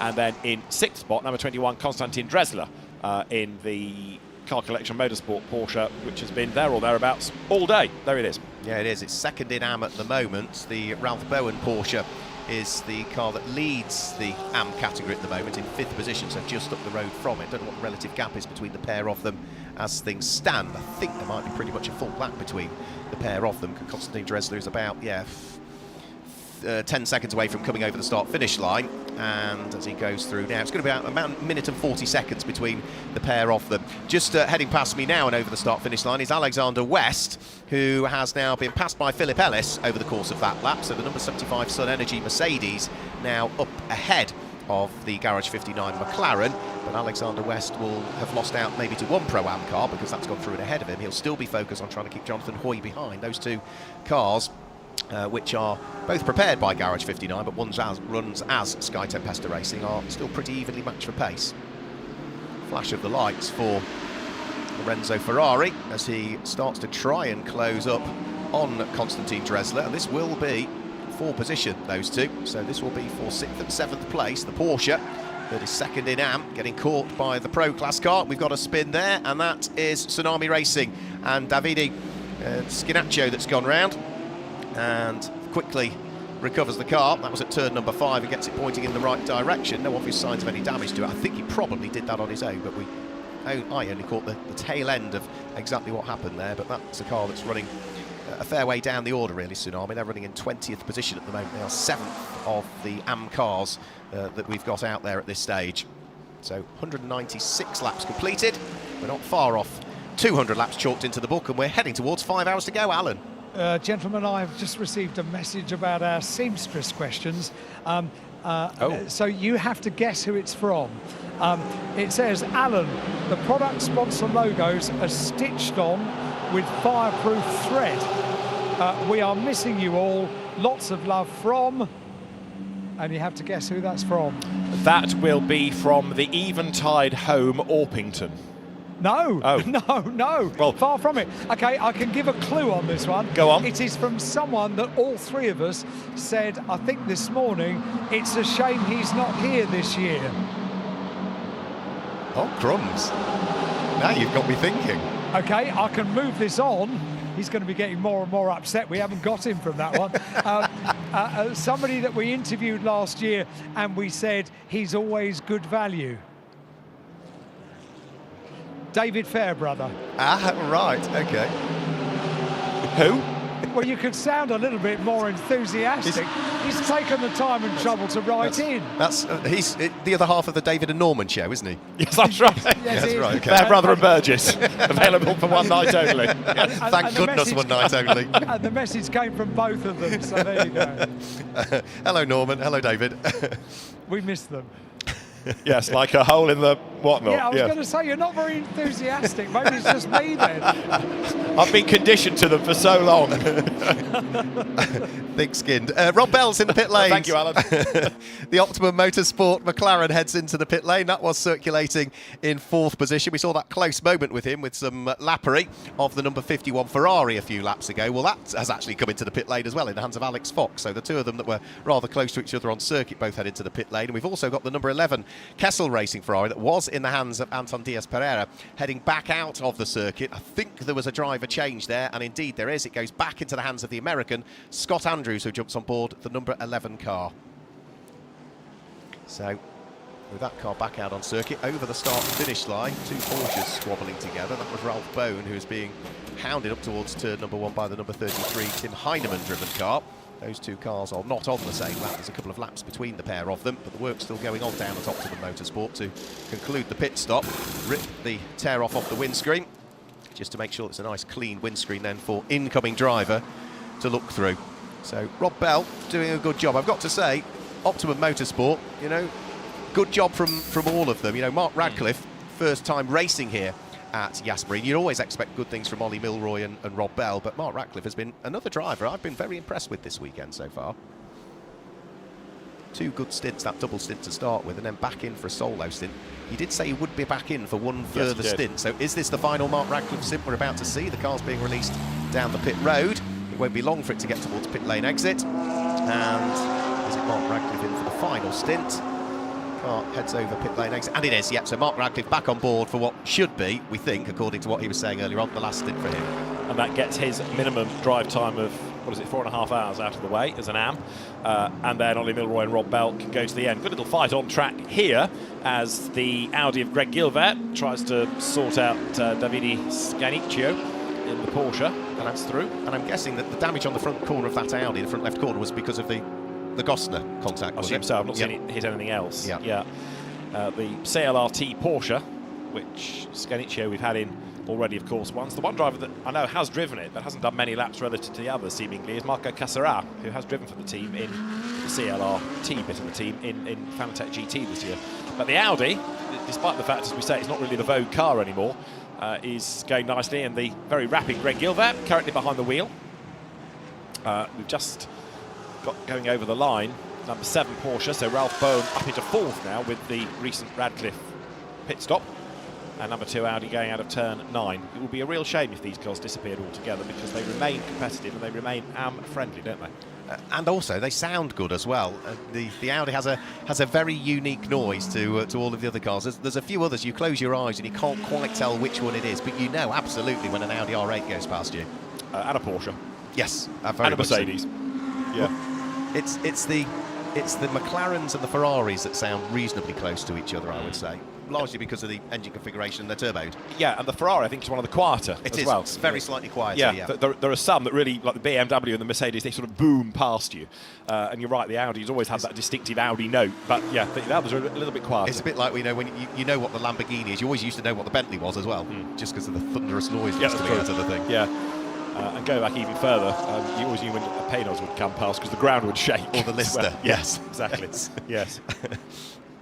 So, pit stop done. Back out onto circuit goes the number 61 AF Corsa Ferrari. That was brought into the pit lane by Jean-Claude Sauder. We saw a little bit of contact between himself and Marvin Kirchhofer. And as that car heads out of pit lane, it's suggesting that Jean-Claude Sauder's remained behind the wheel of it by the look of things. So, who are we going to have next in? Philip Ellis shouldn't be far away from coming in as well. He's been behind the wheel for quite some time now. He's nearly an hour and a half into the stint of the Sun Energy number 75 car. So he's getting some good time in, albeit slightly later on into the race. Alexander West about to be picked off by the Konstantin Dressler 4th place Porsche. So flash of the lights from Konstantin Dressler as he starts to come up behind the car that's running in the final place inside the top 10 at the moment. You have to just hold station as they head round through turn number 12 and 13 and up towards 14, as we've heard from so many drivers. This Marina section, not the easiest part to overtake, and Konstantin Dressler nearly squeezed his way at the inside of Alexander West there, but Alexander West squeezed him to the apex of turn number 14, and I think Konstantin had to get out of the gas there, otherwise there would have been the inevitable contact, but that was thankfully avoided between the two of them, so they both continue on their merry way.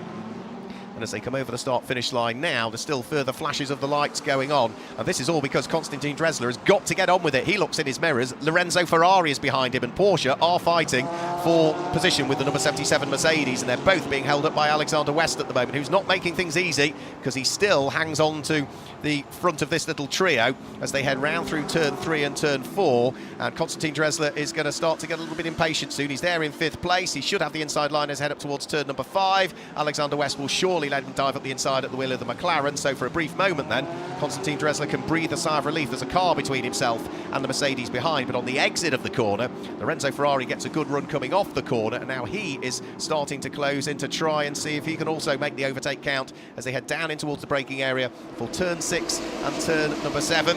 Konstantin Dressler is going to hang on to the place, and Lorenzo Ferrari might get picked off here as braking very late and diving up the inside, gaining 2 places there was Samin Jaffa at the wheel of the Racing 1 Ferrari. Was that not what just dived his way through?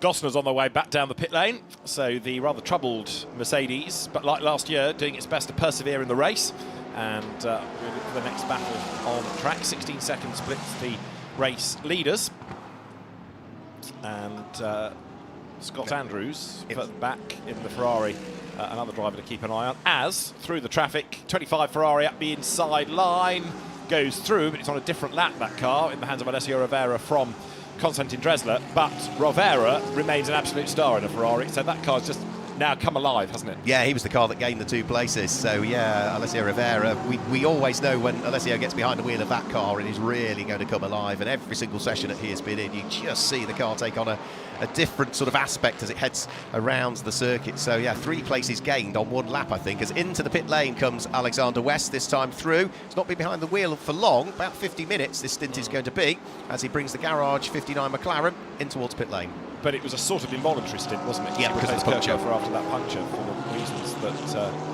perhaps weren't instantly obvious. But Alexander West is back in.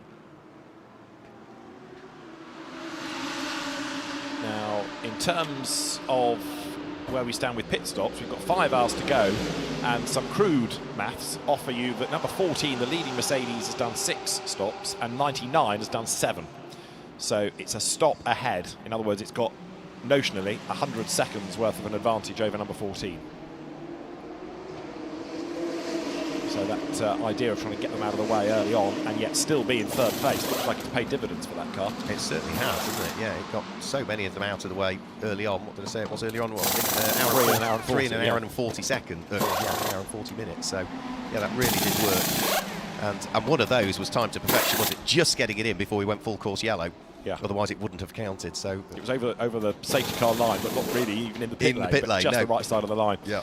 Right. So the pit stop for Garage 59 being completed. That car which has been up and down the order a bit, but it's still in the Pro-Am hunt. Pro-Am at the moment being led by another McLaren, Mark Radcliffe.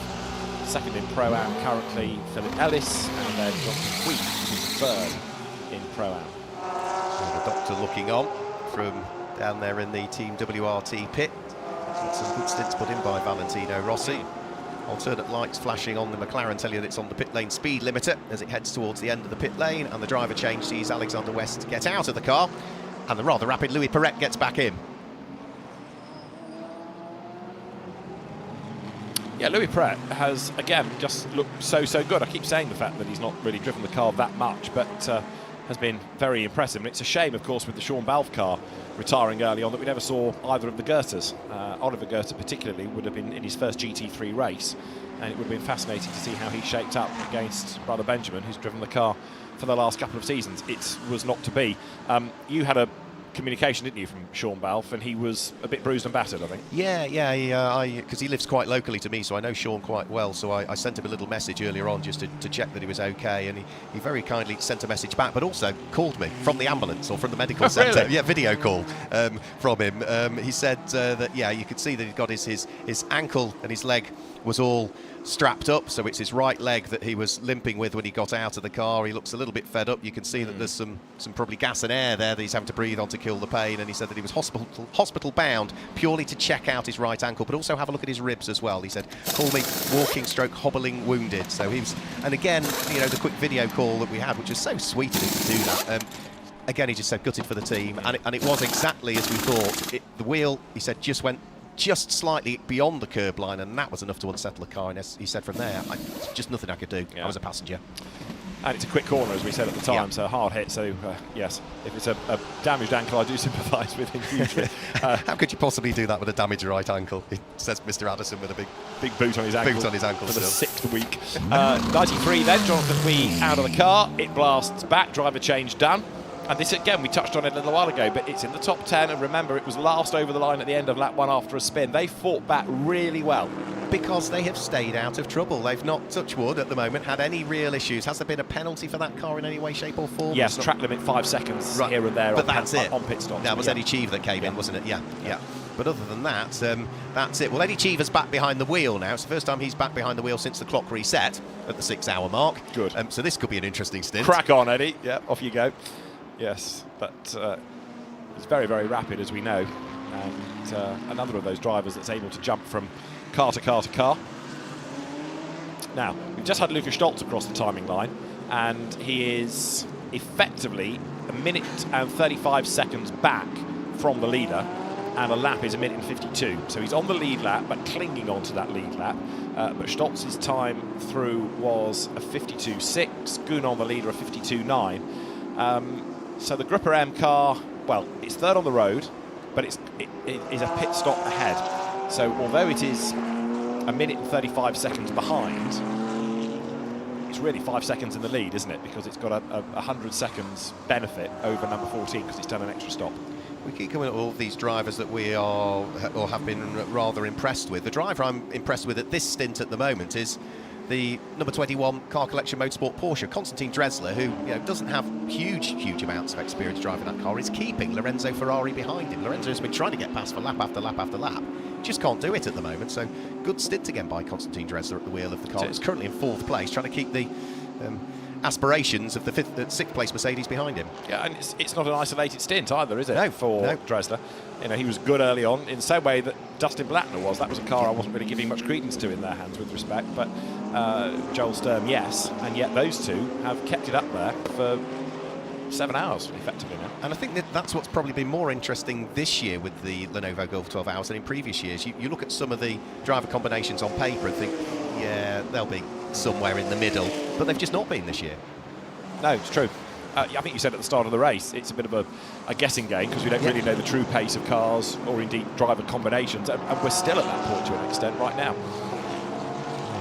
The only thing that we still don't know, because of the complexities of the very long safety car period and the cars having to come through the pit lane, is once we know that at the moment the number 99 car has done 7 imposed pit stops and the 14 has done 6, but after that we really have lost track of who's done what in terms of imposed pit stops. So that may well shuffle the order and the whole absolutely context of the race later on. I mean, I think when we get to the last couple of hours and we're looking at those last wave of pit stops coming up, then we can start to identify battles and try and dig down into how many stops people have done. As side by side there, look, Alessio Rivera goes ahead of the McLaren, diving down towards turn 6. So the change happens for 11th place. Rivera getting himself up past Pratt and absolutely storming now. So as we've been suggesting all weekend, you put Alessio Rivera into the car and it's just like lighting the blue touch paper.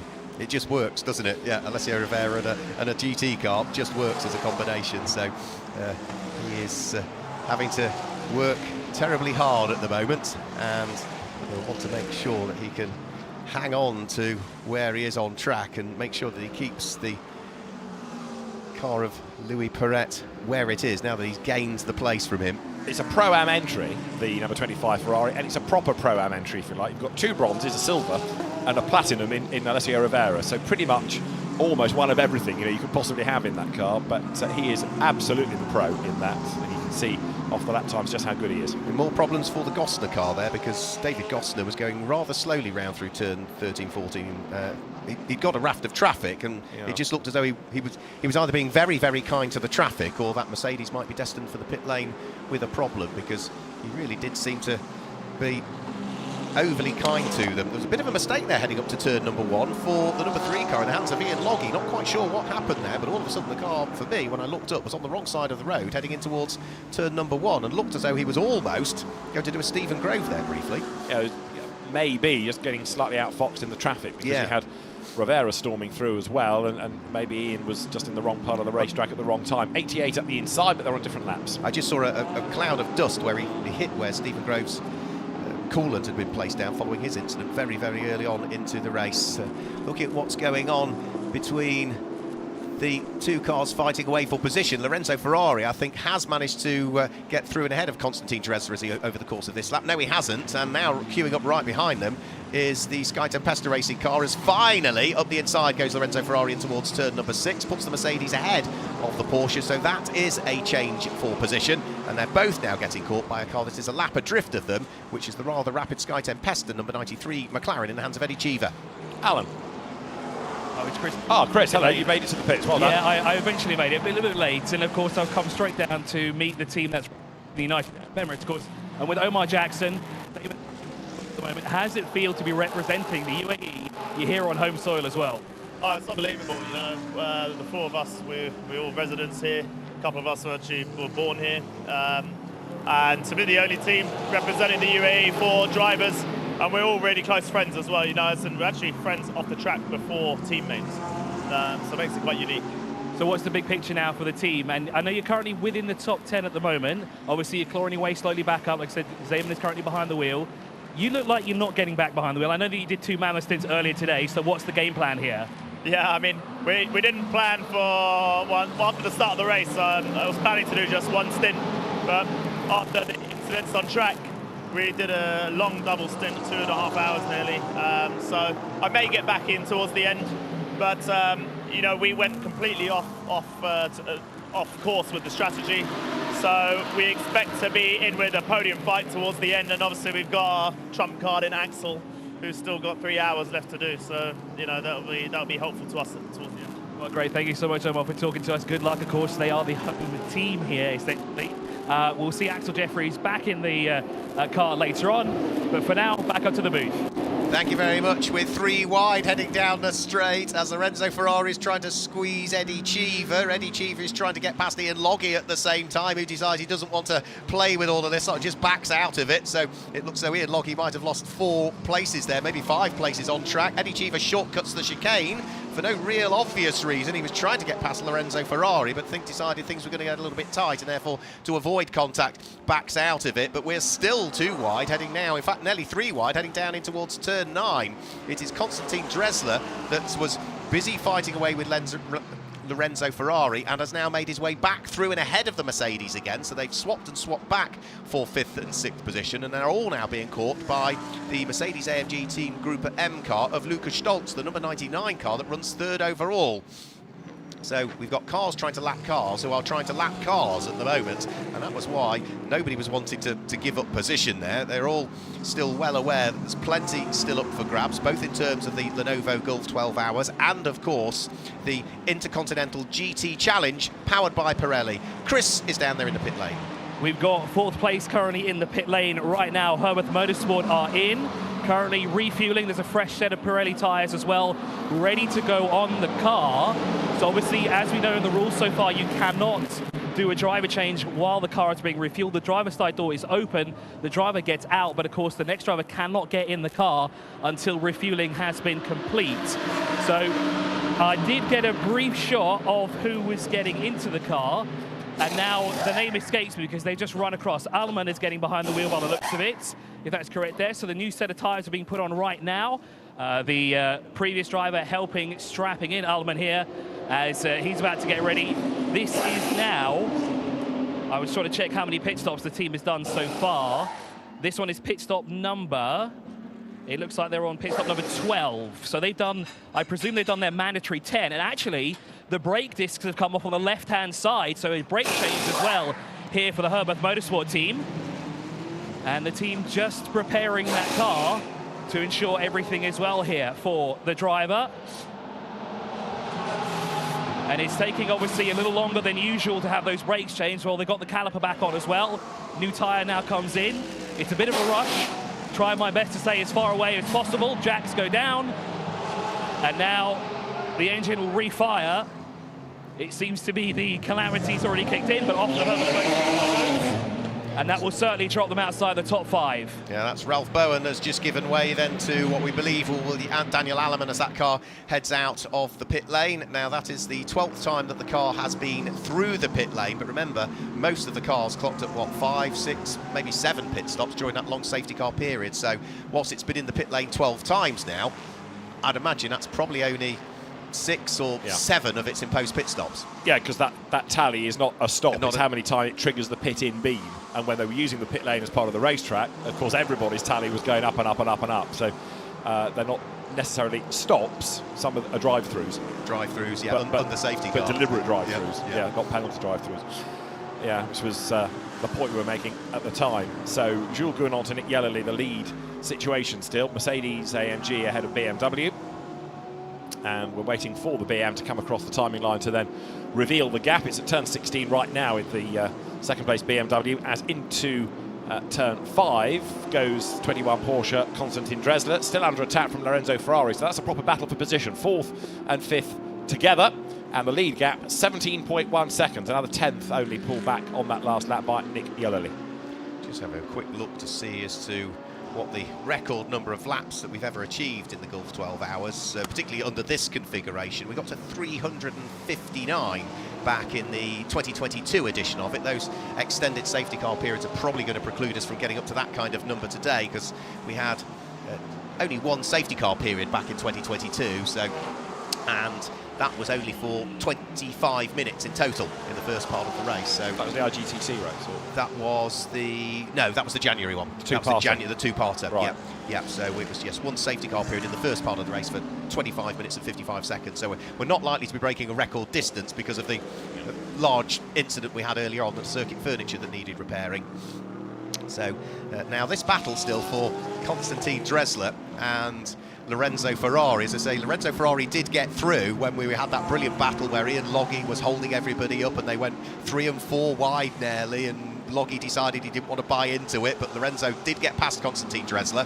But then the next corner, they were about 3 wide again, going down into turn 9, and that was when Konstantin Dresler got back past and ahead of Lorenzo Ferrari once more. So they've swapped and swapped back, and that was all on the same lap. You look at the lap charts and you never know, and that's a big accident for Tsunami. And were they on their own when that happened? That's on the run in towards turn number 5, is that? But that is another very, very damaged Porsche. Stefano Borghi at the wheel of it, and the Porsche out of the race. Lots of frontal damage, so that's going to be a yellow. We'll probably go full course yellow within a minute or so, because that car is going to need moving and it's off the racetrack, yes, but there'll be debris down. Chris from the pits? Yeah, just a quick one. As soon as that happened, the WR team, the number 32, had a driver ready, and I haven't seen a team move this fast all night. They have sprinted into action. They've actually double stacking both cars here. Both RT cars are in the 46, the 32, and there is a driver change at least for the 32. Actually, is there going to be two? No, Valentino Rossi is getting back behind the wheel of the 46. Now, for the 32 car, I don't want to get in the way too much. Full course yellow is coming. Full course yellow now. So we're in full course yellow conditions. So now, does that mean this one counts towards their official pit stop count? Or Yes, do you think because they were in before the full course yellow was called, so that's okay. So that's very lucky, very quick thinking as well from the WRT team. They literally sprinted out of the garages to get these two cars in. They were talking to the team to bring them in this lap, and I think this is, well, this is an opportune time to do it. They timed it to perfection. That's all to do with the track position of those two BMWs again. Had they been elsewhere around the lap, they would not have been able to do that. They were very fortunate in terms of where they were. So for Stefano Borghi, he's just, I think, just chatting to some of the officials down there. He still just remains behind the wheel of the car at the moment, just while they check that everything's okay, and then I'm sure he'll jump out of that car. But again, that was a big hit. There was a car that was right behind him, which was Mark Radcliffe's McLaren. But I think Stefano Borghi did all of that on his own, because the McLaren was too far away. Yeah, as I read it, he was on the curb when he tried to brake, and that's Just when the car slewed sideways. Spat him straight to the left, yeah. Full course yellow called at 21 minutes past 5. The last one was at 24 minutes past 11. So we had quite a good run. But now the full course yellow is back out. So anybody that pits now can't count the stop as one of those imposed 10, although in has come number 75. Yeah, so Philip Ellis is in for Sun Energy. And I don't think it's the first time that they've pitted whilst we've been under safety car. Good to see that Stefano Borghi is getting out of the car. It just took him a while. I'd imagine that probably took the wind out of him a little bit, and also probably wondered what the heck happened, because once the car broke away again, at the speeds that you're coming down in towards turn number 5, you're travelling a huge amount of speed, and he's just inspecting the damage. But let's just have a quick look. Yeah, just briefly, you can see he touched the curb, or was running right towards the end of the curb. Big frontal impact, then a rearwards impact. The car spinning around again, which helps dissipate that energy, so it's not a sudden stop into the barriers. The barriers also taking a chunk of damage, David, which begs the question, as we've had already a couple of times today, car to clear up, lots of carbon fibre to clear up, barriers to repair. Yes, which I expect will eat into the next 20 minutes or so. And you can see the amount of debris on the road as well, all of which is going to take a bit of time to sweep. And because it's a front impact for a Porsche, out comes all of the liquid. But yes, that is going to take some time. Best news of all, as you said, Stefano Borghi is okay. He's out of the car. The car very, very second-hand indeed, though. And it's another one out of the race. It has not been a good weekend for Porsches. That is the third one that has been all but destroyed. Yeah, it's such a shame, isn't it? It's going to be a busy few days in the parts department at Stuttgart, isn't it? Sending parts out, I would have thought. So the medical car collects Stefano Borghi, and it will bring him back to pit lane now.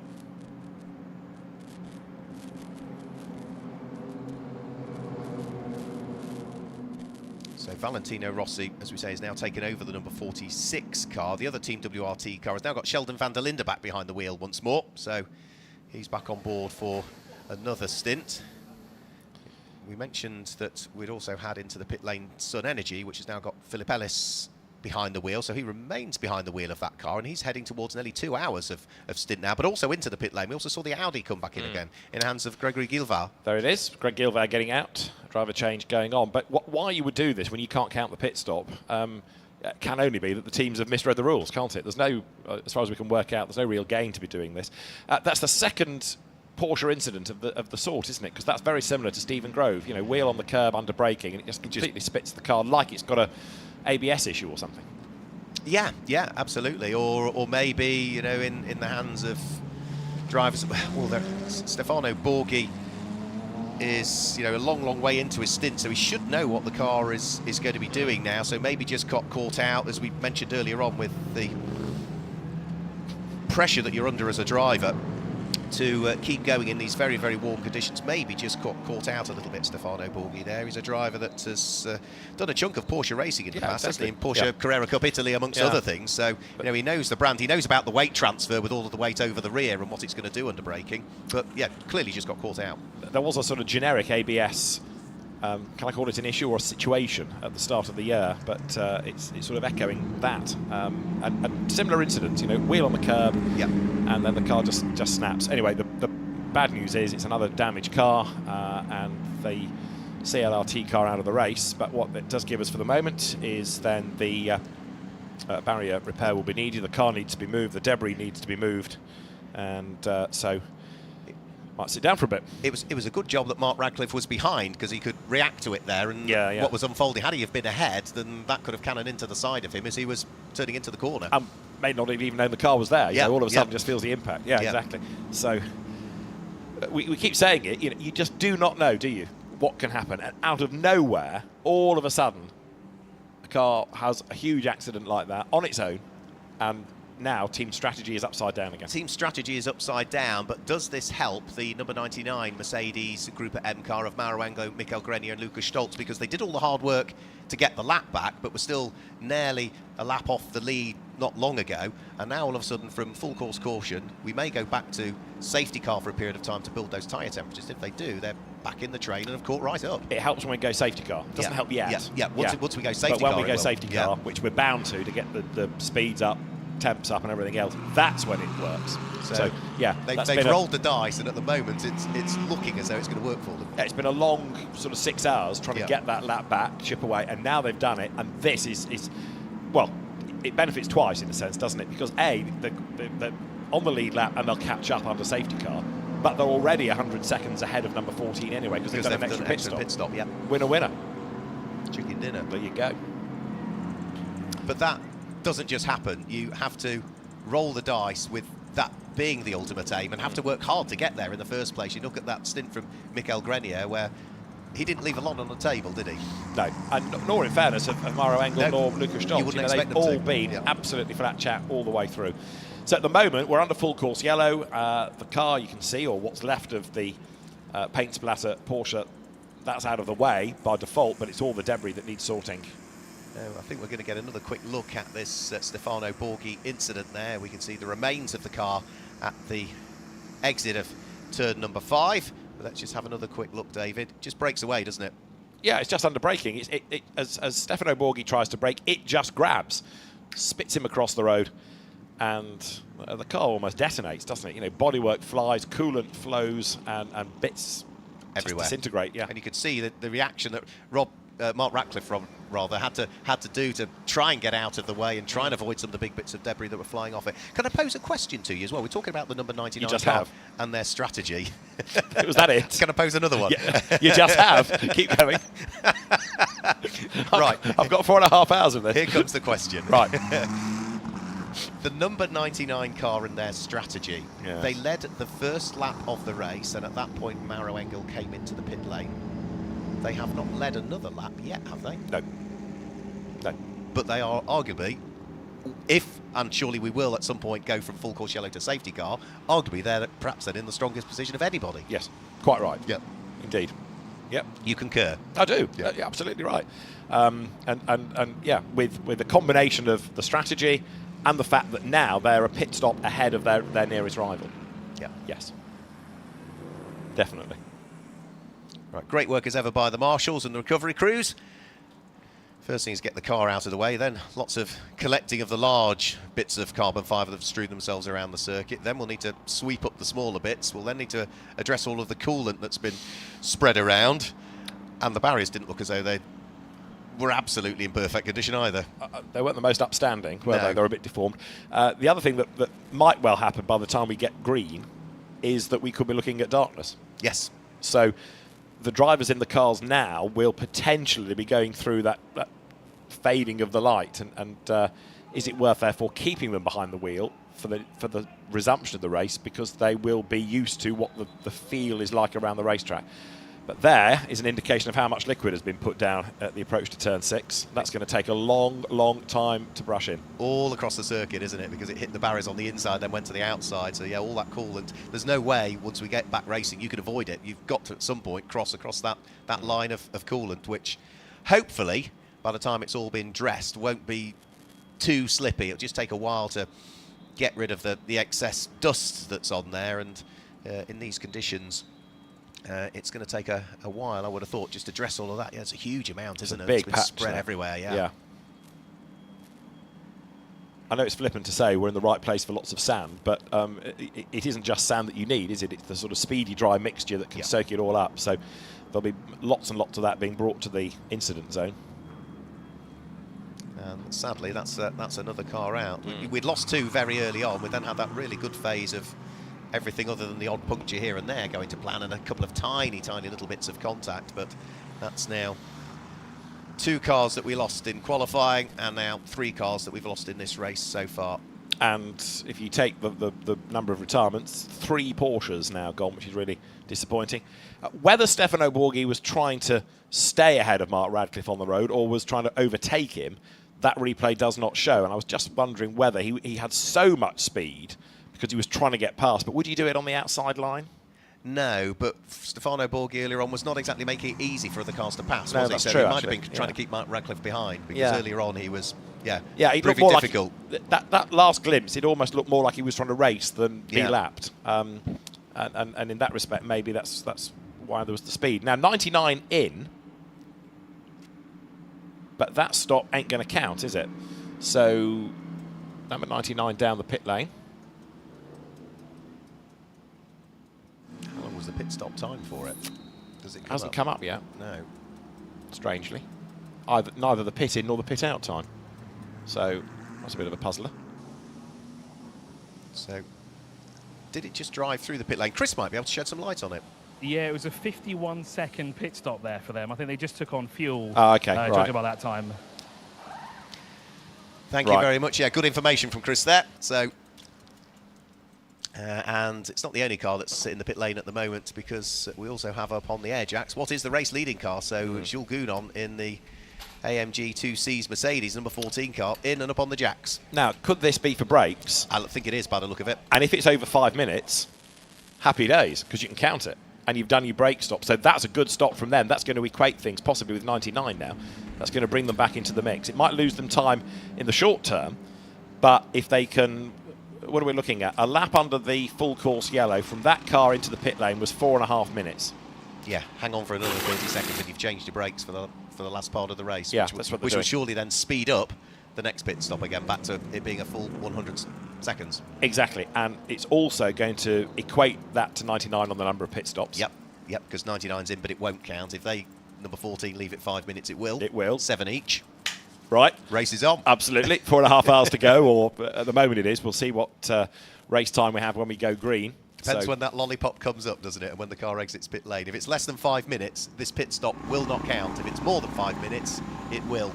And it looks as though safety car is being readied at some point. So won't be there yet, but it will at some point come out. But this is where 2Cs will now show how they interpret the rules, because if they let the car go back out before 5 minutes have elapsed, then they've slipped up. Yep. If it's 5 minutes and a second, then all good.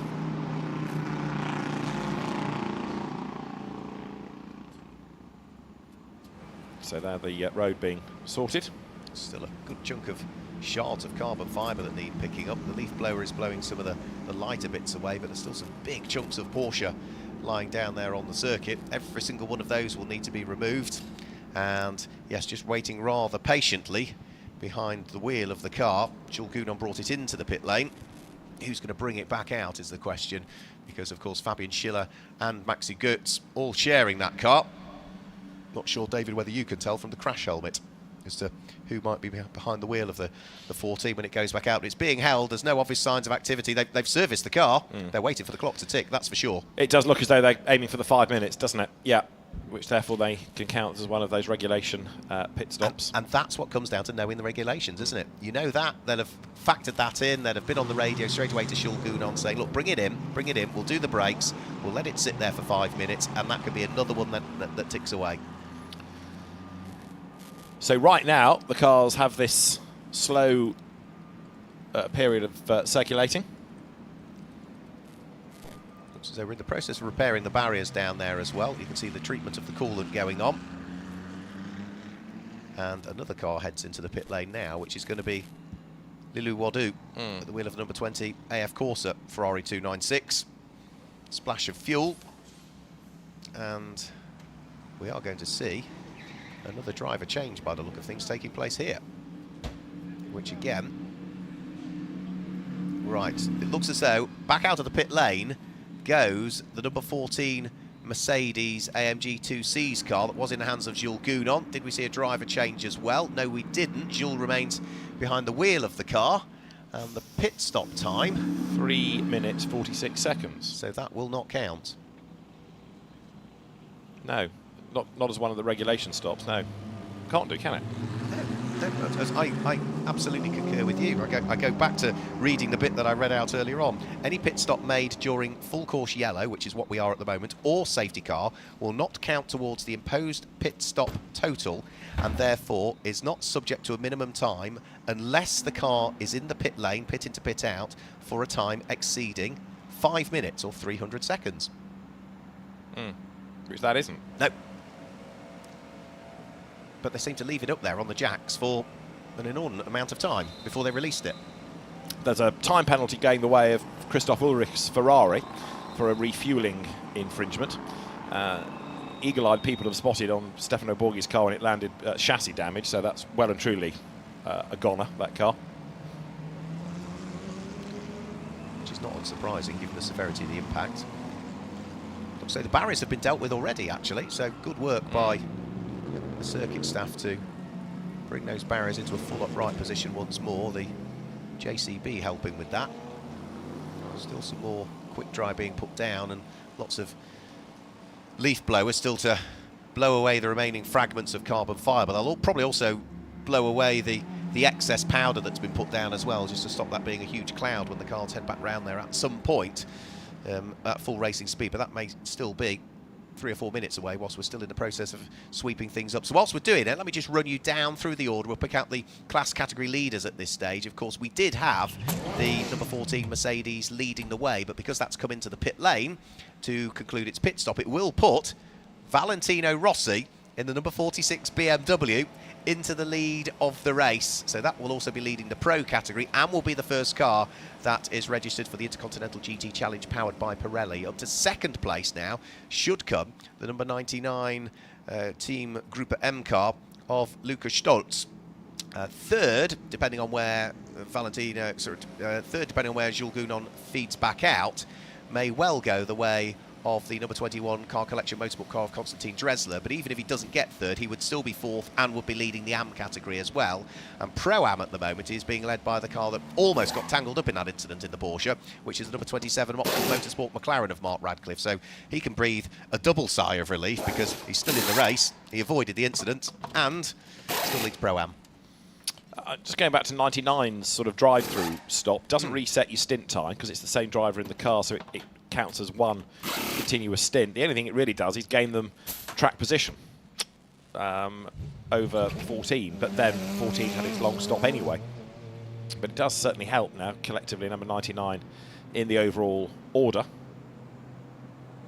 The 2C stop still puzzles me. Yeah, I agree with you. Yeah, I agree. I thought they were going for the 5-minute stop. And to bring the car out after 3 minutes and 45, I think we said. Yeah. So 3 minutes 46. There you go. Yeah, so they need another 47 seconds in the pits, didn't they, before that would count. So that car is still on 6 pit stops, isn't it? I agree with you. Yeah, I think it is. Yeah. I don't think that one. I don't see how it can tick the box.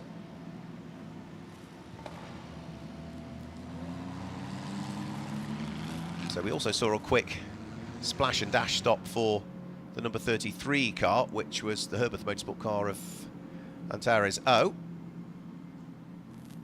who is running in 10th position now. That's a car that's had its troubles throughout the course of this race. You can see the number 33 car on the screen there. The second of the 2 Porsches in that train of Porsche, McLaren, McLaren, Porsche.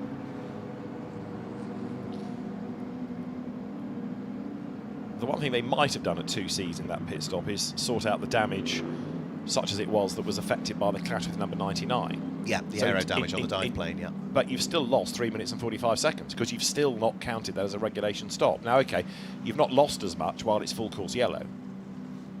But so was it worth doing that and losing 3 minutes 45 rather than losing a whole 5 minutes? But even if they were doing that, it was the inactivity on the car whilst it's still on the jacks that's got me puzzled. Unless they thought, hang on, we might lose a lap here. Let's just scramble the car back out again. Yeah, and decided to give it up as a bad job. Yeah. Because what they might not have banked on was 99 doing its drive-through. Yeah.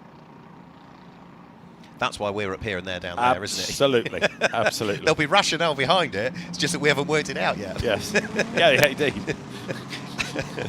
They won't have done it on a whim, that's for sure. So there we can see.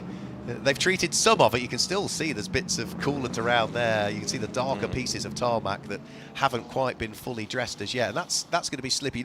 It might be warm here, but that's just not water. That's coolant. So it's not going to evaporate as quickly. It's still going to be slippy for a good period of time. At the end of my telephone is another brains trust Mercedes AMG engineer who is coming to the conclusion for us that against losing a lap to 99, they abandon the stop and scramble the car back on track rather than lose a lap, which makes sense. So by hook or by crook, we sort of got there, or you got there in the end.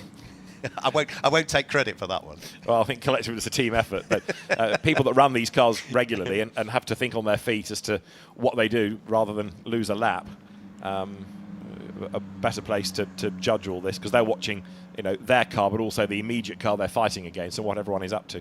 So that seems to be the idea. Because of 99 doing its short stop to gain track position, that rather affected potentially what 2Cs could do. But next time Alan's in the pit lane, he might be able to go and pose the question at the Anglo-Bahraini team, 2Cs Motorsport.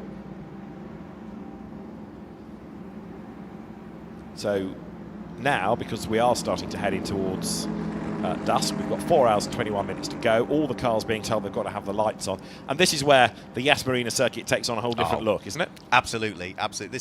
This is, through this phase, I've always liked this phase of motor racing, where you go from light and it's transitioning to dark. It's not quite there, but it's getting there. And I think this is, of any long-distance endurance race, for me, this is the favourite part of it. Yes, it's great when it's fully dark, and even more so at a circuit where you don't have the floodlight areas. But it is, just nice, that transition. So it's been a busy old race so far. We've had a few incidents along the way, a few full course cautions, a few safety cars. We're not quite there as yet with safety cars, but it has put, I'm afraid, a few cars out of the race over the course of this 12th edition here of the running of the Lenovo Gulf 12 Hours at Yas Marina. So let's have a look at the highlights of the race and some of the incidents. This was Sean Balfe's dramas early on that brought out our first interruption when he hooked the wheel over the curb and had a very high-speed whack into the barriers between turns 1 and 2. End of car, long stoppage for barrier repairs, or long interruption for barrier repairs. Then we had, coming into that corner a bit later on, only about 3 laps after we went green, Stephen Grove having a big accident as well, and his Porsche with, if you look at it, similar type of almost brake grab to what we've just had from Stefano Borghi, firing him across the road, broken suspension, wheels ripped off, lots of damage, and a car that had been sold pre-event to a team in Korea now doesn't quite look like it was when it was not as advertised. Sold as seen, but whether it's received as such is a moot point. That car had to be craned away, and then we had this clash between the McLarens and Mark Radcliffe and Alexander West as Mark Radcliffe got turned sideways. They both carried on, but a penalty went to 88 for causing a collision. Then contact as 25 Ferrari turned across the bows of number 93, and there was this little rub as 77 Mercedes got into the back of the Sheldon van der Linde, Charles Wirtz, Philip Eng BMW.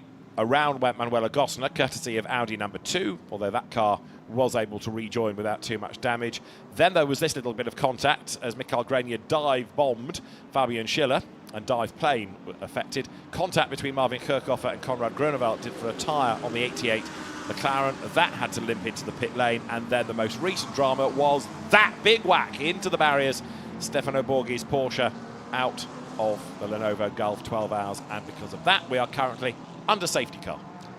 We are, so we've gone from full course caution to safety car, and it now means that Valentino Rossi is the first of those cars behind the safety car. The number 46 WRT BMW leads the way under safety car here. Second is number 99, which is the Gruppe M Mercedes in the hands of Lucas Stoltz. How hard have they had to fight back to get themselves on the lead lap, and now get themselves in a strong position for the end of the race, having ticked off more imposed pit stops than anybody. 10 imposed pit stops to chalk up in the first 11 and a quarter hours of this race. Any done after that will not count. You've got to get all 10 done before you get to 11 and a quarter hour mark, and they've worked so hard to do that.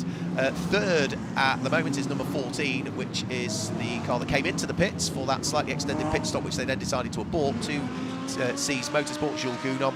Fourth is number 21 Porsche Car Collection Motorsport, Konstantin Dresler, who had been having a brilliant battle before the incident with the number 77 car of Lorenzo Ferrari. They can lock horns again once we get fully racing once more. In 6th place, it's Optimum Motorsport, Mark Radcliffe. 7th is Herbert Motorsport, Daniel Alleman. 8th place is Sun Energy and Martin Conrad. 9th is Ian Loggy for 2 seasons. Completing the top 10 is Alessio Rivera as we go back down to the pit lane. Yeah, I've tried to come down to 2C's Motorsports here to try and find out why they did that 3-minute 40 pit stop.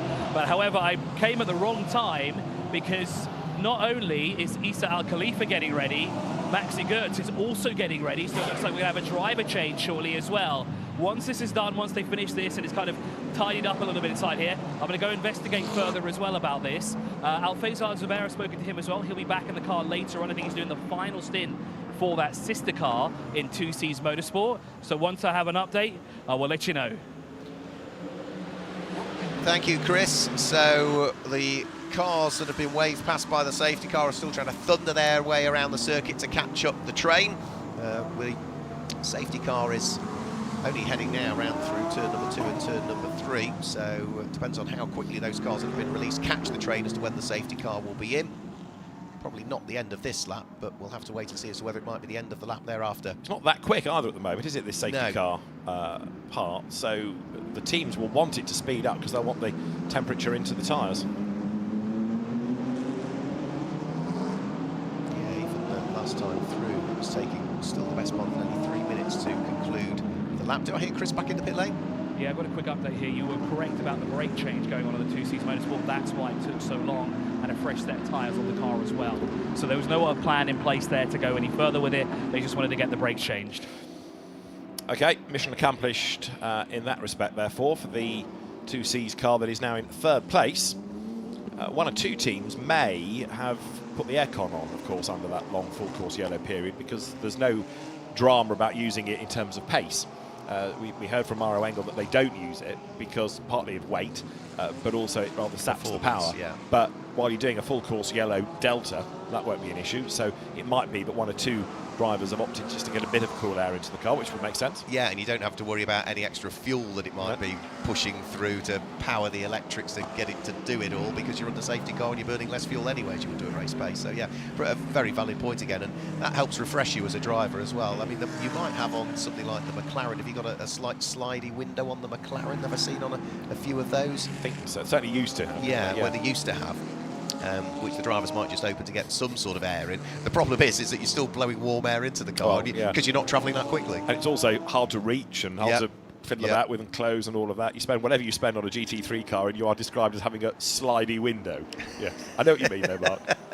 Right, we're currently on lap 216. We are behind the safety car. The general pace is now picking up, and we'll see how many laps the race director Peter Roberts gives them before releasing the pack once more. I'm sure that when you thumb through the list of optional extras from McLaren Technology, I'm sure they refer to it as sliding window. What's the cost? I can't tell you, Okay. It's classified, so yeah. Right. So, when we go racing, Valentino Rossi will be in the lead there in the white BMW, and he will be 10 seconds ahead of Lukas Stolz. So he has gained track position back over Jules Gounon, and 99 is still a pit stop ahead, therefore. Now, did 99 do a brake change earlier on in the race that I didn't look at?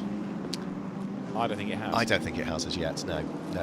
We always get them towards the tail end of the race, don't we? So, yeah, whether they are doing it. But I was quite impressed when we saw some of the other brake changes going on, how quickly it is. You know, on these new modern cars, which are designed specifically by the manufacturers for the longer endurance races, they purposely make sure that that whole process of changing disc and caliper is a rather quick one, isn't it? Indeed. Next question, therefore. Go on. And it comes in 2 parts. When will that's 2 questions, though. When will 99 have to do a brake change? And this is a question for somebody that I know is watching at home in Australia, could 99 go to the end without a brake change? Is it marginal? Could you do it? Is that driver confidence dependent? Does it depend on how much they've used the brakes already? because if they don't have to do a brake change, then that would certainly help in terms of time. We're going to go racing at the end of this lap. Safety car in this lap. And if you're asking me the question, I don't know is the simple answer, but I'm not sure that was even posed to me, was it? Well, you can have an opinion. Can you get to the end without a brake change? Well, the answer I've had from somebody that knows about this, because he looks after these cars, is we've had so much safety car running, a brake change is probably not essential. Right, so they might be able to get away with it. Which could be another roll of the dice for them. Absolutely, yeah. Right, lights out on the safety car as we make the run up towards the end. For example, brakes weren't changed in the Bathurst 12 hours. I know it's a really different sort of a circuit, but you do stand on the brakes quite a bit around the mountain. Anyway, we'll worry about that in the remaining 4 hours, 12 minutes of the 2023 Lenovo Gulf 12 hours. We're about to go back racing. We certainly are, and Valentino Rossi is going to lead the pack. The safety car about to peel its way round through turn number 15, and from there it'll keep turning right and in towards the pit lane entry.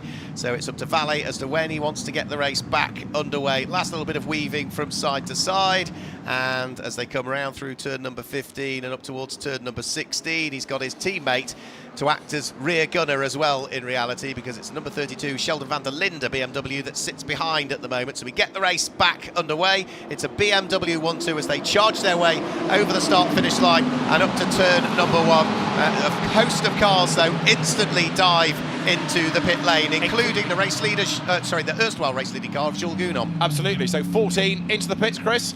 Yeah, I was just about to say the BMW team have once again sprinted out. It looks like the race leader will also come in at some point. They're going to double stack again with the BMWs. The 77 and 99 team are also prepared to do a driver change. I wanted to check about your burning question if they need to change the brakes before the end of this race. But yes, it looks like the leader will come in. Obviously, he's not coming this time, but he will come in presumably next time round. Right, so 14 then, Jules Gounon is in. It's going to be Fabian Schiller to get into that car, and it's going to be a routine regulation stop, isn't it, of the minute and 40. Yeah, and with what you were saying about, they decided to abandon that pit stop because they were going to go a lap down. We know full well now that Jules Gounon has come in.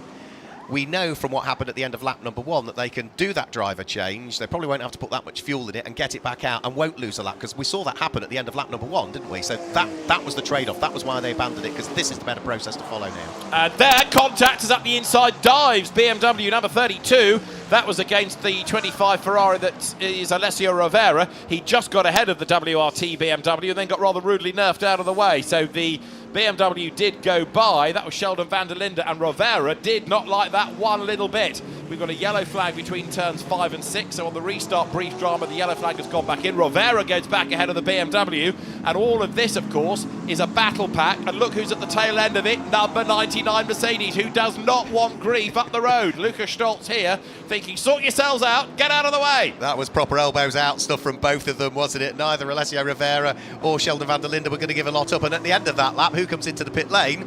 Sheldon van der Linde. So in towards the pit lane comes the BMW, so they're not going to double stack the cars, Team WRT, because the race leader is still Valentino Rossi at this stage, and we've also got the Gostner family coming in as well, and that will be David Gostner, the son, that heads down pit road. Well, indeed. So Valentino Rossi leads the Lenovo Gulf 12 hours. Then second is Lucas Stolz in the yellow Mercedes, who dives up the inside of number 26 Ferrari and has to sort out the Sky Tempesta McLaren. It was 4 seconds when they came over the line. The margin between those, of course, already Rossi has got traffic ahead from some of those that pitted rejoining ahead of him. But Stolz now, man inspired, trying to get through the traffic and go after the race leader. Absolutely, but he's got Eddie Cheever, who is not going to make it easy for him at the moment at the wheel of the Sky Tempesta McLaren. You can see sparks now coming from the front end of the Mercedes as he dives on his way onto the brakes, heading round through what is turn number 6 and turn number 7. Eddie Cheever is running in 12th position in the Sky Tempesta McLaren, but he is going to want to make sure that he keeps pressing on. He's not going to make it easy for Lucas Stolz to find his way through. Sheldon van der Linde still stationary in the pits at the moment, waiting for the clock to tick away before the second of the two Team WRT BMWs can get back into the race. As there, the McLarens go toe-to-toe. On the inside line is Cheever, on the outside line in 88 is Louis Pret. Behind them, is number 99 then, so Lukas Stolz second in the race, still trying to clear the traffic. Now what we also need to see further up the road is where number 46 BMW is in relation to number 14 Mercedes. I think number 14 has dropped behind and therefore dropped off the lead lap for the moment after that most recent pit stop, but the answer is about to be revealed because the leading train now comes down towards turn 16. And we've got back marker, then the race leader, Valentino Rossi, goes through. So yes, number 14 has, for the moment, dropped off the lead lap. Yep, so this is the inter-manufacturer rivalry between BMW and Mercedes playing out, not just in the Lenovo Gulf 12 Hour, but also the Intercontinental GT Challenge, powered by Pirelli. And if the car of Maxi Goetz were to catch the tail end of Valentino Rossi before either of them might be destined for the pit lane, Valentino is going to drive a very wide BMW, isn't he? Yeah, although Rossi is going to come in before the Mercedes because he's already done half an hour of a stint, whereas Goetz is fresh into the car. Yeah. So, yeah, I mean, he will get the lap back, but it also rather depends on lap times of number 14 Mercedes relative to 99. So Stolz is charging. His last lap was a 55.3, but he's stuck in traffic. Goetz is onto a flying lap now, so at the end of the next one, we'll see what he's capable of. So here comes Lukas Stolz. Is he going to get up the inside of Eddie Cheever this time? No, he's not going to do that as they head in towards turn number 5. But Cheever runs wide there, heading in towards turn number 6. And Lukas Stolz might get a better run in the Mercedes, heading out of 7. And then down the big long straight that brings them through the kink at turn number 8 and up towards turn number 9. We're getting an idea of what's going on in the pit lane at the moment because we've got Konstantin Dresler in from 4th position at the wheel of the Car Collection Motorsport car. But Lukas Stolz did make it through. That small mistake from Eddie Cheever has been able to allow Lukas Stolz to pick off at least one more bit of the traffic. Yeah, so Stolz clears one of those McLarens, and so in the first sector, a little bit down on the BMW because of the traffic, quite a lot down in the middle sector, but now that he's pretty much through the traffic around him, then once he's got ahead of Louis Pret, then he's got a clear road ahead, and under normal circumstances you would say that Stolz is going to be quicker than Valentino Rossi, who is about to come up towards the timing line once more. There's this fight that includes number 27 McLaren. Ollie Milroy has taken that car back, and Maxi Goetz working his way through the traffic. He's right up against the pit wall. Look, those 3 sets of headlights fan out across the road. Goetz gets through that battle pack going down towards turn 1. But the BMW of Valentino Rossi stays ahead, and therefore number 14 is off the lead lap, and the lead gap between Rossi and Stolz 4.9 seconds this time. And who's Maxi Goetz got behind him? The rather rapid Ferrari of Alessio Rivera at the moment, who's running in 9th position and 3rd overall in Pro-Am at this stage. So they'll head in towards the braking area for the next left-hander. In towards the pit lane comes Miguel Ramos. So the number 61 AF Corsa Ferrari 296 GT3 in towards the pit lane.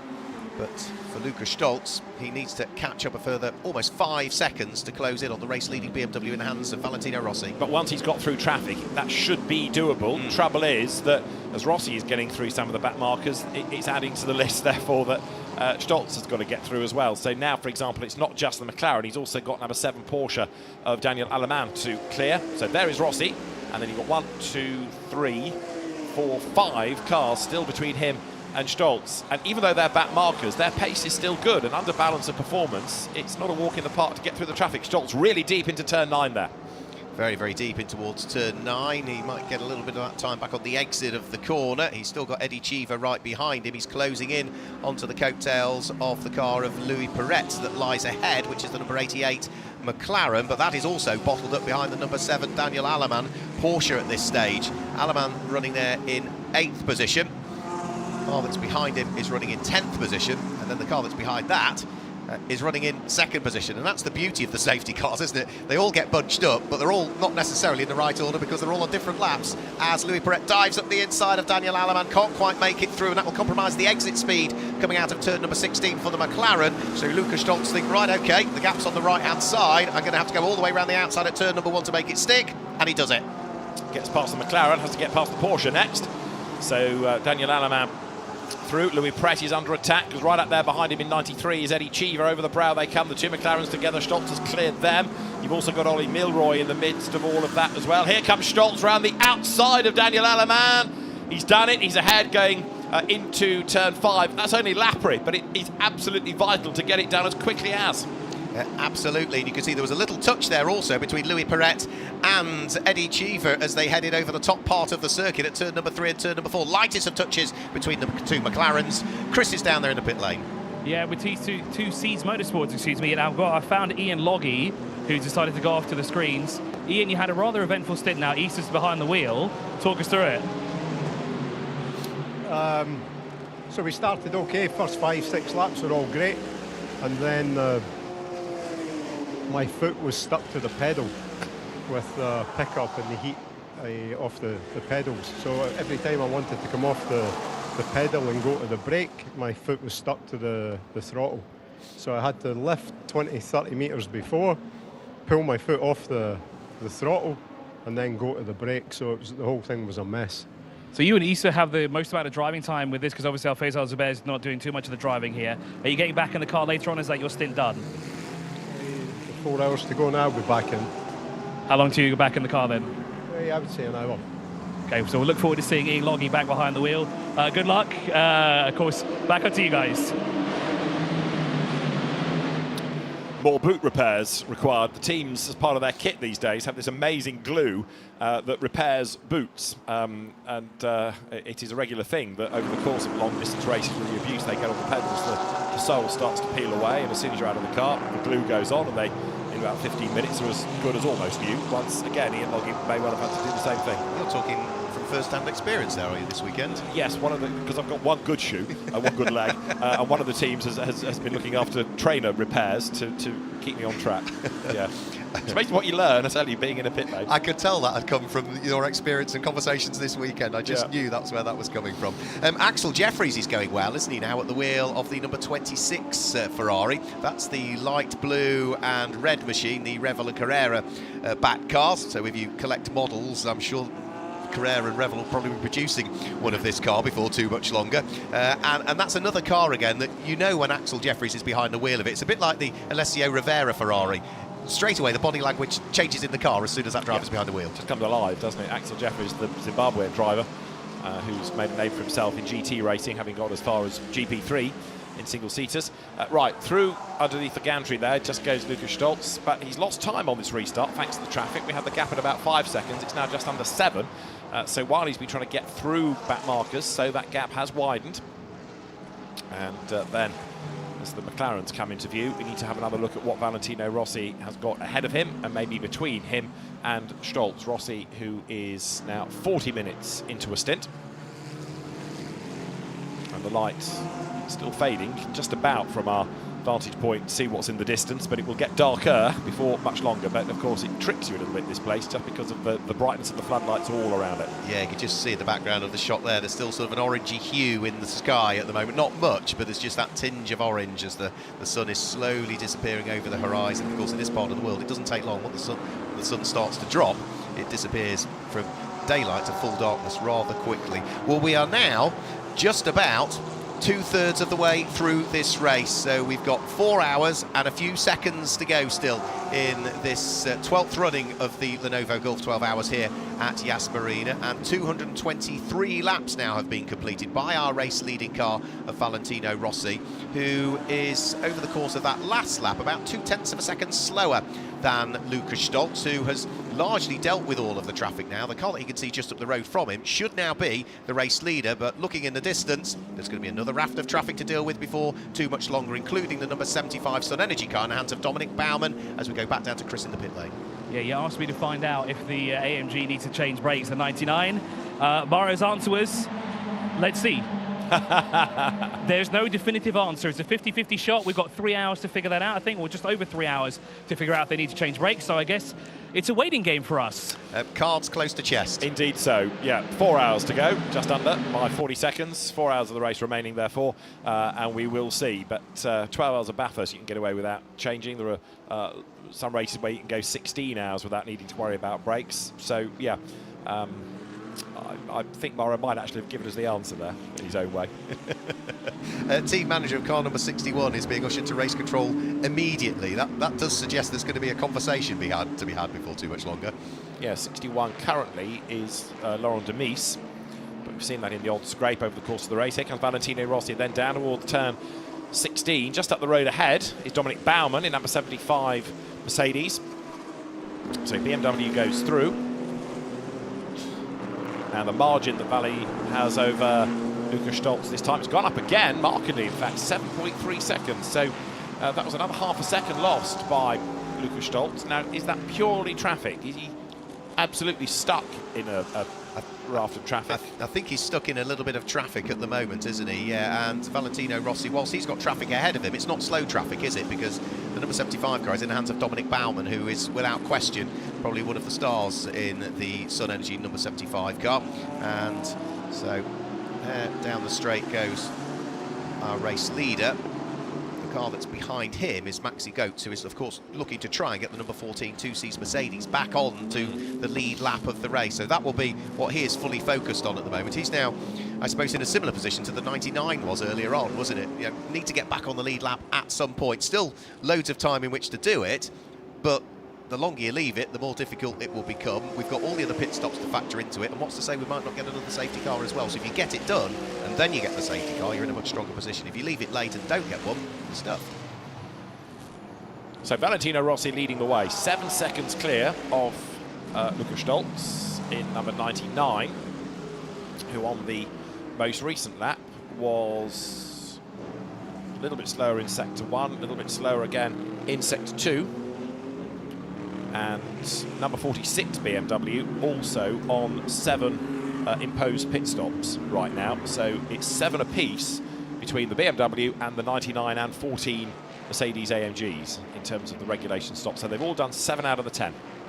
Right, so they're on equal footings then at this stage. So ever more important then that Maxi Goetz can try and find something over the course of his stint. So it should be reasonably easy to do because Valentino Rossi is an extra half an hour into his stint. So arguably the BMW will pit much sooner than the chasing Mercedes that's behind him, albeit that Mercedes is in third position. In terms of Intercontinental GT Challenge, top 4 cars are all in the Pro class. They're all eligible for point scoring in the Intercontinental GT Challenge.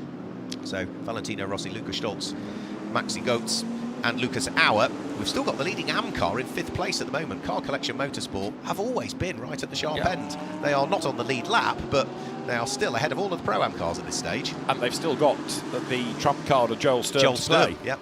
In the same way that 33 in 12th has still got Mattia Cairoli to play. And 27 has got a lot of Rob Bell and Ollie Milroy still to play.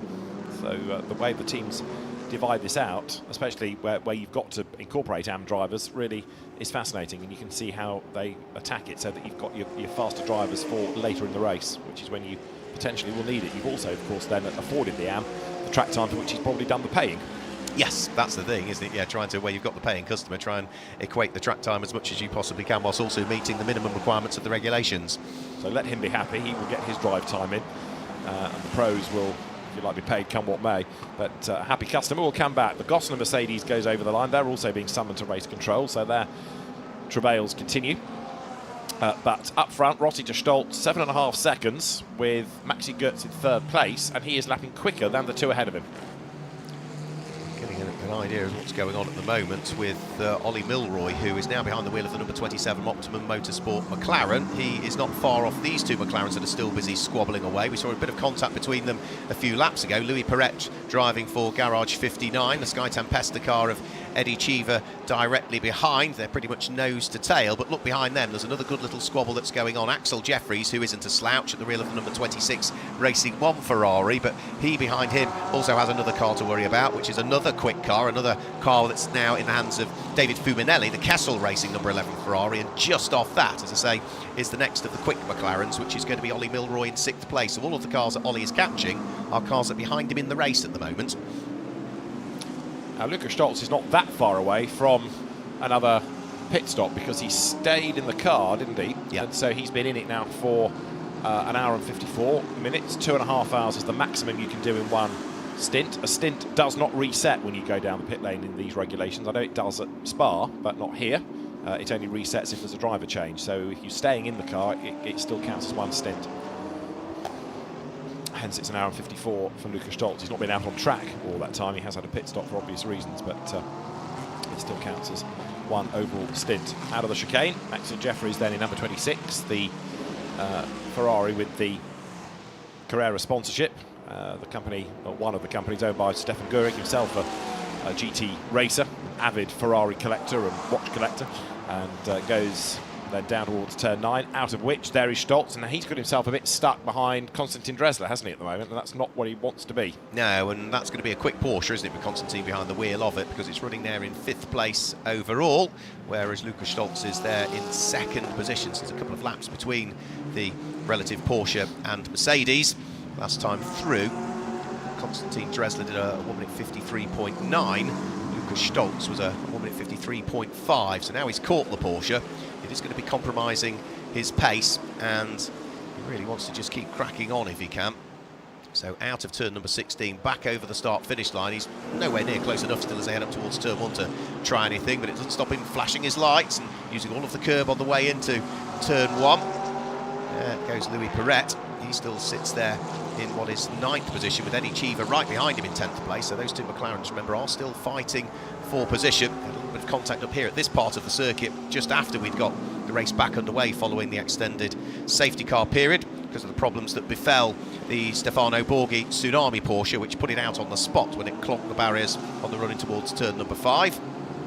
But it's still BMW from Mercedes, Mercedes, Mercedes, Porsche and McLaren, the top 6, as we've now completed 227 laps. And that leading BMW 11th at the end of the first hour, so it has chipped its way back into contention, back into the mix, and leads the way, with Lukas Stolz yet again having to try and get himself up through traffic. Konstantin Dresler a little bit scrappy going into turn 6, just went a bit too deep, and now Stolz much closer the other side of turn 7, and hopefully now can line up to make the move. He comes out of that kink at 8, inside line for turn 9, and finally Stolz clears the back marker.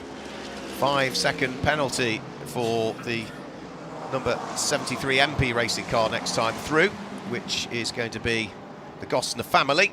So that is something they'll have to serve on their next pit stop. But for Lukas Stolz, just having passed Konstantin Dresler, a flash of the lights, and for a split second there, I thought he was going to stick his nose up the inside to try and squeeze his way back through. That was always going to be a difficult thing to do on Lukas Stolz, but didn't stop him trying to put the Porsche up the inside and trying to distract Lukas Stolz. But yeah, nothing going as they went through turn number 12 and 13, up towards 14, on towards 15, and up towards the end of the lap. So Lukas Stolz, I think, finally has just about cleared that batch of traffic. But if he looks at the start-finish line, which is where he's going now, there's another big train of cars just heading round through turn 1. That's where the team at Car Collection need to be on the radio, though, to Dresler and say, look, you're leading AM comfortably, don't get involved. Yes, OK, it's nice to do well overall, but we want to win the AM contest. That's not a car you're fighting. Let him go, don't get stuck in. Let him go, sit on his tail. So eventually I think the message got through, so he might, Lukas Stolz, now have cleared the traffic, agreed, but he's 8.4 seconds back, so there's quite a lot of real estate to try to gobble up now, with 3 hours and 50 minutes of the race still to run. Yeah, our class leaders at this stage, well, Valentino Rossi in the Team WRT leads Pro. The AM category is Konstantin Dresler, and Pro Am is being led by the car that's in 6th place overall at the moment, which is the number 27 Optimum Motorsport McLaren in the hands of Ollie Milroy. Now the pit lane, after that last wave of post-safety car pit stops, very quiet, although the one that we are sort of teeing up is going to be number 99, Lukas Stolz. He's done 1 hour and 58 minutes, so if, Alan, you spot any activity around the Manfilter Gruppe M base, you'll know it's going to be for Lukas Stolz in within the next few laps. I shall base myself down there.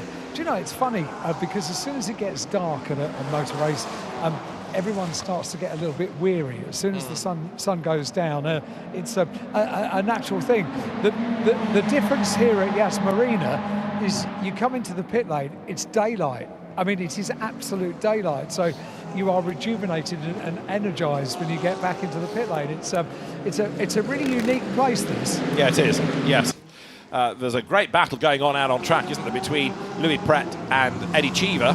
The Sky Tempest and McLaren crawling all over the back of Pret, but as yet can't find a way through. Then you've got Axel Jeffries, but he's not on the same lap, but he's a distraction that Cheever could do without. Louis Pret having had a really good day thus far for the moment, hanging on to that 9th place. Yeah, there was, I think, almost a little bit of contact between the pair of them as they went up towards turn number 13, so the exit of 12, entry to turn number 13. If so, it was just the lightest of touches. Collett's running in 6th position. Well, question mark hanging over it potentially at the moment. Ollie Milroy, Optimum Motorsport, just having taken over that car, but an unsafe release for the number 27 car has been noted by race control. And team manager of the Gosson Mercedes has not yet gone to race control, so they're getting grumpier about that. Message continues to flash to attract the attention thereof. Right, shows you how evenly matched these two McLarens are. I know they're out of the same stable, but Louis Pret less experienced in the car than Eddie Cheever, and at least for the moment staying ahead of him. Yeah, Eddie Cheever, who secured the International GT Open Pro-Am title this year, is hounding Louis Pret, and again was probably slightly more confident on the brakes there heading in towards turn number 6 and 7. 8 is just a little kink almost, so they head instantly out of 8 and build the speeds again on the huge run down in towards turn number 9. Mechanics looking on in the pit garage. Is Eddie Cheever going to get a run this time heading up towards turn number 9? He's close, but I don't think he's quite close enough this time, so as long as Louis Pret gets the car turned into the apex, which he does, he's safe, he hangs on to it for the moment, but they're now heading to that part of the circuit where last time through there was almost a rub between the pair of them. A very wide goes Pret over the curb, gets it back onto the circuit, fending off Cheever for the moment, but Eddie looks the more secure, doesn't he, here? Looks the more, if you like, stable, and he's quicker therefore and closer coming up towards turn 13, so maybe the move is going to have to come at turn 1, and part of it will start any moment because he needs to be right on the tail of Pret out of turn 16 and then get the run down that long fast pit straight towards turn 1. Through they come there. This is turn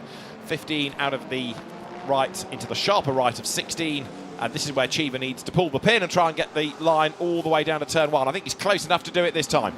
Let's have a quick look. He's closing in the slipstream up towards turn number 1. Now he sits behind as they head round through turn number 1. Louis Pret looking as though he's probably a little bit slower on apex speed at that point, but as they head up towards turn number 2, 3 and 4, then in towards 5 will be the next overtaking opportunity. As in the pit lane again, we see the Audi. Xavier Knauf brought the Haas RT Audi into the pit lane, but yeah, back towards that squabble between Louis Pret and Eddie Cheever. Nothing doing as they head in towards 5. No, still Eddie Cheever hasn't found a way by. Axel Jeffries next in the queue. The lead gap is down fractionally, 8 seconds, as there the Audi rejoins, comes to the pit tunnel on exit, and they're ready to blast out the other side. So Louis Pret down towards the turn 6-7 chicane, and again Eddie Cheever closing right up, but again, when you've got two cars the same, out of the same team as well, neither of them is going to have a discernible advantage, so Cheever is going to have to try and force a mistake out of Louis Pret, really, and he's not been able to do it thus far. The Lukas Stoltz Mercedes is up the road. He has now been in that car for over 2 hours, and still, Alan, there's not a huge amount of activity down at the garage, is there? Looking into the distance. None at all, interestingly. They were just checking the gas pressures in the pit equipment, but other than that, no activities at all. They're nice and chilled, actually. Okay. Well, confidence might be going up. That might be why they're partly so relaxed about life. We'll see whether the car is imminently in. The leader has gone by, still keeping Goetz at bay, so keeping that off the lead lap.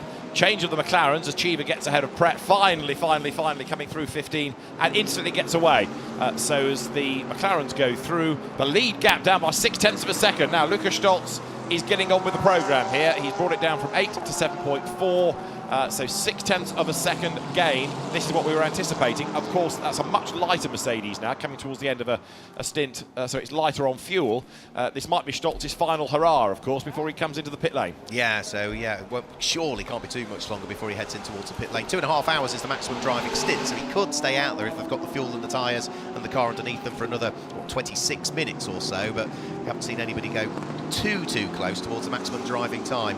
Louis Pret has lost the place to Eddie Cheever, as we saw, but Axel Jeffries has also unpicked him over the course of this lap, so that's the car that's running in 14th place that's also gone through. A few more pit stoppers as well. Alessio Rivera brings the number 25 into the pit lane, and also Stéphane Lemery brings the number 20 Ferrari in towards the pit lane. So AF Corse at the process of servicing 2 of their, 4 cars they've got amongst the entry list for this weekend. So there you can see the scrapes down the side of that car from Alessio. That little contact that was made just as we went back green flag racing, wasn't it? You know it's been a Rivera stint because it's been driven harder than ever. You can always hear the car whimpering as it comes into the pit lane. Eddie Cheever's pace, interesting, isn't it? It took him a long time to clear Louis Pret, but having got past Pret, he has now pulled away inexorably and scarpering up the road. That gap widening all the time between those two McLarens. That is Ali Milroy. Now, Milroy's target is number 21, Porsche of Konstantin Dresler, so he's got to get a bit of traffic to clear before he can think about doing that. Race leader then, Valentino Rossi making his way up towards the timing line once more. He's just gone by 232 laps now in the book. What did we have last time? The gap at 7.4 seconds, and it's still 7.4 seconds between the top two. Yeah, the lap times between the pair of them were just literally 0.02 of a second in reality between Valentino Rossi and Luca Stolz, so he's still holding his own, isn't he, Valentino Rossi? Just going to show how well his driving has come on in this BMW over the course of this season. Bearing in mind it's really only, his second full season of racing cars in GT3 specification at this level. Pit stop still continuing for the number 20 Ferrari in the pit lane. We'll wait and see whether that's a driver change. In the meantime, Eddie Cheever still pressing on, managing to scoot his way past further slower cars. I think that was the Gosner family car that he managed to get through, which is now in the hands of Thomas Gosner. So it was his son that was behind the wheel. Dad now takes over for this particular stint, still with 3 hours and 40 minutes of the race to go. 232 laps chalked into the book. But still some great battles out on circuit. Not necessarily all for position because of the safety car period, but just going to show we've got a batch of drivers now, David, who might not be all there for position, but their relative paces at this stage of the race are all pretty evenly matched. Hence why they can't get past each other. Exactly, hence why the BOP worked, but why it can be a frustration on occasions, as Louis Pret gets up the inside of the Thomas Gosner Mercedes, which rather in turn gets crowded out wide on the outside line, but Louis Pret continues to blast on. That car up and down the order, having led for much of the first hour, but then punctures and time penalties have affected it to the point that it's now dropped back into 9th spot. Up front, though, Valentino Rossi is about to come across the line. You're looking at the Gosners, this full family affair. Dad, lad, and 2 daughters. And they are never, with respect, the fastest combination, but they are stalwarts of the event, and great to have them on the grid. Alan. One daughter who's fast asleep in the garage last time I popped my head in there.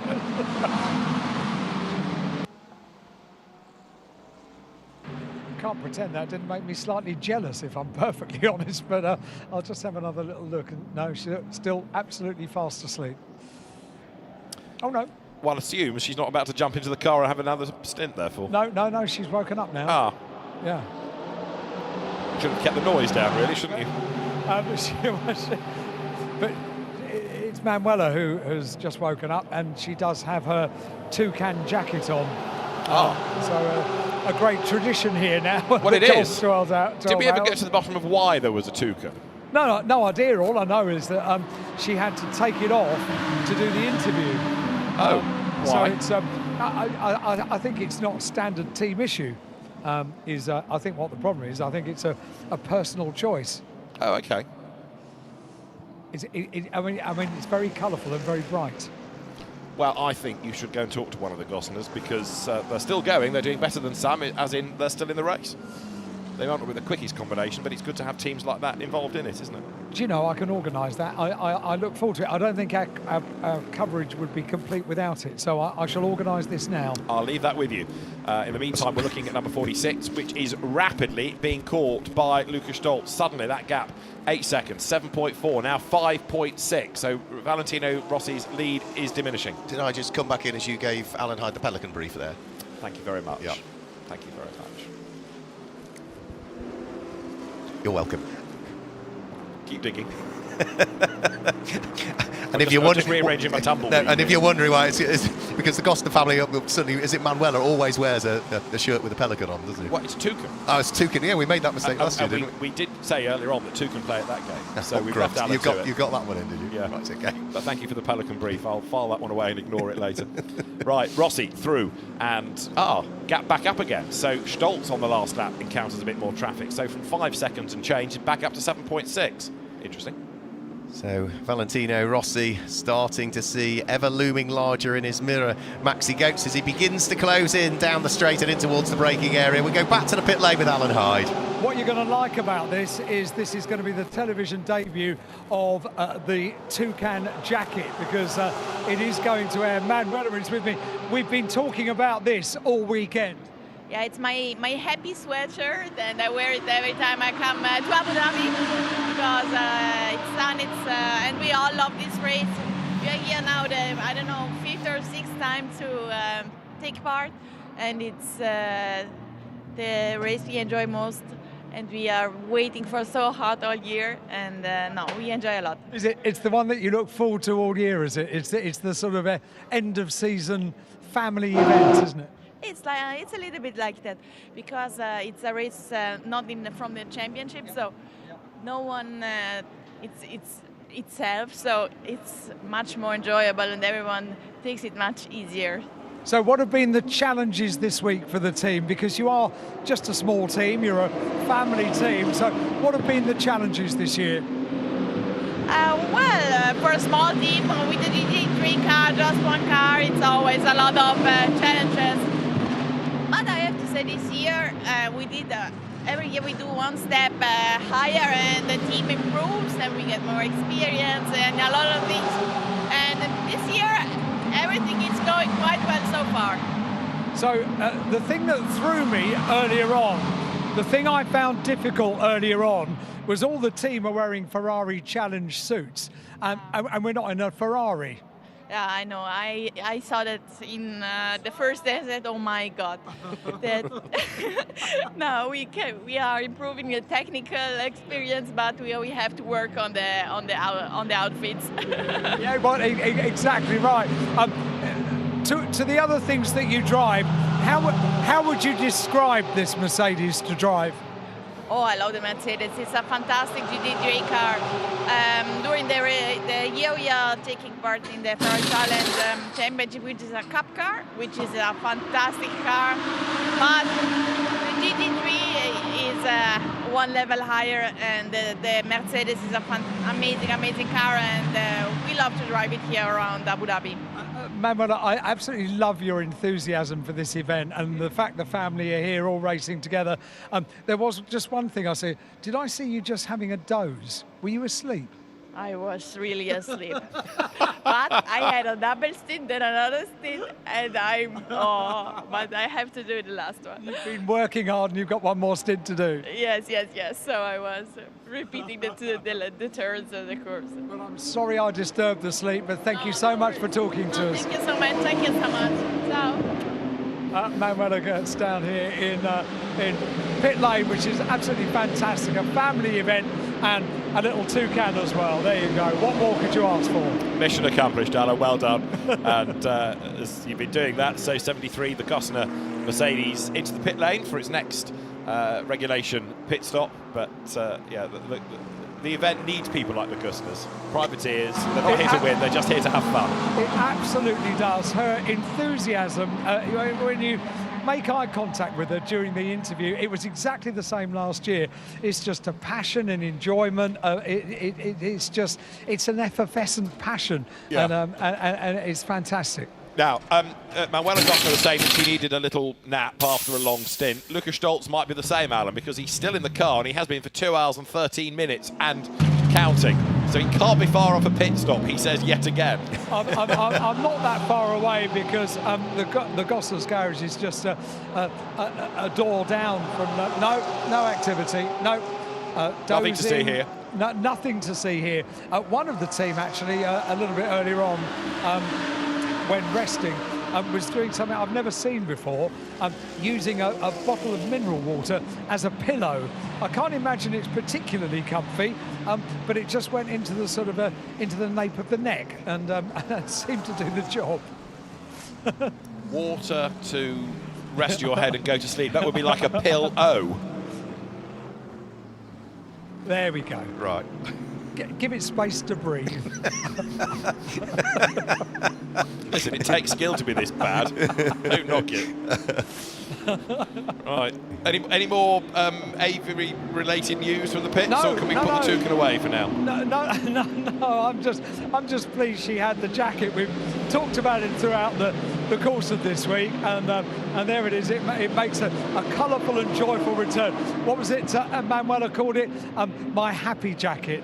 Yes. How cool is that?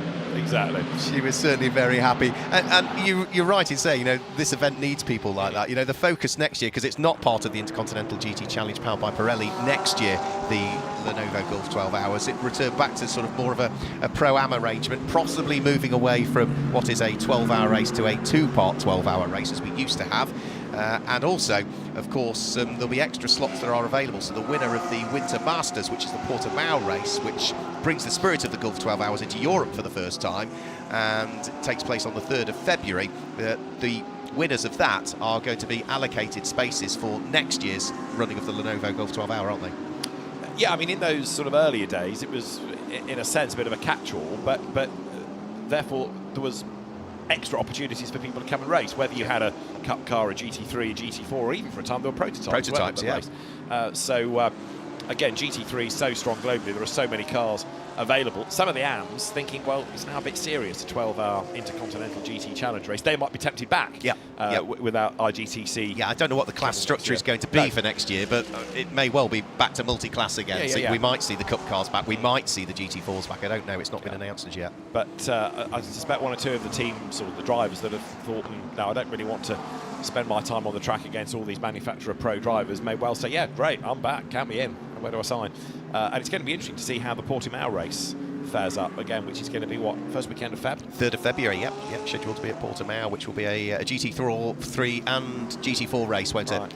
So yeah, it'll be interesting for that one. Again, run by Gulf Motorsport, the organisers of the Gulf 12 Hours.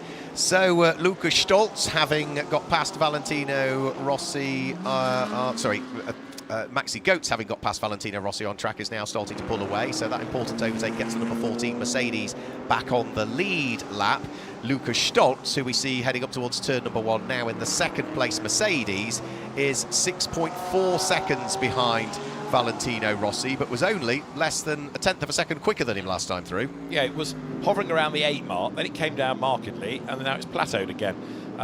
Part of this might be because Luca is absolutely cream cracking. He's been in the car for 2 hours and 17 minutes, thinking, please, can I come in? Because don't forget as well, not only is it a long stint and it's hot, Luca is a very tall bloke. He kind of has to fold himself into that car. Maybe you just need to check with the team, Alan, that the radio's still working. Well, I'm not sure anyone's answering it, to be honest. They're so chilled out in the garage. Oh, no, hang on, no, they're not so much now.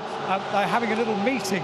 There are 4 of them that are chatting now, and they're no longer in their camping chairs. So maybe we're getting to that point.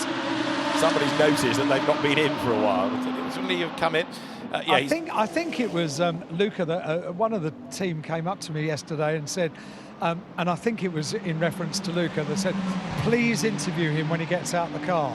So I said, I immediately thinking that I was being stitched up, because this happens on a number of occasions. No, please interview him.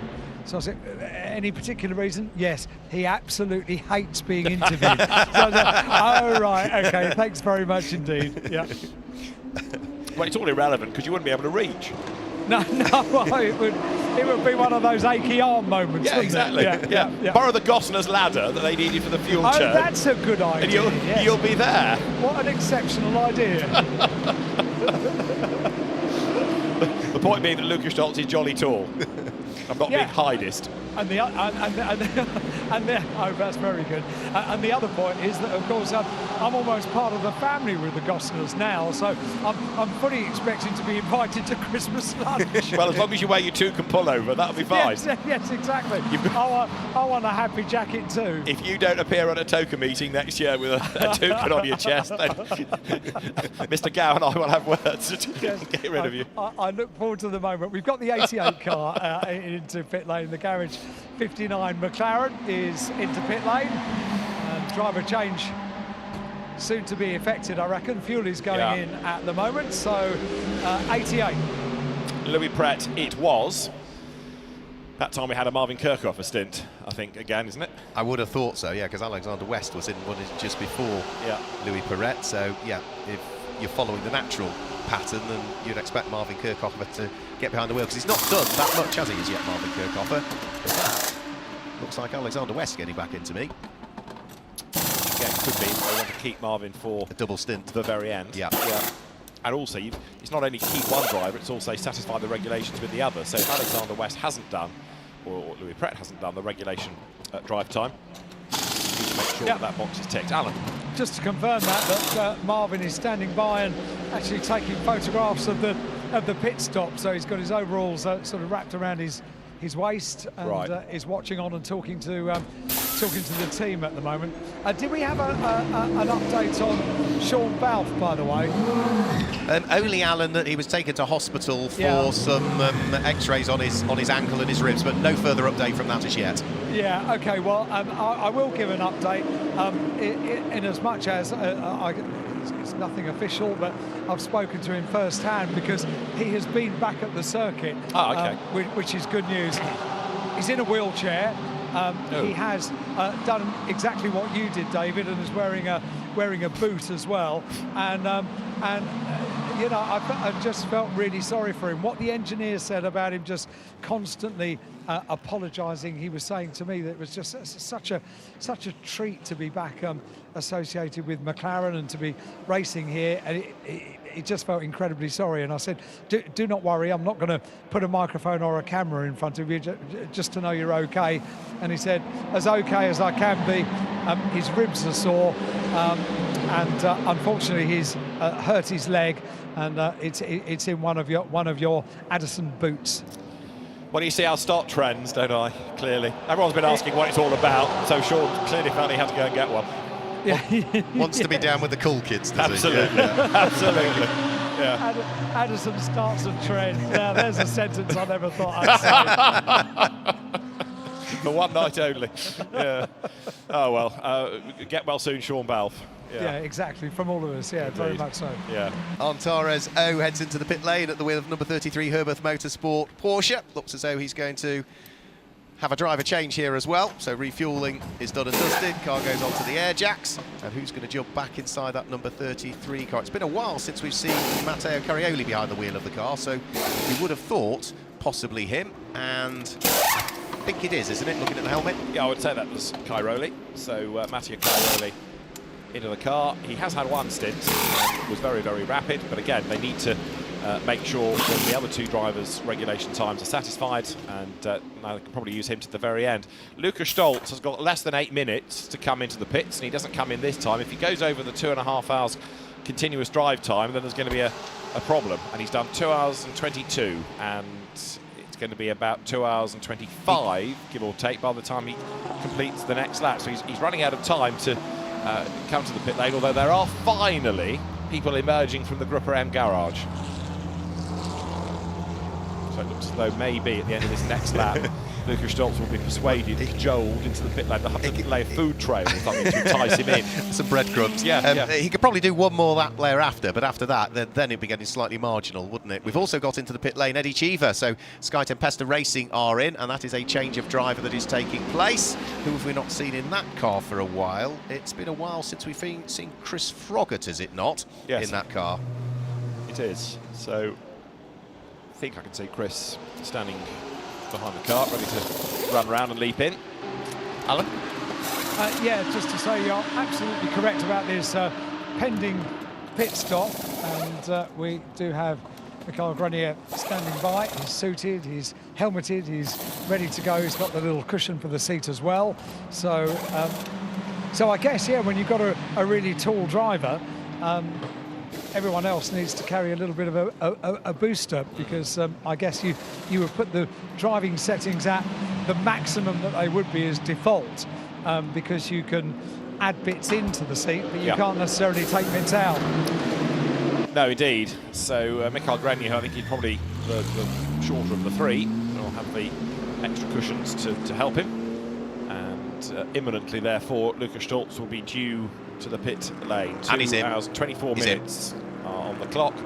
In he comes. So another Ironman stint from Luca Stoltz. 2 hours, 24 minutes and 7 seconds was the time. it would be completely unfair of me to chat to him as soon as he gets out the car. If I am right, and it was Luca that was the driver they were referring to, out of fun to interview him because he doesn't particularly like doing interviews. Maybe it's just he doesn't like doing interviews straight out of the car when he's tired and he's done a long stint like that. You wouldn't believe it, the way he leaps out of the car, closes the door, the fuel is going in. He walks over to where Mick is standing, and as soon as the fuel is finished, they'll effect the driver change. Two of them will be working together. The team of points are going to action now. Whoa! The amount of brake dust that flies out from the right front of the car. It's going to require a fairly intense windscreen clean as well. And I think now the radio connection goes in, the side netting goes in, and closes the door, walks away. Lucas Stoltz, a little bit of a jog over towards the garage. Doesn't look anywhere near worn out. It's quite incredible the level of fitness these drivers have got, isn't it? Driver change effected. Great noise. Grenier at the wheel. Beast is the right word, isn't it? On the back of the garages, for the sake of boring people that have heard me say this before, but very much for new viewers, on the back of the garage it says Beast Mode On, and it could not be more appropriate for the Mercedes. It sounds amazing, absolutely incredible. Well, you've got another important pit stop there at the moment, Alan, because the overall race leader, Valentino Rossi, is in. And it's been I can say this, can't I? It's been a monster stint as well, hasn't it? And, very good. Thank you very much.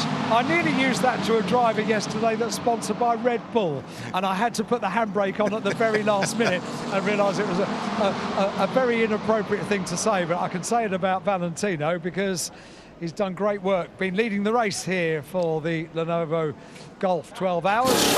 It's probably one of his better drives, actually, because he's kept the car where it needed to be. Absolutely right. Jogs over to the other side of the white line, so he can assist in the strapping in. I'm going to do my best to get a word with Valet after this. It might require a little bit of time before we do so, but we've not spoken to him since the grid, I think. Have any of my stand-ins grabbed a word with him? No. Okay, in which case I will do my best. I've been very good, I haven't bothered him, but it will be time to celebrate here, and we're applauding already. They are applauding because something else needed to be done. So Valentino walked away from the car. Something's not right. So something is not quite right here, and the team have gone over to assist. They've got the left door open. You can hear them shouting. The car hasn't gone. It's still here. No. And I don't know what the problem is. It fires up now. Absolutely no idea what the problem was there. And Valentino sort of shrugs as he walks away from the car. This is tricky to work out exactly what the problem was. Valentino was helping to do the driver change. Dries Van Tour was looking on as well. And it is now Nick Yellerly that's at the wheel of the car. Lost them about 14 seconds, whatever it was. Yeah. I mean, you heard all of the shouting that was going on, and I'm really not sure exactly what it was. They are now looking at the screens. Valet takes off his helmet and hands device. The balaclava will come off in a moment. I'm wondering if the netting maybe wasn't clicked in properly and it fell back away again. Do you think it might have been something as simple as that? Yeah, something as simple as that. So little and simple. The netting wasn't clipped back in or wasn't put in or something like that would be my guess, Alan, because it didn't take long to sort, whatever it was. No, by the sounds of it, 14 seconds of shouting, running and opening the car door again and closing it. So it's a peculiar one. It's not my moment to have my chat with Valet, I don't think, because I think they need to just reflect on that stop, and I'll come back in a few moments to have that conversation. But, yep, something not quite right. There's never a moment without drama at this event, is there? Very true. Very true indeed.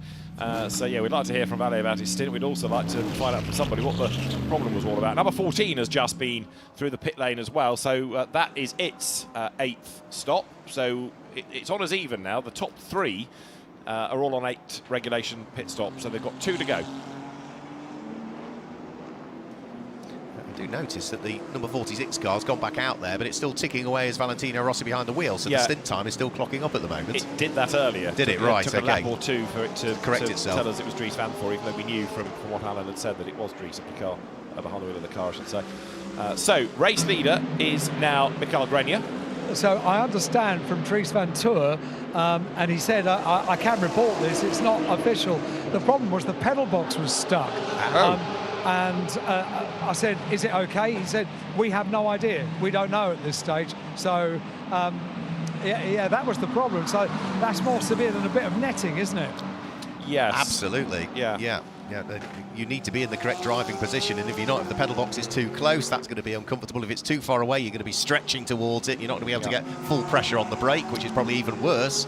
But yeah, it's all adjustable pedal boxes, adjustable reach and rake on the steering, as well as the seat inserts. You need to be comfortable in the car. Absolutely. If you're not, it affects your performance. There's a mechanical warning flag, the meatball flag for Ferrari number 51, Christian Landauris at the wheel of it, because it's got no rear lights. So that car needs to be in. It's one that's missing by the look of it. It's got one on the right-hand side. The right rear light is on as it heads onto turn number 14. But the left, the left is missing. Right. So no, the left. Race control not happy. They want it in and sorted. So the mechanical warning flag goes, which is you may have a problem that you're not aware of. But it's coming up on the timing screen as no rear lights. So that's the official message. I suppose if it's got to be the full set to count, really, isn't it? Anyway, into the pit lane comes then now 73, the Gusners. Also, who else have we got in the pit lane? 51. Christian Landauris is in. So they'll try and sort the lights now. Yep, so Crichton Landauris heads in towards the pit lane. They'll utilise it as one of the opportunities to tick off another one of those pit stops as well. So refuelling going on. Crichton Landauris is going to get out of the car by the look of things, which means that is the end of his driving stint. And then, whilst the other driver is in, they'll get the opportunity just to have a quick look at what's going on. We've got there Fabian Schiller diving up the inside of one of the Ferraris. He's also under pressure from Lucas Auer that is directly behind him, and this is for position now. This is for 3rd and for 4th position. The 2Cs Mercedes leading from the Group M car, both of them fighting over, of course, the Intercontinental GT Challenge powered by Pirelli aspect of the race as well, and they are very much nose to tail, the pair of them. They're on lap number 145 each at the moment. 146 is where we see our race leader, but that pair busy squabbling away. Fabian Schiller, Lucas Auer, 2 very evenly matched drivers. Identical machinery other than the teams that run them. Yeah, so Grenier through last time after Lucas Stoltz's mammoth stint. Another Mercedes still pressing on. Dominic Baumann coming down towards turns 6 and 7 in number 75. His next target on the road is going to be Lucas Auer, as Ferrari 51 is into the pit box, now into the garage, and they try and sort out the bulb or the fuse or the whole lighting assembly, depending on where the problem is. But as soon as the car's in a garage, you know it's going to be there for a while and it's going to lose time. So as we nudge towards the 3-hour mark, 3 hours 15 minutes still on the clock.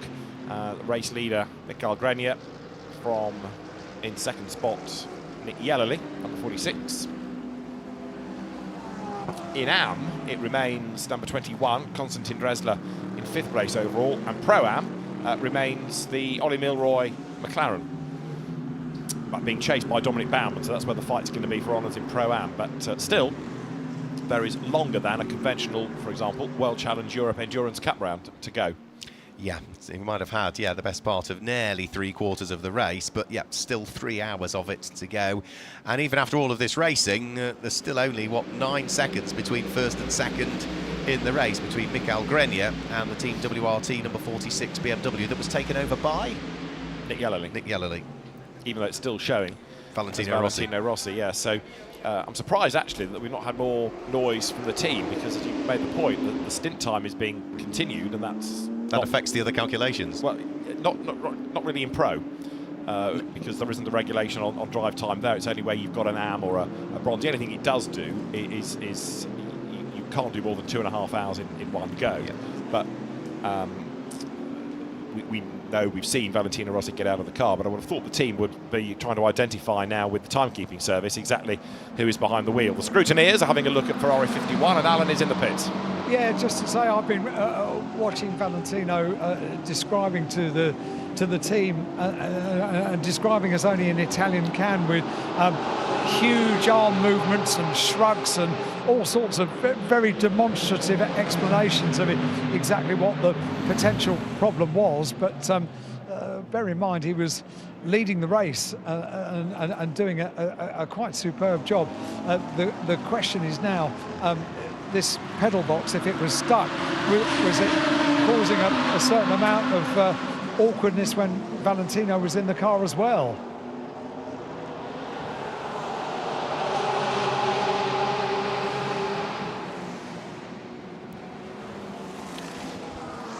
So an empty pit lane for the moment, but no doubt, Alan, we can encourage a few more to come and visit. Well, I do hope so. I mean, this is meant to be quite a social event, isn't it? But it's been fairly lonely for the last sort of 10 minutes or 15 minutes or so. That's the danger of safety cars, you see. They all sort of come in en masse as soon as the safety car peels in. Yeah, it's a big pit lane, this as well. Yeah. There's so much space for them to work on the cars in the garages. It's such a good facility. Valentino is still describing things that were going on, still, with body movements, with shrugging, with arm movements, just basically being Valentino, and we love him for it. I will see if I can get a word with him. That pedal box issue, by the way, has dropped the BMW behind Mercedes in the manufacturer's standings. So wow. It's put Mercedes back into the lead of the race. It's also put Mercedes back to the pointy end of manufacturers' championship points. Wow, 14 seconds means everything, doesn't it? Absolutely. We're not done yet. You never know what might trip up one of the others. But yeah, the WRT BMWs collectively just seem to have suffered a bit more than Mercedes. You could argue maybe after Gripper M's travails here last year that the event owed them a bit of good fortune this season. But right now, Mikael Grenier, you're looking at, leading the way. So we're on to lap 248. We've got 3 hours and 12 minutes of the race still to run. As 99 accelerates then now out of turn 9. Heading down to the approach towards the hotel, up towards turn 12. You go past the outdoor bar, fans watch from there. Then underneath the hotel, and then the other side of it out towards turns 14, 15, 16. Down the pit road comes number 7 Porsche. This is Daniel Aleman at the wheel. It is, yep, comes to a stop, and what are they doing to the front of the car? They haven't immediately gone to work putting fuel into the car. I think he's overshot its mark, so they had to push it back to get the hose in. Only by about a foot. Yeah. And yeah, that made all the difference for the inch-perfect length of the refuelling rig. Yeah, because you can't move the tower, can you? You've got to move the car to get to the hose. That's right. Absolutely. There's all sorts of wires that are connected, earth connections that are connected. Yeah, the refuelling rig goes nowhere. So it'll be a driver change, but yeah, time lost. Daniel Aleman just overshooting ever so slightly, but enough to just give the team a headache it could have done without. Now there's going to be the driver change there as around the car rushes the incoming driver. It is probably time. We had Alfred Renauer into number 7, I would have thought. So now what we also have in terms of the race order is also an IGTC order in the top 4. Grenier Jolali from Schiller from Auer. Konstantin Dresler 5th, not IGTC, nor 6th, Robbie Milroy. Dominic Baumann 7th is an IGTC entrant. He's Al Khalifa 8th, he's not, but 9th is car Daniel Aleman. When he brought it in, he's an IGTC scorer. And then 10th is number 25, Ferrari, that's yo-yoed a bit up and down the order. Giorgio Senagiotto back at the wheel of that car now. So with the field battling on, the championship still looking for the moment as though it is advantage to Jules Gounon, because Philippe Eng, we know, is effectively out of the hunt, and the other real long shot is Luca Stolz. But with Jules Gounon set to be in the top 3, then there's nothing I don't think that Luca Stolz could do either. So thank you for reminding me of Luca, because that's what I was going to do, wasn't it? It was, I was yes. distracted. Let me see if I can find him. He's the big tall fellow that's a bit worn out. And covered in yellow. That's yes. him, yes. Unlike Nick Yellowly, who is not yellow. Or indeed, known for yellow, Valentino Rossi. Only Yes. little bits of yellow. Yes, that's true. But having Nick Yellowly with Valentino Rossi is probably the right combination, isn't it? It just makes sense, doesn't it? Yes. It's a partnership made in heaven. Down the pit lane is coming 26 Ferrari, which means Axel Jeffries pops another stint on the board and will give way this time. And what have we done? 2:49 laps by Mikael Grenier. The next car over the timing line, as you look at the Ferrari in the pit lane, is Kevin Say back at the wheel of the Sky Tempesta McLaren. I was suggesting it might have been Chris Froggatt, but Kevin Say, who's not had a vast amount to do, it doesn't feel, during the course of the day, is now behind the wheel. So that sorts him out. And there in the pit lane, Axel Jeffries giving way in the OJ Racing Lifestyle Racing 1 Ferrari. Like I was suggesting earlier, it won't be long before you can buy the model car, either through Carrera or the kit maker Revel of that.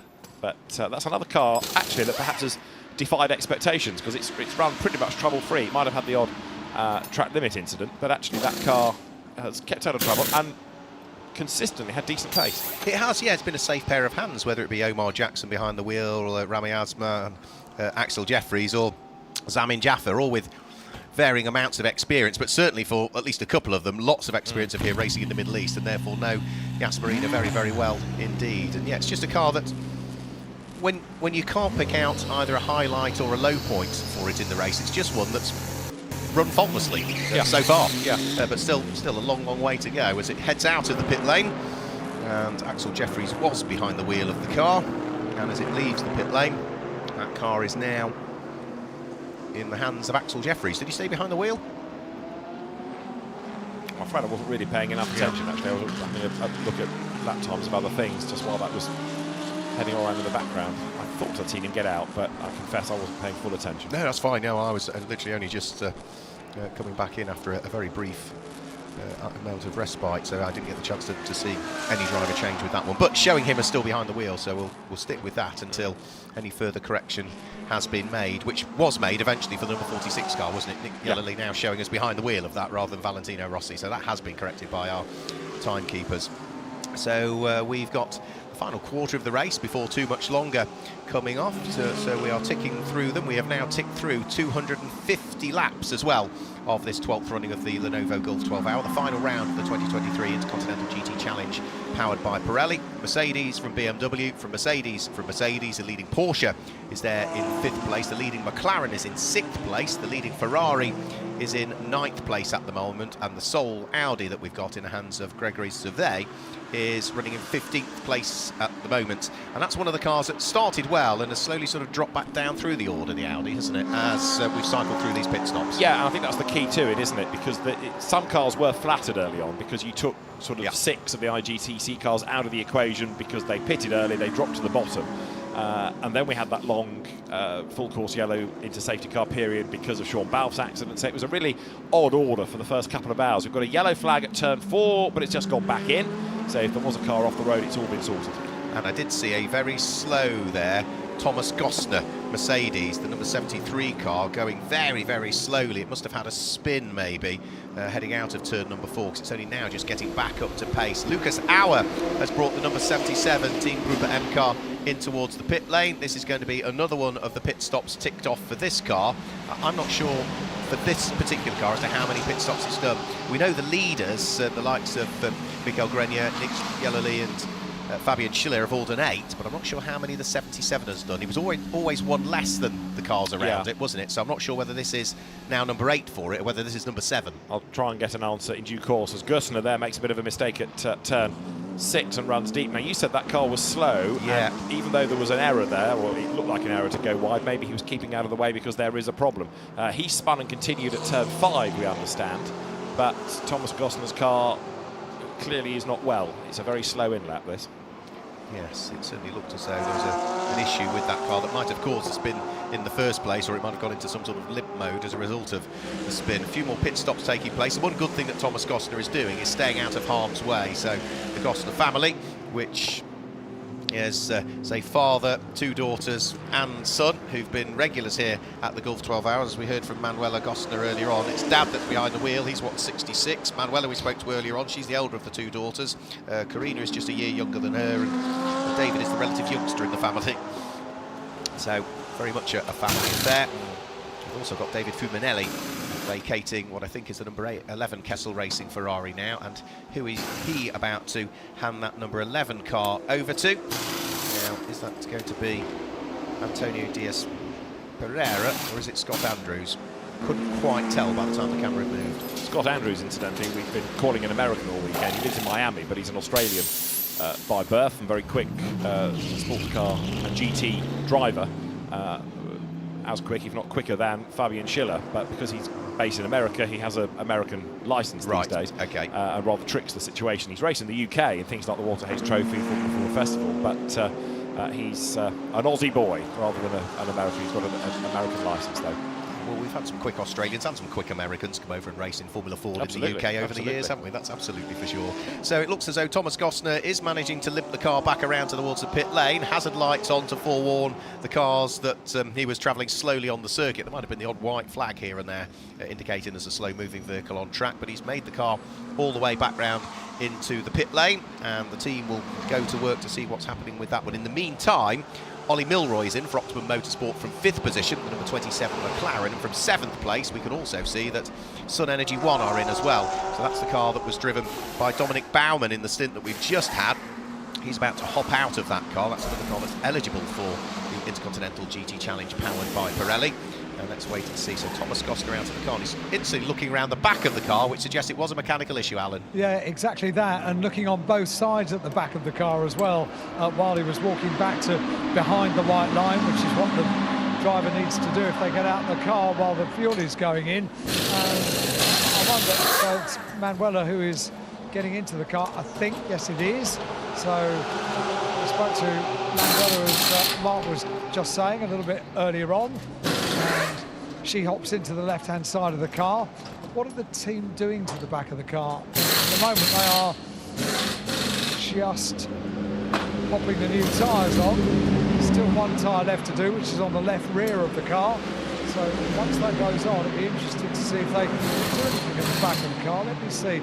There is a camera crew at the back of the car, and squeeze out of the way. They're doing nothing.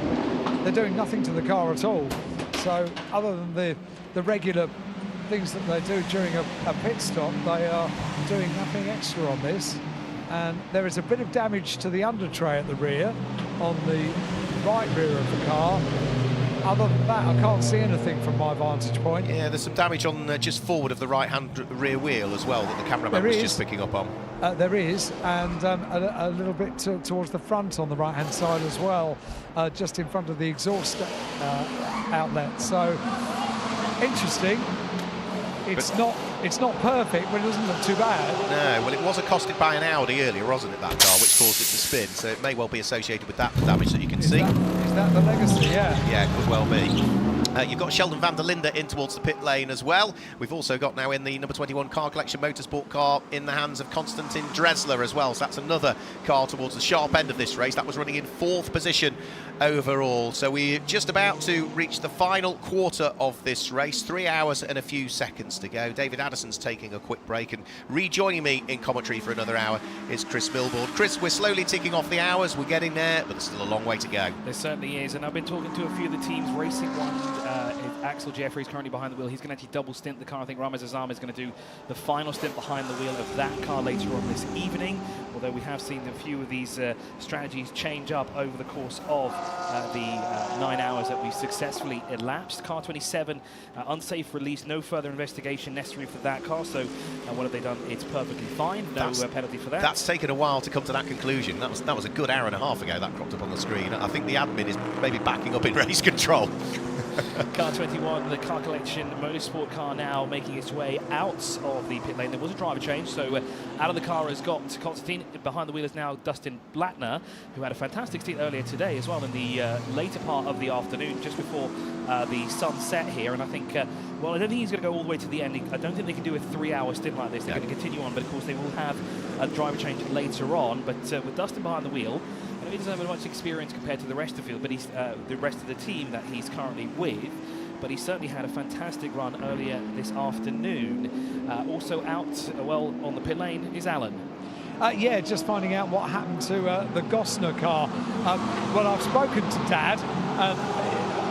I think I kind of... So, he doesn't speak English supremely well. He's not confident enough to speak on camera, but he has explained what it was to me. So there was something that came off the back of the car that then caught with the rear wheel and caused him to have a spin. So that was the reason. There is that legacy with the bodywork that we could see was damaged. It's quite a big piece of the rear floor, which they've now got in the garage. So I would say probably that's going to be the best part of 60 or 70 centimetres long. Wow. And probably about 40 centimetres wide, which came off. It caught in the rear wheel, caused him to go around, but once that piece of rear bodywork is taken off the car, hopefully it will now be okay. Well, let's hope so, because they've had a reasonably untroubled run so far. Not the fastest team out there in terms of driver pairings, but as we say, regulars here at the Gulf 12 Hours. It's the same event without the Gosner family here. Into the pit lane came Isa bin Abdullah Al Khalifa, so he's brought the number 3 two-seat motorsport in towards the area of the pit lane, and it looks so it's Ian Loggy that's jumping back on board. See the D2 livery on his crash helmet, which matches the livery in which he raced the Mercedes in the British GT Championship this year, and also in which he appeared in the Gulf 12 Hours last year as well. So that'll be Ian Loggy jumping in for what could well be his final stint. So there'll be another couple of cars as well, Chris, I'd be expecting in towards the pit lane shortly, one of which would be Ollie Milroy for Optimum Motorsport. He's a good hour and 10 minutes into his stint now, and a similar stint time now, also clocking up for the number 75 car, which is in 8th position at Sun Energy 1 in the hands of Dominic Baumann. Car 61 comes through the pit lane for a drive-through penalty. Short pit stop there, so I think that's due to time infringement. They would have come in they would have actually left the pit lane too early. We were talking about car number 26 before as well. They picked up a penalty as well for track limits, so they'll have to be in the pit lane for an additional 5 seconds next time they come into the pit stop. Or the pit lane even. Pit stop infringement as well noted for car number 7. That is the Herbert Motorsport Ralph Bond behind the wheel of that car, down in the 14th position at the moment. A little bit further back from the Haas RT car now that's making its way across the line. They are separated by 14.1 seconds to the good right now. Not too close, but of course that gap or that penalty is going to drop that Racing 1 team down a little bit further than they'd like to be at the moment. Herbert Motorsport's Matteo Caroli has moved up the order up into top 10 again, with Sky Tempesta's Kevin Test dropping down now into 11th position overall in the number, down into 11th position, excuse me, in the number 93. AF Courses, Miguel Ramos is out of the pit lane. Of course, that was the drive-through penalty that they just served, and we have a local yellow by the looks of it. We've got the yellow flag at turn 3, and that is the reason, Mark. It is. The reason is we've had a rotation for Nicola Mariangeli, and that is a car that is pointing not in the right direction at the moment. So Nicola Mariangeli needs to get that car fired up and get it out of harm's way. The sole Ferrari 488 that we've got in the field is not parked in a safe position at the moment. As ever, race control will hold station for 30 seconds. They'll wait for the heat soak probably to settle on the car and hope that they can get the car fired up. There's damage to the tail end of the Ferrari though, so is that just a spin? I suspect not. Has he made contact with the barriers there? I suspect so, because there's red marks, are there not, on the barriers just near where the Ferrari's come to rest. That's what it looks like, and a bit of debris on the circuit I can see as well. Yeah, there is. There's a chunk of smoke coming from the rear wheel as well. That's probably just brakes as well, one would have thought, as he's held on the brakes there. But that Ferrari, I'm sure, will be destined for the pit lane at the end of this one. And yes, there's damage down the rear of the Ferrari, and it's affected the rear wing. Look at the rear wing angle, Chris, as well. That's gone in backwards, hasn't it, into the barriers? Yeah, it's very unusual as well to do it through turn 3 of all places as well. We saw some incidences through there in the Clio Cup Middle East, but for Nicola Marinangeli, he's raced here before. He did F4, he did Formula Regional, I think it was, as well, a couple of years ago at the Yas Marina Circuit. circuit. He knows this track well, and I think he's just actually got behind the wheel recently, so that's not a great way to start this stint for him, which I presume would be one of the last stints that he will have. Now, he'll have to limp that car all the way round the Yas Marina Circuit. Okay, he does have to do the full 5.2 kilometers. He's going to have to stay off the racing line because he's got Cooper cars coming through, and you have to be careful here when he comes to turn 6. As he works his way through there, he's offline for the time being, and he's staying out of harm's way. He just needs to make sure that he doesn't block anybody or impede their race. Ollie Milroy moves up into 4th position overall, moving past Dustin Blattner, who of course just came out of the pit lane. We did have some more movement through the field, but the race leader's just going to come across the line. Mikael Greiner. Now, when I was down in the pit lane, Mikael Greiner seemed to be standing around for a good portion, about 40 minutes, waiting for that car to come in. It was kind of around the time the full course yellow was about to end, and Mikael Greiner was ready to get behind the wheel of the car. The team were ready to receive Lukas Stolz as well, and then, well, they just decided, no, we're going to keep Lukas Stolz behind the wheel for a couple of minutes longer, and then as soon as we come upstairs, well, Mikael Greiner finally got his turn behind the wheel once again around the Yas Marina Circuit. So the 51 car is still limping its way around the track. It's now in sector 3 by the looks of it. Well, the team is standing by for him, Chris, so as soon as he gets here, they'll leap on the car. Yeah, it's around the rear end of it, Alan. It's had contact with the barriers backwards, so you'll see particularly the left rear of the car is what's taken the brunt of it. It's affected the rear wing, it's affected the bodywork, the under tray is hanging down off the car, but Nicola Mariangeli is limping that car back round in towards the pit lane. As we look at Mikael Grenier now, who is still continuing in the lead of the race, the yellow number 99 Gruppe M Mercedes leading now, 257 laps completed, around about 11 seconds is the lead advantage, as finally the damaged AF Corsa number 51 Ferrari of Nicola Mariangeli heads in towards the pit lane. They'll refuel it as a matter of course, and then they'll assess the damage to it, but that's not going to be a standard pit stop, is it? It will count towards it, but it's not going to be the 100 seconds that car's going to be in the pit lane, because already the dollies are coming out. They'll be pushing it into the garage for repairs. The car is hoisted up and it will be put into its pit garage, and the team will have a closer look at the damage that's been sustained. A lot of people are mentioning the car almost has active aero, but unfortunately that's not how the spoiler should work. It needs to be fastened in place. So of course they'll have to refasten that or attach a new one completely. Of course they'll check that left rear assembly as well to ensure that there's no further damage to the car. There's Mona Gosner there across the line. Now she will... Well, she's a fair few laps behind the AF course of Nicola Mariangeli, who is now being pushed into the garage until that she can take that position back. The race leaders come across the line. The gap now is 10.9 seconds between our top two, and it looks like Team WRT number 46 lapped 2 tenths of a second faster that time exactly compared to our race leader, so clawed back that gap down ever so slightly, but of course with 3 hours left on the clock there's plenty of time to bring that gap down, and of course I think the pit stops and the strategies are now going to play a key point as we are heading into the closing stages of this race. 2 hours and 51 minutes remaining on the clock. There's still some time to alter the strategy, if you will. Some time to consider what the Joker pit stop will be as well, as the team looking there at the back. That's the 51, the AF course. With more LED torches peering in the rear of a Ferrari than I think I've ever seen. The damage, as we know, is at the rear of the car. The driver is still in the car, but I think taking the straps off and maybe thinking about getting out of the car. There is no particular urgency surrounding the rear of the car. He gets out of the car now. Go on, Mark. There's a man with a hammer around the back of the car, Alan, and that's never a good sign, is it? It's not, no.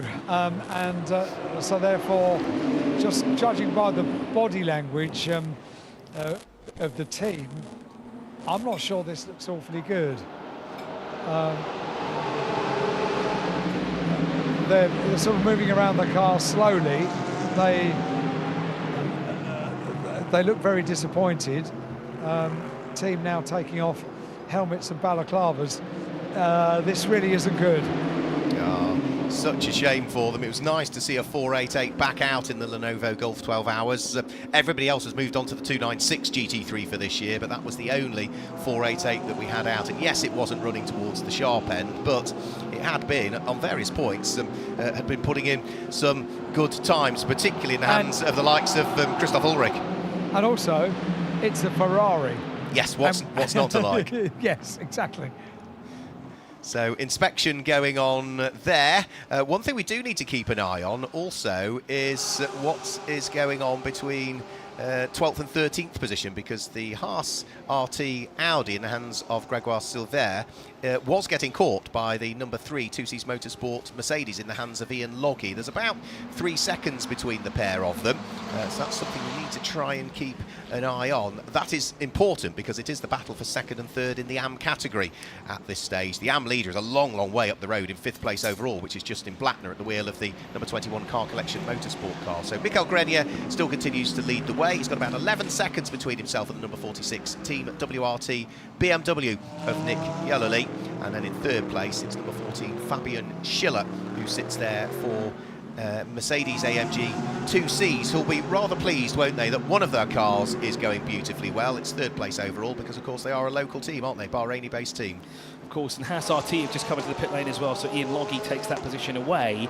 Interesting enough, on the previous lap, not the one that we just concluded now, the one before that, Ian Loggy was 2 seconds slower compared to that Haas RT car, so the gap was a lot closer before. Yeah. And it seemed to be that maybe there's traffic that was involved, maybe Ian Loggy tried to make a move somewhere that didn't pay off, because I know when he races here at the United Arab Emirates, he finds lines that I've never seen before at all, especially at the Dubai Autodrome, and he does it here as well in the Gulf Radical Cup from time to time. He always finds a different part of the track that you think there's no grip anywhere, but yet he somehow found it. So I wonder if he's tried to replicate what he does in the Gulf Radical Cup here in the Lenovo Gulf 12 Hours as we look at the number 99 car. This is, of course, our race leader, and the leader in overall for the Intercontinental GT Challenge, powered by Pirelli, leading by 11.4 seconds. And it seemed to be that Team WRT's number 46 was slowly starting to catch that car up, but it seems to be now they're starting to lose some ground. I wonder if traffic is playing a key factor in this, because the gap between them last time was 0.6 of a second. That was added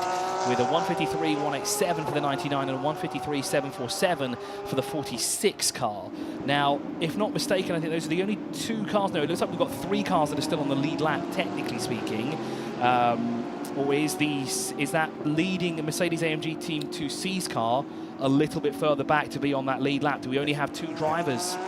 Fabian Schiller is just about on the lead lap, and only just about on the lead lap. Not by much, but by about 2 or 3 seconds he's on the lead lap, but not much more than that. There wasn't a great deal of hive of activity. I agree with Alan Hyde around the number 51 Nicola Mariangeli car there in the pit lane, suggesting that the team have already inspected the car and the damage that's been inflicted on the rear end of it, and have probably come to the conclusion that either we haven't got the parts, or with 3 hours to go, it's simply not worth it. We'll have to wait and see. So next car over the start-finish line should be the 3rd place car of Fabian Schiller, who, as I say, is just about still hanging on to being on the lead lap, because if he looks not that far behind him, he's got 2 back markers behind him, but the next car after that is the yellow number 99 Mikael Grenier driven car that leads the race overall. So you're right, 3 cars on the lead lap, but 2 of them comfortably, 1 of them only just. Yeah, it's the 14 car is literally just a few corners up the road, but yeah, maybe only just 1 or 2 corners up the road from our leader, the number 99 car.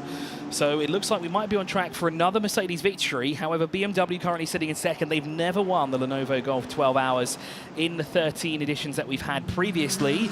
Now they are, of course, on the lead lap, 11.6 seconds to the good.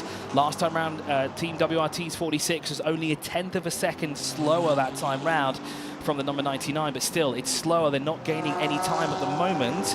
And as both Racing One and Kessel Racing move up, Axel Jeffries and Scott Andrews moves up the order, because, of course, Haas RT they just came out the pit lane for a driver change. Gregoire Gouvet was now behind the wheel, and that was mighty close coming through the exit of turn 5. That is the car on the left was the MP Racing, Manuel Gostner, and then there was a Ferrari on the right-hand side, which is a 296. And now we're going 11. And the 27 is now involved in this as well, but it was a close call between the 11 and 73 through turn 5. It's Ollie Milroy that's trying to pick them off, isn't it? The Willie Optimum Motorsport McLaren, the number 27 car. The next car he's going to try and attack will be Scott Andrews.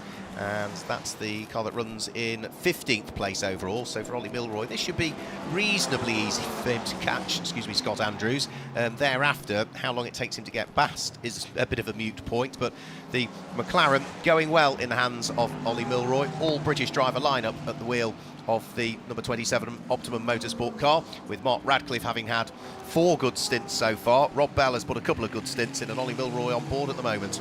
And that car, of course, is leading the Pro-Am category at the moment. A little bit further back is the Dominic Baumann, number 75, the Sun Energy 1. There's a couple of cars in between Optimum Motorsport and Sun Energy 1, and third in that class is the AF Course number 25. That's just behind Dominic Baumann, but I don't think those two are on the lead lap, the same lap. Actually, it looks like the 25 is a lap behind for the time being, but Sun Energy 1 has got a lot of time to catch up if they want to be on the top step of the podium. A fantastic drive, though, from the team already. We spoke to Kenny Habul earlier today.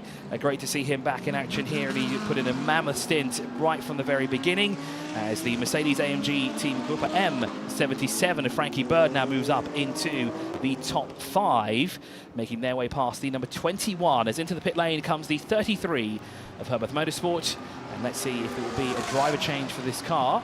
Now they're just out of our view.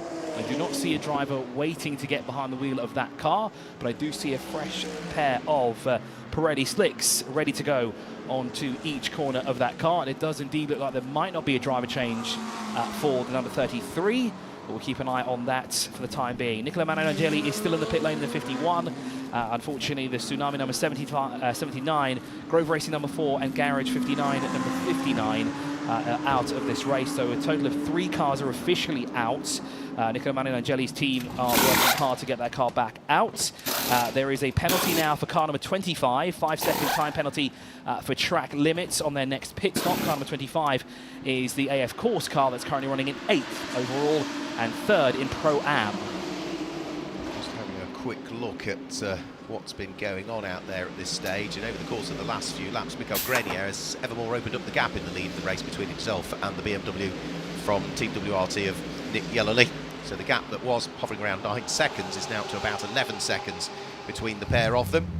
Matteo Carioli brought the Herbert Motorsport number 33 into the pit lane, as Chris described, and not sure we've had a driver change in that one, so I think Matteo may well still be remaining behind the wheel. Yes, he is. I can just see the helmet now, so he drops the clutch and starts to head back out. Won't be long before he heads toward pit lane exit, and that will confirm that it is still the same driver that's behind the wheel of it. So the car that was running inside the top 10 heads back out of the pit lane, and yes, number 33 back out on circuit, but Matteo Carioli still remaining behind the wheel of it, so he's double stinting that one. As we look back at the car that's running in 2nd place, the Team WRT car of Nick Yellerly, he is now nearly 11 3/4 seconds adrift of the race lead. You can just see in the background of the shot the yellow car of Mikael Grenier turning his way through what would be turn number 9, and Nick Yellerly is going to be a while later before he heads there. In fact, sorry, turn number 5, I should say. And yeah, you can see Nick Yellerly is the best part of, what, 400 metres, 500 metres behind the race leader. In the chat, it's asking whether or not the 46 has a chance to win. Well, the 46 is one of 3 cars on the lead lap, or 1 car is technically on the lead lap, just a little bit in front of our race leader, but the 46 certainly has a chance of winning, and it could be the first BMW victory as well at the Lenovo Gulf 12 Hours in the 13th edition. Mercedes has won in the past, Ferrari has won in the past, of course, as well. McLaren and Audi have won too, but BMW and Porsche have never won the Lenovo Gulf 12 Hours in the 13 years that we've been running it, essentially. Of course, we have to decide who the 13th winner will be, and that will come in about 2 hours and 41 minutes. But certainly the 46 has a chance to change up who will be victorious and add BMW to the list of winners here in the Lenovo Gulf 12 Hours. The gap between them, well, we'll see what it is now when they come across the line, 11.7 seconds, a 1:53.244 for Nick. He was actually almost a 1/10 of a second faster compared to the 99, but still nowhere close to make a move, because of course that's a couple of corners away around the Yas Marina Circuit here. So working his way through turn 2, 3 and 4, and then he'll make his way down towards turn 5. And I think there's about a straightaway or so kind of between the 46 and the race lead and the number 99. I think we'll get to see a shot here. We've got 2 cars battling here. one of the sole remaining Porsches in the field. I think we only have 2 remaining. The 33 car is one of them, and the 7 is the other. The 33, they're battling with the 77, and that's not position in class. That is just 2 cars racing each other hard through turn 2, 3, and 4. We're gonna watch this battle all the way through down towards turn 5. Frankie Bird goes through the outside in the 77. He's going to try and get the cut back through the corner, but he's a little bit too far away to make that move stick. Yeah, Frankie Bird has made a good impression over the course of this weekend, getting this seat as a result of winning the Mercedes-AMG Young Driver Test at Valencia. He is looking to try and work his way past Matteo Carioli, who, remember, came into the pit lane, was serviced and remained behind the wheel of the car, and is back out there on a fresh set of boots, but with a full tank. Whereas for Frank Bird, he's the best part of now 25 minutes into his stint this time through. So they work their way back out of sight once more. What's going on between Michael Grenier, who I just saw in the background, a shot on Nick Yelloly? They are still about 11 3/4 seconds adrift. Now in a straight line, that Porsche is rather quick, isn't it? The Mercedes just seems as though it hasn't quite got the grunt in a straight line here, such as the balance of performance that's been issued to the cars for this weekend. So Matteo Carioli still hanging on to the place. Next car up is going to be the number 25 Ferrari, which is in the hands of Giorgio Senegiotto at this stage. Now, the blue Ferrari there runs in 8th position. That's going to put it 3rd in Pro-Am currently, so that's another car that's towards the sharp end of the order and is potentially going to feature on the Pro-Am podium in around about 2 hours and 40 minutes time, because that's all we've got left of this race now. Let me just pick you up on the class leaders at the moment, leading the race overall and leading the Pro category, and is also the leading contingent in the International Continental GT Challenge. It's the number 99 Mercedes of Michael Grenier. Down in 4th position, Optimum Motorsport and Ollie Milroy. That's the leading Pro-Am car at this stage. And if you look for the leading Am car, well, that is still the number 21 Car Collection Motorsport Justin Blattner driven Porsche at this stage. That's there in 6th position. I saw somebody diving for the pits, and it's the number 25 Ferrari that I just picked up on. Giorgio Senegiotto heads in towards the pit lane, and this looks as though it is going to tick off another one of their regulatory stops. Frankie Bird's team manager is being told to go to the stewards, is being reported to, yes, indeed, that he is going to the stewards office for the 4th track limit. Now, I wonder if that's to do with that little battle that we saw a little bit earlier on between themselves and the 33 Porsche. The leading car is the 99 Mercedes-AMG, Team Group M, ahead by 11.5 seconds, and I'm watching to see if that gap is coming down. It seems to be stagnating at about 11.5 seconds, although last time round, the Team WRT 46 was 0.2 of a second faster compared to our race leader, and our race leader did actually have 2 cars in front of them that were battling for position on track. One of those cars was the Sun Energy 1 car. Now it seems to be the 2C's motorsport car has actually dropped back, so actually there wasn't a battle for class position. It was actually a little bit further back was Ian Loggy, because of course he was one of those cars that was just in front of that number 99, but it seems to be the 99 has made quick work of their car, of at least one of those cars, and got through, and now he just to make his way past the Sun Energy 1 number 75, Dominic Baumann, currently behind the wheel. 2nd place overall in Pro-Am, currently sitting in 5th in the International GT Challenge powered by Pirelli at the moment. So the pit stop has concluded now for the 25 car. The F Corsa car now will work its way down across the timing line, and we can confirm that there has been a driver change. Well, Giorgio now actually stays behind the wheel of that car, so I think he'll do at least one more stint behind, and then they'll have to do a driver change later on here at the Yas Marina Circuit. As we wind down, as Mark said before, we're in the final quarter here of the Lenovo Gulf 12 hours here at the Yas Marina Circuit, with the 99, 46 and 14, your top 3. Fabian Schiller currently technically is on the lead lap, but he's just ahead of the Mercedes-AMG Team Grupper car. It looks to be that he's only about 3 seconds-ish up the road for the time being, so he is being caught. And of course, the last thing they want to do is they don't want to go a lap down. It will be better to have 2 Mercedes on the lead lap. I think that would make a great photo finish, but of course, this is racing. They are not in the same team. They're just using the same manufacturer. Well, actually, that number 14 car is supported by the manufacturer as well, albeit run by Team 2C's Motorsport. That is the pro car of theirs that they are running. And of course, they are just about on the lead lap, as we said, by about 3-ish seconds for the time being. Fabian Schiller now working his way through the 3rd and final sector. We're currently looking at the number 32 and the number 2 that are battling on track. Now, is this for position in class? No, because the Haas RT car is down in 16th, and the 32 is all the way down in 28th. Yeah, Fabian Schiller is still managing to stay on that lead lap at the moment.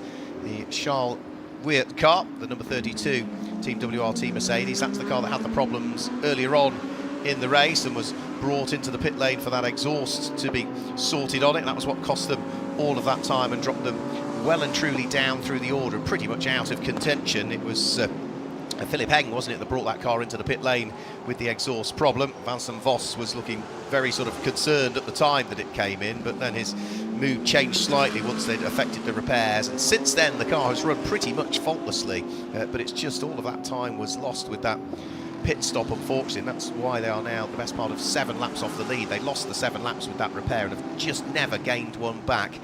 Instantly back into the pit lane, we have got Giorgio Senegiotto, which begs a bit of a question. Is there a problem with that car? Because he's only just vacated the pit lane, Alan. I was going to say, so it was almost deja vu. Didn't we just have that car into the pit lane? Yeah. So instantly back in. That's not good news. I'm making my way up there now. It's in the second half of the pit lane. So what happened?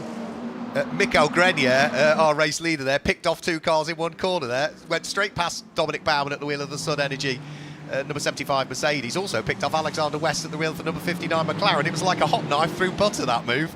I don't know what they did with the 25 Ferrari, but they turned it around very, very quickly indeed. So it's back out on the circuit. I'll see what I can find out from the team.